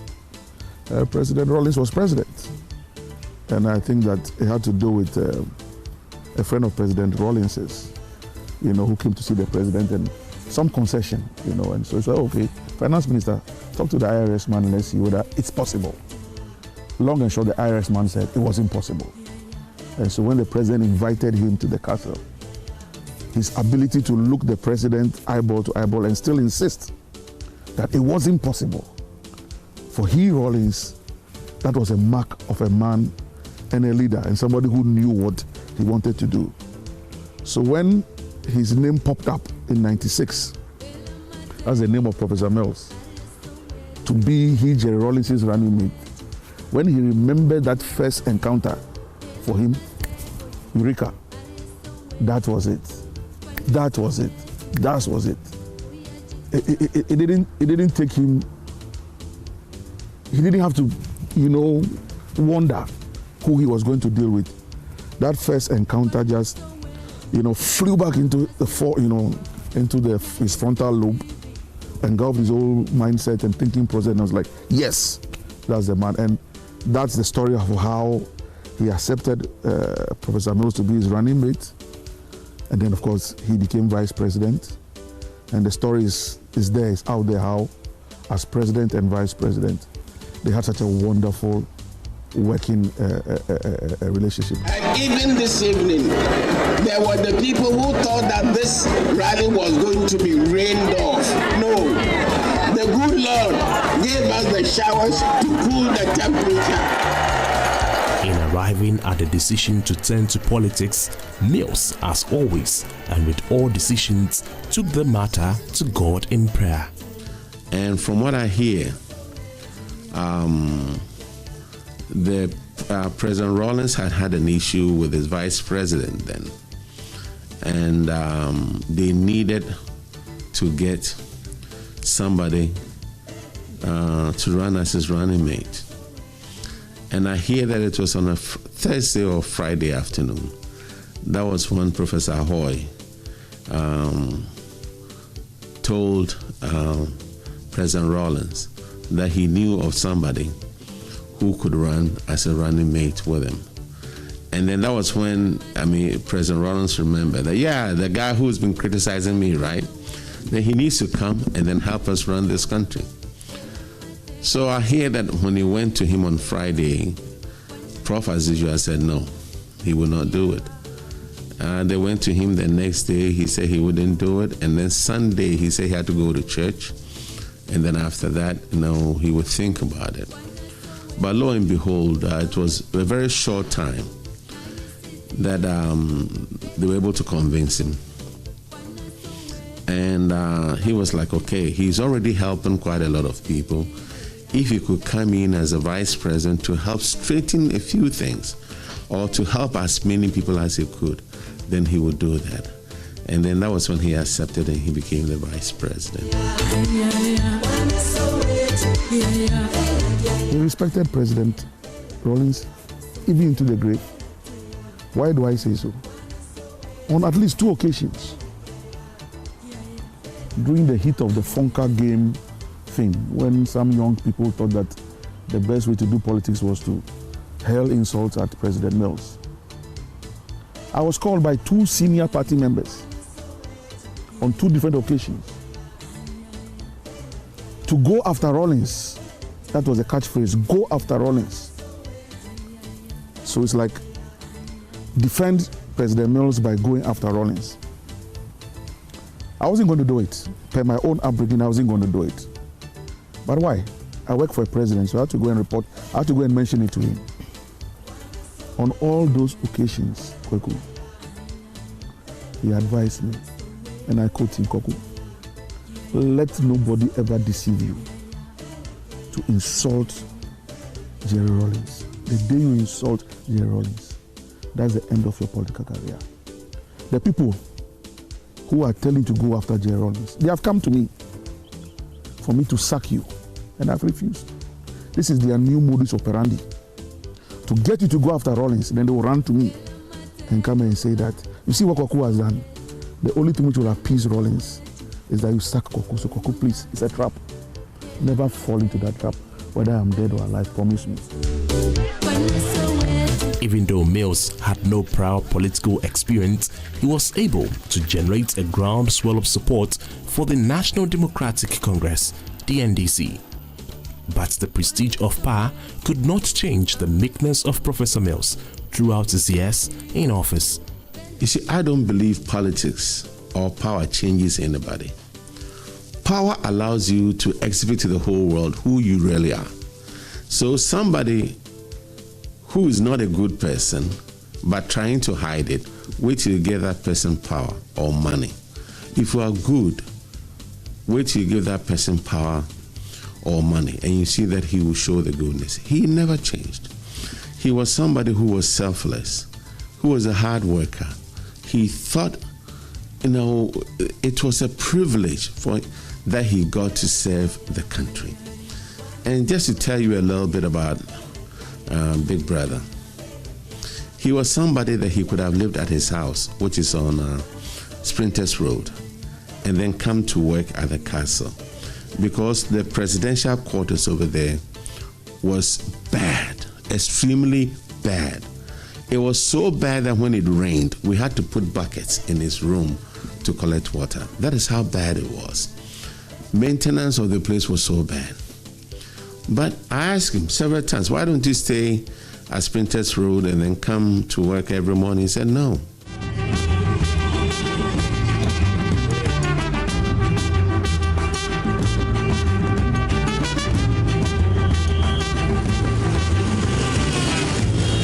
In the year 2000, Professor Mills had to shoulder a greater responsibility as the flag bearer of the National Democratic Congress.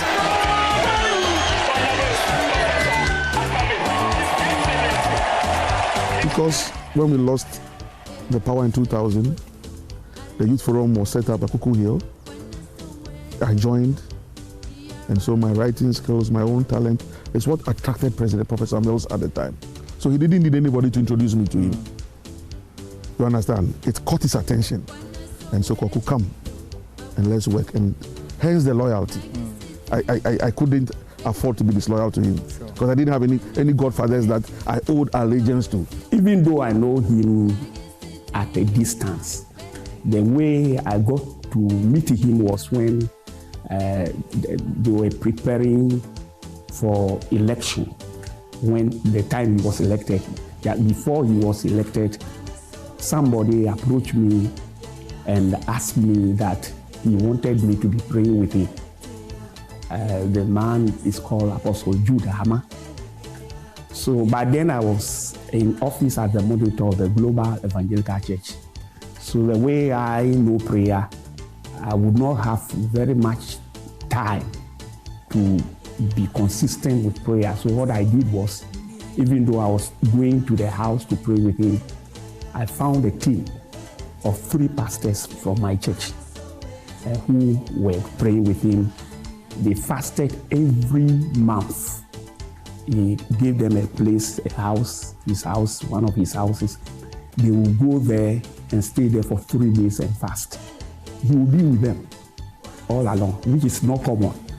Because some people, they will just ask you, pray for me or pray with me. You don't see them. But he will be with them all the 3 days as they were fasting and praying for the election. So once in a while, I'll also go to the house and pray with him.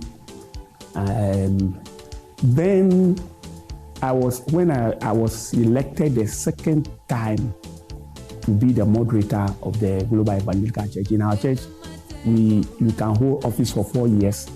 Then another 4 years you can be re-elected. So when I finished the first 4 years, they re-elected me. Then by then we had already started praying with him. So I invited him to the induction. First he said he would not be able to come. But that morning he just came he came to home. Then after everything, he called me and told me that he really wanted to give up standing as a president. But when he came to the church, God spoke to him that he should not give up, he should not step down. So his hope was rekindled at that church. That is how we became close.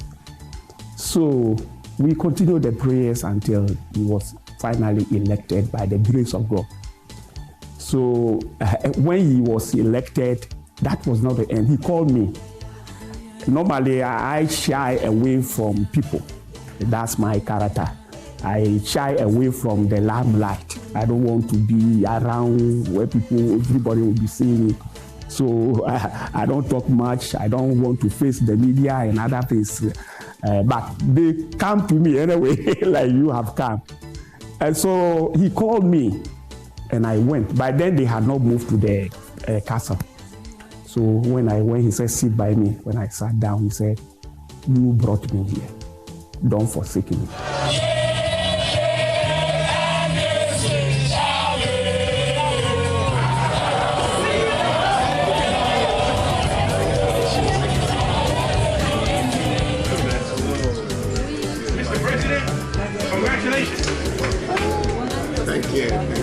When Mills became president in 2008, there was a lot of tension in the air, and some political pundits and observers urged him to deal with his detractors and crack the whip on those who had been unkind to the NDC during its years in opposition. Mr. President, there is this thing going round that you are working towards the removal of the Chief Justice.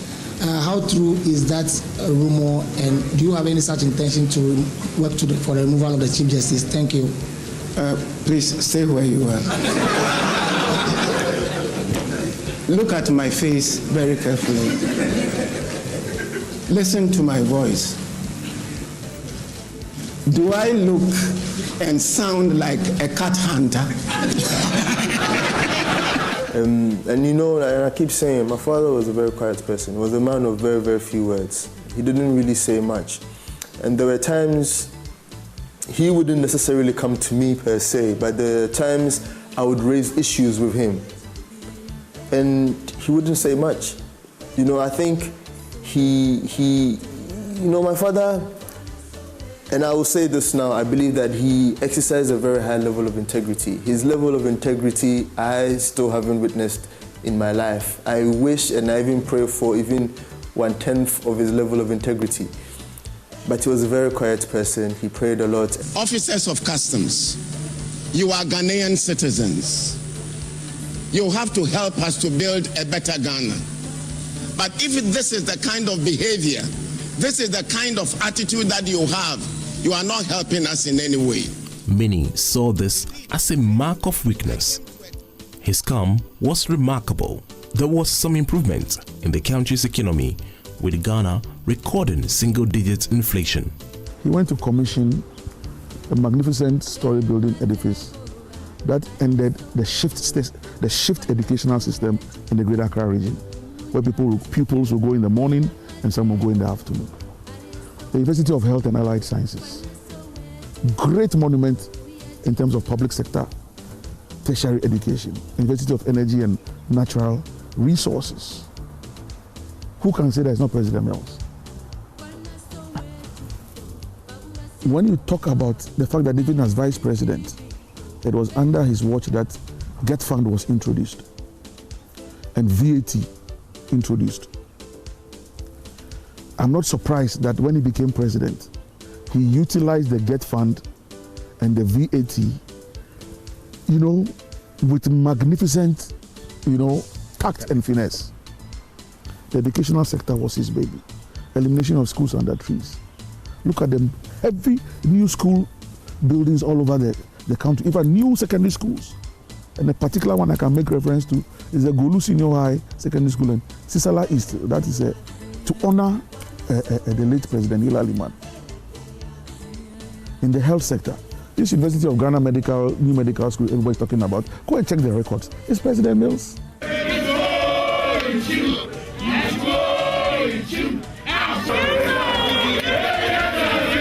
As president, Professor Mills built strong connections with the less privileged and dined with those who many in positions of power and influence would ignore.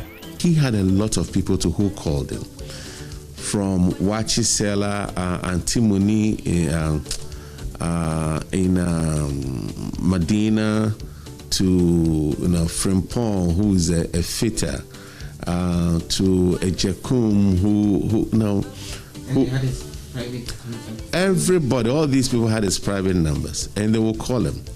He had a friend, a lady who is now 103 years old, Accra Newtown, who will call almost every time that he's on TV.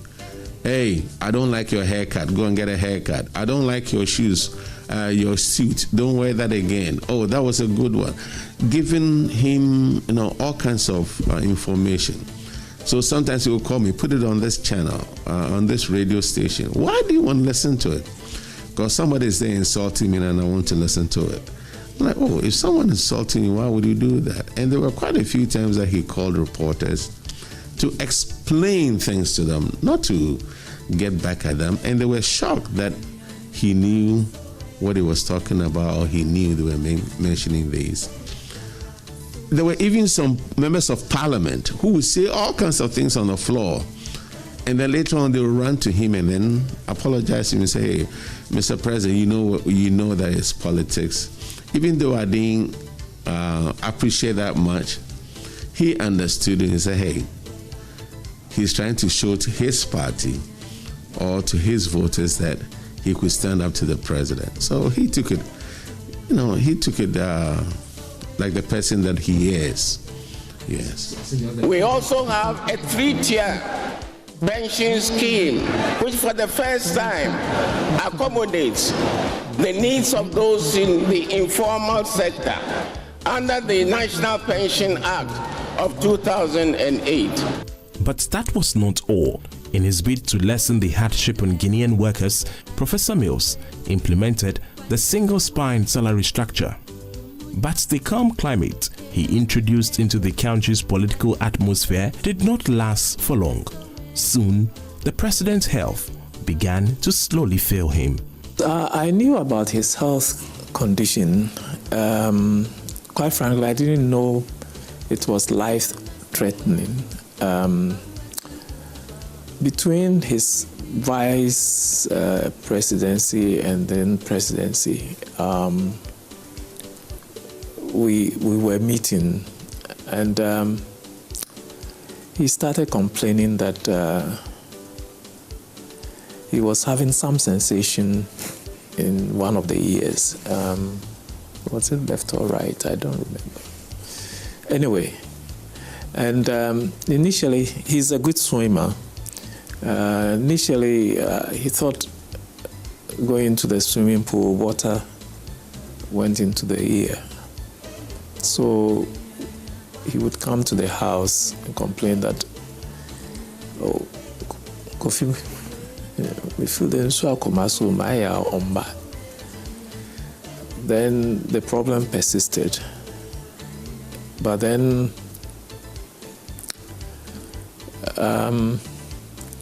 at that time, it did not hospitalize him. It did not require that he went into hospital. But somewhere along the line, he told me that his brother had arranged for him to go to South Africa. This was during the campaign. Was it this? Yes, the campaign for the presidential elections. So he went to South Africa and came back. Quite frankly, he did not tell me exactly what was wrong.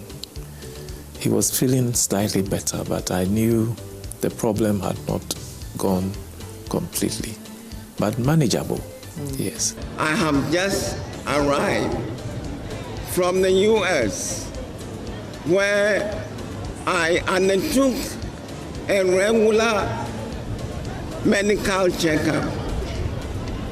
Thank God, everything is okay. In fact, for 3 weeks prior to that, I spent every night with him in his room. I stayed with him. And the last night, I don't know what happened. He asked me to go home and then go and sleep. And I insisted I wanted to stay. He said, no, I'm fine. You know I'm fine. Just go. He had a sinus problem. But then at 5 a.m., he called me. And then he said, I think he blew his nose, and then there was some blood that came. And it was on the carpet. I rushed to the castle around that time. And I was with him throughout. The rest of it I would take to my grave.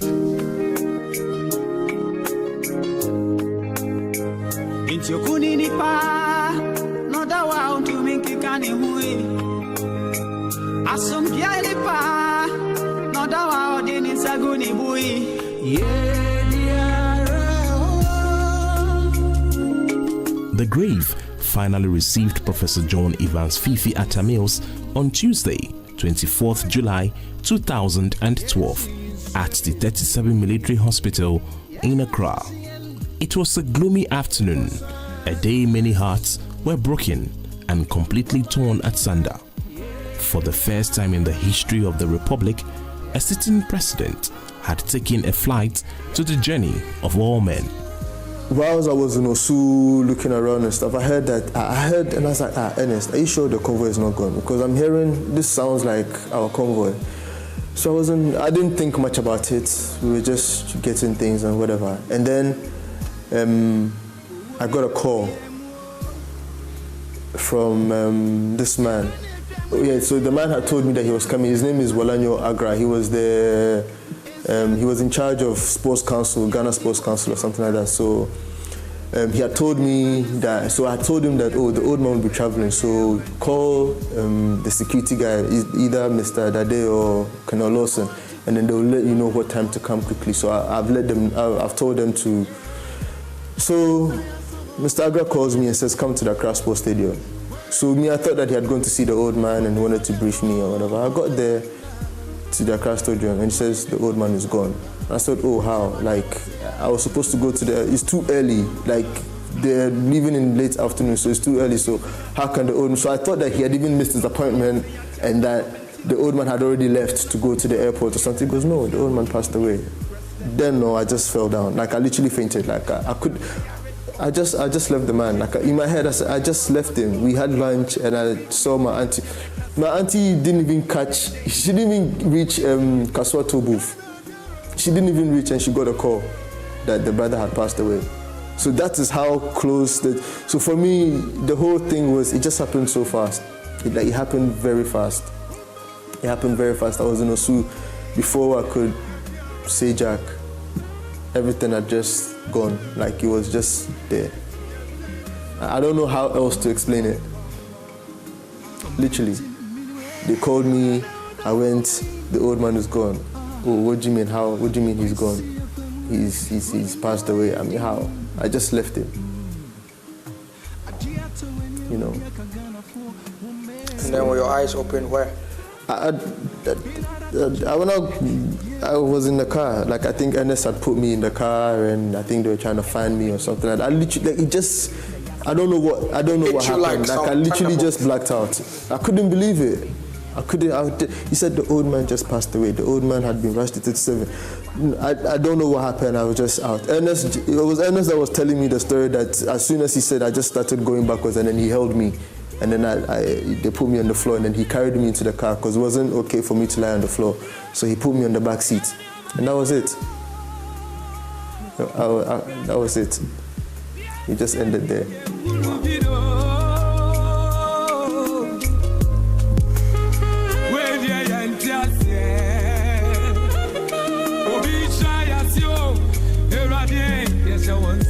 How do you think that?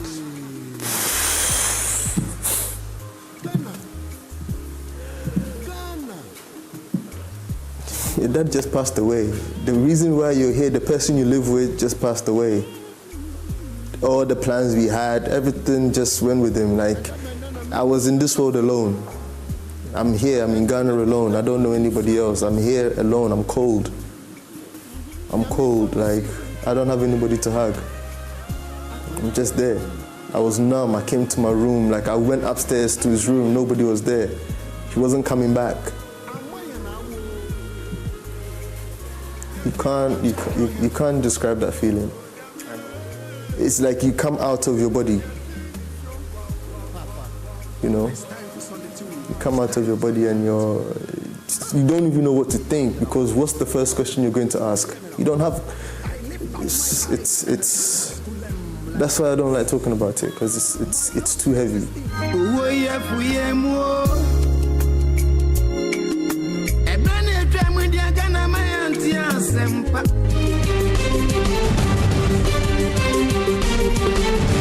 John Evans at Mills has passed on, and the latest... The press conveyed the sorrow with headlines which many received in denial. The streets were immersed in grief, and thousands of citizens across all the 10 administrative regions by then felt the brunt of the president's departure.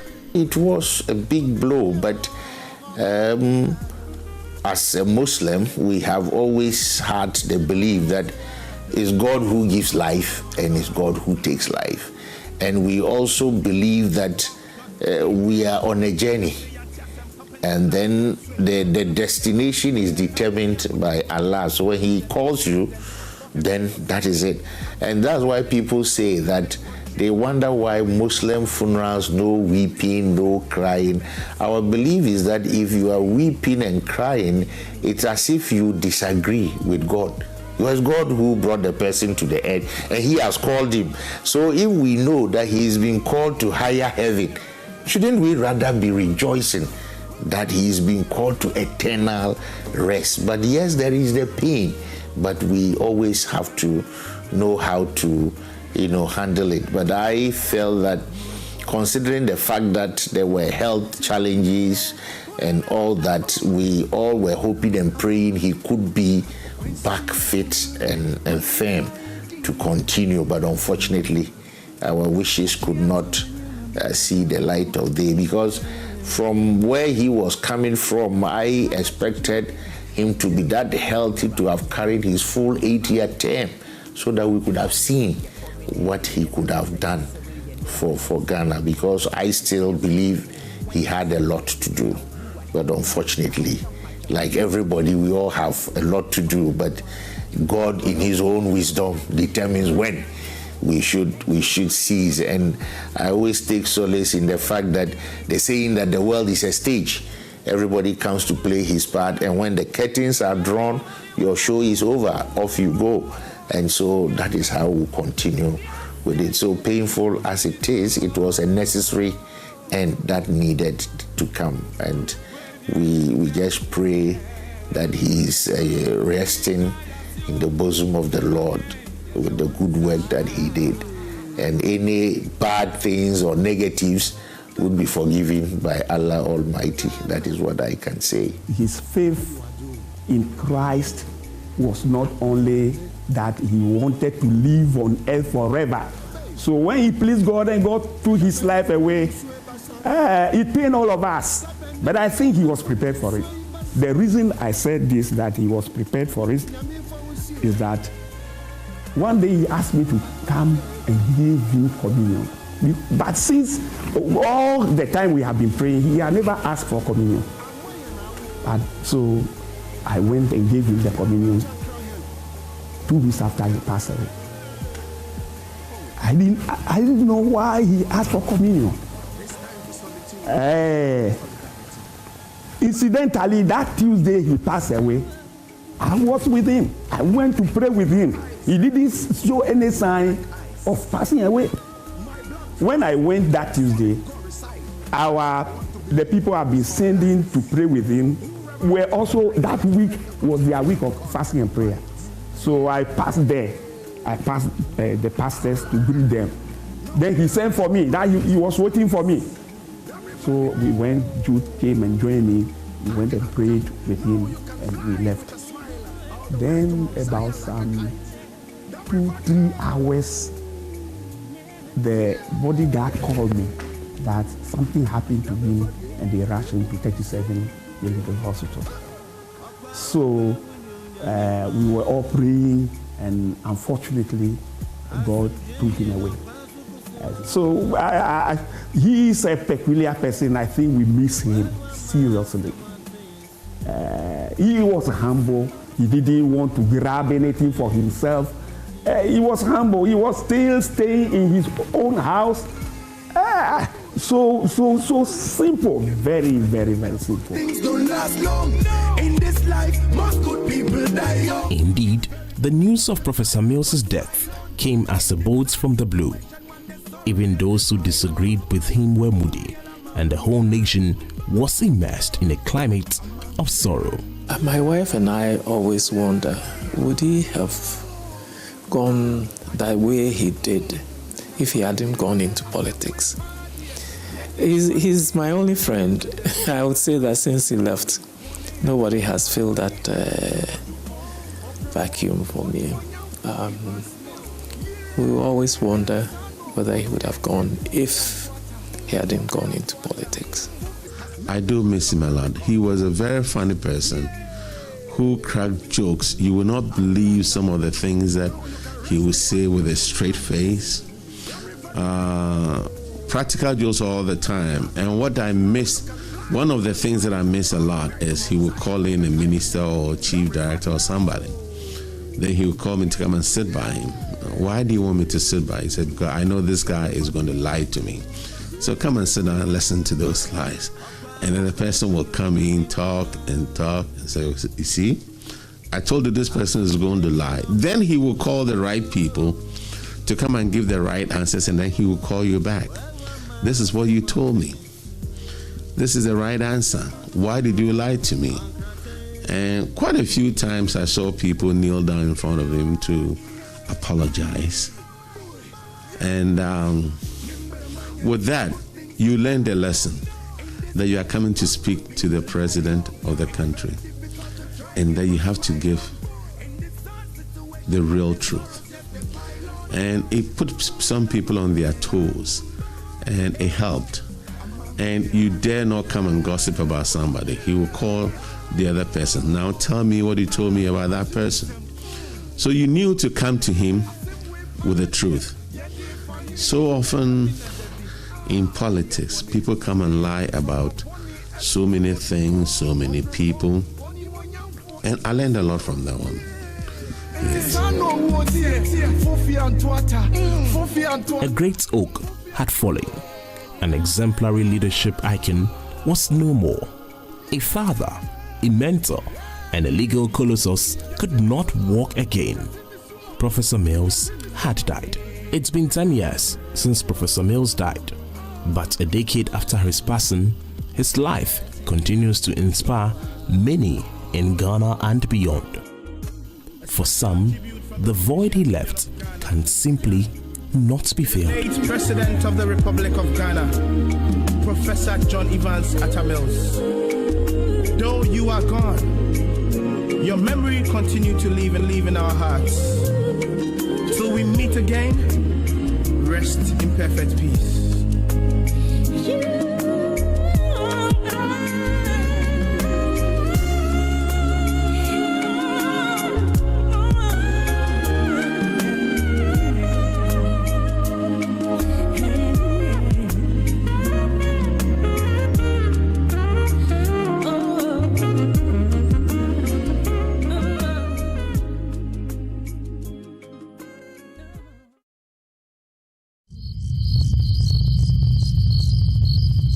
When the sun sets, almost every activity in the small farming community of Bedabo must grind to a halt. Total darkness consumes the entire village located on the outskirts of the Chimampunya district of the Ashanti region. In this darkness, I find Evelyn, a class 6 pupil of the Bedabo DA Basic School. She buries her head in an English textbook, reading a passage before school resumes the next day. Very fast. There shows that nature is seriously making them already. With a torchlight locked between her neck and shoulder, she squints her eyes to read each line in the book to hone her reading skills. Despite the discomfort, Evelyn forces herself to read on, afraid of falling behind her classmates. The lights come on the quantity, and I feel so maybe with tissue. Everywhere me in school, man, as I'm about fear, I'm about baby. I mean, the lights show me quan, but I'm at them, and as I'm about one thing. So you and I upon school, my buffy, I'm about baby. And you realize just my duty, and I'm about baby. I'm when I say a quanga, I'm some per se,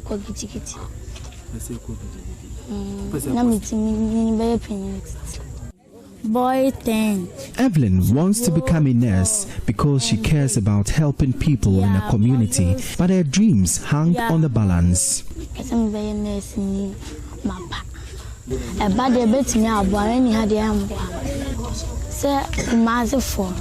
More light and bet me a shan there were them. I also light me as a baby shan be at them now. Now the Lord light as you come. Now they shan there. Me feel good. Every say mother for a new man there was a quiet dinner and so about as I'm so much of it. And so the shan is shan a 1 man so shan on. Minutes into her reading, her mother calls her for the torchlight. As the only source of light in the house, Evelyn quickly sets her books aside to help.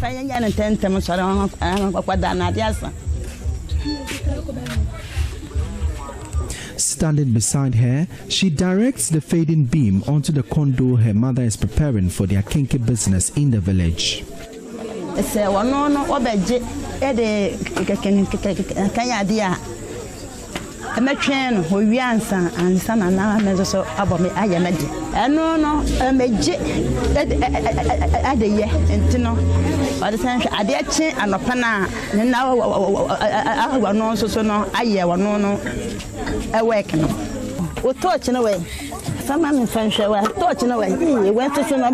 For as long as they can remember, they and their neighbors have lived in darkness.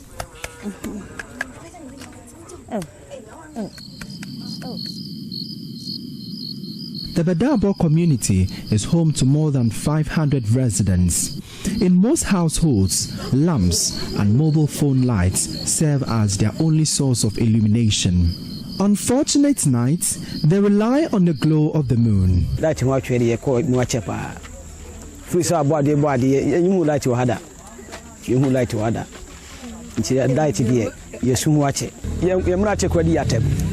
Say ya no nudwem ntina bia light no emaye hwe grant say ye kan kru ni nyina bu makanye kru ketwa na wa ha no enso bedu pepesu na beda boletra eleni light a ofa ya de a ya sefum yi pa asma okay de yasam kse na oboso yi waka me obom intankase yeso fi se minya ye kra mu mfie de wotwe ni akiri ye wom kru ye mu kani asem de ni kru nyam e haye papa fi se ama yenkwa disua kora enkoso ya pima so mpem ntimi na kora ntimi na eye madwendwen papa titi kora ne enkora na amko school no ene ni buaba na mse nje enkora no ko yenso kora na no kora ni yemienim ni enye nyame na dum ye kora na nka omo adisua mi kora tosini computer ya disua de na light ya eni haninti yenkola no ICT omunye bi wa ha ene ICT ni so na ya de ye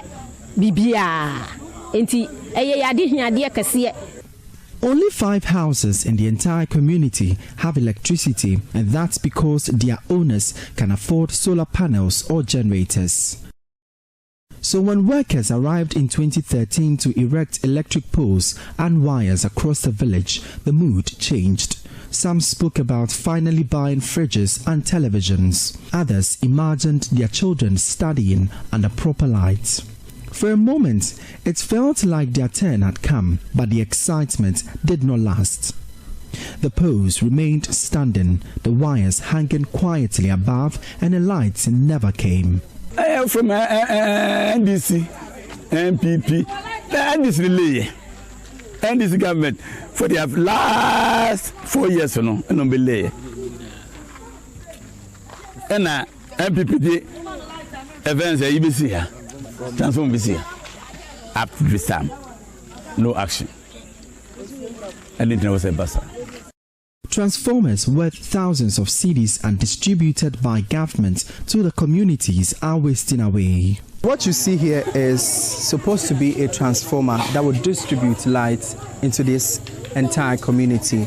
And apparently, these transformers in all the 10 communities we have been to are having them sitting idle without lights. Some of them having the oil that sustains it dripping away. In fact, they are even covered by cobwebs, and they have been abandoned at the mercy of the weather. Up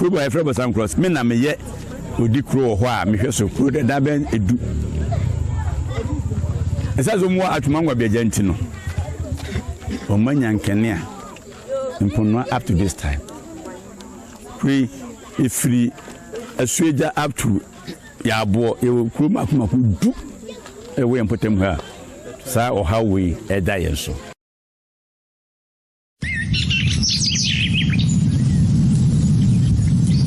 A few kilometers away from Bedabo lies Mansaso, an almost abandoned village. Here, the story is no different. When contractors arrived to erect electric poles, residents welcomed them with excitement. Some even joined in, helping to carry poles and clear paths, hopeful that the community would finally light up at night. Post no communal river. And you see post in especially metal ones, if you walk around that be passing, ya ne kutu amna ne atam ne de system. No in say nka the light in bebre last year because now as a ahoden na hom keka the buy no just we nya papa any odo say ye be adwuma say de be ya e kru na to so nyina e binya light now say ya nkosi aga we say ya eda ha say ayo inframa na fire na inframa na e kan egu no so uko nkra say streets in one ebi go bebre light in post in be agu baby ana baby so there wires na share even corona to us so crampo ya this almost omo transformers near the crampo no e bibia ho.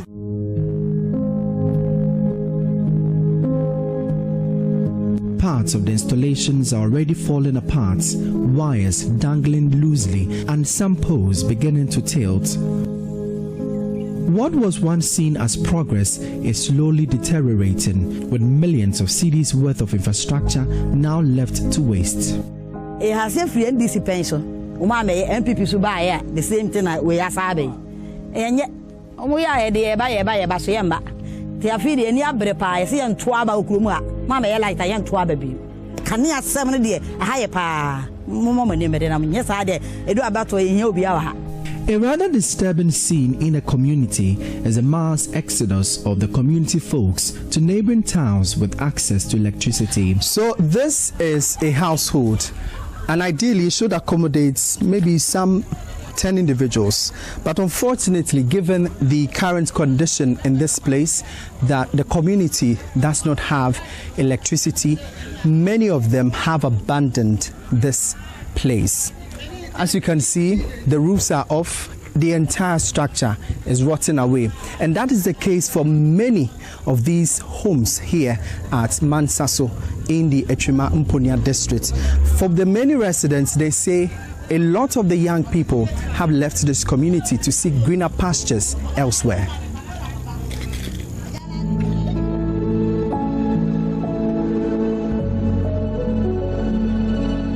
The thatched houses are now engulfed in weeds with their roofings ripping off. A cocoa purchasing depot in the community is no more. It's a pale shadow of the facility that once received almost every bag of cocoa from farmers in this community and other adjoining areas. Inti yeso wo kura kitwoma at least yenya kota your pipe water ba ko so ya sensu num ana you say light ban so nya ho ka say obi a say de ebetumi mobilize youth na ha nkwan poma bia agric farming na de ayetimi aye na so ehwe ya ma ntuti ha ya ofun wo a jiso di kokrum o pe bia jiso kokrum no akwakoto nti ma boys nso bebre omawa mugu say light na ma de ne ma yeso yentu ne nkofa ba bi foro na yenkotran omo bodaro say youth mra omanjuma ha ya more than 200 youth na be hu omo ha say so mututu obi a light ni yente man obi ampa more na 2% ya obi anya scan no koye down percent ya no otu ha say obi anya scan no koye down no toko obi etu because light ni ha na man so obi apekane a hwe light ya omude efun omude ebibia nti unyi na etu ko omugu kuro no makuro ni igu. It's a number 90 and a made. These girls I met in the village return home from school only on weekends, despite being day students at the Mpasetia Senior High School.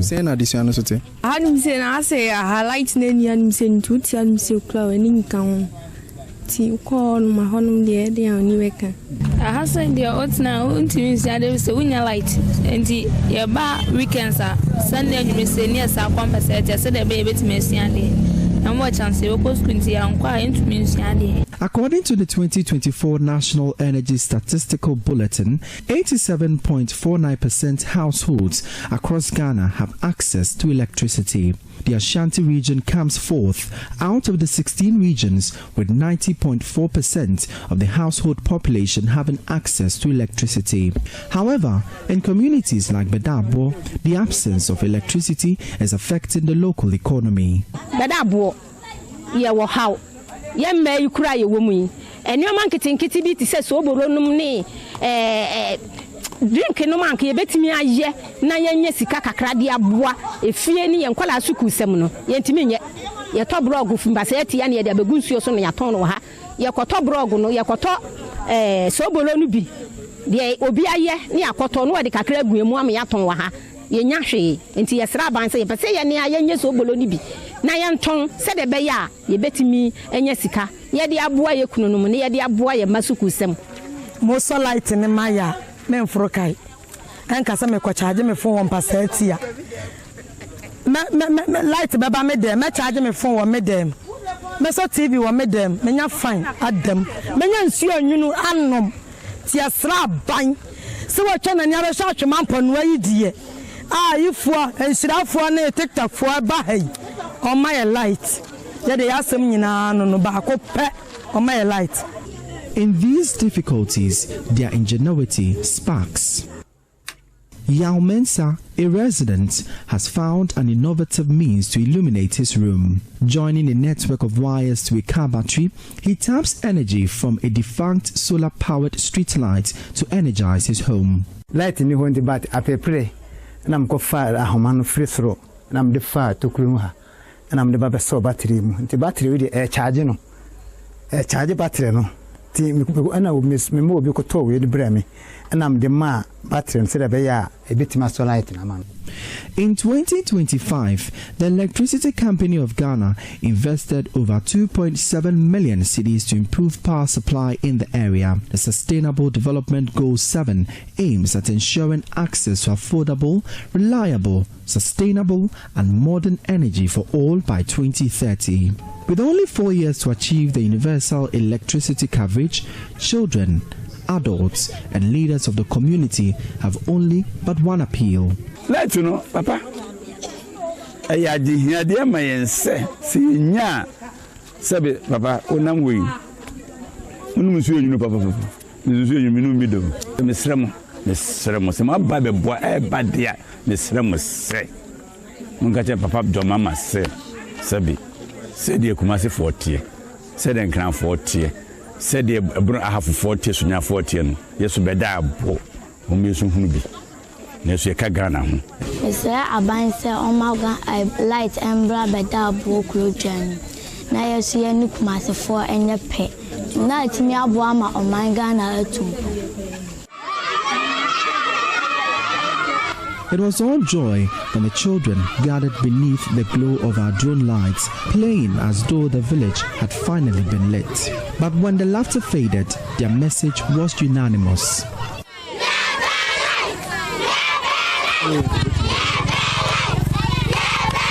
And so this has been the call for the entire communities along this particular stretch. And as you can rightly hear these children chant here, the only source of electricity in this community is the drone that we brought into this community. And that has sparked the debate for them to have electricity in this community. From here at Bedabo in the Echima Mponia district of the Ashanti region, my name is Emmanuel. Right quickly.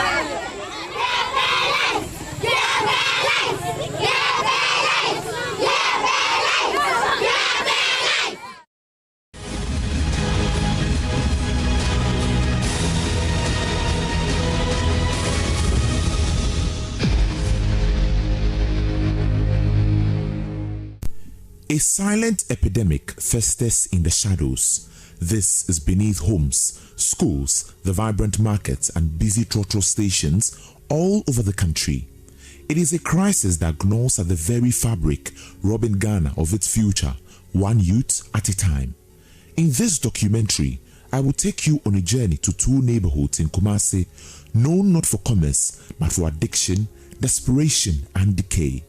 Tinker Island and Colombia, the notorious drug hubs, as we unmask Ghana's drug epidemic.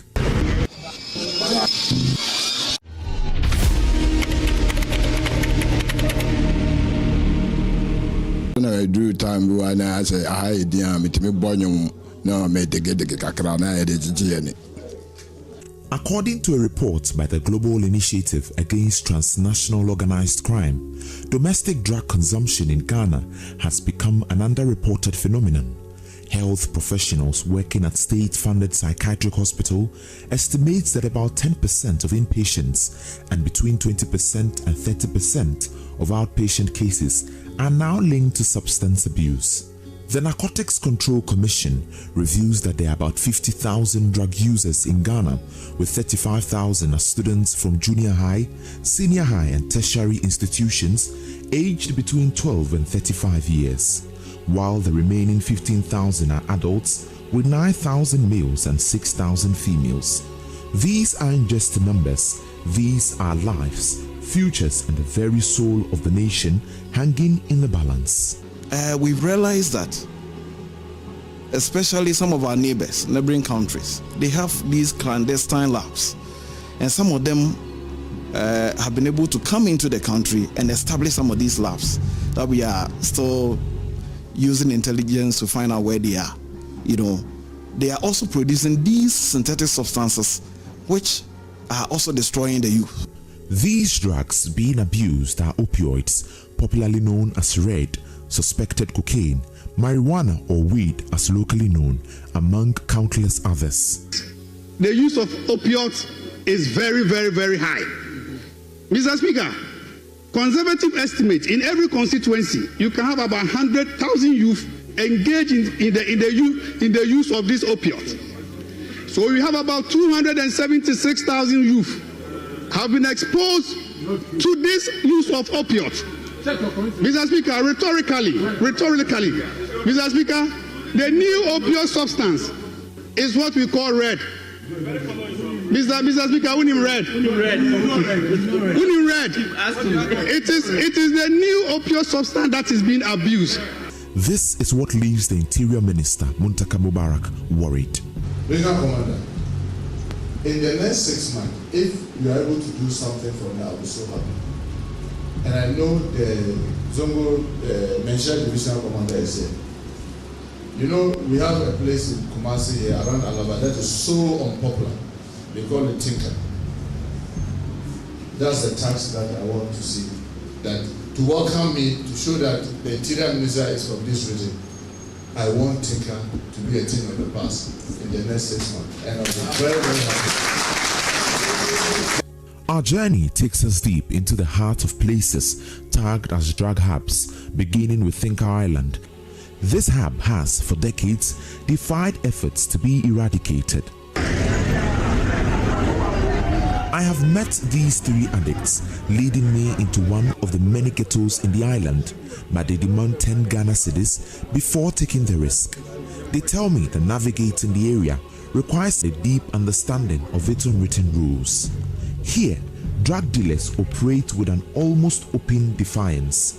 Our aim is to engage them, to understand their world, and if possible, to spot the elusive cartel that fuels this relentless trade. It was a long journey to a very short distance, which is believed to help them blow the whistle. Finally, we have access to this uncompleted building where some of the addicts stared blankly and a few, despite the cameras, continued injecting, snorting and inhaling while I engaged their masters to plead for an interview. Finally, we have been granted the permit to speak to some of the addicts.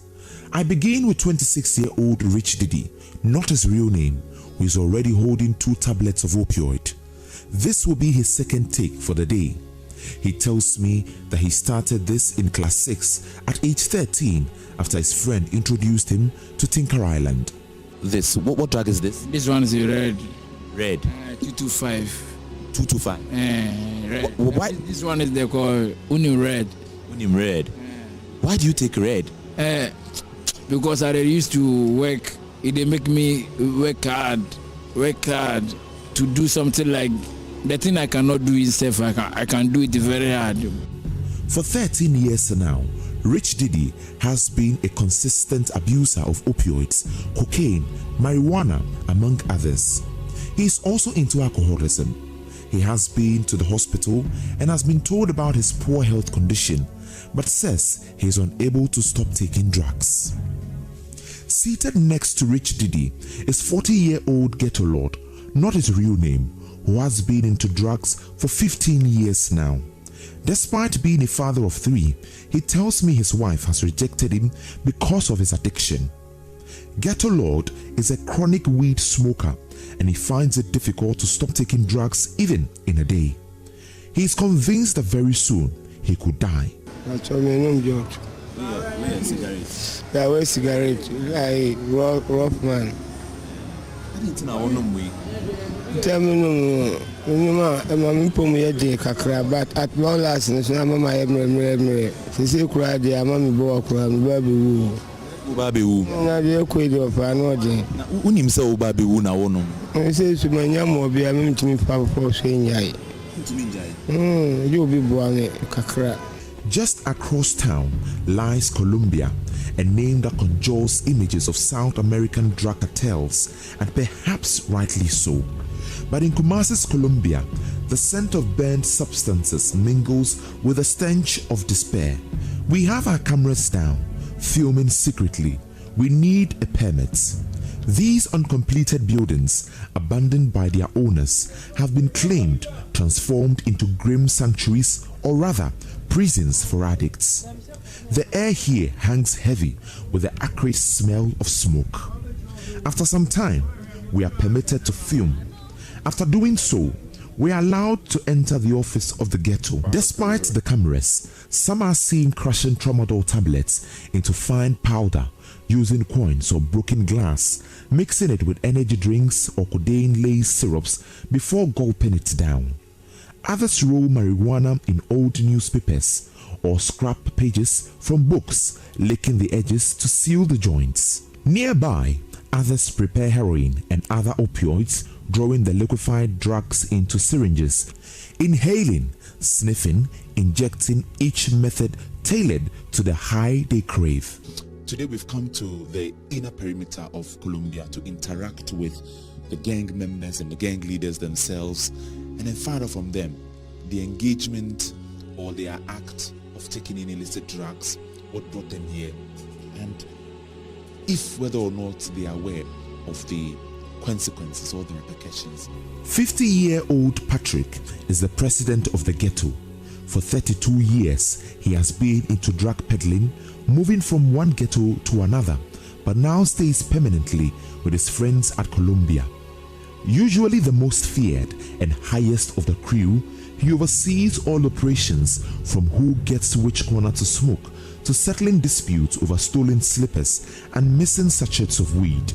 His cabinet, a circle of addicts and dealers who nod vigorously to whatever he says. My Oma 5, my warrior, my Mireu. Banana 5. Patrick, for how long was I say, or shall say, drugs? I'm chain drug on 93. 1993? 1993, I'm chain drug. How many years in your Cambo? Cover 30 years. I checked 2 years. I checked. Drugs, no, I had an room.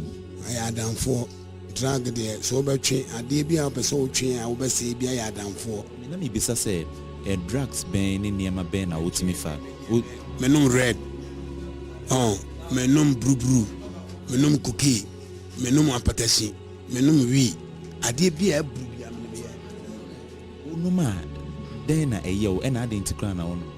One of my aunt to a black bonus, my own cassa, how we are saying. So, what Bobby Raha, that I adena wo me how kakraka nti se wonam na wonum bia so why busa. In the ghetto, they have leadership, and then the hierarchy is very much important that you cannot skip. The ghetto leader himself is here, and he takes them through everything that they have to do, the regulations of the ghetto, and the ghetto president is also here. But the leader operates and gives out the drug. Let's interact with him. Ghetto leader.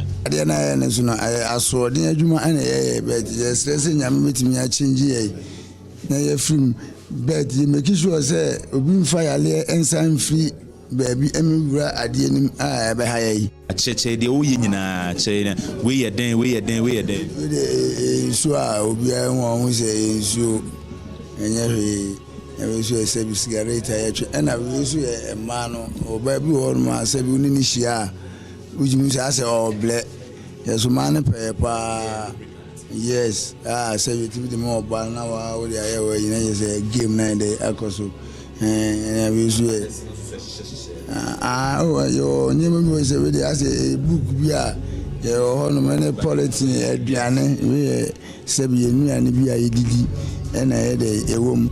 Knowing the repercussions of his action, he is worried about young people abusing drugs. He shared an advice. Grandpa, mobile, teen for no.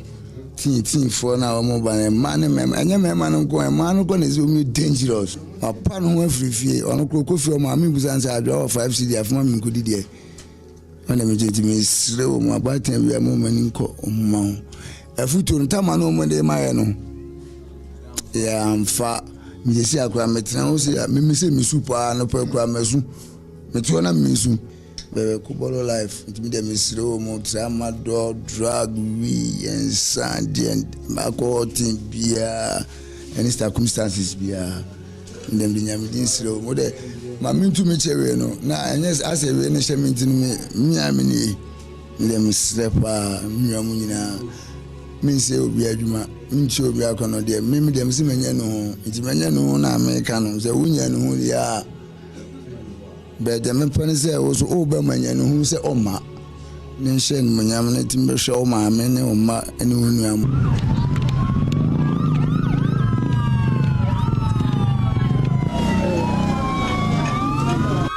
A major police swoop takes us back into the belly of the beast, the drug selling point of Tinker Island, which also serves as the home for some of the addicts. This den has become breeding grounds for hooliganism, crime and violence. Meet Vera, a young woman whose youth has been swallowed by addiction and is currently serving as one of the masters in the den. She is only 26, but the wear on her face tells a story of hardship far beyond her years. Night after night, she sells her body to buy the very substance that is killing her slowly. If you say no, what Tinker Island? If you are one day, for 3 years. Why they do ra? Missina might be an amateur in chain, fine. Not even what you mean. I'm a pay any am a bay now fasa. Oh, I'm sorry and chair dear by telling me the much. When I'm to say no pay. I would then inquire when I met you. But it pain. Oh, body. I didn't know Mudinimu. Vera. Vera, wow. No back. Oh, my man, papa. Oh, mamma and papa, oh, money, dear. I didn't know Unyesika de Beto in Ray. Oh, yeah, Juma. Oh, in your Juma, dear, by our body. So they were both clone, dear. Oh. A crime soon after Sudineska. Mr. Woodberg or body or Untim Korea. It's a beer. Maybe do and I say, only year together. Only better to be a day. Among. Apart from that, Untim Casoko Clono or body and Clono Fatal. DSP Godwin Ahianyo is the Ashanti Regional Police PRO. The command has resolved to do or plan to undertake is forming a team, as in getting our men to be on the ground. So there was a possibility that the FPU base will be created. They will have an FPU base where our men will be there 24/7, so that they ward off these criminals and these users of these illicit drugs. Now, it is a very big place. It is more of like a community on its own. That is what Tinker Island looks like. Now, you can see a gentleman who has taken lots of drugs. As a matter of fact, he's asleep. You can see some of them, the addicts all over this place. Even on their refuse dump, you can see substances. Some wraps are here, matches, cigarettes, and we've even spotted some items suspected to be cocaine, what they call the tie. And anybody you see here is an addict. The Ashanti Regional Director of the Narcotics Control Commission, Samuel Yeboah, provides a sobering account of the country's escalating drug crisis. He highlights the proliferation of illicit substances such as cannabis, heroin, cocaine, methamphetamine, MDMA, and codeine, which have been seized in significant quantities between 2021 and 2024 alone. When we're talking about substances abuse, if you're talking about those that are being trafficked into the country, they are basically cocaine, heroin, and sometimes methamphetamine. But I must say that when we are talking about substances abuse, there are so many substances people are abusing in the country. Okay, now I think what is popular now is red. I mean the opioids. You find it almost everywhere. Okay, apart from that, we know that something like because it is grown here, unlike cocaine and heroin that are produced outside and brought into the country. Okay, these things are here. And then we also have an issue with some drugs we call synthetic drugs. I mentioned methamphetamine, for instance. Okay, we've realized that especially some of our neighboring countries, they have these clandestine labs, and some of them have been able to come into the country and establish some of these labs. He added that 70% of drug addicts impounded so far are youth of school-going age. Most of the people who use drugs, per our records, about 70%. Okay, the statistics that we have, about 70% of people who use drugs are the youth. I have come to the psychiatric department of the Konfanochi Teaching Hospital to speak to a specialist psychiatrist, Dr. Adwoapepra Amomensa. Substances are basically anything that can do that. So, in essence, things like food, things you do for enjoyment and all that, they help your brain to produce something called dopamine. Okay, and it makes you feel good. So these substances are, in a way, chemicals that are able to also make your body produce those things. So you get addicted to that kind of high feeling. While showing me some of the addicts undergoing mental treatment, she explains how the uncontrolled addiction affects the lives of numerous individuals daily. A lot of people get introduced into substances when they are their earlier ages. Okay, so around 13, 14, 15. Also because the adolescent's brain is more malleable.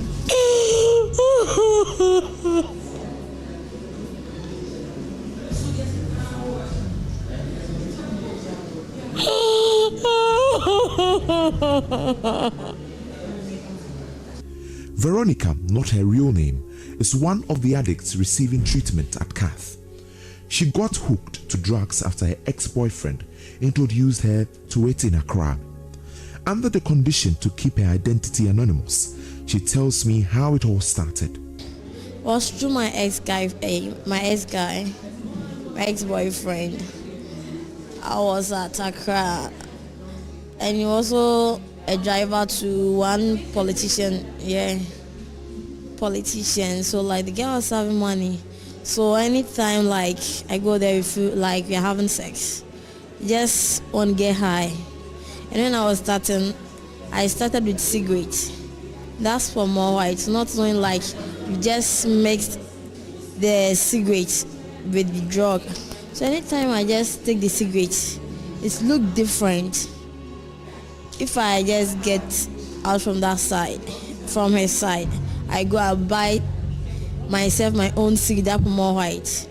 I take it, the taste also looks different. So one day I asked him, what's inside the cigarette that I used to give me? He said, oh, it's this. It's cocaine. It seems I took it for 2 years. In a very sober mood, she admits that the recovery process hasn't been easy.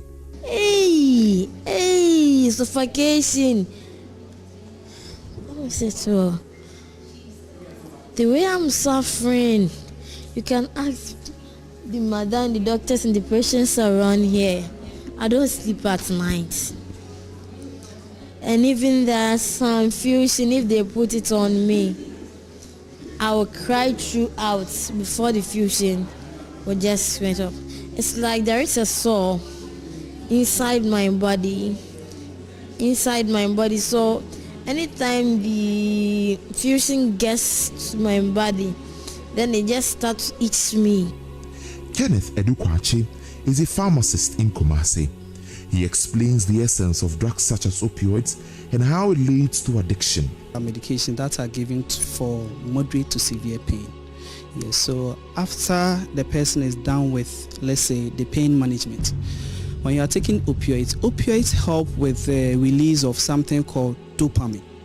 So dopamine release causes euphoria, causes pleasure, causes excitement, and after the pain has subsided, maybe they experience the fact that there were some pleasure or excitement when taking these medications, and I'll go ahead and take it.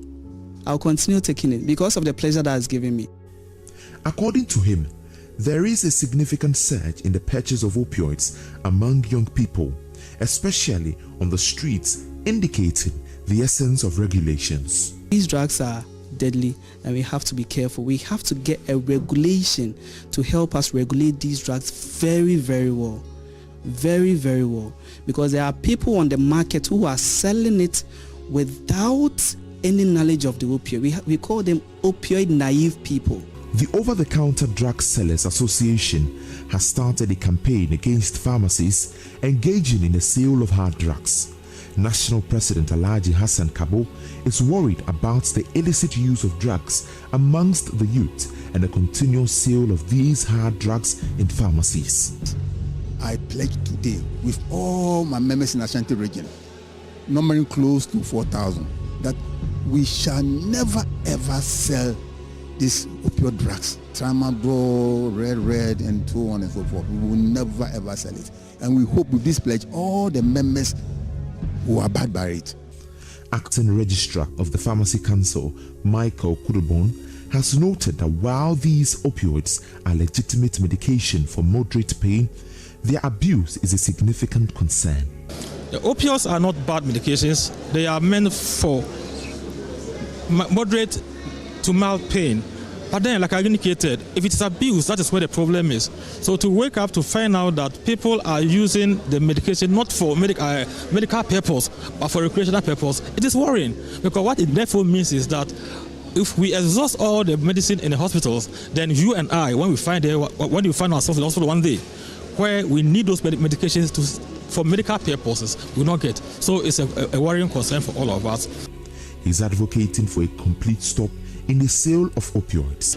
So we want to drum home the message that not only should they not stock the product, but they should also be advocates of life, because abuse of tramadol and all the opioids is tantamount to death. So we want to ensure that they understand their limits, they understand their role in the fight against the abuse. The Ashanti Regional Director of the Food and Drugs Authority, John Lai Ode-Teti, says the FDA is collaborating with relevant agencies to curb the illegal importation of opioids. He acknowledged the issues with misuse and unregistered imports. We are collaborating with the relevant stake agencies to ensure that we clamp down on the misuse and the illegal importation of such medicines. it must be stated clearly that tramadol is not a poisonous product or banned. Just that the misuse and the fact that some come in illegally and for that matter are not registered with the authority is what we are drumming home. But the big question is, who supplies these drugs to the consumers? To be honest with you, I don't know. I don't know where it comes from. I see so like we people we used to buy those things. We are insane. Because going to buy something is wrapped.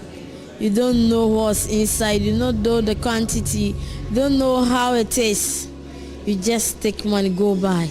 While this doesn't really answer the question, the Ashanti Regional Director of NACOC, Samuel Yeboah, underscores the role of neighboring countries in this crisis, noting that Ghana has become a transit point for drugs produced elsewhere. Recently, we've been making some arrests at the Kotoka International Airport. I must say that, this is one of the indicators that point to the fact that drug trafficking is on the increase, because the more people try to cross the airports and they are arrested, it just tells us trafficking is on the rise. Dr. Jones Opokuwari is a criminologist at the Kwame Nkrumah University of Science and Technology. He has spent years studying the interplay between crime and societal decay, and now he's raising an urgent alarm on how such abuses of drugs contribute to crime in the society. I mean, studies have always found a positive, correlation between use of illicit drugs and crime, especially robberies. Okay, there are so many research within the crime literature that establish this link. So whatever the women are saying on the ground and the people are saying on the ground may be true, because always sometimes criminals will need some, form of boosters, as it were, to be able to carry out the kind of activities that they want to carry. So for instance, if it's about robberies, some of them have to be high to be able to execute the kind of things they want to execute, because if you look at them, maybe naturally, if they are supposed to operate with their natural senses, they may not be able to carry out the things they want to do because those operations are mostly very deadly. 70% of the youth are estimated to be consumers of illicit drugs.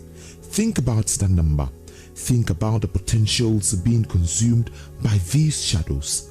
This isn't just a story about drugs. It's a story about survival, desperation, and the urgent call for a future where hope, not addiction, is the most potent force. It's not good for any young one to get in contact with this. You understand? Yeah, so what I can say is everyone should abstain. Any youth should abstain from drugs, because illicit drugs is not good for mankind to use. The question remains, how do we reclaim our youth from this unyielding grip? How do we turn the tide before these shadows engulf an entire generation, if we can't even identify the ideal faces behind the supply of these drugs?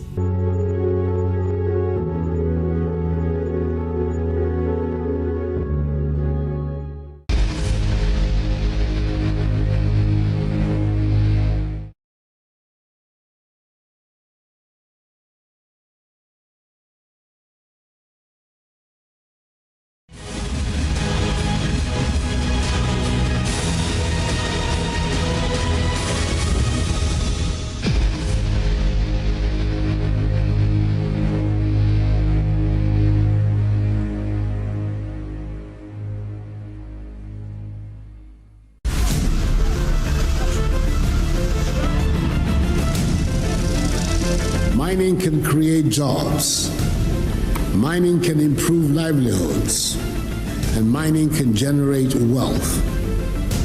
But it cannot and must not do so at the expense of damaging the very environment that produces the riches. Nobody provides a license for you to mine in a water body. It doesn't happen in Ghana. when I see these things, I ask myself, who are behind this? I can't buy excavator, but the ministers and the MPs, you can do that. So we are saying, I am prepared to put my presidency on the line on this matter. When you send soldiers after the young people, that is not the way to go.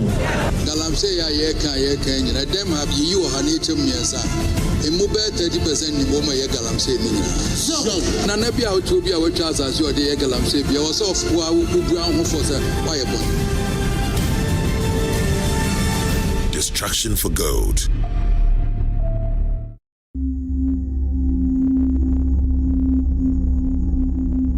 The U.S. Geological Survey gold statistics for 2022 pegs the world's global gold reserves at 54,000 tons.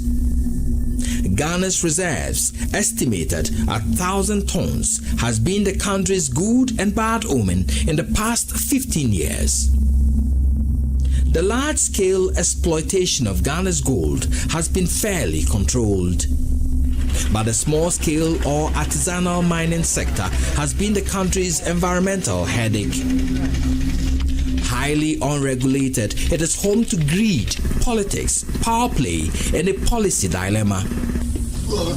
Artisanal and small-scale has a long history in Ghana. But it was only in 1989 that government recognized its legitimacy through the Small Scale Mining Act, PNDC Law 218, which was later integrated into the current Mining Act 703 in 2006. The Act provided a blueprint for its formalization, reserving small-scale mining for Ghanaians.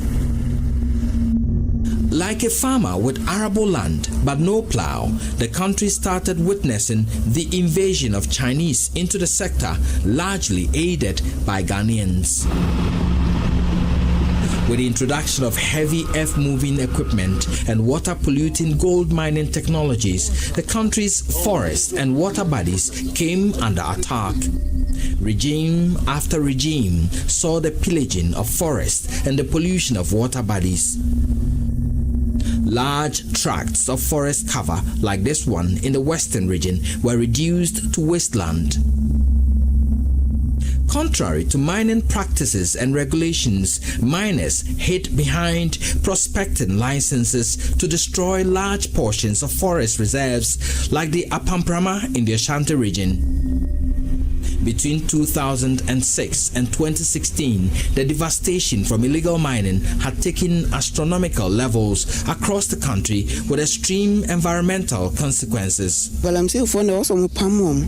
Our usual footpath to school and out of our homes has now been turned into pits. I've been injured today trying to find my way home.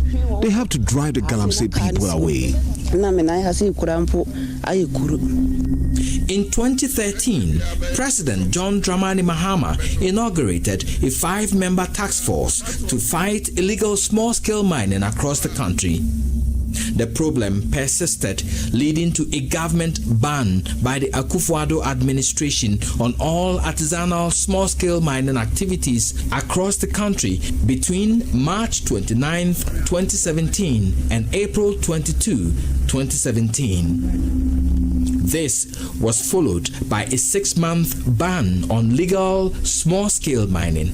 I've said it in the cabinet, and perhaps it's the first time I'll be saying it in public. I am prepared to put my presidency on the line on this matter.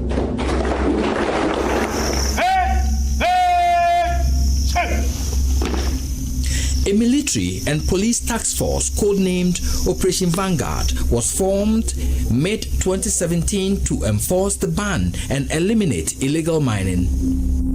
Later, an interministerial task force called Galamstop was roped in to assist and remove seized excavators from the field. But even in the midst of the ban, miners like this one were actively mining in areas like the Kobro section of the Apamprama Forest Reserve. In the Tabosere Forest Enclave in the western region, miners pillaged the forest, claiming that they received concessions from the Minerals Commission. Site where no create a Mineral Commission. This site was allocated to me by the Minerals Commission. They made allocations at a small-scale level. For miners like us, they don't give any certification. Though the task force made a lot of gains, a number of excavators transported to Accra by the Interministerial Task Force under Professor Frimpong Boateng could not be traced. This medical doctor who purchased and hired excavators for hiring lost a number of them. They were seized by the Interministerial Task Force. So I came to Accra to find out if the machines were really here. So when I came upon my search, I found out that 2 were at industrial area. So I went back to prepare myself and come for them, follow the procedure and come for them. So when I got back, I decided to check on them again. I found out that one of them was not around, was missing. Perhaps the account of this low-loader truck driver hired to move some of the excavators gives an inkling of what happened to the missing excavators.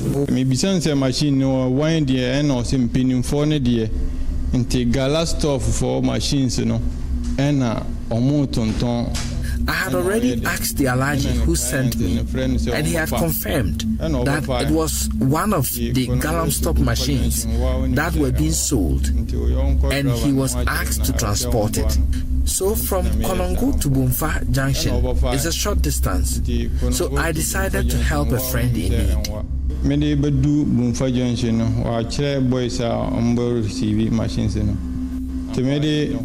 I reached Bumfa Junction, he had told me a group of boys will receive the machine.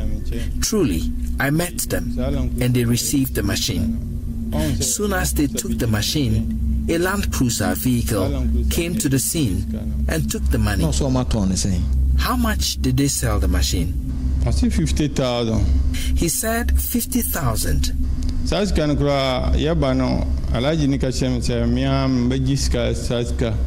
But even with that money, I was told by the Alhaji who sent me that I would take the money. But when I got to the scene, the Land Cruiser people said they are the ones to take the money. So the occupants of the Land Cruiser took the money in front of me. When the first time I work off a machine, Galamstop for machine CZ. Have you yourself picked any of the machines seized by Galamstop from Accra before? Yes. Myself, I have picked 3 from Accra before. I picked 1 with my vehicle, and 2 of my friends picked the other 2. They transported the ones they picked to Prestia, and I sent mine to Amangwase. The one I picked from the Alhaji was the 3rd one, which I sent to Bumfa Junction.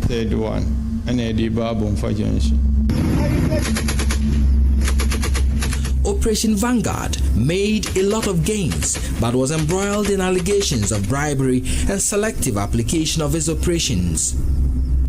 Ghana's military was cited for the protection of miners in forest areas. We are here at this thing, the hot duties, and there are some policemen and media be here. In January 2021, over 30 fully armed military personnel were found protecting miners in the Odahun forest. So these are military accoutrements. You can find names on them. This one is Camel.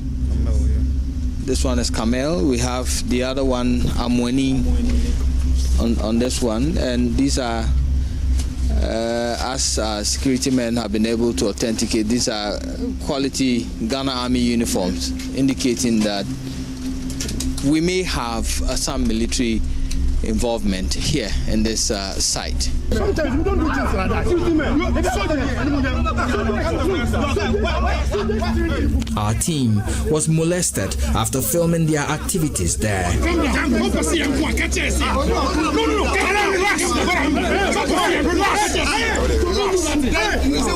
Though the military hierarchy said it was investigating, it is yet to announce the results of its investigations. I'm telling you, we have patience for that time.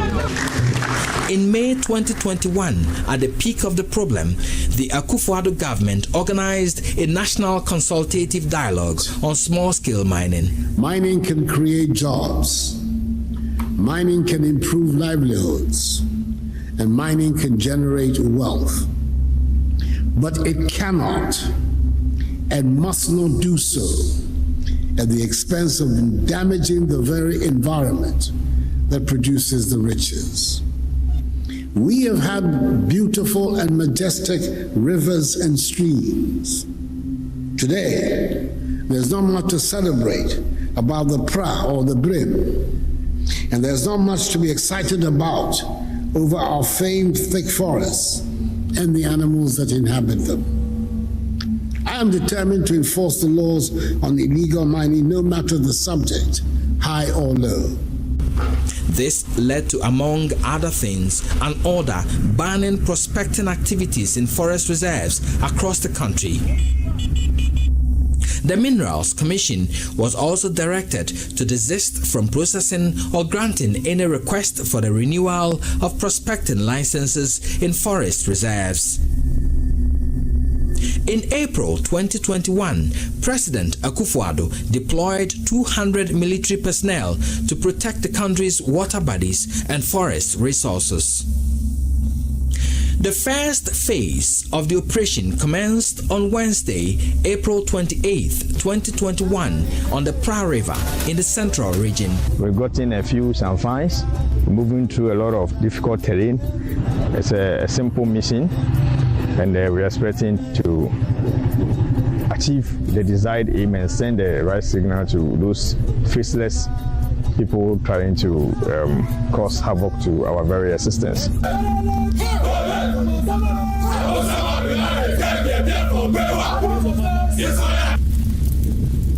The operation in its fourth phase has seen the controversial banning of the number of excavators and other equipment seized from illegal miners and the arrest of a number of miners. The banning of excavators has received mixed reactions. We are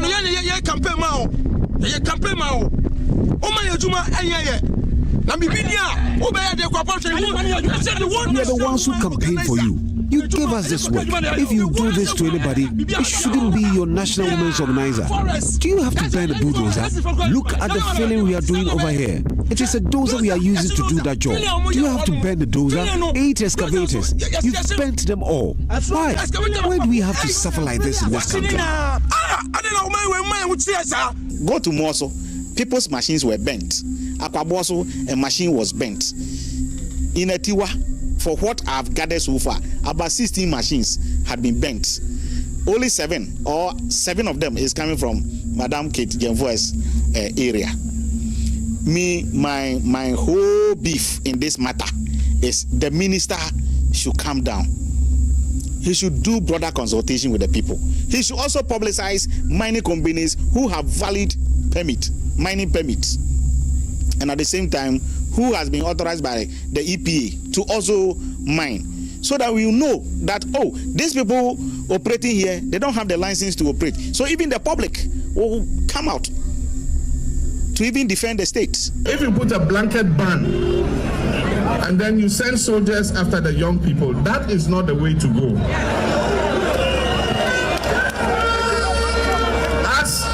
As you stop illegal small-scale mining, at the same time, you must put in place a livelihood package so that as you are displacing people from illegal mining, they have something else to do. But when there's nothing to do and you're just chasing them and shooting them, it is not the way to go. The president's pronouncement on excavators and burning of excavators in his staff, in the president's staff, we will want to summon the Attorney General to this House in accord with Article 88 of the Constitution as the principal advisor to government. Why the president should not be held in check for being in breach of the laws of Ghana and the Constitution of Ghana. Say that some evidence, material, must be provided that burning excavators is sanctioned by the laws of Ghana, and I wait to see that law. In 2017, government spent $3 million on drones to fight illegal mining. Every district committee where mining is taking place will have drone pilots. We've bought the drones, they are ready to be used.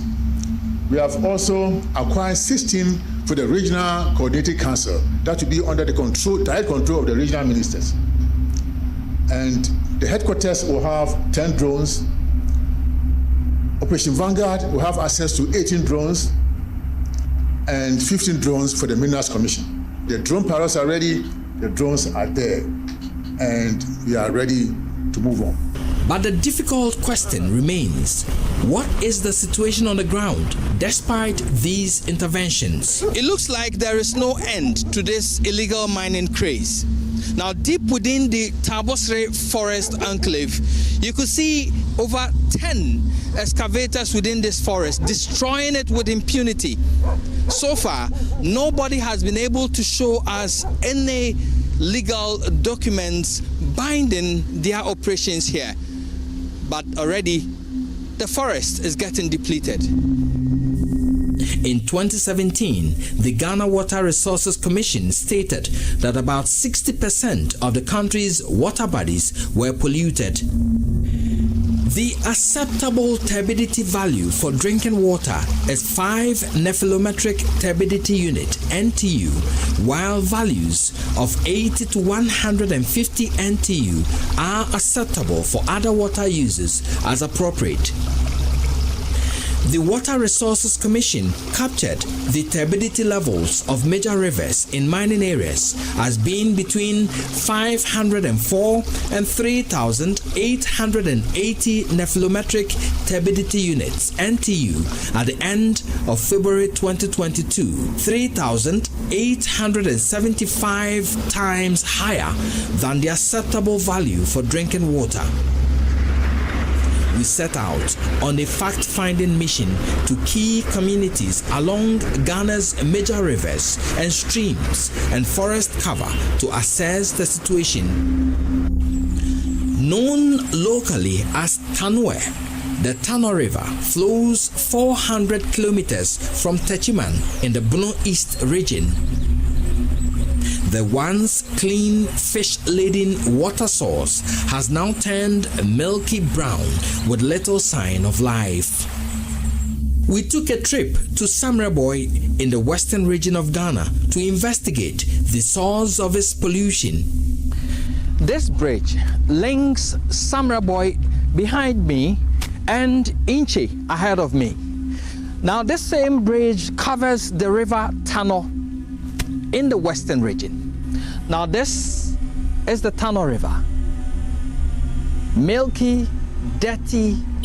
It looks like there is no life in it at all. Who is destroying the river Tano? Michael Inyebribi Kanoe was named after this river.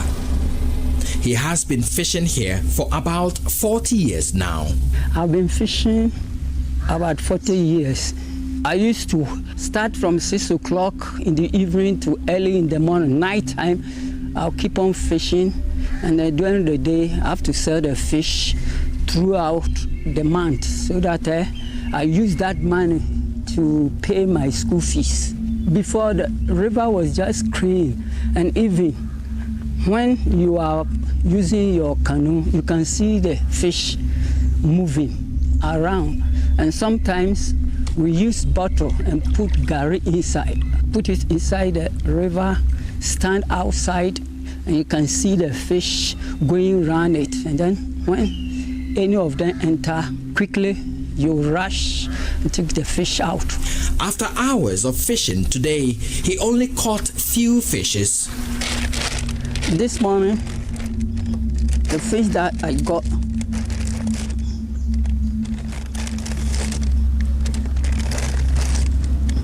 this.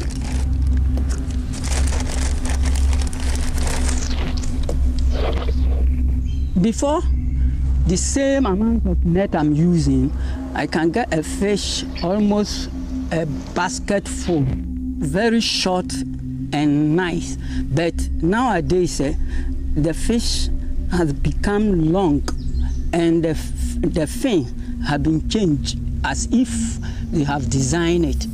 Recent events, he says, have changed the course of the river and the life in it.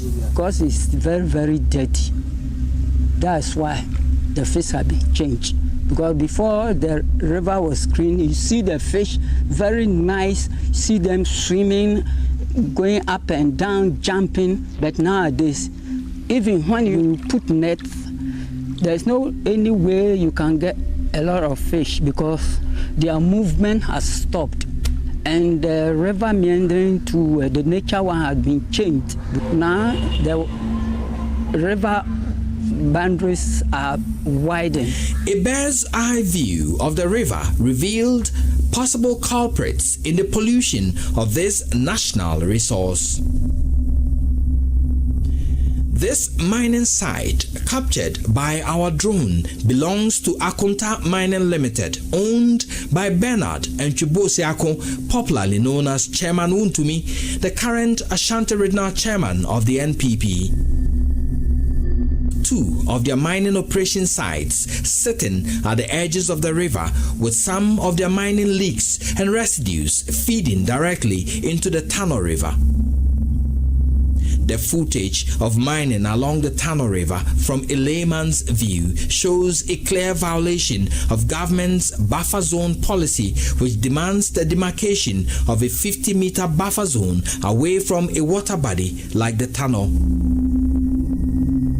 Existing buffer zone bylaws and specifications spelled out by the Forestry Services Division indicates no logging within 50 meters of major streams and 25 meters along smaller streams. That of the Ministry of Lands and Natural Resources states that a minimum of 100 meters of watermark should be declared as protected areas. But none of the mining sites discovered by our team along the Tano River respect these laws. Some indigents of Samreboy told Love News many of these sites belong to Chairman Wuntumi's Akunta Mining Limited. But officials of the company will not speak to our news team about the effects of the operations on the environment visible from above.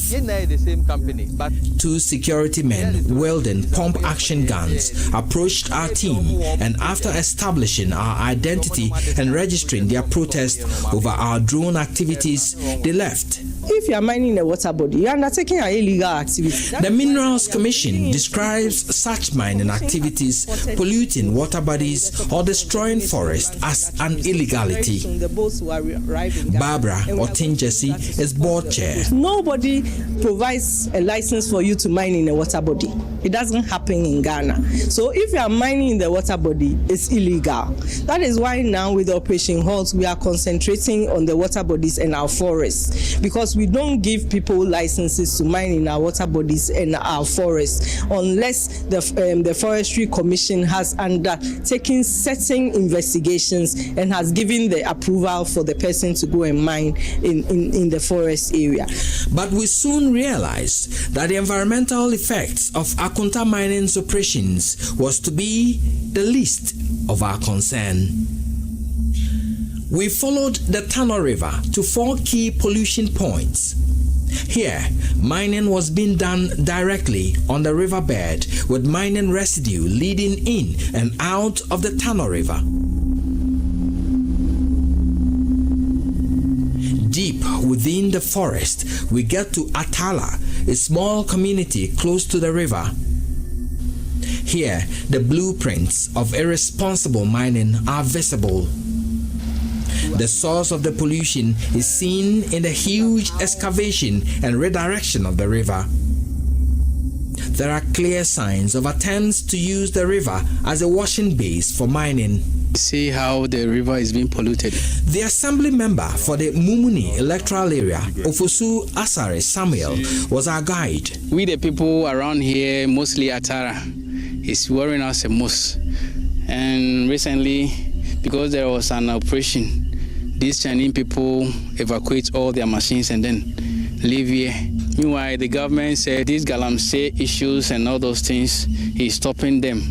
But some remote areas like this, they used to come and hide here. Before you see that these Chinese people are here, they have destroyed the whole place. At Ohiampenika village, we discover the third pollution point of the Tano River. We go through this makeshift mining village just 200 meters to the banks of the river. What we find is a huge devastation of forest cover, destruction to the water sources joining the tunnel, and a large mining compound sitting in the water source. Huge pits left in a hurry with pumping and washing equipment leading out of them. Mining residues leading directly into the Tano River. This is the Tano River, and I don't need to tell you. The pictures will give you a description of dirty, muddy river. A river that once used to be very clear and full of fishes. Now you can see the expanse, the pits, the degradation done by the illegal miners here. Now this ecosystem has been disturbed so much. The result, a highly polluted river.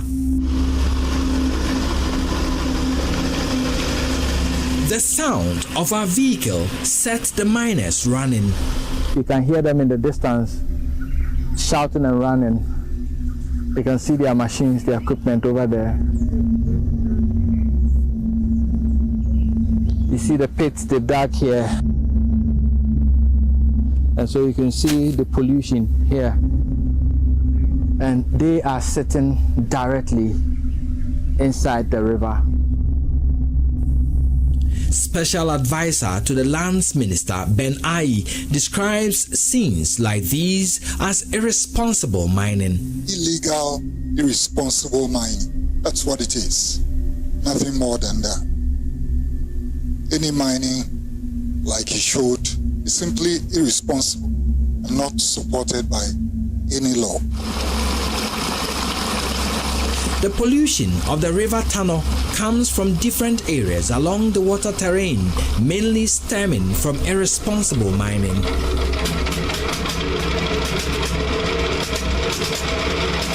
The illegal activities on the Tano River, we learned, is not happening on the blind side of authorities. We were told that a military contingent was sent to the area 2 weeks before our team visited the area. But the miners were given the opportunity to salvage their equipment.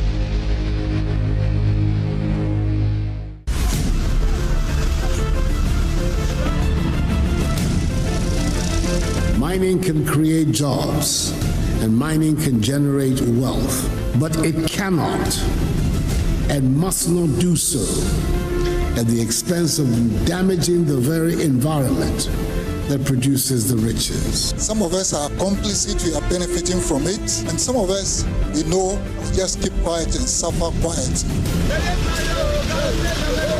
time ago, it caused a harm to a lot of people. But because of we not getting it in doing as our job, that is why we are still doing this. I can't buy excavator, but the ministers and the MPs, you can do that. So we are saying,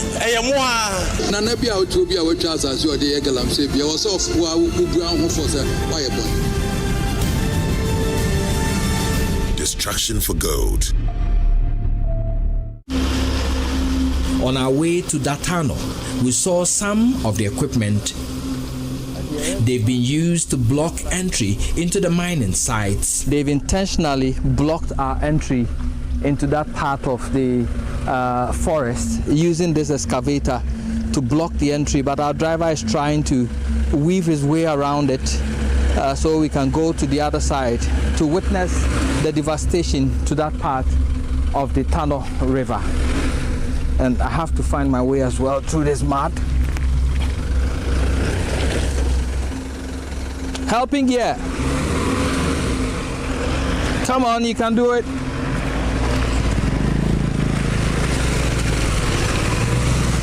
Okay, so luckily he's been able to weave his way around it, and we are on our way again. At Datano village, about 60 kilometers from Samraboy, we saw similar mining expeditions within the banks of the Tano River. There is no buffer or space between the Tano River and the mining operations here as stipulated by law. The river receives the residue of water pumped out of the pits nearby.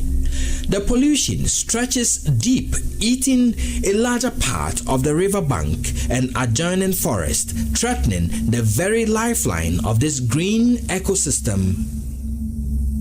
Out of helplessness, the opinion leaders of Datano invite me to a small meeting to share their concerns. The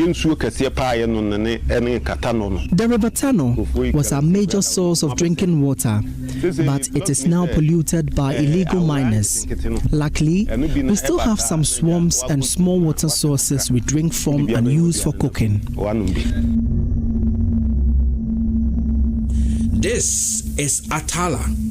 The farming community has been negatively impacted. Irresponsible mining has left these communities with polluted water sources and farmers begging for boreholes. The river is polluted and the miners are in the process of destroying the few tributaries as well. It is creating hardships for us when it comes to getting water. None of the revenue from the mining activities here goes into developing the communities. This is the CHIPS compound, which serves the health needs of over 10 villages within this enclave. The single-room structure, manned by a nurse, lacks the basic tools for healthcare delivery. Let me say this is the health facility or clinic for the entire Ohiampenika community, full of over 500 people. Now, there are other villages that depend on this facility as well. In here, we have a modest equipment. There is no equipment. I mean, this is the one they use to check your BP. They have a computer which is sitting here nicely, but unfortunately, the whole community doesn't have electricity. So this is a white elephant. They have a thermometer and they have another thermometer gun there. Basically, that is it. And if you look here, this is their female recovery room. It only has a bed, and that is it. And quite a stock of medicine here. Few medications, at least basic medication, that malaria medication and other things that you can find here. During emergencies, patients are carried on motorbikes over 50 kilometers to the nearest health center at Samraboy. Moving out from here to Samraboy is about 1.5 hours to Samraboy. So for instance, if a woman is on labor, you can see the circumstance above it, you know. So we are facing that challenge here. It's a big challenge that we are facing here.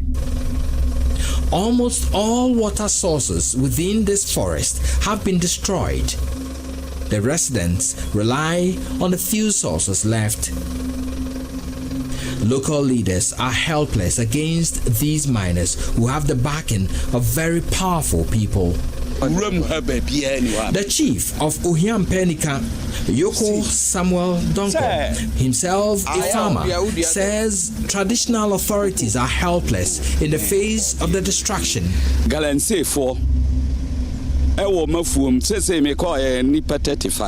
Illegal miners have taken over my farm. When I went to the farm today, I counted 35 people and heavy equipment mining on the farm.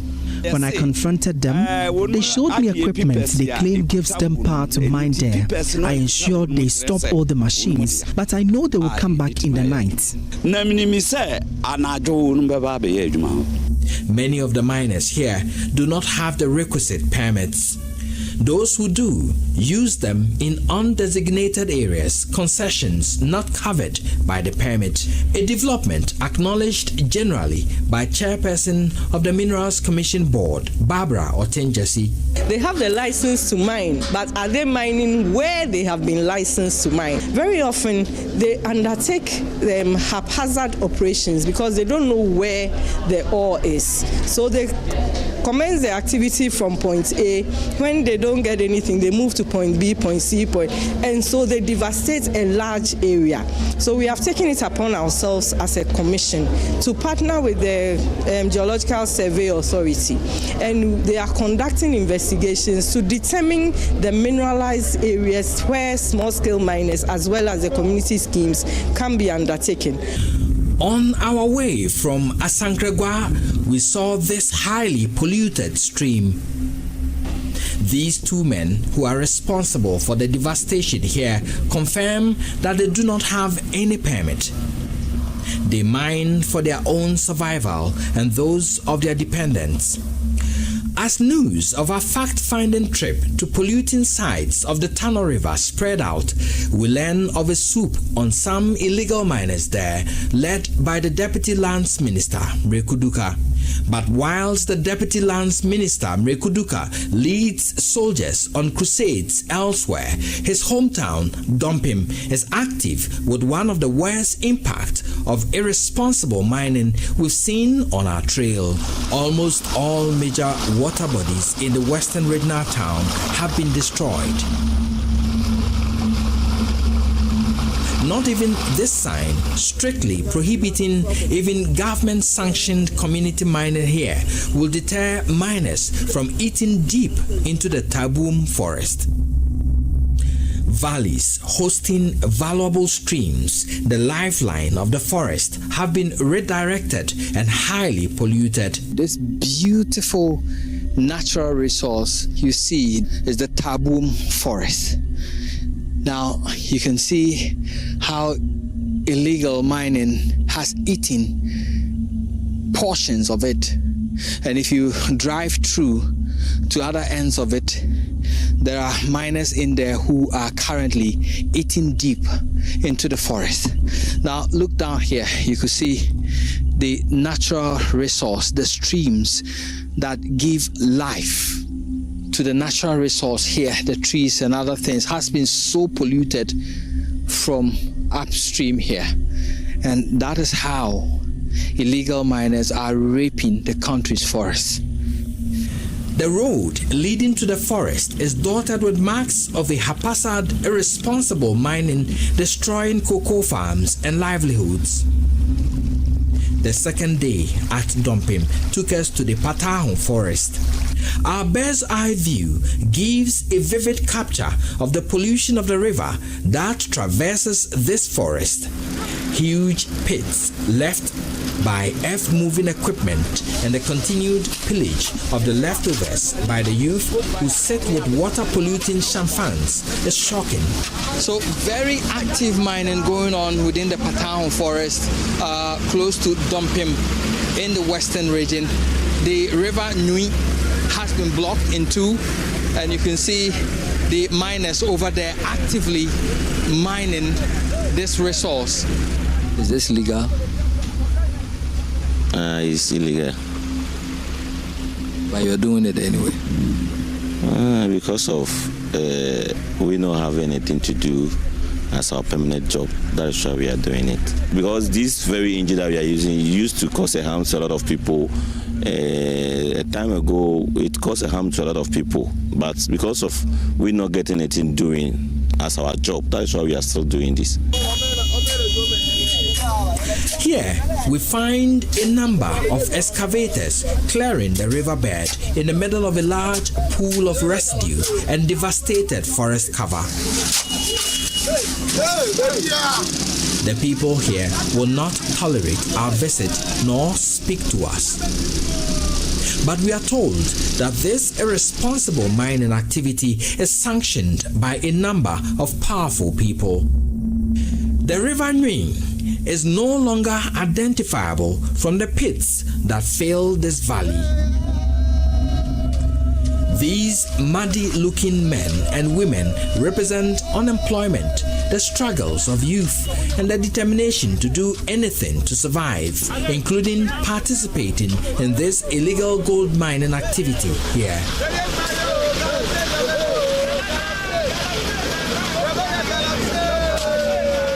There are no jobs in town. If you don't give us jobs, Galamsey is what we will continue to do. That has been a very big major problem for me. A worried chief of Dumpim, Nana Nwapenyin IV, says he's helpless in the face of rising illegal mining in the area. It is very, very serious.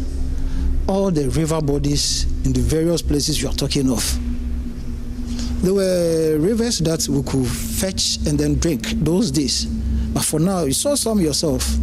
It is very bad. Before you get there, then they've bolted away and you'll not see them again.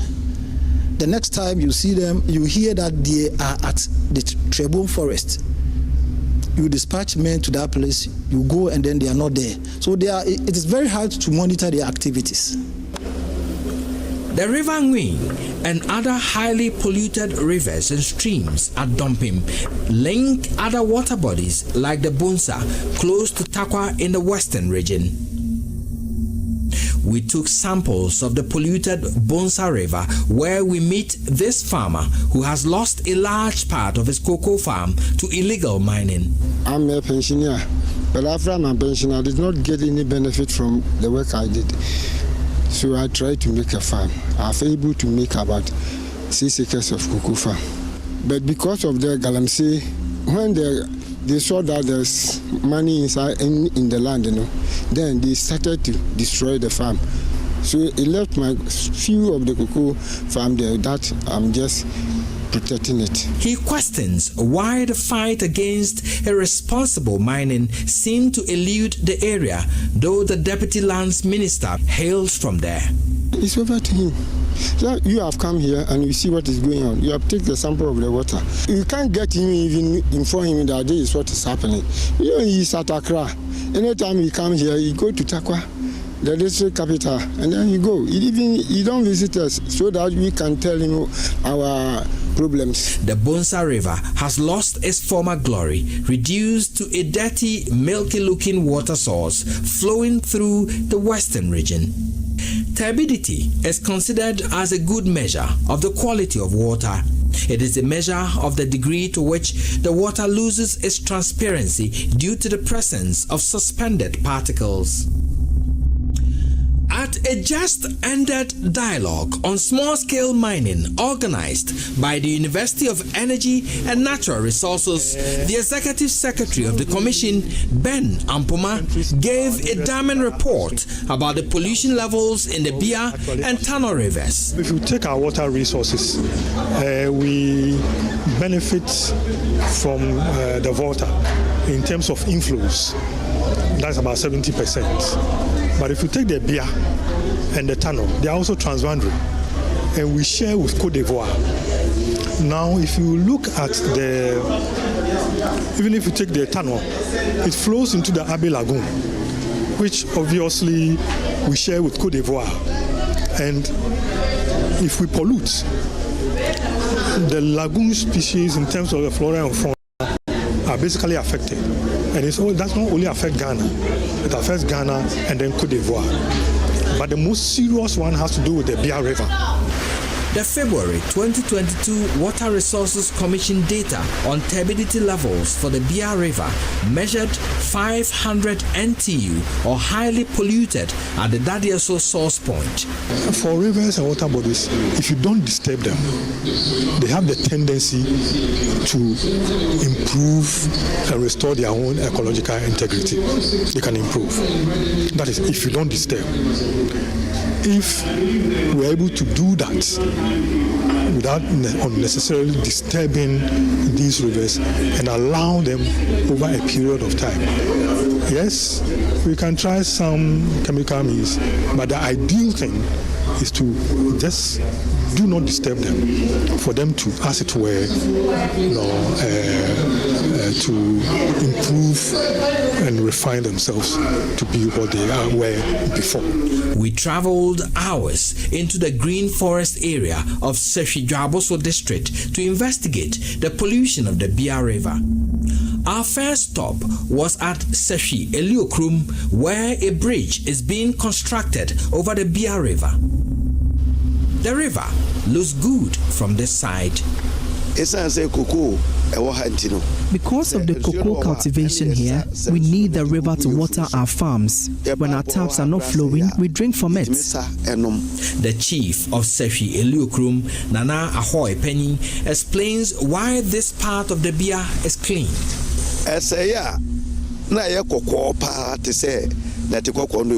When polluted, it becomes red like the earth here. Because it's a river flowing through the forest, the dead leaves and shrubs give it a dark color when it is clean. Recently, it changed to a red color, and our checks indicated some illegal mining activities upriver. They mine in the river Saire, a tributary of the Bia, which is getting it polluted. I think they have stopped for days now. That is why it is clean. But further checks along the flow path of the river revealed a dirty, polluted, and milky water. The search for the source of the pollution leads us to Mafia, a small town in the Sefwi-Dwaboso district. Here, we meet two concerned residents who volunteer to lead us to a spot along the Bia River to show us the pollution levels. After a long walk, we see the free-flowing, milky, dirty river. The indigents, mostly farmers, speak of the negative impact of the pollution.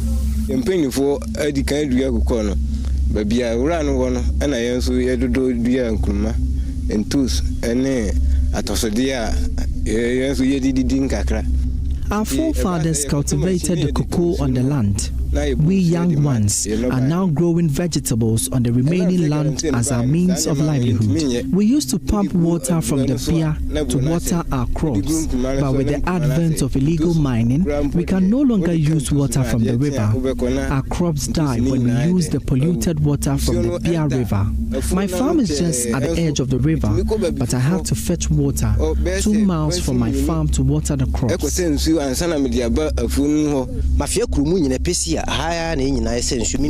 is where the whole Mafia town used to fetch water for daily chores, but now we can't. Because of the pollution, the mud fish we catch from the river is so dirty, we have to wash it with hot water before processing. The source of the pollution of the Bia River was not difficult to find. A large, irresponsible mining enclave just at the edge of the town, one of the major sources of pollution of the Bia River. In the environmental degradation that has gone on here, it is difficult to identify the path of 3 streams that feed into the Bia River. The valley, which hosted some tributaries of the Bia, is now the source of illegal mining. Miners, mostly youth of the town and their leaders and Chinese nationals, were found busily at work. The Amoya, Ngunana, and Afuafu streams have been totally redirected and polluted by the illegal mining here. And this is what remains of the Amoya stream. On the other side, the highly polluted water body over there is Afuafu. The pollution here feeds directly into the Bia River. They wash these things, it goes directly into what is left of the Amoya stream, and that tributary enters the Bia River, and that is how we have the milky nature of the Bia River as we speak. I don't think that these people know the effects of what they are doing here, but I'll try to find out. Boss, now you want to say? Now, munim say Niamoya wa haya ko bo bia nsuo bia num. Behind the boom, but here kasa ana yede na yese no. Nsuo na kasa ko pese aka yon kwa aka so da aka mo anya dwuma ho but yede ni anu okrum. Iti adwuma di mo aye di ai kakra be se be den. E be yin ska so yede dey ahye won atodwa na di no. Say di adwuma di ni ho ntina yese yede na ye adwuma sa no. So he's aware and he tells me that yes, he knows that what they are doing here enters the Bia River, but then they do not have any say. They are in here to do this to make some money so that they can also survive. Stephen Asante is the assembly member for the Mafia electoral area.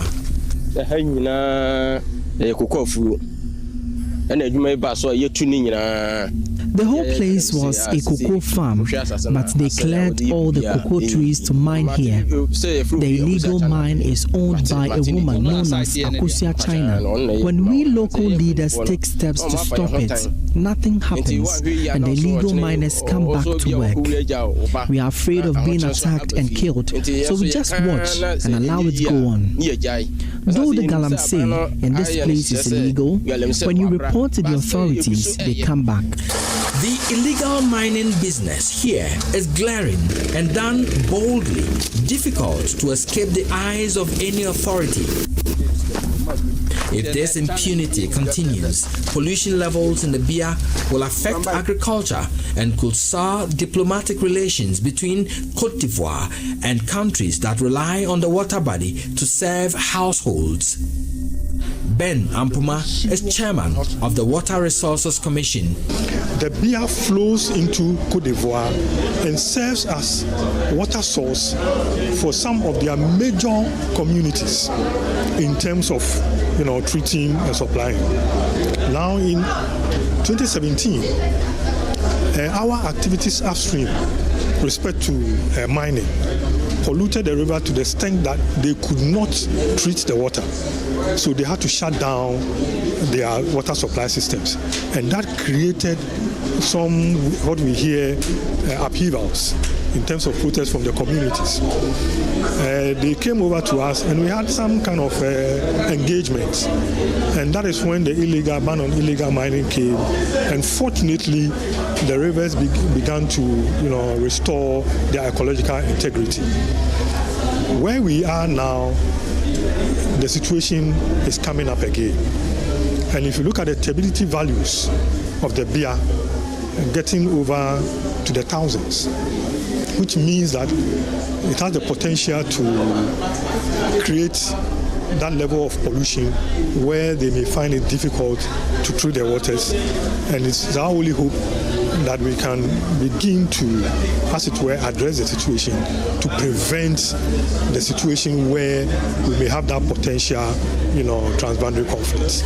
These miners are breaching Section 99(6) of the Minerals and Mining Act 2006, Act 703, as amended. It states that where a person mines with any method in or along the banks of a natural water body or the territorial sea of Ghana, he or she is liable upon conviction to a fine of 600,000 Ghana cedis to 1,200,000 or a term of imprisonment of 15 to 25 years or both.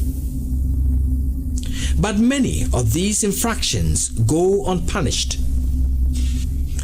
These images of the wanton pollution of water bodies and destruction of forests across the country drew sharp reactions from leading stakeholders, including the Special Advisor to the Minister for Lands and Natural Resources, Ben Ayi.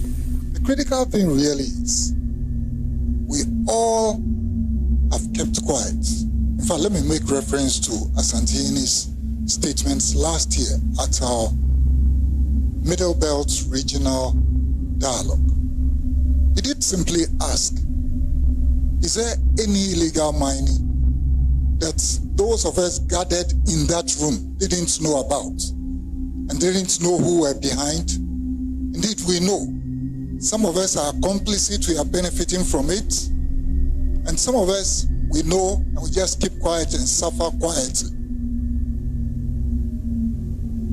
Fortunately, if we don't do something about it, it's going to destroy all of us. It is critical we get to understand that.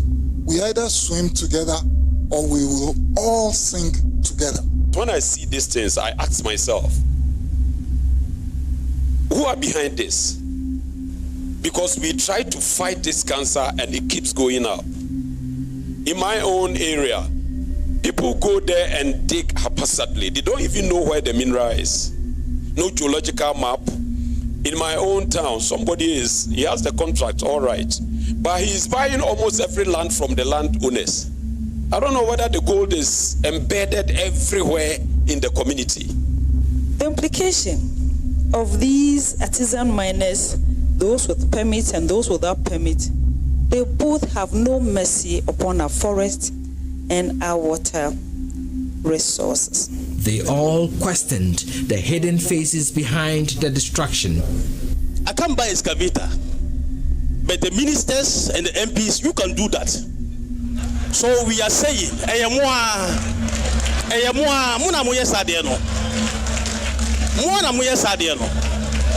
you see, when I came here to sit down here, I asked myself, after all this, the time we spend, the money we spend for organizing this occasion, the BIS are the way now, so at long last, it remains there. Most constitution no Emma Hokwan. Say Obi Bia, Madama, or ya galamsey, no, Yensia, ye children. Where I can know. Yana no juma pa na ya wuyi fuye everywhere. Na gala. In the past, aside farming, the main occupation of our forefathers was mining. My grandfather, Kwame Danso, was mining on his cocoa farm and growing his crops on the same farm. Illegal mining came to fester because of you politicians. Today, our cocoa is being destroyed because of you. Our orange farms and forests have been destroyed because these miners come with licenses. So what power do I have over them? The man has come with a license and he has given jobs to my subjects. So if I prevent him from mining, it means I am denying people of their livelihoods and they will beat me.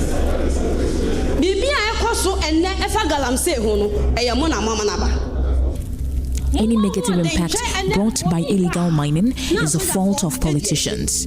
Today, illegal miners are accompanied by soldiers and police. All our forests and even our sacred places have been destroyed. You say we have the right to the topsoil, but what lies beneath is for you. But you are destroying our water bodies. When you send the miners, you don't follow up. You send people to mine on our land. What do you expect us to do?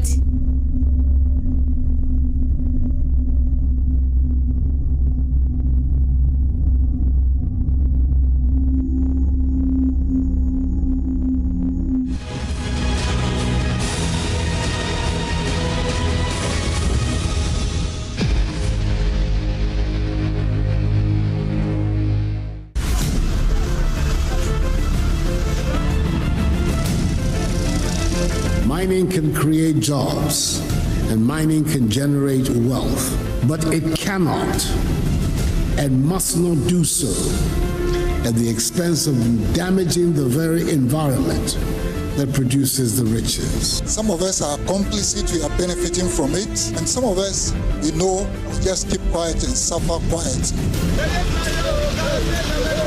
Time ago, it caused a harm to a lot of people, but because of we not getting anything doing as our job, that is why we are still doing this.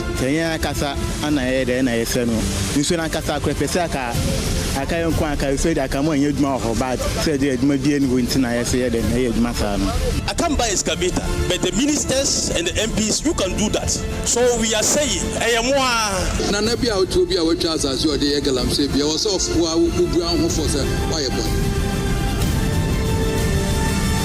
Destruction for gold.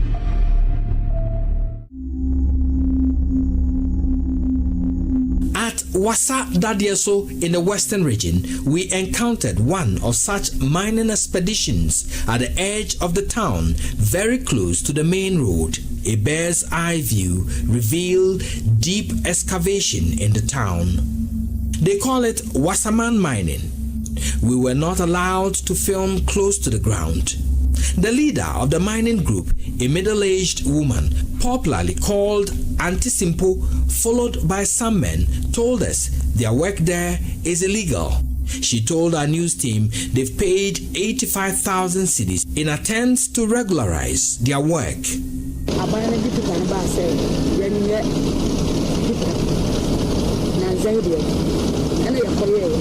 When government requested the regularization of mining, we started the process and paid 850. We nearly got it registered, but we didn't get any support from our leaders. The MCE will not sign papers to get us through. Our leaders prefer we do this kind of mining in secret. The environmental effects could be seen close to the roadside.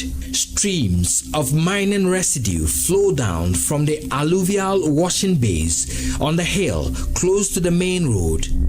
Houses at risk of collapse from deep excavation in the Wasa Dadieso area. For instance, on our way from the Bia River, we saw from the main Diaso Ayamfre Road active mining a few meters from the roadside. In what the operators described as community mining, a number of pumping machines and other earth-moving equipment were seen actively harming the earth away. Rugged, dusty, and riddled with potholes, this is the Pristia Bogoso Road leading to our next stop, River Ankobra. Flowing about 190 kilometers south to the Gulf of Guinea, the once beautiful water source has changed to a highly polluted milky brown. The Ghana Water Resources Commission's turbidity values for February 2022 pegs the turbidity level for the Ankobra River at 3,260 at the Pristia catch point. The pollution is visible on the Pristia Heman Bridge. But why has various interventions aimed at fighting illegal mining failed? Chairman of the Upper East Branch of the Ghana National Association of Small-Scale Miners, Robert Tampoari, holds this view. So many questions have been asked. Who is behind this? And the blame will say that it's the small-scale miners and the illegal miners, they are all the same. But we are not the same. But sometimes, if you don't have the way out, people may give you a bad name. And I think that we have been several platforms, some of us always mention that the security is not the solution to the problem in illegal mining in this country. The duty of the security is to keep this country clean and keep the mining sector clean for everybody to enjoy as the way we all came and met it. The security will be there with their numbers and the bad things are still continue doing. Last year, the government of Ghana organized this program. What happened, and we're still seeing what my brother Erastus Saredoko is showing us on this. Many of the interventions by successive governments have centered on the use of the security agencies, arrest, and few successful prosecutions. experts believe the application of force has not yielded the desired results. Government seems to be working, or the institutions seem to be working, but we are not seeing the desired result. Dr. Rejoice Rekujebi is a lecturer at the Department of Planning and Sustainability at the University of Energy and Natural Resources, Sunyani. She has been researching into the challenges confronting artisanal small-scale mining in Ghana. I believe that we need to change things. We need to stop using force and brutality. We need to stop the one form of training and then do a whole comprehensive thing to be able to manage the situation. If not, we'll do this today, tomorrow we'll come back to the same thing and we'll still be talking.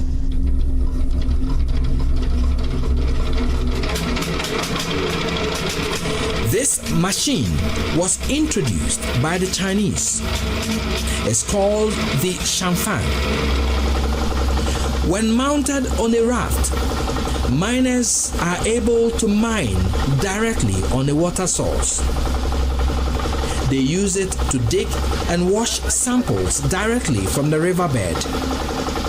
It is a major water polluting tool. The Ofin River has been a direct effect of this type of mining.